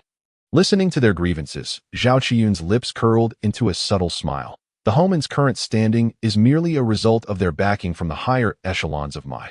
Surely we too can garner support from other NPC leaders? Zhao Xiao's words flowed with ease, yet none could fathom the devious schemes employed by Hou Bufan to attain such high prestige and goodwill. Outdoing him in this regard seems a formidable challenge. Indeed, the assembly responded with wry smiles and shaking heads. Zhao Qiyan regarded them with a mysterious smile. You all seem to overlook a crucial point. Not all NPCs support the higher-ups of Mai. His eyes gleamed with insight as he mentioned, for instance, Shimura Danzo, the following day, due to Biao Ye's desire to be online simultaneously with and while staggering their timings, he chose not to log in. Ho Ping, feeling rather bored, began to wander through my village, unwittingly finding himself at the hot spring street. It's so hot. Naruto's voice suddenly echoed nearby. Following the sound, Ho Ping soon spotted Naruto, along with his teacher, the esteemed Jonin, Ebisu, just outside a hot spring. Meanwhile, Naruto had plunged into the water's thick tea that moment. Ebisu glanced aside and noticed a white-haired ninja, lurking suspiciously beside the bathhouse with a scroll on his back, seemingly peering inside as if engaged in voyeurism. Hey! Ebisu shouted, commanding, that is the women's pool. I will not permit such shameless behavior to transpire before my eyes. With that, he charged towards the white-haired ninja. Really now, the white-haired ninja turned. Seeing Ebisu rushing at him, he formed a hand seal, and in a puff of smoke, a large toad appeared beneath him. The white-haired ninja then seated himself atop the toad. What is this? Ebisu thought, feeling a flicker of recognition at the sight of the toad. However, before he could fully comprehend the situation, the toad opened its mouth wide, its tongue darting out and ensnaring Ebisu in an instant. What? Ebisu gasped in shock. With a powerful flick, the toad hurled him into the air, crashing him down onto the ground. Be quiet. If discovered, what will become of us? The ninja scoffed disdainfully. It's the perverted sage. Upon seeing the familiar white hair and toad, Ho Ping immediately recognized the ninja as the legendary perverted sage in the original narrative. If one were to ask Ho Ping who his favorite character was, without a doubt, it would be the perverted sage. The moment he witnessed the sage's demise, his heart ached profoundly that it was indeed the first time an anime had moved him to tears. Now, seeing the perverted sage in the world of Naruto, he could hardly contain his excitement. Meanwhile, Naruto, with his head bobbing above the water, was swept away by a tide of astonishment upon witnessing the perverted sage effortlessly defeat the esteemed Jonin, Ebisu. The reclusive pervert has been bested? Naruto muttered in disbelief, but he essayed Jonin. As Naruto emerged from the water, he spotted the unconscious Ebisu nearby and exclaimed, Hey, reclusive pervert. Receiving no response, he crouched down, formed the tiger hand seal, and declared, Secret technique of the hidden leaf, 1,000 years of pain. With a swift motion, he executed an unexpected maneuver, but Ebisu remained unresponsive, not a flicker of reaction. It seems this guy is indeed quite weak. Naruto boasted. Casting a glance towards the perverted sage, he inquired, What about that big green toad? Who on earth are you? Good question, the perverted sage replied, tossing his head back, his long white hair swirling elegantly as he struck a pose. I am the revered sage of Mount Mayaboku, commonly known as the Toad Sage. Sage, Naruto was utterly perplexed. Indeed, the perverted sage affirmed with a grin. A cloud of smoke enveloped them, and as the toad vanished, the sage approached Naruto directly. With a leap, Ho Ping joined Naruto's side. Notable brother, Naruto greeted Ho Ping. What is a sage? I am unsure, but they seem quite formidable. Ho Ping glanced at the fallen Ebisu. However, it appears no one is here to guide you in your training. Right? Naruto suddenly realized, Ebisu has collapsed. Who knows when he will awaken? He called out urgently, Hey, perverted sage, what should we do now? The very person who was to teach me is in this state. Naruto complained somewhat resentfully. That is because he interfered with my research. The perverted sage retorted. Research? Naruto questioned. Bewildered, The sage then produced a novel from his robe, stating, "I am an author, aiming to write a novel." This very book, he brandished the novel, revealing a cover that stirred a sense of familiarity in Naruto, as it was one that Kakashi frequently read. That book is The Perverted Sage. Assuming Naruto recognized the book, felt a surge of delight.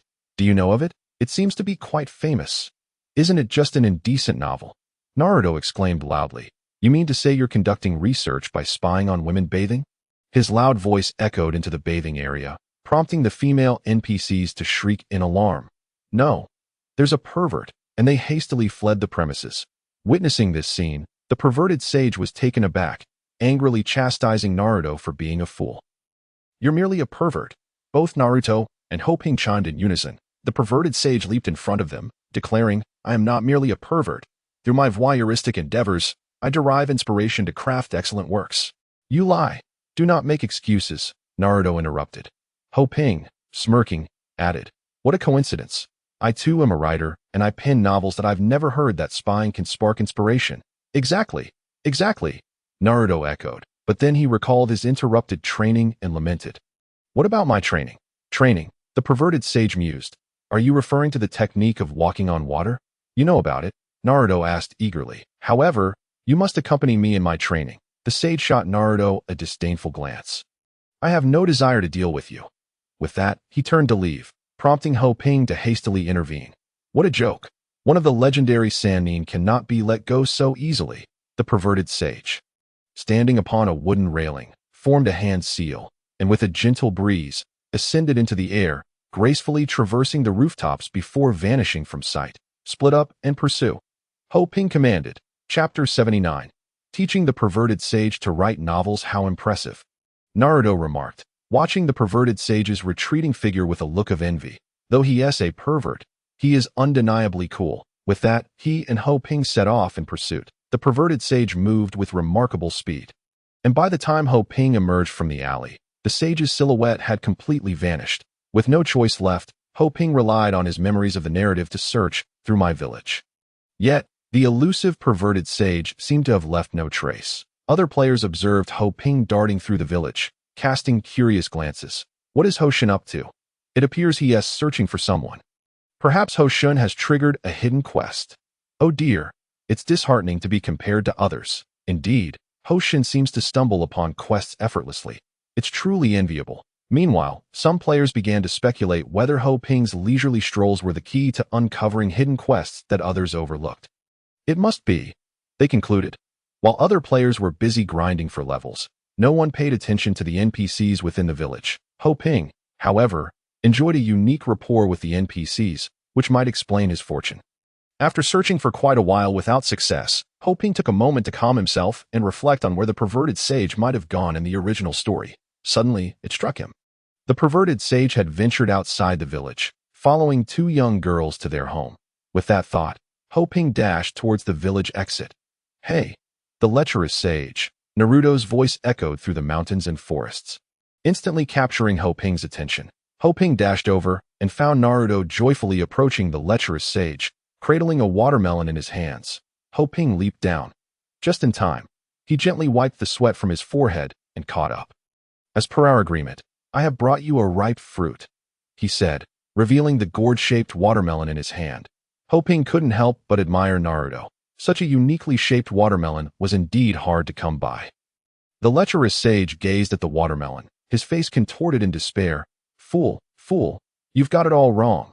With that, a flash of a blade cut through the air. The watermelon in Naruto's hands was sliced in half.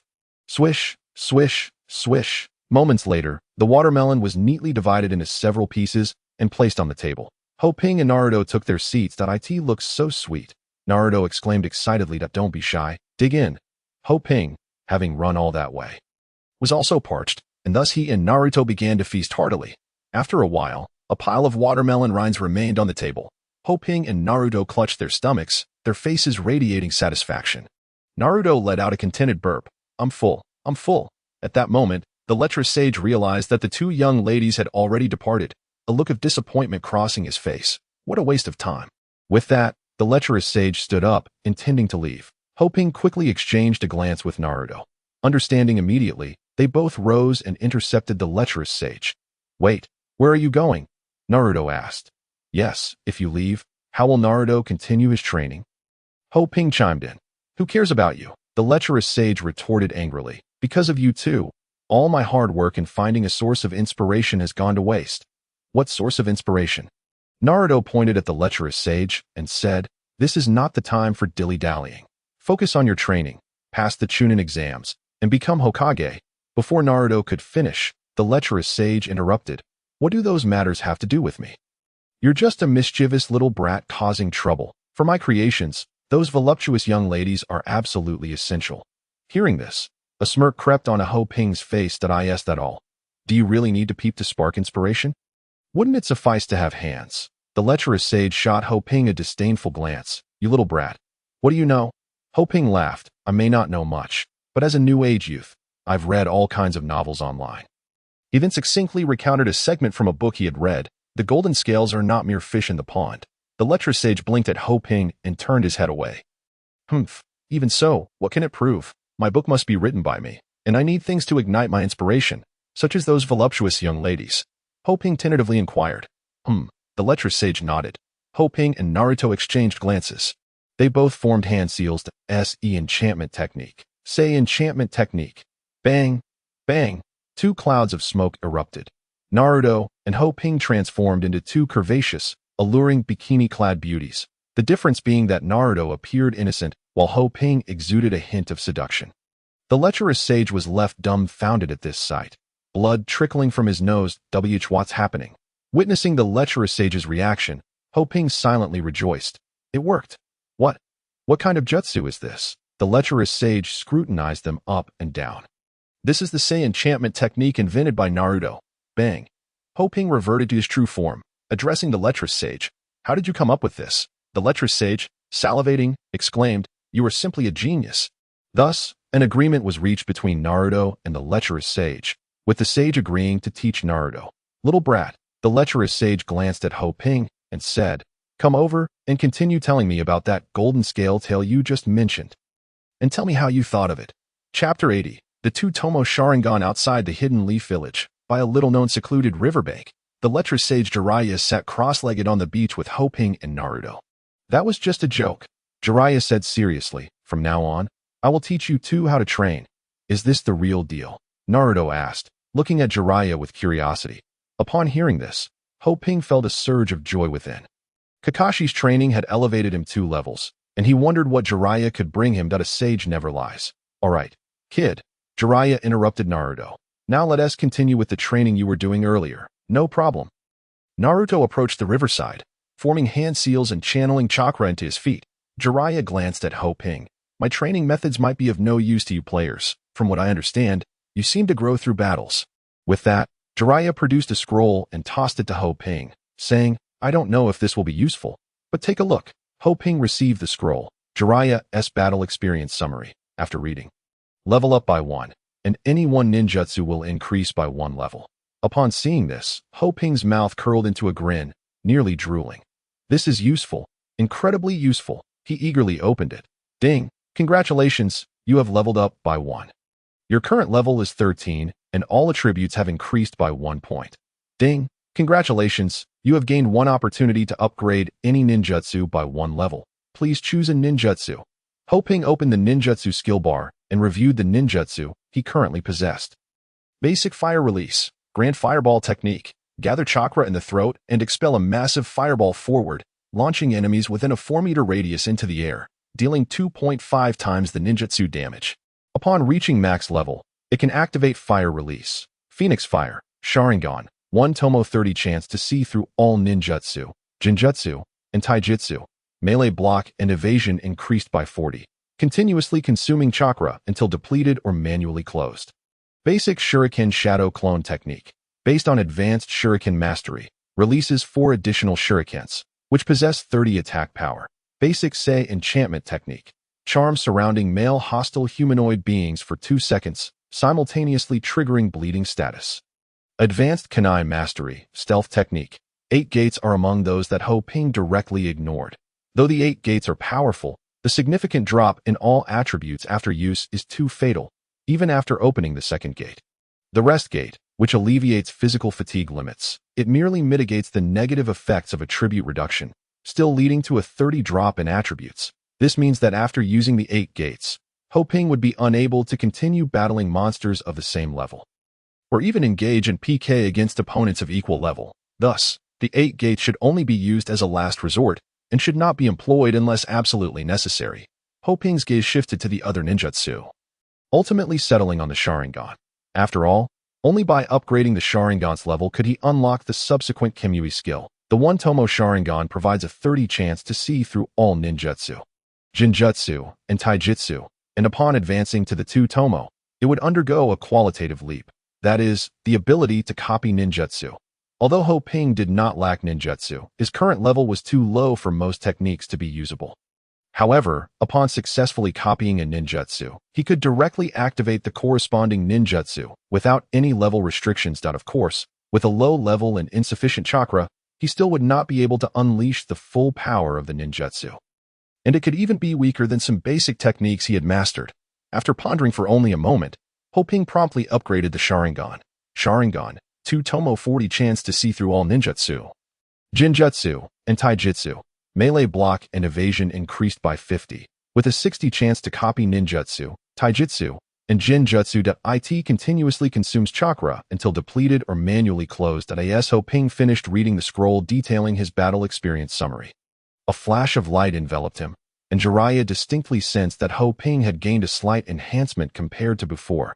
Jiraiya furrowed his brow, deep in thought. It seems Kakashi's concerns were not unfounded. This method can indeed rapidly cultivate a batch of players whose strength rivals our OW and AT. That moment, while training on the river's surface, Naruto was suddenly startled by a piercing scream. Chapter 81, Naruto's Ceiling. He was seen walking on the water, initially managing to control his chakra effectively. However, as time progressed, the chakra within Naruto began to spiral out of control. The chakra gathered at the soles of his feet started to become chaotic. Splash! A spray of water erupted as Naruto plunged directly into the river. Upon witnessing this, Jiraiya burst into laughter. Soaked to the skin, Naruto emerged from the water. Jiraiya chuckled. It seems you haven't quite mastered it. Irritated, Naruto, in a fit of anger, stripped off his drenched clothing and tossed it to the ground. What is the point of wearing clothes? Ho Ping shot a glance at Jiraiya, reminding him, it seems he can't control his chakra very well. Jiraiya, upon hearing this, appeared to recall something and addressed Naruto, who was now down to his underwear, saying, hey, try gathering your chakra again. Try again. Naruto replied, his face a picture of confusion. Ho Ping stepped forward, grasping Naruto's arm, urging, hurry, hurry, if he tells you to try, you must do it. Although Naruto was puzzled, he complied, forming hand seals and beginning to gather his chakra. Ho Ping could clearly see that as Naruto formed the seals, faint markings began to emerge on his lower abdomen. Jiraiya, noticing the seals, exclaimed in surprise, you. Startled from his intense focus, Naruto looked at Jiraiya, who awkwardly smiled and remarked, you look quite attractive without clothes. Hearing this, Naruto nearly spat out a mouthful of blood, exclaiming honestly, I need to concentrate on gathering chakra, so please don't distract me. My apologies, my apologies. Jiraiya scratched the back of his head in embarrassment. Please continue. Ho Ping, remaining silent, chose not to break the tension. That you've thrown me off, Naruto complained before refocusing on gathering his chakra. The seals on his lower abdomen began to appear once more. Ho Ping and Jiraiya crouched before Naruto, both observing the seals. So this is the seal of the 9 tails, Ho Ping whispered. Jiraiya glanced at Ho Ping, signaling him to keep his voice down. The double 4-symbol seal, the triple seal, the 8 trigram seal. Jiraiya murmured quietly. The chakra of the 9 tails was intentionally leaked to merge with this child's chakra, the 4th Hokage. Jiraiya sighed, recognizing that this was likely a measure taken to protect the child. Just then, another seal unexpectedly appeared on the outer surface of the existing ones. This is, Jiraiya exclaimed, his expression turning surprised as he realized this seal was counteracting the others. The combination of even and odd seals caused the child's chakra to mix chaotically with that of the 9 tails, rendering it unstable. Jiraiya looked meaningfully at Ho Ping, remarking, it seems you are aware. Huh. Ho Ping feigned ignorance. Jiraiya, while examining Naruto's abdominal seals, inquired, it seems you players know quite a bit. What is happening here has probably already reached our world. Ho Ping replied nonchalantly. If he were to tell Jiraiya that all players were nearly aware of everything that would unfold, how could he explain to him about his eventual demise? If he revealed this, would it alter the predetermined course of events? Ho Ping dared not gamble. The unknown was the most perilous state. As for whether other players might inadvertently reveal secrets, he paid it no mind. It seemed that only he could freely communicate with NPCs. This realization stemmed from his interactions with Wan Ying and Biaoya. Wan Ying had shared meals with him, and Asuma, Kakashi, and others, increasing their mutual affinity, yet now he could only engage with them in task-related conversations, unlike his interactions with real-world humans. As for Biaoya, aside from being reprimanded for teasing NPCs, he found his dialogues with any NPC limited to the scripted responses. Perhaps this was related to his soul's transmigration into this realm, Ho Ping mused. Meanwhile, Jiraiya stood up, observing that the seals were rather crude.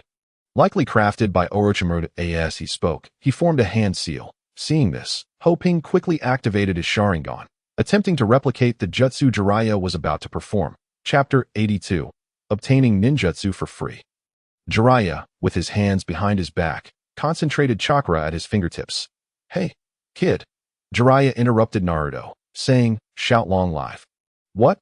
Naruto responded, bewildered. What does shouting long life have to do with training? Shout long life. Now, Jiraiya urged. Ho Ping chimed in, Naruto, it's best to raise your hands and shout long life, loudly. Then you'll be able to walk on the water. Really? Clearly, Naruto wasn't foolish. He knew that merely shouting long life wouldn't equate to successful training. Yet, seeing Ho Ping's earnest demeanor, he skeptically raised his hands, thinking how excessive this was. As Naruto lifted his hands, the seals on his abdomen fully manifested. Seizing the moment, Jiraiya clawed with his right hand, chakra coalescing in his fingers like flames. 5 elements release, he declared, slamming his palm against Naruto's abdomen. With a forceful push, he left a mark on the ground. Naruto was sent flying several meters away, nearly expelling the watermelon he had just eaten. He landed hard on the ground, smoke rising from his abdomen. As Orochimaru's 5-element seal dissipated into thin air, ding, the system's melodious voice resonated. Congratulations, you have successfully replicated Jiraiya's ninjutsu, 5 elements release. Using your Sharingan. 5 elements release, a technique to dispel malevolent seals. Upon witnessing this, Ho Ping wore a beaming expression. Although he was uncertain if he could use it effectively, the thrill of obtaining ninjutsu for free was undeniably exhilarating. Meanwhile, Naruto, clutching his abdomen, looked at Jiraiya and asked, what are you trying to accomplish? To help you relax, I'm giving you an acupressure massage, Jiraiya replied with a grin. Ho Ping approached Naruto, urging, go ahead and give it a try. He was referring, of course, to the training of walking on water. Naruto glanced at Ho Ping, then at Jiraiya, and with a mix of skepticism and hope, approached the riverbank. When he gently placed his foot on the water's surface, he was astounded by what transpired. To his amazement, he was able to stand steadily atop the water. What is going on? Naruto stared in disbelief at the scene before him. He couldn't comprehend why he was suddenly able to walk. Overjoyed, he bounced on the water's surface, his heart soaring with happiness. Jiraiya, observing Naruto's exhilaration, thought to himself, it's about time to teach him how to control the Nine-Tails chakra. At the same time, he glanced at Ho Ping. Realizing he possessed the Sharingan of the Uchiha clan, Ho Ping scratched the back of his head, dispelling the Sharingan, and offered Jiraiya a sheepish smile. Jiraiya said nothing further. Tomorrow, you'll join Naruto for training. Sure. Ho Ping nodded eagerly. As Jiraiya watched Naruto still reveling in his excitement, he declared, all right, kid, come up. I'm going to teach you a special technique. What special technique? Is it a secret weapon? Naruto exclaimed, elated at the prospect of learning a special technique, and dashed up the riverbank. Jiraiya led Ho Ping and Naruto to a nearby spot to sit down. Bathed in the warm glow of the setting sun, Jiraiya helped Naruto gain insight into his own situation. Naruto also began to realize the fact that he possessed 2 types of chakra. Noticing that it was getting late, Jiraiya concluded their training for the day. The 3 of them then headed to the hot spring district to unwind. So warm, Naruto murmured to himself. Ho Ping wore a look of sheer enjoyment, exclaiming, this feels amazing. Jiraiya took a sip of sake, savoring the moment, thinking how delightful it was to enjoy a drink after training. Hey. Naruto turned to Jiraiya, asking, what's the secret technique we're learning tomorrow? You'll find out tomorrow, Jiraiya replied, eyes closed, clearly relishing the moment. Ho Ping raised an eyebrow, silently pondering. Tomorrow should be the summoning technique. Continuing on, Ho Ping opened the ninjutsu menu. Under normal circumstances, one would need to be at least level 30 to learn the summoning technique. However, with the ability to replicate using the Sharingan, he could master it by tomorrow. Glancing at his chakra levels, Ho Ping couldn't help but feel a twinge of regret. Given the current amount of chakra he possessed, Naruto might struggle to even summon a tadpole after enjoying a soak in the hot springs. Naruto returned home. Meanwhile, Jiraiya and Ho Ping stood on a nearby balcony, gazing at the moonlit sky. Suddenly, the sound of footsteps shattered the tranquility. Chapter 83. The forces in the shadows. The newcomer was none other than Ebisu. Upon seeing Ebisu approach, Ho Ping's heart tightened. In the original storyline, Ebisu's strength was quite lacking. Yet Ho Ping believed his abilities were significantly underestimated. As the personal teacher of the third Hokage's grandson. How weak could he truly be? Even during their encounter in the hot spring town, where he was subdued by Jiraiya's summoned beast, it was evident that it was intentional on his part. He must have recognized Jiraiya at that moment. Furthermore, while Ho Ping had located Jiraiya near the wooden house outside of Konoha based on memory, Ebisu had followed him. Ho Ping recalled how he had narrowly escaped during Pain's invasion. This individual was not to be underestimated. Ho Ping glanced at Ebisu, his thoughts racing. My apologies, Ebisu, Jiraiya said, crossing his arms. I've taken your student. No worries, Ebisu replied, looking at Jiraiya. However, I must admit, I was quite startled by your presence. Lord Hokage has been searching for you, but there has been no news. A smile spread across Ebisu's face, realizing that Jiraiya was indeed in the village. Lord Hokage would surely be thrilled upon learning this. Has the third Hokage already heard about my situation? Jiraiya asked, gaze fixed on the horizon. Not yet. Ebisu shook his head in response. Oh, that's good to hear. Ho Ping noticed a relaxed expression on Jiraiya's face. Is it because of Orochimaru? Ebisu inquired. Unfortunately, that is not the case, Jiraiya replied, shaking his head once more. Then what is it? Ebisu asked, curiosity piqued. Wasn't Jiraiya returning to protect Konoha? I've returned in search of material for my novels. Jiraiya stated with a serious expression. I have no intention of getting involved in trouble. Ho Ping nearly choked, incredulous at the notion of seeking novel material. What on earth are you saying? Ebisu exclaimed. His expression turning animated. He could hardly believe that Jiraiya, one of the legendary Sannin, appeared to be entirely unconcerned for Konoha's safety. You should know full well that only one of the legendary Sannin can stop Orochimaru. We need your strength, Lord Jiraiya. After saying this, Ebisu turned to leave. As he reached the door, he glanced back at Jiraiya. Lord Jiraiya, I trust you will lend us your aid. Jiraiya remained silent after a long pause. He mused aloud. Konoha has attracted numerous forces. It almost sounded like he was talking to himself, yet it was directed at Ho Ping.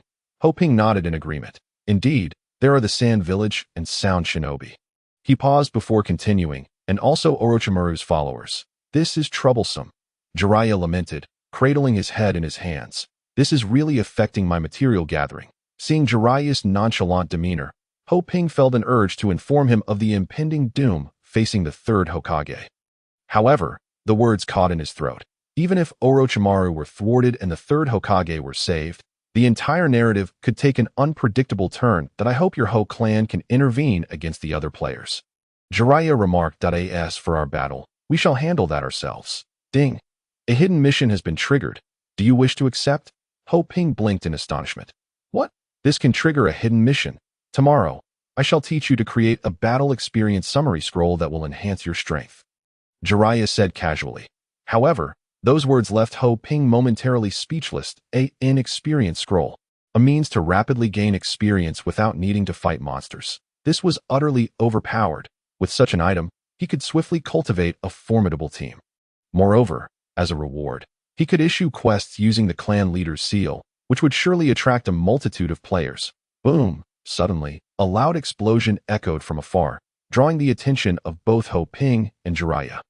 Under the moonlight, dust and debris stirred in the distance. It's Gaara. Ho Ping exclaimed in surprise. He has made his move. Truly restless. Jiraiya shook his head, turning to leave. Ho Ping chose not to follow. He surmised that Jiraiya was discreetly observing the various factions. Orochimaru, Sound Shinobi, Sand Shinobi. Ho Ping exhaled slowly. This Chunin exam was bound to be quite eventful. The thought of Orochimaru made him feel a sense of anticipation. When Orochimaru faced off against the third Hokage, would the Edo Tensei be performed? He wondered if the Sharingan could replicate it. It's coming soon. Ho Ping muttered. Chapter 84. The automatic experience extractor under the full moon. Various factions stirred in the shadows. Ho Ping yawned and returned to Naruto's home, agreeing with Jiraiya that NPCs should handle their own affairs.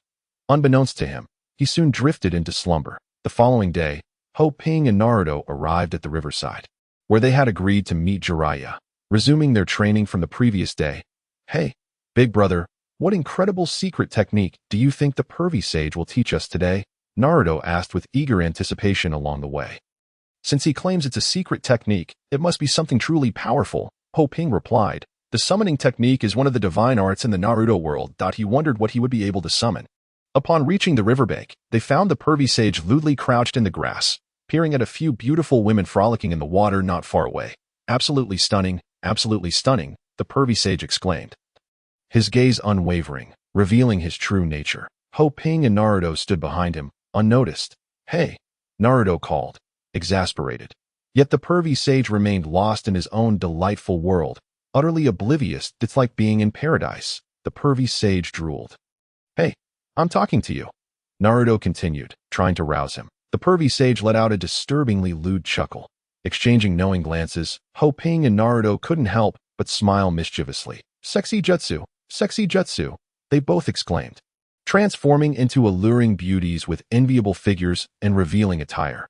Naruto approached, covering the pervy sage's eyes with his hands.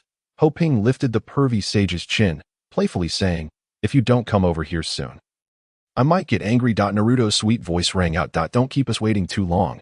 Ho Ping's voice dripped with seductive allure. If you train with me, I'll make sure to serve you well, Naruto continued to tease. The pervy sage grinned lewdly. I've been waiting for you two for quite some time.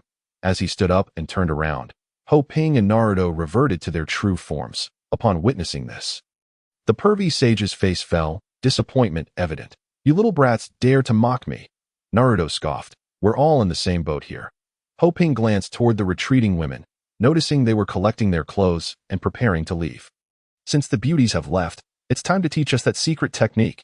Ho Ping laughed. At that moment, Jiraiya also noticed the women dressing and departing, a hint of disappointment crossing his face. All right, I'll teach you the secret technique.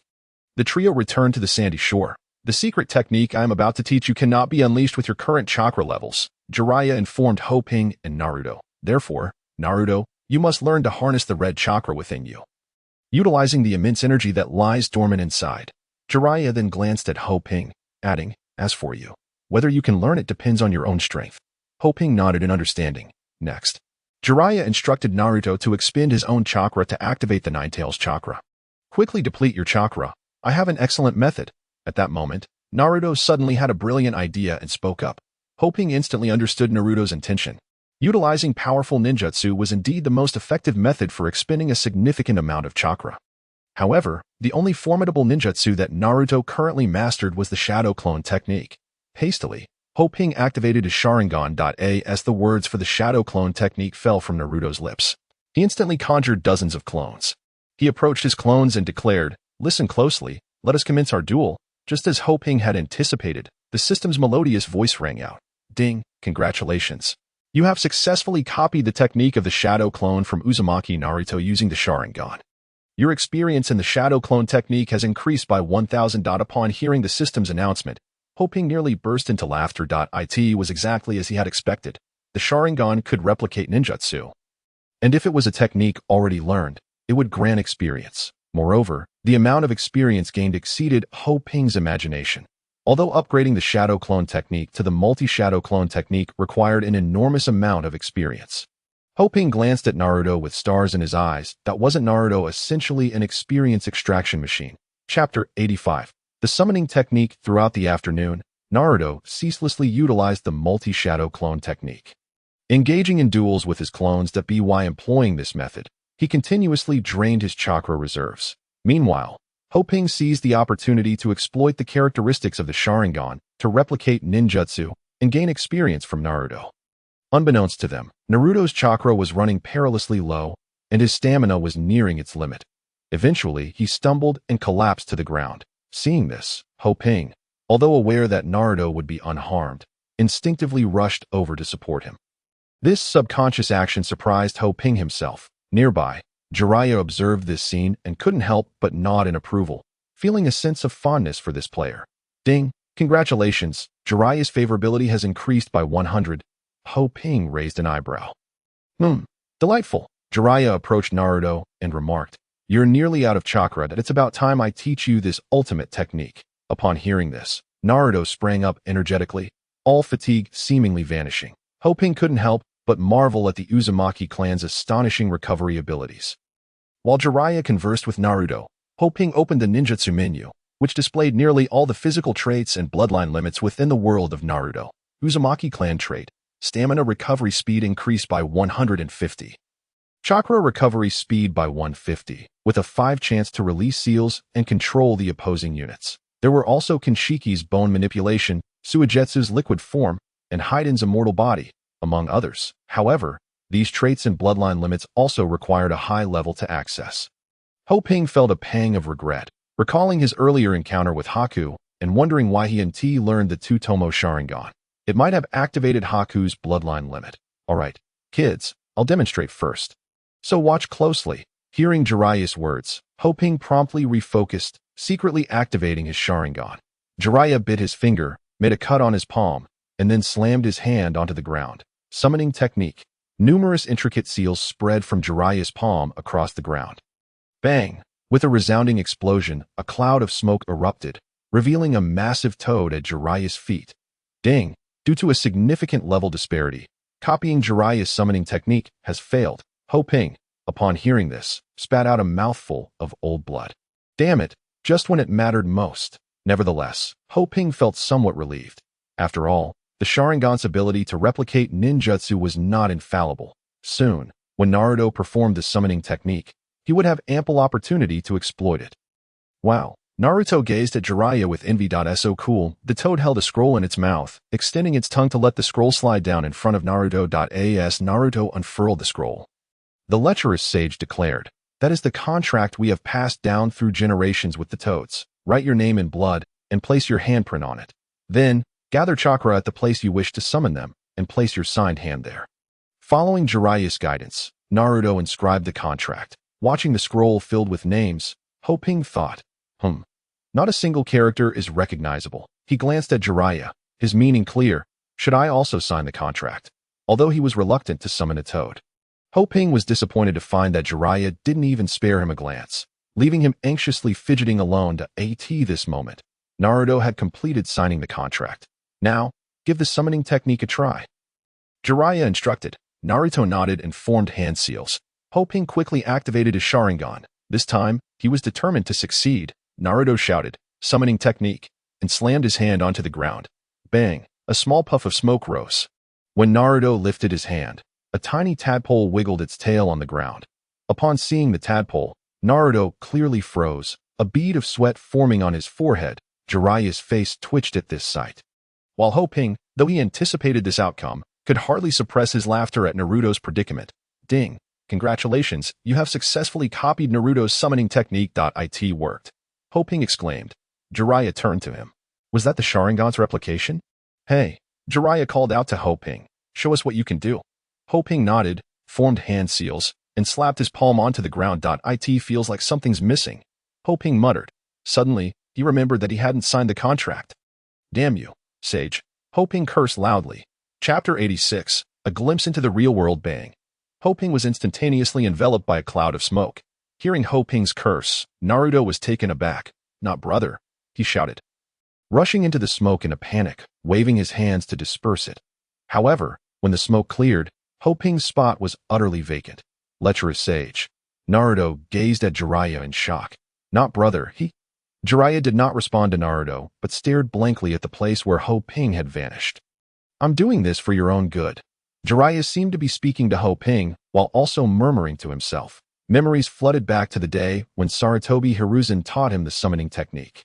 The summoning technique, it is a space-time ninjutsu that allows one to summon creatures by forming a blood contract. The voice of Sarutobi Hiruzen echoed in his ears. Each person's destiny is different, and the creatures one can contract are also predetermined by fate. Lecherous sage. Seeing Jiraiya lost in thought, Naruto called out loudly. Huh? Jiraiya scratched the back of his head awkwardly, snapping back to reality. Sage. not brother 1TB in danger. Right? Naruto questioned anxiously. Jiraiya nodded, saying, using the summoning technique without having formed a contract can lead to incalculable consequences. Incalculable consequences. Upon hearing this, Naruto felt a sense of foreboding in his heart. There was a possibility of being torn to shreds while wandering through space. Jiraiya gazed at the sky, adding, or perhaps he may encounter the summoning beast destined for him. Looking at Naruto, Jiraiya recounted, back then, I improperly used the summoning technique without a contract and ended up transported to Miyaboka Mountain, where I formed a contract with the toads. But, Naruto clenched his fists and declared loudly, not brother will be torn apart. Then, Naruto, Jiraiya interrupted him sternly, saying, training is inherently fraught with danger and unpredictability. If one fears death and refrains from taking a step forward due to the unknown, then one is unworthy of becoming strong. Upon hearing this, Naruto fell silent. Moreover, Jiraiya smiled, acknowledging that their players were unlike them. Their deaths could be reversed, with the only cost being a reduction in strength.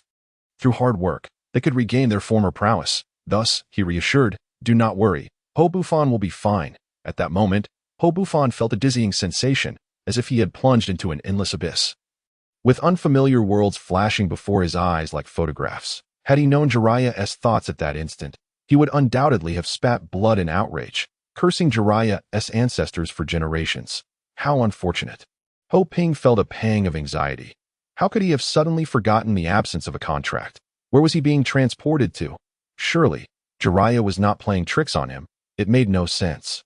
Given Jiraiya's current level, if he wished to kill him, it would be as easy as a mere sneeze, not requiring such elaborate methods. Ho Ping continued to plummet downward, observing the scenery flashing by. He gradually began to calm his nerves. In the original storyline, it seemed Jiraiya had also unleashed the summoning technique without a contract, ultimately being transported to Miyaboka Mountain, forming an unbreakable bond with the toads. It appeared that the risk was quite minimal. Ho Ping could only comfort himself with this notion. Speaking of which, the view before him was rather splendid. Ho Ping attempted to open the ninjutsu and attributes pages, but to no avail. Even sending an email to Myth and Wanying yielded no results. He persistently explored the available functions, only to discover that, aside from the items in his bag, all other functionalities seemed to have become inoperative. It appeared that these features could only be utilized within the world of Naruto. At that moment, Ho Ping inadvertently caught sight of an image, and suddenly, his eyes narrowed. His expression shifted from confusion to disbelief, and then to elation, as three emotions flickered across his face in an instant, for he had recognized a familiar scene, one so ingrained in his memory that he could visualize it even with his eyes closed. Yet now seemingly out of reach. Home. Yes, the image before Ho Ping was that of the city where he had lived in reality. Chapter 87. The Shuriken in the real world. Ho Ping's heart raced with excitement, nearly bursting from his chest, tears streaming down his face. His body trembled uncontrollably. It was the real world. He kept muttering, it's the real world. At that moment, the city of his upbringing soared past him like an aerial view, with each familiar building and every street he had once traversed etched into his mind. He longed to embrace it once more. However, just as Ho Ping was lost in his overwhelming emotions, a scene before him suddenly chilled his expression. A wave of murderous intent flickered in his eyes. The intense fluctuation of his emotions caused the space around him to ripple slightly, for Ho Ping had spotted Anon, who was being dragged by someone, seemingly entangled in a struggle. At that moment, rage surged within him. Bastard! He shouted, gritting his teeth. Let go of Anon! Yet, no matter how he charged forward, the reality before him remained at a distance. Just then, he witnessed Anon being slapped, and subsequently, she was pulled toward a car. Seeing this unfold, Ho Ping's heart raced with urgency as he hastily drew a shuriken and hurled it at the man dragging it in. Almost instantaneously as the shuriken left his hand, the SC today, the character known as Big Bucktooth accompanied Ho Anon to collect the death compensation for Ho Ping. Big Bucktooth left Anon downstairs while he ascended alone to handle the formalities. As he leaned against the window to smoke, he spotted Feng Jianxing's car approaching and immediately felt a sense of foreboding, rushing down the stairs. Unfortunately, the elevator, sluggish and erratic on the 20th floor, delayed his descent. By the time he reached the ground, he found Feng Jianxing absent, but there was a significant amount of blood on the ground and on Ho Anon. Don't be afraid. Whatever happens, I'll take care of it. Big Bucktooth reassured Inen, gently wiping away her tears. Tell me what happened, that I'm fine? Really? Hoenn shook her head and recounted the recent events to Big Bucktooth as he listened. His brows knitted in puzzlement. Did the door of Feng Jinxing's car just fall off suddenly? He mused incredulously. And it happened to cut your arm too? At that moment, Inen snapped out of her shock. Reflecting on the incident and beginning to doubt her own words. Could it be that justice has descended from the heavens? Big Bucktooth remarked as he approached Feng Jinxing's car, noting the sharp, clean break of the door as if it had been sliced. Following the line of the broken car door, his gaze was drawn to a dark object a few meters away. He hurried over. What is this? Inen crouched beside him, her expression one of confusion. A shuriken. Big Bucktooth interjected. Having used this item countless times in games, he recognized it instantly. Observing the shuriken embedded halfway into the cement floor and glancing back at the damaged car door, he couldn't help but click his tongue in disbelief. What kind of extraordinary strength does it take to wield a shuriken with such prowess? The car door, made of aluminum alloy, has been chipped away by a shuriken no larger than a palm. Big Bucktooth examined the visible etchings on the shuriken. What does this character say? He pondered, leaning closer to decipher the inscription. Smoke, he exclaimed, suddenly standing up and shouting, the Smoke Ninja Shuriken. His face was a mask of shock. His mind a tempest of thoughts that he recalled that Ho Ping had possessed 10 of these shurikens in the game, which he had obtained while capturing spies. Only Ho Ping had completed that quest within the entire server. In other words, only Ho Ping owned the Smoke Ninja Shuriken. But why had a shuriken, meant to exist solely in the realm of the game, materialized in reality? Was it mere coincidence? Big Bucktooth stammered. If it's not a coincidence, it must be related to the monkey. With that thought, he abruptly grabbed Hoenn and dashed home. To uncover the truth, he needed to contact Ho Ping online. Could it be that he had found a way back to the real world? Big Bucktooth shook his head, dismissing the notion almost instantly. If he had truly returned, there would be no reason to hide after rescuing Inen. But if it wasn't him, then who could it be? Noticing Big Bucktooth's intense reaction, Inen quickly inquired, what's wrong? Nothing. Nothing at all. He refrained from sharing his suspicions with her. If it were true, it would be a cause for celebration. But if he had misjudged and it was merely a coincidence, he couldn't bear to see the disappointment on Inen's face. I'm worried that Feng Jinxing might return, so we should leave quickly. Big Bucktooth said dismissively. Okay. Inen recalled the earlier scene with a lingering fear and nodded fervently in agreement.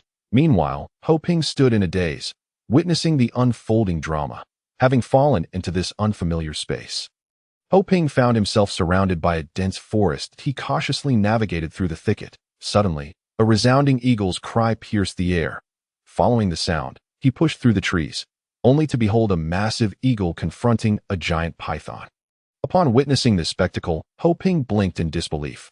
Have I traversed into another realm? The return of the Condor heroes? He felt his left arm, relieved to find it still intact. Thank goodness. Thank goodness, at least I'm not Yanghua. At that moment, the giant eagle stood upright like a human, while the python coiled around a tree branch, displaying a wary demeanor. The eagle flapped its wings, sending dust and debris swirling. Ho Ping's sudden appearance caught the eagle's attention. In that fleeting moment of distraction, the python lunged from its perch, mouth agape, ready to strike the eagle. Alarmed, Ho Ping felt a pang of guilt. If he hadn't drawn the eagle's focus, the python wouldn't have had the opportunity to attack.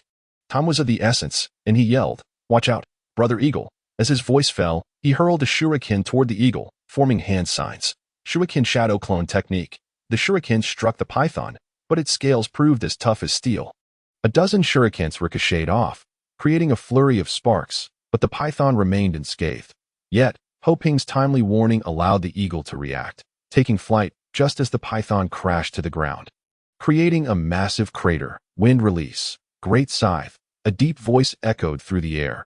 Ho Ping looked up, watching as the giant eagle flapped its wings, sending razor-sharp wind blades hurtling toward the python.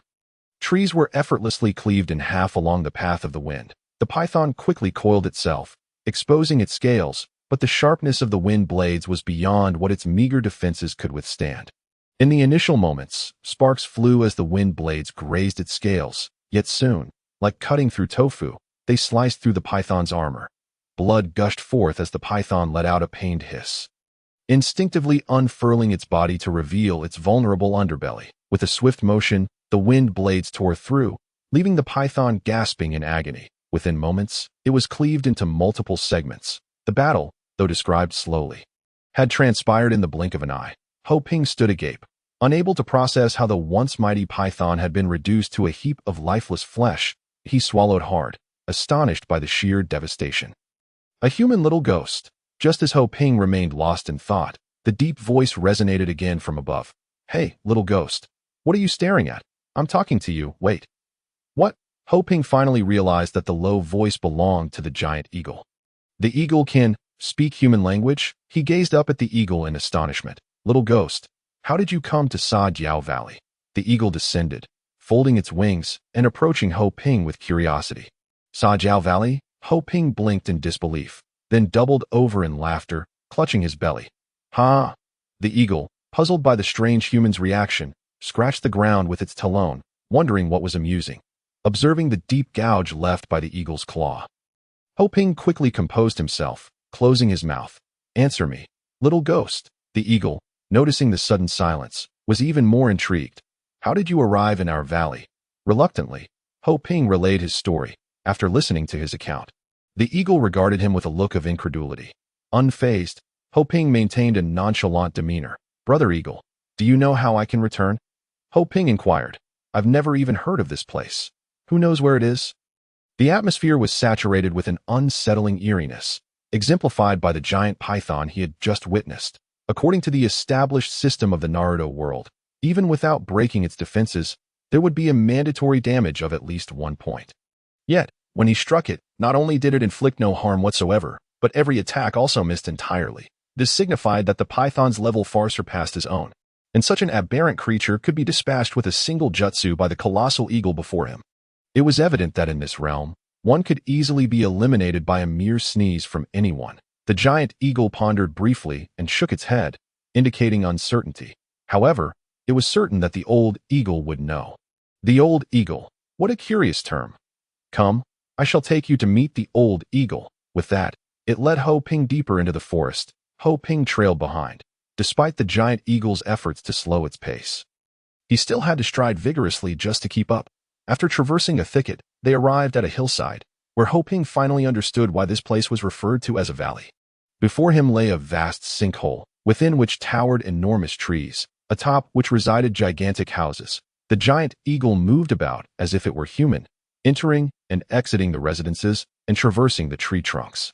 As they journeyed through the street, surrounded by the curious gazes of other giant eagles, Ho Ping learned that the eagle guiding him was named Yuan Yang, following along the trunk towards another colossal tree. They made their way to the ancient tree situated at the heart of the sinkhole. Old Eagle, Yuan Yang called out as they reached the edge of the ancient tree. Ho Ping, full of curiosity, surveyed his surroundings. Strangely, there were no other giant eagles in sight, and all seemed to regard this place with great caution. Yuan Yang shouted again, Old Eagle. Suddenly, a six-pointed star pattern illuminated at the center of the ancient tree.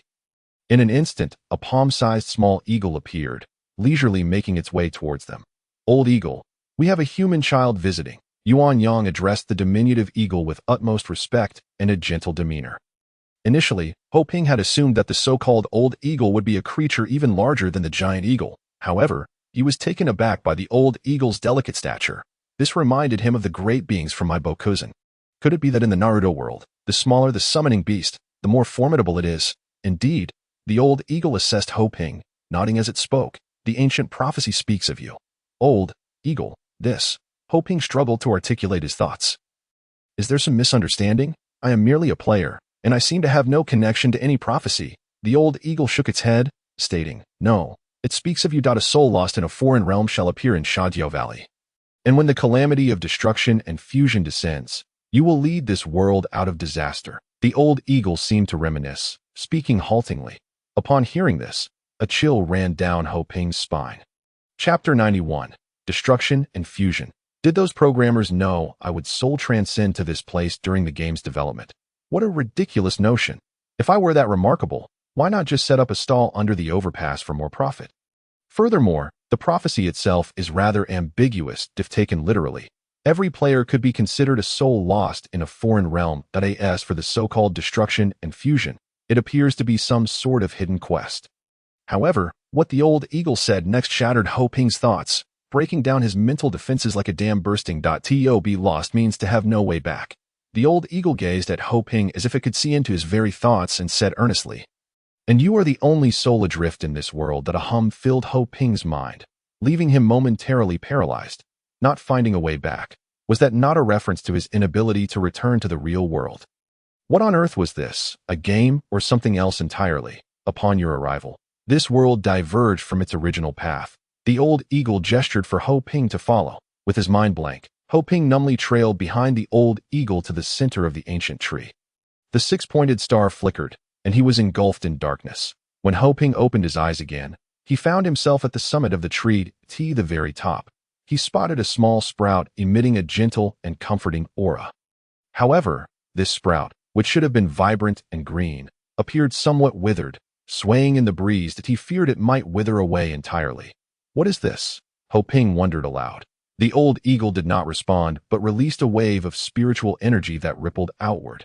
With a crisp sound, the massive ancient tree before Ho Ping transformed before his eyes. The once majestic tree was now a passage composed of flickering blue data. The data pulsed and jumped.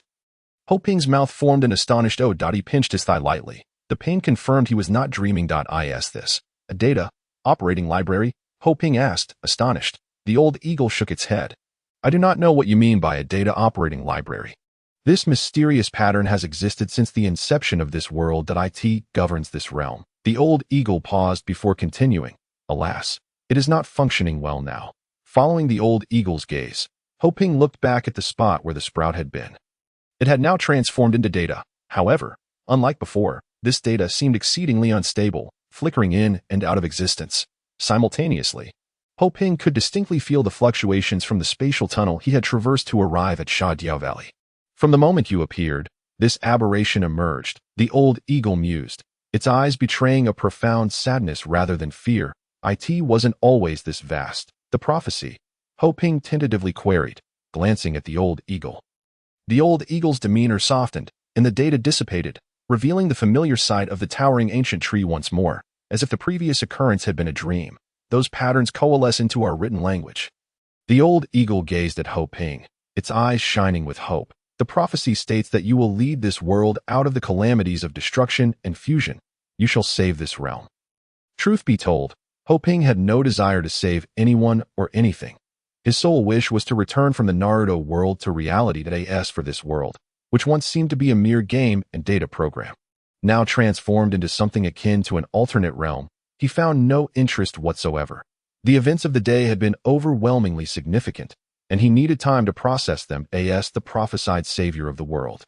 "Our Sha Jiao clan shall fully support you," the old eagle proclaimed, as a scroll floated before Ho Ping. "Is this the contract for binding?" Ho Ping exclaimed in astonishment. However, unlike the scroll Jiraiya had presented to Naruto, this contract bore no names. "Am I the first?" Ho Ping inquired. The old eagle nodded. "Our Sha Jiao Valley protects the most core aspects of the world. Not just anyone can forge a contract." Hearing this, Ho Ping felt a surge of elation. With practiced ease, he inscribed his name upon the contract and left a blood mark with his 5 fingers. In an instant, he felt an unusual sensation, as if a new world had been added to his perception. "Ding! Congratulations! You have formed a soul contract with Sha Jiao Valley, allowing you to summon its creatures to fight alongside you." Meanwhile, the summoning technique within the ninjutsu skill bar underwent a transformation. Summoning technique enables the summoning of creatures from the Death Sculpture Valley to fight alongside the user, with the strength of the summoned beings correlating to the user's ninja value. Well then. Ho Bufan, the old sculptor, retracted the contract scroll and issued an eviction order. "Return to enhance your strength and remember your mission." Upon finishing his words, the scenery before him shifted dramatically. Ho Ping found himself outside the 6-pointed star of the ancient tree, positioned at its edge. "Ho Bufan." At that moment, a familiar voice resonated from behind. Ho Ping turned to see Yuan Yang approaching. "I know how to get out of here. The old sculptor instructed me to take you along." Yuan Yang fluttered his wings and gently patted Ho Ping's back. Ho Ping felt an overwhelming force surging from behind, nearly being sent tumbling off the tree trunk by Yuan Yang's wing. "Yuan Yang, could you be a bit gentler?" Ho Ping, still shaken, shot a glare at Yuan Yang, saying, "I almost got knocked out by you." "Who knew your strength was so lacking?" Yuan Yang retorted dismissively. The duo, a human and a sculpture, proceeded onward. Are you certain you don't want to stay here and play for a while longer? As the first human player to arrive at the Death Sculpture Valley, Yuan Yang had developed a fondness for Ho Ping. Besides, Ho Ping had received the old sculptor's personal hospitality. No, my strength is still too inadequate at this moment. Ho Ping shook his head vigorously, saying, Heaven knows if any of you sneeze, I might reincarnate that I need to quickly bolster my capabilities. Ho Ping recalled the scene where he witnessed and in being harassed. His fists clenched tightly. I have someone I wish to protect. I see. Yuan Yang nodded, appearing to understand. While speaking, Yuan Yang led Ho Ping to the edge of a cliff. Here we are. Yuan Yang scratched the ground with his claws. This? Ho Ping looked down, utterly bewildered. Beneath him lay an unfathomably deep cliff, and there was no visible path ahead. Are you sure you haven't taken a wrong turn? Ho Ping inquired. Turning back, Yuan Yang nodded, assuring him, rest assured, there is only this one spot in the Death Sculpture Valley. It cannot be mistaken. Summoning his courage, Ho Ping glanced again, his heart racing as he swallowed hard. Yanggo, could you ask the old sculptor if there's another way down? Just as Ho Ping turned around, he saw Yuan Yang spread his wings wide and abruptly dart towards him. Enough with the theatrics, Yuan Yang remarked in a disgruntled tone, in an instant, Ho Ping was engulfed by a fierce gust of wind. Propelled off the cliff, his body plummeted rapidly towards the depths below. Yuan Yang, I curse your very existence. Ho Ping's furious voice echoed from below. Yuan Yang shook his wings and retraced his steps. Muttering, what on earth is a cursed existence? Big Bucktooth, how is it going? Have you received a reply from the boss yet? Big Bucktooth, anxiously glancing at Hoenen's message, was sweating profusely. His first order of business upon returning to the game was to email Ho Ping. But to his astonishment, the system informed him that Ho Ping was no longer within the email sending range. Wan Ying and Shenhua also received similar notifications. The group exchanged bewildered glances. Not within email sending range, Wan Ying pondered. Could he be in a dungeon or engaged in a storyline quest? Big Bucktooth shook his head, insisting it was impossible. Last time they were in a dungeon during the Wave Country quest. They could send emails. Shenhua, somewhat unconvinced, remarked, Brother, if you really need to contact him urgently, why not just give him a call? Shenhua and Wan Ying, aware of the close bond between Ho Ping and Big Bucktooth, were puzzled by Big Bucktooth's urgency. Ding! You have received an email from Ho Bufan. Just as Big Bucktooth was at his wit's end, the system's voice rang out suddenly. Chapter 93. A summoning egg emerges. Ho Ping had just returned from the Death Sculpture Valley to Konoha Village when a barrage of system notifications overwhelmed him. He opened his inventory to find it filled with emails. First, he checked Hoenen's message, informing her that he had just been engaged in a quest scenario and had not received her email. Urging her to remain at ease, he then proceeded to open the emails from Big Bucktooth and Wan Ying, learning that they were all at the Ho residence, and arranged to head there. At the Ho residence. What? Has 5 days already passed? Upon hearing Big Bucktooth's words, Ho Ping's expression turned to one of shock. In his recollection, he had only spent a single morning in the Death Sculpture Valley. How could nearly a week have elapsed upon his return? Bro, did you misplace a shuriken while practicing your smoke techniques? Big Bucktooth asked. Upon hearing this, Ho Ping grabbed Big Bucktooth's shoulder, exclaiming, How did you know? Big Bucktooth proceeded to recount the events that had transpired in reality to Ho Ping. Ho Ping's breath quickened, his expression a mix of disbelief and excitement, murmuring, It's true, it really is possible.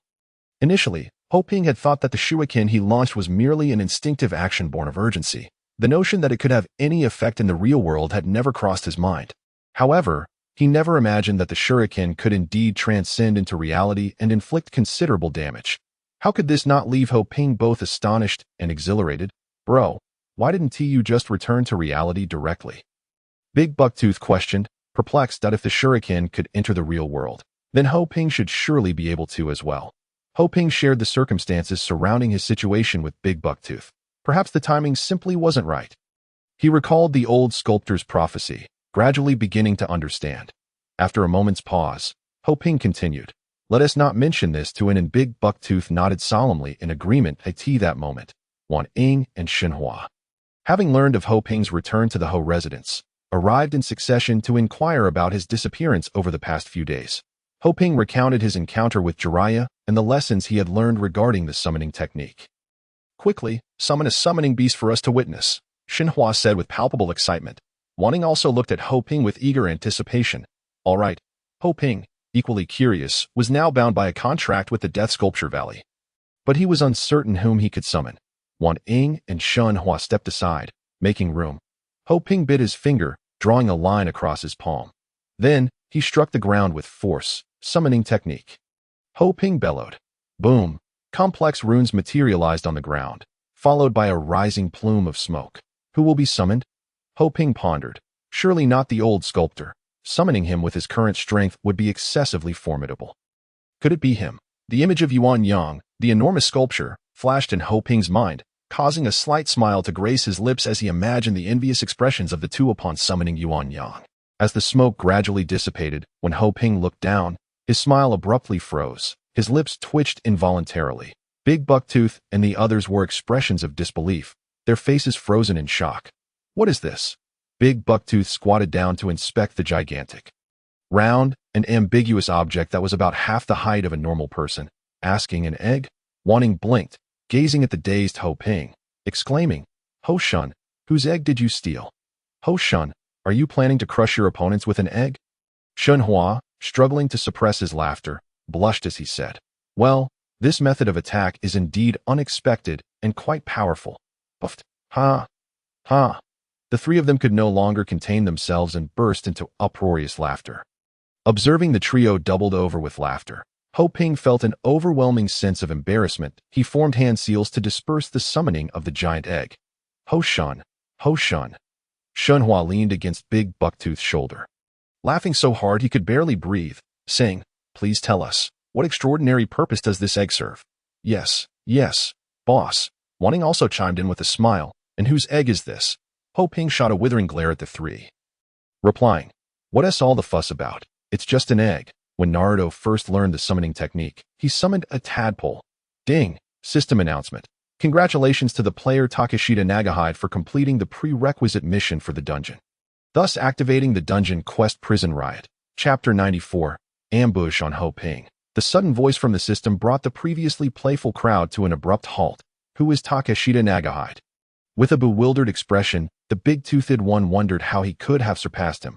Shinhua opened the ninja rankings and stated, He is the second-ranked player on the ninja list. It is said that he is from an island nation. Late Sakura furrowed her brows, sensing an ominous premonition. Now, he stands on equal footing with Hoshin, both occupying the first position. Shinhua suddenly remarked, Wait a moment. Just yesterday I checked his level, and he was more than a level behind Hoshin. How could he have leveled up so quickly?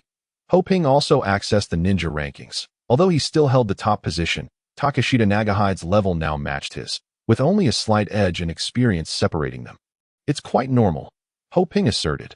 The rewards for the prerequisite missions are exceptionally generous, and there are certain attribute bonuses during the tasks, so his rapid leveling is entirely plausible. Ho Ping felt no jealousy or discouragement at being surpassed by another player. Perhaps due to his long-standing position of superiority, he felt only a twinge of disappointment upon learning he had been overtaken.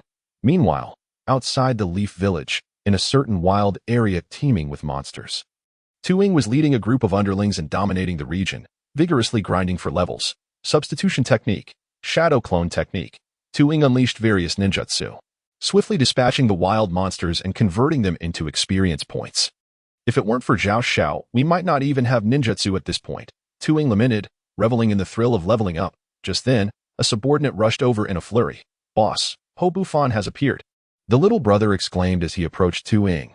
Upon hearing this, Tu Ying's lips curled into a sneer, his eyes reflecting a glint of malice. Ever since entering the game, he had developed a grudge against Ho Bufan, consistently finding himself at a disadvantage during their encounters, especially after being exposed by Ho Bufan when he impersonated him to commit robbery. He had lost considerable face. To make matters worse, a video of the incident was recorded and posted online, causing a surge of attention around anything related to Ho Bufan. This latest incident quickly dominated the headlines within hours, and Tuing found himself the target of public scorn that if he weren't at such a disadvantage against Ho Ping, Tuing would have relished the chance to tear Ho Bufan to shreds. The disparity in strength forced him to swallow his pride, until a few days prior, when Zhao Xiao sent someone to find him. Under Zhao's introduction, he joined the ranks of the hidden villainous organization led by Danzo in the Leaf Village. With Danzo's assistance, A large number of newly recruited players acquired the once unattainable basic ninjutsu. Ho Bufan, just wait. Tu Ying seethed internally. This time, I will reclaim my prestige. Presently, Zhao Qiyun, with Danzo's aid, had established his own base. Although lacking sufficient prestige to form a clan outside the Leaf Village, his strength had undergone a remarkable transformation. Zhao Qiyun believed that without the protection of NPCs, he could easily obliterate the Ho clan. With Danzo's resources at his disposal, the Zhao family quickly amassed a following and formed alliances with other factions. Basic ninjutsu could be acquired from Danzo, and the tasks were exceedingly simple, rendering the Zhao family's power unprecedentedly formidable. However, Danzo thwarted Zhao Qiyun's plans to annihilate the Ho clan, as he did not wish to come under the scrutiny of the third Hokage.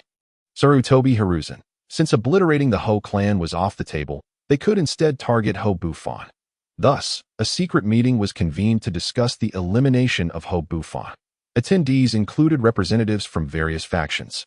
United by either self-interest or resentment towards Ho Bufan's aggressive challenges to their power, their common goal was to eliminate Ho Ping. The prospect of claiming the lucrative spoils of the marketplace stirred their greed.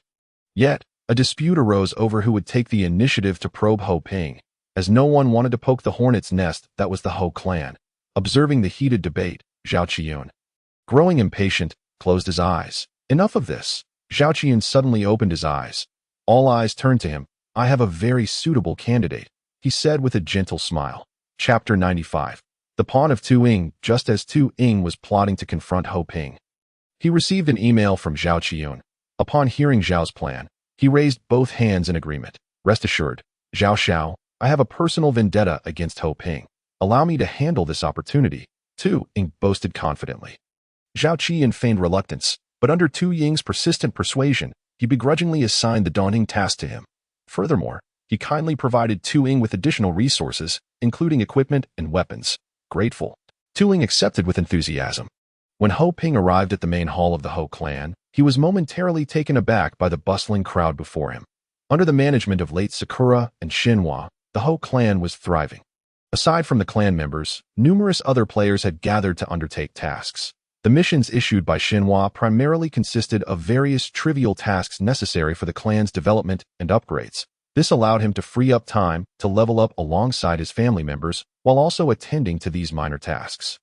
The simplicity of the missions and their generous rewards quickly attracted a multitude of independent players. A double-edged sword indeed. Ho Ping's sudden appearance instantly captured everyone's attention. Wow, it's Ho Bufan. Ho Shun has arrived. I've been waiting here for 2 to 3 days, and it was worth it. Mom, I've made it. I saw Ho Shun. The Ho clan erupted into excitement, with several enthusiastic female fans surrounding Ho Ping. Exclaiming Ho Shun and handsome guy, Ho Ping felt a surge of elation. Ho Shun, do you need a girlfriend? Ho Shun, I really like you. Can we go out sometime? Even bolder female fans rushed towards Ho Ping. Launching themselves into enthusiastic embraces, the frenzy among the fans escalated, prompting Ho Ping to quickly organize the scene. Hold on, one at a time, he called out. Want a kiss? You'll get your turn soon. Now, who wants a hug? Hey, a hug is one thing, but don't get too handsy. Who touched my backside? As the fervor of the fans became increasingly uncontrollable, Ho Ping executed a stealth technique, vanishing before their eyes, retreating to a corner. He patted his chest in relief. Goodness, I almost got devoured. After leaving the Ho clan, Ho Ping made his way to the riverbank in search of Naruto and Jiraiya. Again with the tadpoles, you really haven't made any progress. From a distance, he overheard Jiraiya's booming voice. Naruto's voice is also rising in protest. Can you take a closer look? It's clearly a bit bigger than before. I can't see it at all. Hearing their bickering made Ho Ping smile. With a swift motion, he appeared not far away. Naruto, hearing the sound, squinted towards its source. Upon spotting Ho Ping, his face lit up with joy. Big brother Bufan, he exclaimed, dashing towards Ho Ping. Jiraiya gazed at Ho Ping's figure, his eyes sparkling with excitement. You've returned? He thought to himself. Indeed, he is the one the third holds in such high regard, the person of prophecy. As Naruto reached Ho Ping, he tugged at his sleeve, scrutinizing him closely. Big brother Bufan, are you all right? Sensing Naruto's concern, Ho Ping smiled and replied, of course, didn't I come back? That day really scared me. Naruto continued, gesturing animatedly. You just vanished in an instant. Ho Ping cast a sidelong glance at Naruto upon hearing his words. The two approached Jiraiya, and Haoping respectfully said, "Thank you, Teacher Jiraiya." This expression was indeed heartfelt. Were it not for Jiraiya, he might never have witnessed the reality of the world while traversing through time and space, inadvertently aiding Hoenn in evading a calamity. Jiraiya, noticing Haoping's politeness, felt a twinge of embarrassment, laughing heartily. "As I suspected, how fortunate you are this time, right?" Chapter 96. Crafting Experience Scrolls. Indeed, Brother Buffon, Naruto exclaimed excitedly, recalling the words of the lecherous sage, stating that as long as you return alive, you will surely forge your own summoning beast. Alive, return. Upon hearing Naruto's words, Haoping felt a sudden jolt in his eyelid, involuntarily casting his gaze towards Jiraiya. So this fellow is uncertain if he can return alive. Am I but a test subject? Jiraiya awkwardly scratched the back of his head and chuckled. As the saying goes, one must venture into danger for fortune. Besides, you have nothing to worry about. Haoping regarded Jiraiya's infuriating demeanor. Were it not for the disparity in strength, he would indeed want to give him a good thrashing. By the way, Brother Buffon, you have yet to reveal what your summoning beast is. Naruto tugged at Haoping, urging, "Come on, summon it for me to see." Haoping thought better of it. If Naruto were to discover that his summoned beast was merely an egg, his illustrious reputation would undoubtedly be tarnished by a mere egg. Thus, he earnestly replied, "A summoning beast is a comrade to fight alongside. How could it be flaunted as a mere display?" Upon hearing this, Naruto felt a glimmer of truth in Haoping's words, recognizing the depth of thought that distinguished Brother Buffon. I too must strive harder. With that, Naruto returned to the beach to continue his training in summoning techniques. As of now, you are still unable to summon a beast, are you? Jiraiya remarked with a smile. His gaze towards Haoping filled with warmth and a hint of pride. Indeed, Haoping nodded earnestly. He had merely signed the contract. As for the summoning, observing Naruto summoning a tadpole in the distance, Haoping chuckled. He was still inferior to Naruto. The strength of one's abilities remained paramount. Jiraiya stated, "Otherwise, even if you possess powerful ninjutsu, failing to unleash it is still a problem. Now, as we discussed earlier, it is time to impart the skill of crafting battle experience scrolls to you." Haoping's eyes brightened at this, for this was indeed the purpose of his visit. The Ho clan was thriving, yet their overall strength required enhancement, and experience scrolls could attract more formidable players to join. The battle experience scrolls, I heard from Kakashi, are beneficial to players, so I collaborated with him to research the crafting method. As Jiraiya spoke, he produced a blank scroll. At present, only Kakashi and I are privy to this knowledge, which he discovered quite by accident.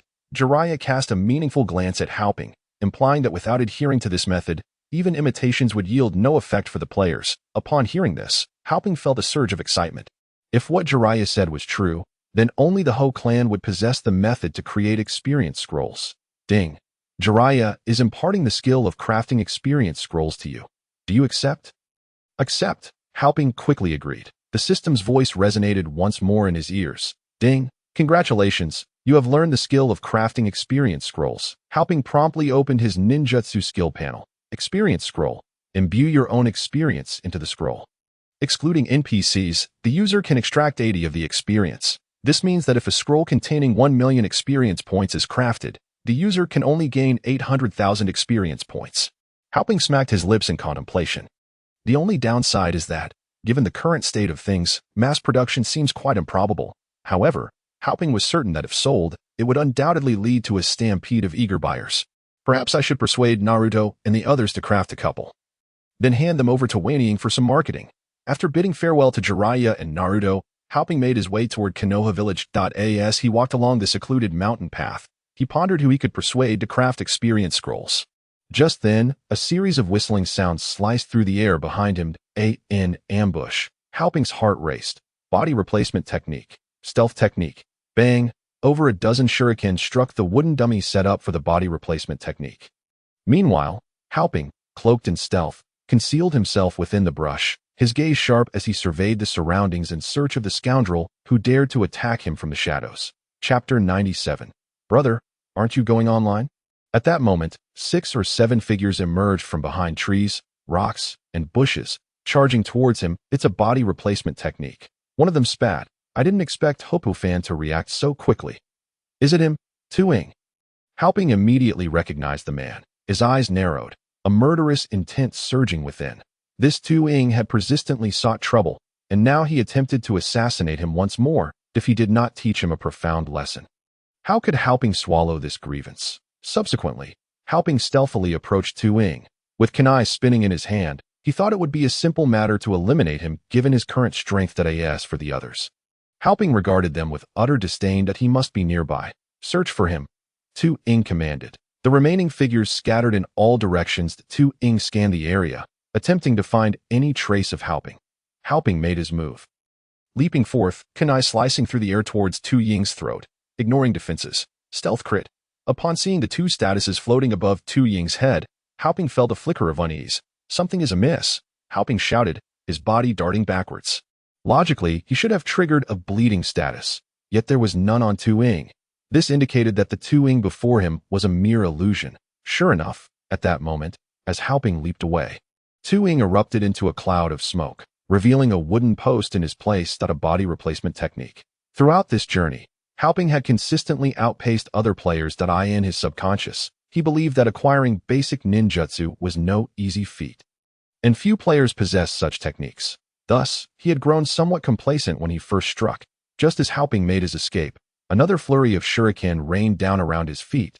He deflected several shuriken aimed at him using his kunai. Hopofan.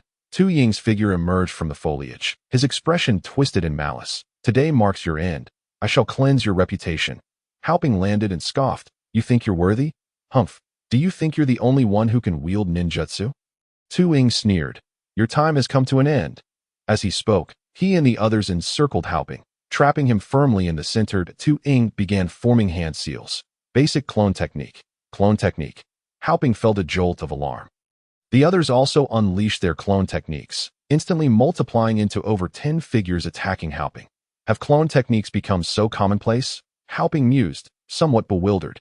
Intermediate shuriken proficiency. Advanced shuriken proficiency. Intermediate shuriken proficiency. Intermediate shuriken proficiency. A barrage of shuriken enveloped Haoping as all the figures charged towards him. Everything unfolded too swiftly.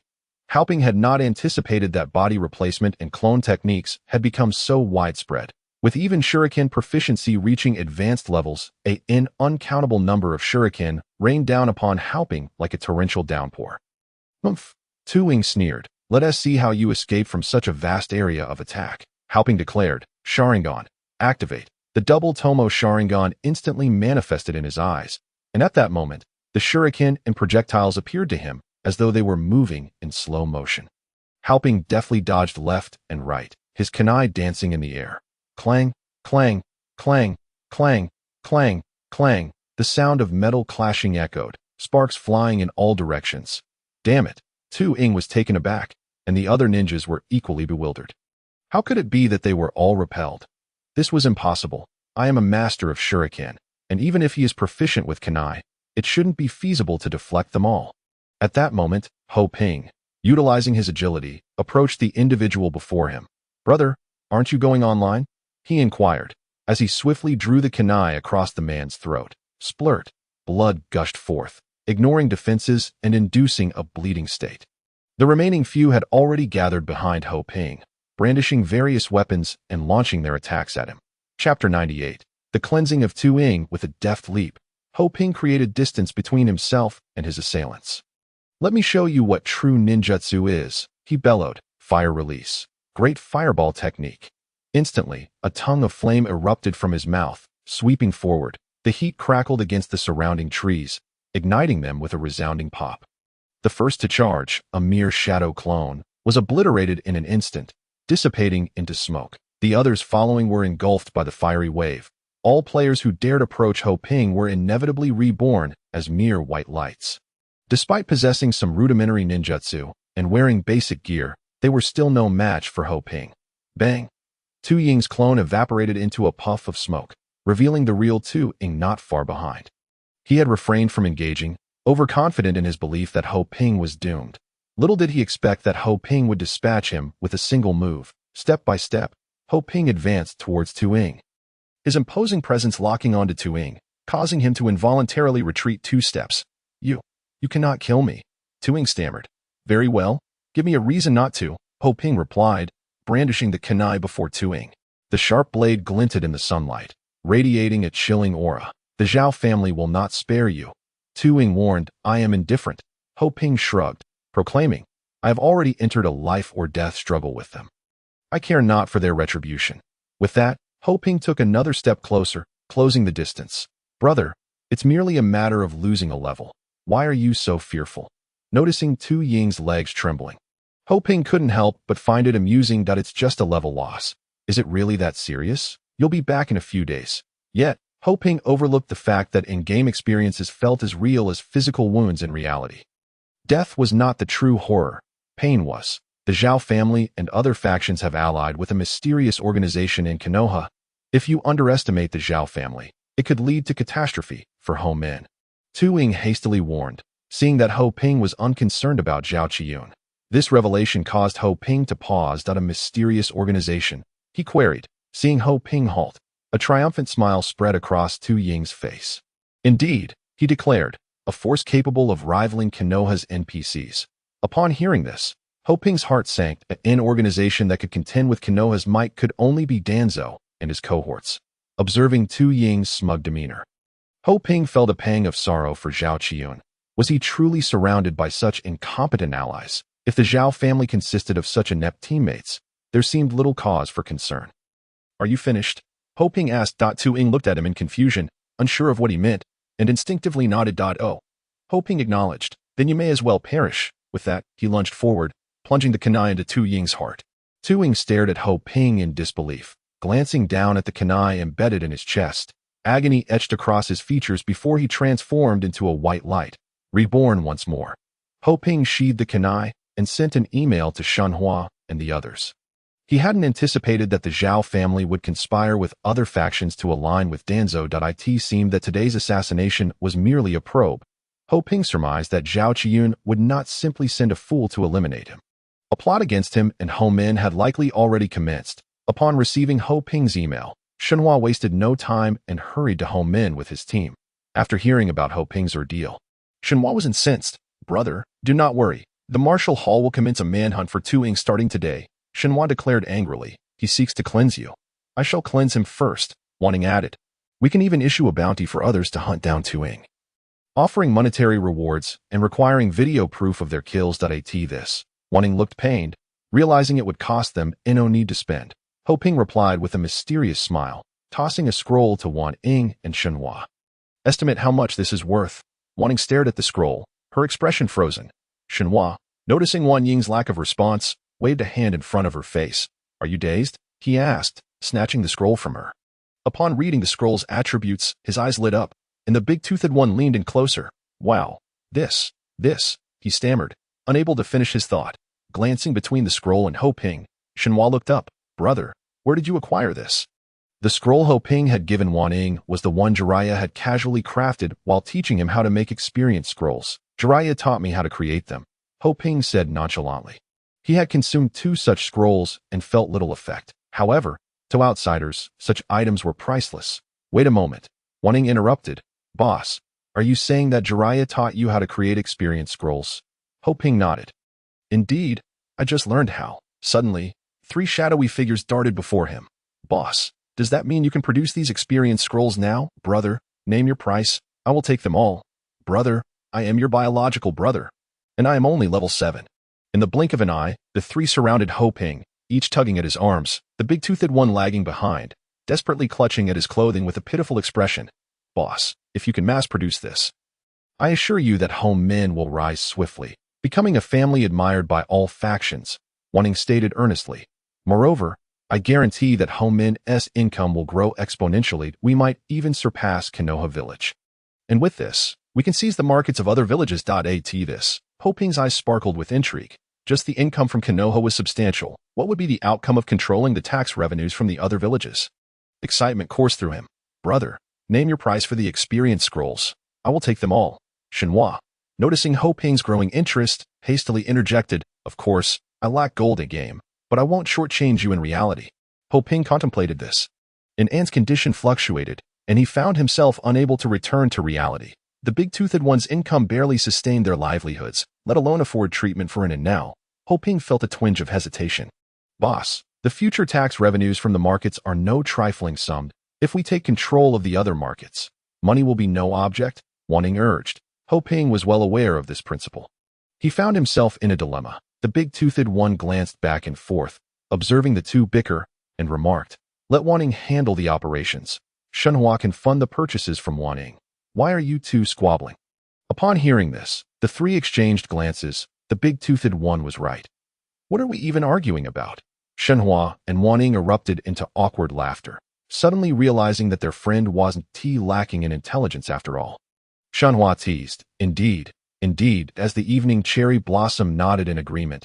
She chuckled and remarked, "Indeed, the night is but a fleeting moment of confusion, a brief flicker of brilliance." Upon hearing their praise, the prominent figure with protruding teeth lifted his chin, stating, "Well, of course." Ho Ping, suppressing a chuckle, patted the shoulder of the prominent figure. "When you step outside, do not mention that you know me, understood?" While shaking his head, Ho Ping led Wan Ying and Shenhua away, declaring, "I simply cannot afford to be associated with that individual." The prominent figure was left bewildered, pondering, "What have I done?"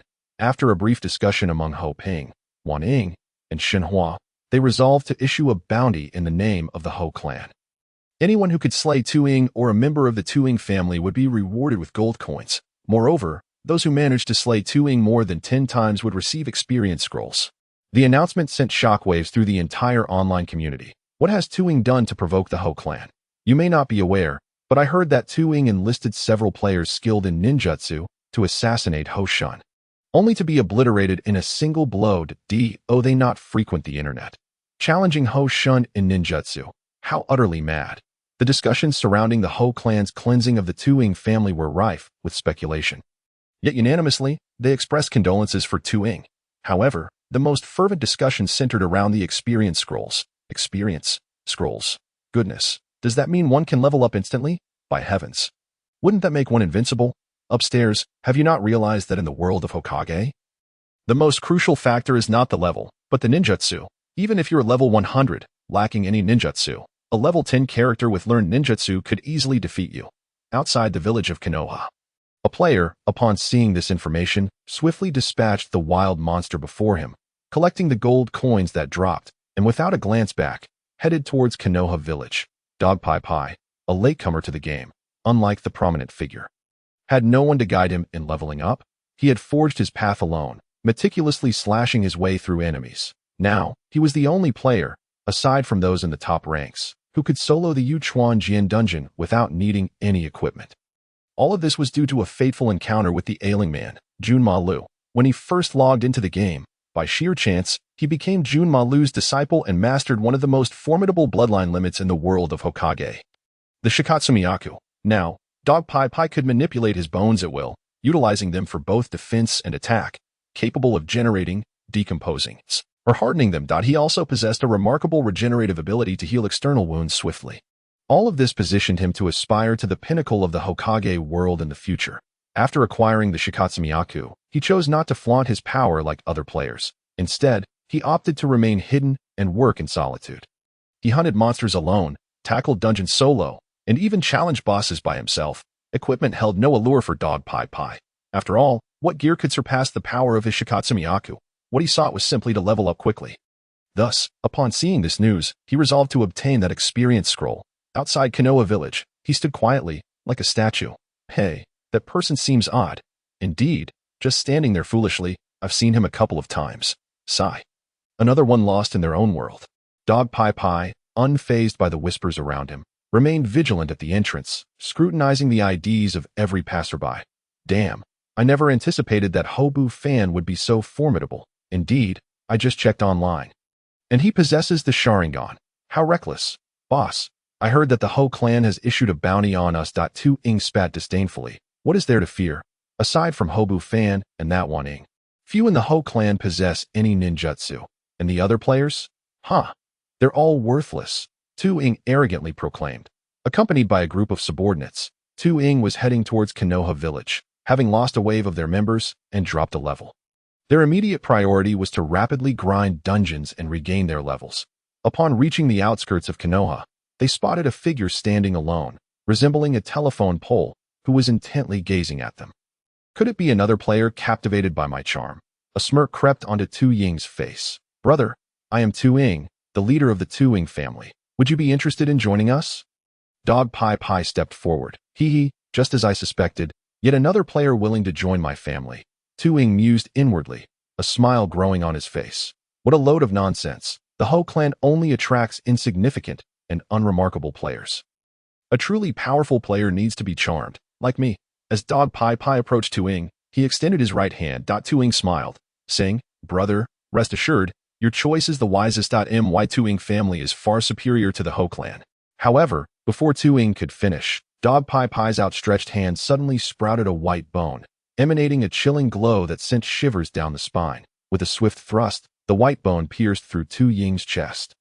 As sharp pain surged through him, Tu-Ing let out a furious curse, immediately rallying his subordinates to march towards the outskirts of Konoha village. The few followers exchanged glances, still reeling from the recent demise of Tu-Ing, where they had engaged in a genuine confrontation, only to be swiftly dispatched in mere moments. Their strength was clearly not on the same level. Observing Tu-Ying's arrogant proclamations of revenge, they silently trailed behind him. Having been defeated so effortlessly, they felt it prudent to retreat. Yes, retreat seemed wise. However, upon reaching the gates of Konoha, they spotted a solitary figure in the distance, seemingly awaiting their arrival, which caused a sudden pang in their hearts. One of them attempted to restrain Tu-Ing, but was halted by the others, who exchanged knowing glances. Thus, they followed at a cautious distance. Oblivious to the presence of the dog tag, Tu-Ing believed that his previous demise was solely due to his sneak attack by it. As for the pale bone, he presumed it was merely a weapon. Thus, upon seeing the dog tag lingering by the gates of Konoha, he charged forward without a second thought, kunai in hand, ready to unleash a torrent of curses. You little bastard! As he stepped out of Konoha, upon spotting the dog tag, he was about to unleash a tirade when, in an instant, his vision blurred. A sharp pain pierced his chest, darkness enveloped him, and he transformed into a blinding white light, vanishing from existence. His subordinates SK at this moment, Ho-Ping found himself in a predicament. Initially, he was engaged in light-hearted banter with his companions from the Ho clan and Biaoya, discussing their plans to explore the newly opened prison instance. Suddenly, Chin Mo, with a panicked demeanor, approached them, declaring that outside of Konoha village, someone had effortlessly annihilated Tu-Ing and his subordinates in a 1v7 confrontation. Recognizing the potential prowess of this individual, Ho-Ping and his companions contemplated recruiting him. However, upon learning that the individual was the heir of the Shikatsumiyaka bloodline limit, they hastened their steps to meet him. From a distance, they witnessed the scene where he crossed the safety line and felled Tu-Ing. Before they could intervene, he was apprehended by the guards. That moment, Ho-Ping was racking his brain. He had initiated this task himself, and if it led to him being wanted by Konoha village, his reputation would undoubtedly suffer. Moreover, he genuinely wished to befriend this player, as there were only a handful of bloodline limits in the world of Hokage, and players possessing them would inevitably become formidable forces later on. It was far better to have allies than enemies. Approaching the player, he said, Brother, rest assured, I will get you out. Just bear with it for now. 3 times, the player suddenly exclaimed, leaving Ho-Ping utterly bewildered. What do you mean by 3 times? He inquired. At that moment, Wanting chimed in with a smile. Are you saying you've killed Tu-Ing 3 times? The player nodded. Do you truly possess an experience scroll? He asked, his expression earnest and filled with anticipation as he gazed at Ho-Ping. Ho-Ping affirmed with a nod. Once I'm out, I will continue to hunt him. The player declared earnestly, even though he was within the safety zone. The guard, upon hearing this, nearly succumbed to the urge to execute this player who disregarded the rules, but ultimately restrained himself out of respect for Ho-Ping. Can you keep the experience scroll for me? The player asked. Ho-Ping and the player locked eyes, and after a moment, Ho-Ping nodded, saying, All right, I can give it to you now. He then produced the experience scroll and handed it over. Upon receiving it, the player's face lit up with a genuine smile. Ho-Ping could tell that it was sincere. Brother, aren't you afraid he might just consume it? Biaoya whispered to Ho-Ping. He waved his hand dismissively, confident that this individual would not do such a thing. Although it was their first encounter, Ho-Ping sensed that he was not the kind of person who would act shamelessly. As expected, the player gently caressed the scroll, reluctantly returning it to Ho-Ping, indicating that he needed to kill Tu-Ing 7 more times before claiming the scroll. Lord Ho-Bufan, please do not put us in a difficult position, the guard said, nodding. Ho-Ping understood that he could not directly secure the player's release from the guards at this moment. So he replied, Brother, just endure for a while longer. I will find a way. All right, the player nodded. Watching as the guards escorted him away, Ho Ping's mind began racing, contemplating how he could rescue him. Killing within the safety zone was neither a trivial nor a minor offense, and a week's imprisonment was unavoidable if Danzo was secretly sowing discord. The situation could become even more complicated. Boss, I have an idea. Wanting suddenly spoke up. Chapter 104. 3 Conditions in the Hokage Office. Ho Ping and Sarutobi Hiruzen exchanged intense glances. Sarutobi exhaled a puff of smoke, filling the room with a hazy cloud. Hokage-sama, Ho Ping began, his expression somewhat troubled, although I lack sufficient evidence to substantiate my claims. It is crucial to remain vigilant. Ho Bufan, Sarutobi replied slowly. Without evidence, it is difficult for me to assist you. Hokage-sama, Danzo's assembly of a large group of players is glaringly obvious, Ho Ping asserted. Including those who ambushed the market last time. They have already aligned themselves with Danzo. Their targeting of the Ho clan and Konoha's core is blatant. Sarutobi furrowed his brow, while Danzo's deeds were often shrouded in secrecy. His every action could hardly escape the keen eyes of the Umbu. Ho Ping's mention of Danzo gathering a multitude of players was something Sarutobi had also heard whispers of. Unfortunately, I lack investigatory authority. Otherwise, I could surely uncover evidence, he lamented. Ho Ping glanced at Sarutobi and continued. Any malignant entity lurking within the depths of Konoha will be purged by me. Sarutobi's eyes brightened. I can grant you that authority, he stated. Really? Ho Ping was taken aback by the surprisingly smooth progression of events. With just a few simple words, he had achieved his goal. According to Wan Ying's estimations, this would be far more challenging than it currently appeared. As he observed the sharp gleam in Sarutobi's eyes, a sense of unease crept into Ho Ping's heart. It is often said that age brings cunning. This third Hokage was certainly no fool. Additionally, I can provide you with information regarding players who have killed within Konoha's safety zone today.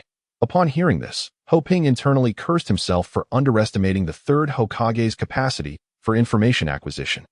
He was astonished that the events of the recent past had already reached Sarutobi. It seemed that the old man had been watching him all along, orchestrating the situation.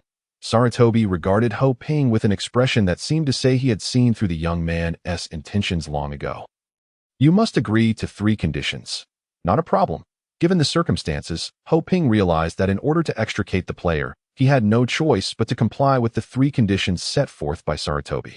Even if he abandoned the effort to rescue the player, it was likely that Sarutobi would find other pretexts to make him accept those conditions that I will inform you when the time comes. Sarutobi remarked, retrieving a document from his drawer, stamping it, and handing it to Ho Ping. Upon receiving the document, Ho Ping gained the authority to issue bounties and kill indiscriminately, regardless of the safety zone. In the underground prison of Konoha Village, East District, the East District housed Konoha's rogue ninjas and criminals, all NPCs, while the West District was reserved for players. Brother, what my Zhao family can offer is unparalleled in Konoha. The speaker was Zhao Qihong. Upon learning that a player with the Shikatsu-miyako bloodline limit had been captured and imprisoned in Konoha, he immediately leveraged his connections with Danzo to locate this player. At that moment, he was earnestly trying to coax the speechless individual before him. From what I understand, killing within the safety zone will result in a week's imprisonment. Noticing that the player showed no interest in equipment or gold, Zhao Qihong shifted his approach. In that week, you could probably level up twice. Hearing this, the player, Dog Pai, suddenly lifted his head to look at Zhao Qihong. A spark of interest flickered in Zhao Qihong's heart as he smiled. If you join me, I will arrange for you to level up after you get out. Our team has experience in clearing instances, and once you're free, I can lead you through dungeons, with all experience going to you. What do you think? Zhao Qihong felt he had struck a chord with Dog Pai, who seemed to value leveling up greatly. This would be easy. He could arrange for someone to take him into an instance, allowing him to deal the first and final blows while the monsters were dispatched effortlessly. However, he was puzzled. When he mentioned clearing instances, Dog Pai's head drooped once again, as if he hadn't heard anything at all. Do you think someone with the Shikatsu-miyako bloodline limit can't solo an instance? A voice suddenly emerged from behind Zhao Qihong. Turning around, Zhao Qihong saw a figure advancing toward him through the dimly lit prison. Is there another player entering the prison besides myself? He thought, startled. As he recognized the figure, his eyes widened in disbelief. You? Chapter 105. Frenzied Slaughter. The newcomer was none other than Ho Ping, with a friendly smile. He approached Zhao Qihong and said, It seems you are not well acquainted with the Shikatsu-miyako. Zhao Qihong scoffed. He certainly had not anticipated that a low-level player possessing the Shikatsu-miyako bloodline limit could solo an instance. What of it? Zhao Qihong replied dismissively that he killed within the safety zone. There's no chance he'll be released for a week. Ho Ping shook his head that it seems you do not know me well either. Upon hearing this, Zhao Qihong looked at Ho Ping, incredulous. Are you saying you can secure his release? Zhao Qiun let out a cold snort, asserting that the program was designed as such, and it was beyond the ability of mere players to alter it. If you still perceive this place as a game, then your ultimate fate will be rather tragic. Ho Ping chose to disregard Zhao Qiun's words and approached the prison gate. Upon seeing Ho Ping, the dog tag revealed a glimmer of hope in its gaze, rising to stand before him. Let us depart. With these words, to Zhao Qiun's astonishment, the prison door opened automatically. Ho Ping brushed past Zhao Qiun along with the dog tag. By the way, I heard you snatched someone else's fiancée in reality. Ho Ping abruptly halted and turned to face Zhao Qian. At these words, Zhao Qiyun's expression changed to one of shock. Pointing at Ho Ping and stammering, You, who exactly are you? Ho Ping merely smiled, saying nothing, and walked away, adding, when we meet again, you shall know. Watching Ho Ping's retreating figure, Zhao Qian felt a sense of threat for the first time. Tying emerged from the instance with a group of companions. Damn it, Ho Bufan, I will not rest until you are destroyed. Tying glared at his experience bar, which had only increased by half a level. Feeling immensely frustrated, after finally reaching level 11, he had inexplicably been killed thrice by others, causing him to plummet back to level 9, having only gained half the experience from 2 runs of the instance. He wondered how long it would take to return to level 11. Boss, that guy has been detained for a week. By the time he gets out, we will likely be back at level 11. At that point, we can find a few lackeys to provoke him in the safe zone, one of his companions suggested, revealing a lecherous grin. Tying quickly understood the implication, clapping the young man's shoulder and chuckling. You have a promising future. From now on, stay by my side. Tying gazed at him with an expression of mentorship. Thank you for your guidance, boss, the young man replied, nodding profusely. The other lackeys looked on with envy at this scene. Relishing the reverence of those around him, Tying felt a wave of satisfaction wash over him, gradually dissipating the shadows of having been killed thrice. Let us return and regroup. We shall continue to grind the instance. Tying proclaimed, waving his hand as he prepared to head towards the Leaf Village. However, he spotted a familiar figure standing at the valley's entrance. Damn it, how dare you tread upon the path of the Tying family? Have you lost your mind? One of the lackeys stepped forward to confront the figure. The others soon realized what was happening, feeling a pang of regret for missing this opportunity for flattery. They cursed themselves for their lack of insight. Yet, as they exchanged glances and prepared to rush forth to make their presence known, the first lackey who charged ahead suddenly transformed into a beam of white light. Resurrecting, leaving behind a piece of equipment, they stood there, dumbfounded.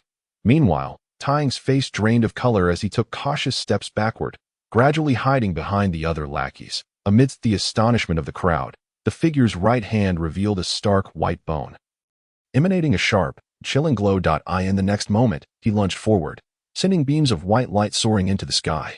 You, weren't you detained? Tying stammered, fear gripping his heart as he faced the harbinger of death. The response came from the bone sword in the dog tag's hand. 4 times. Tying heard those 2 words uttered by the dog tag just before he met his demise. In the following instant, Tying resurrected at the revival point.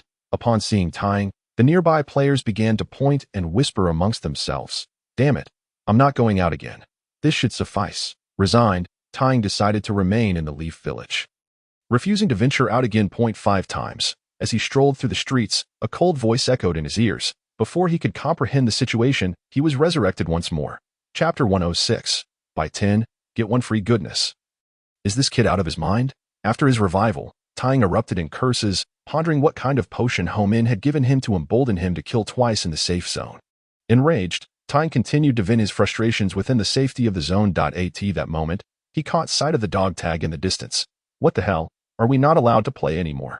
Tying shouted angrily, turning to flee in the opposite direction. The other players, upon spotting the dog tag, wore expressions of astonishment. Isn't that guy supposed to be detained? Yeah. How did he suddenly appear? I heard Ho Shun went to see the 3rd Hokage. Wow. Does Ho Shun have such influence? The 3rd Hokage is giving him the green light.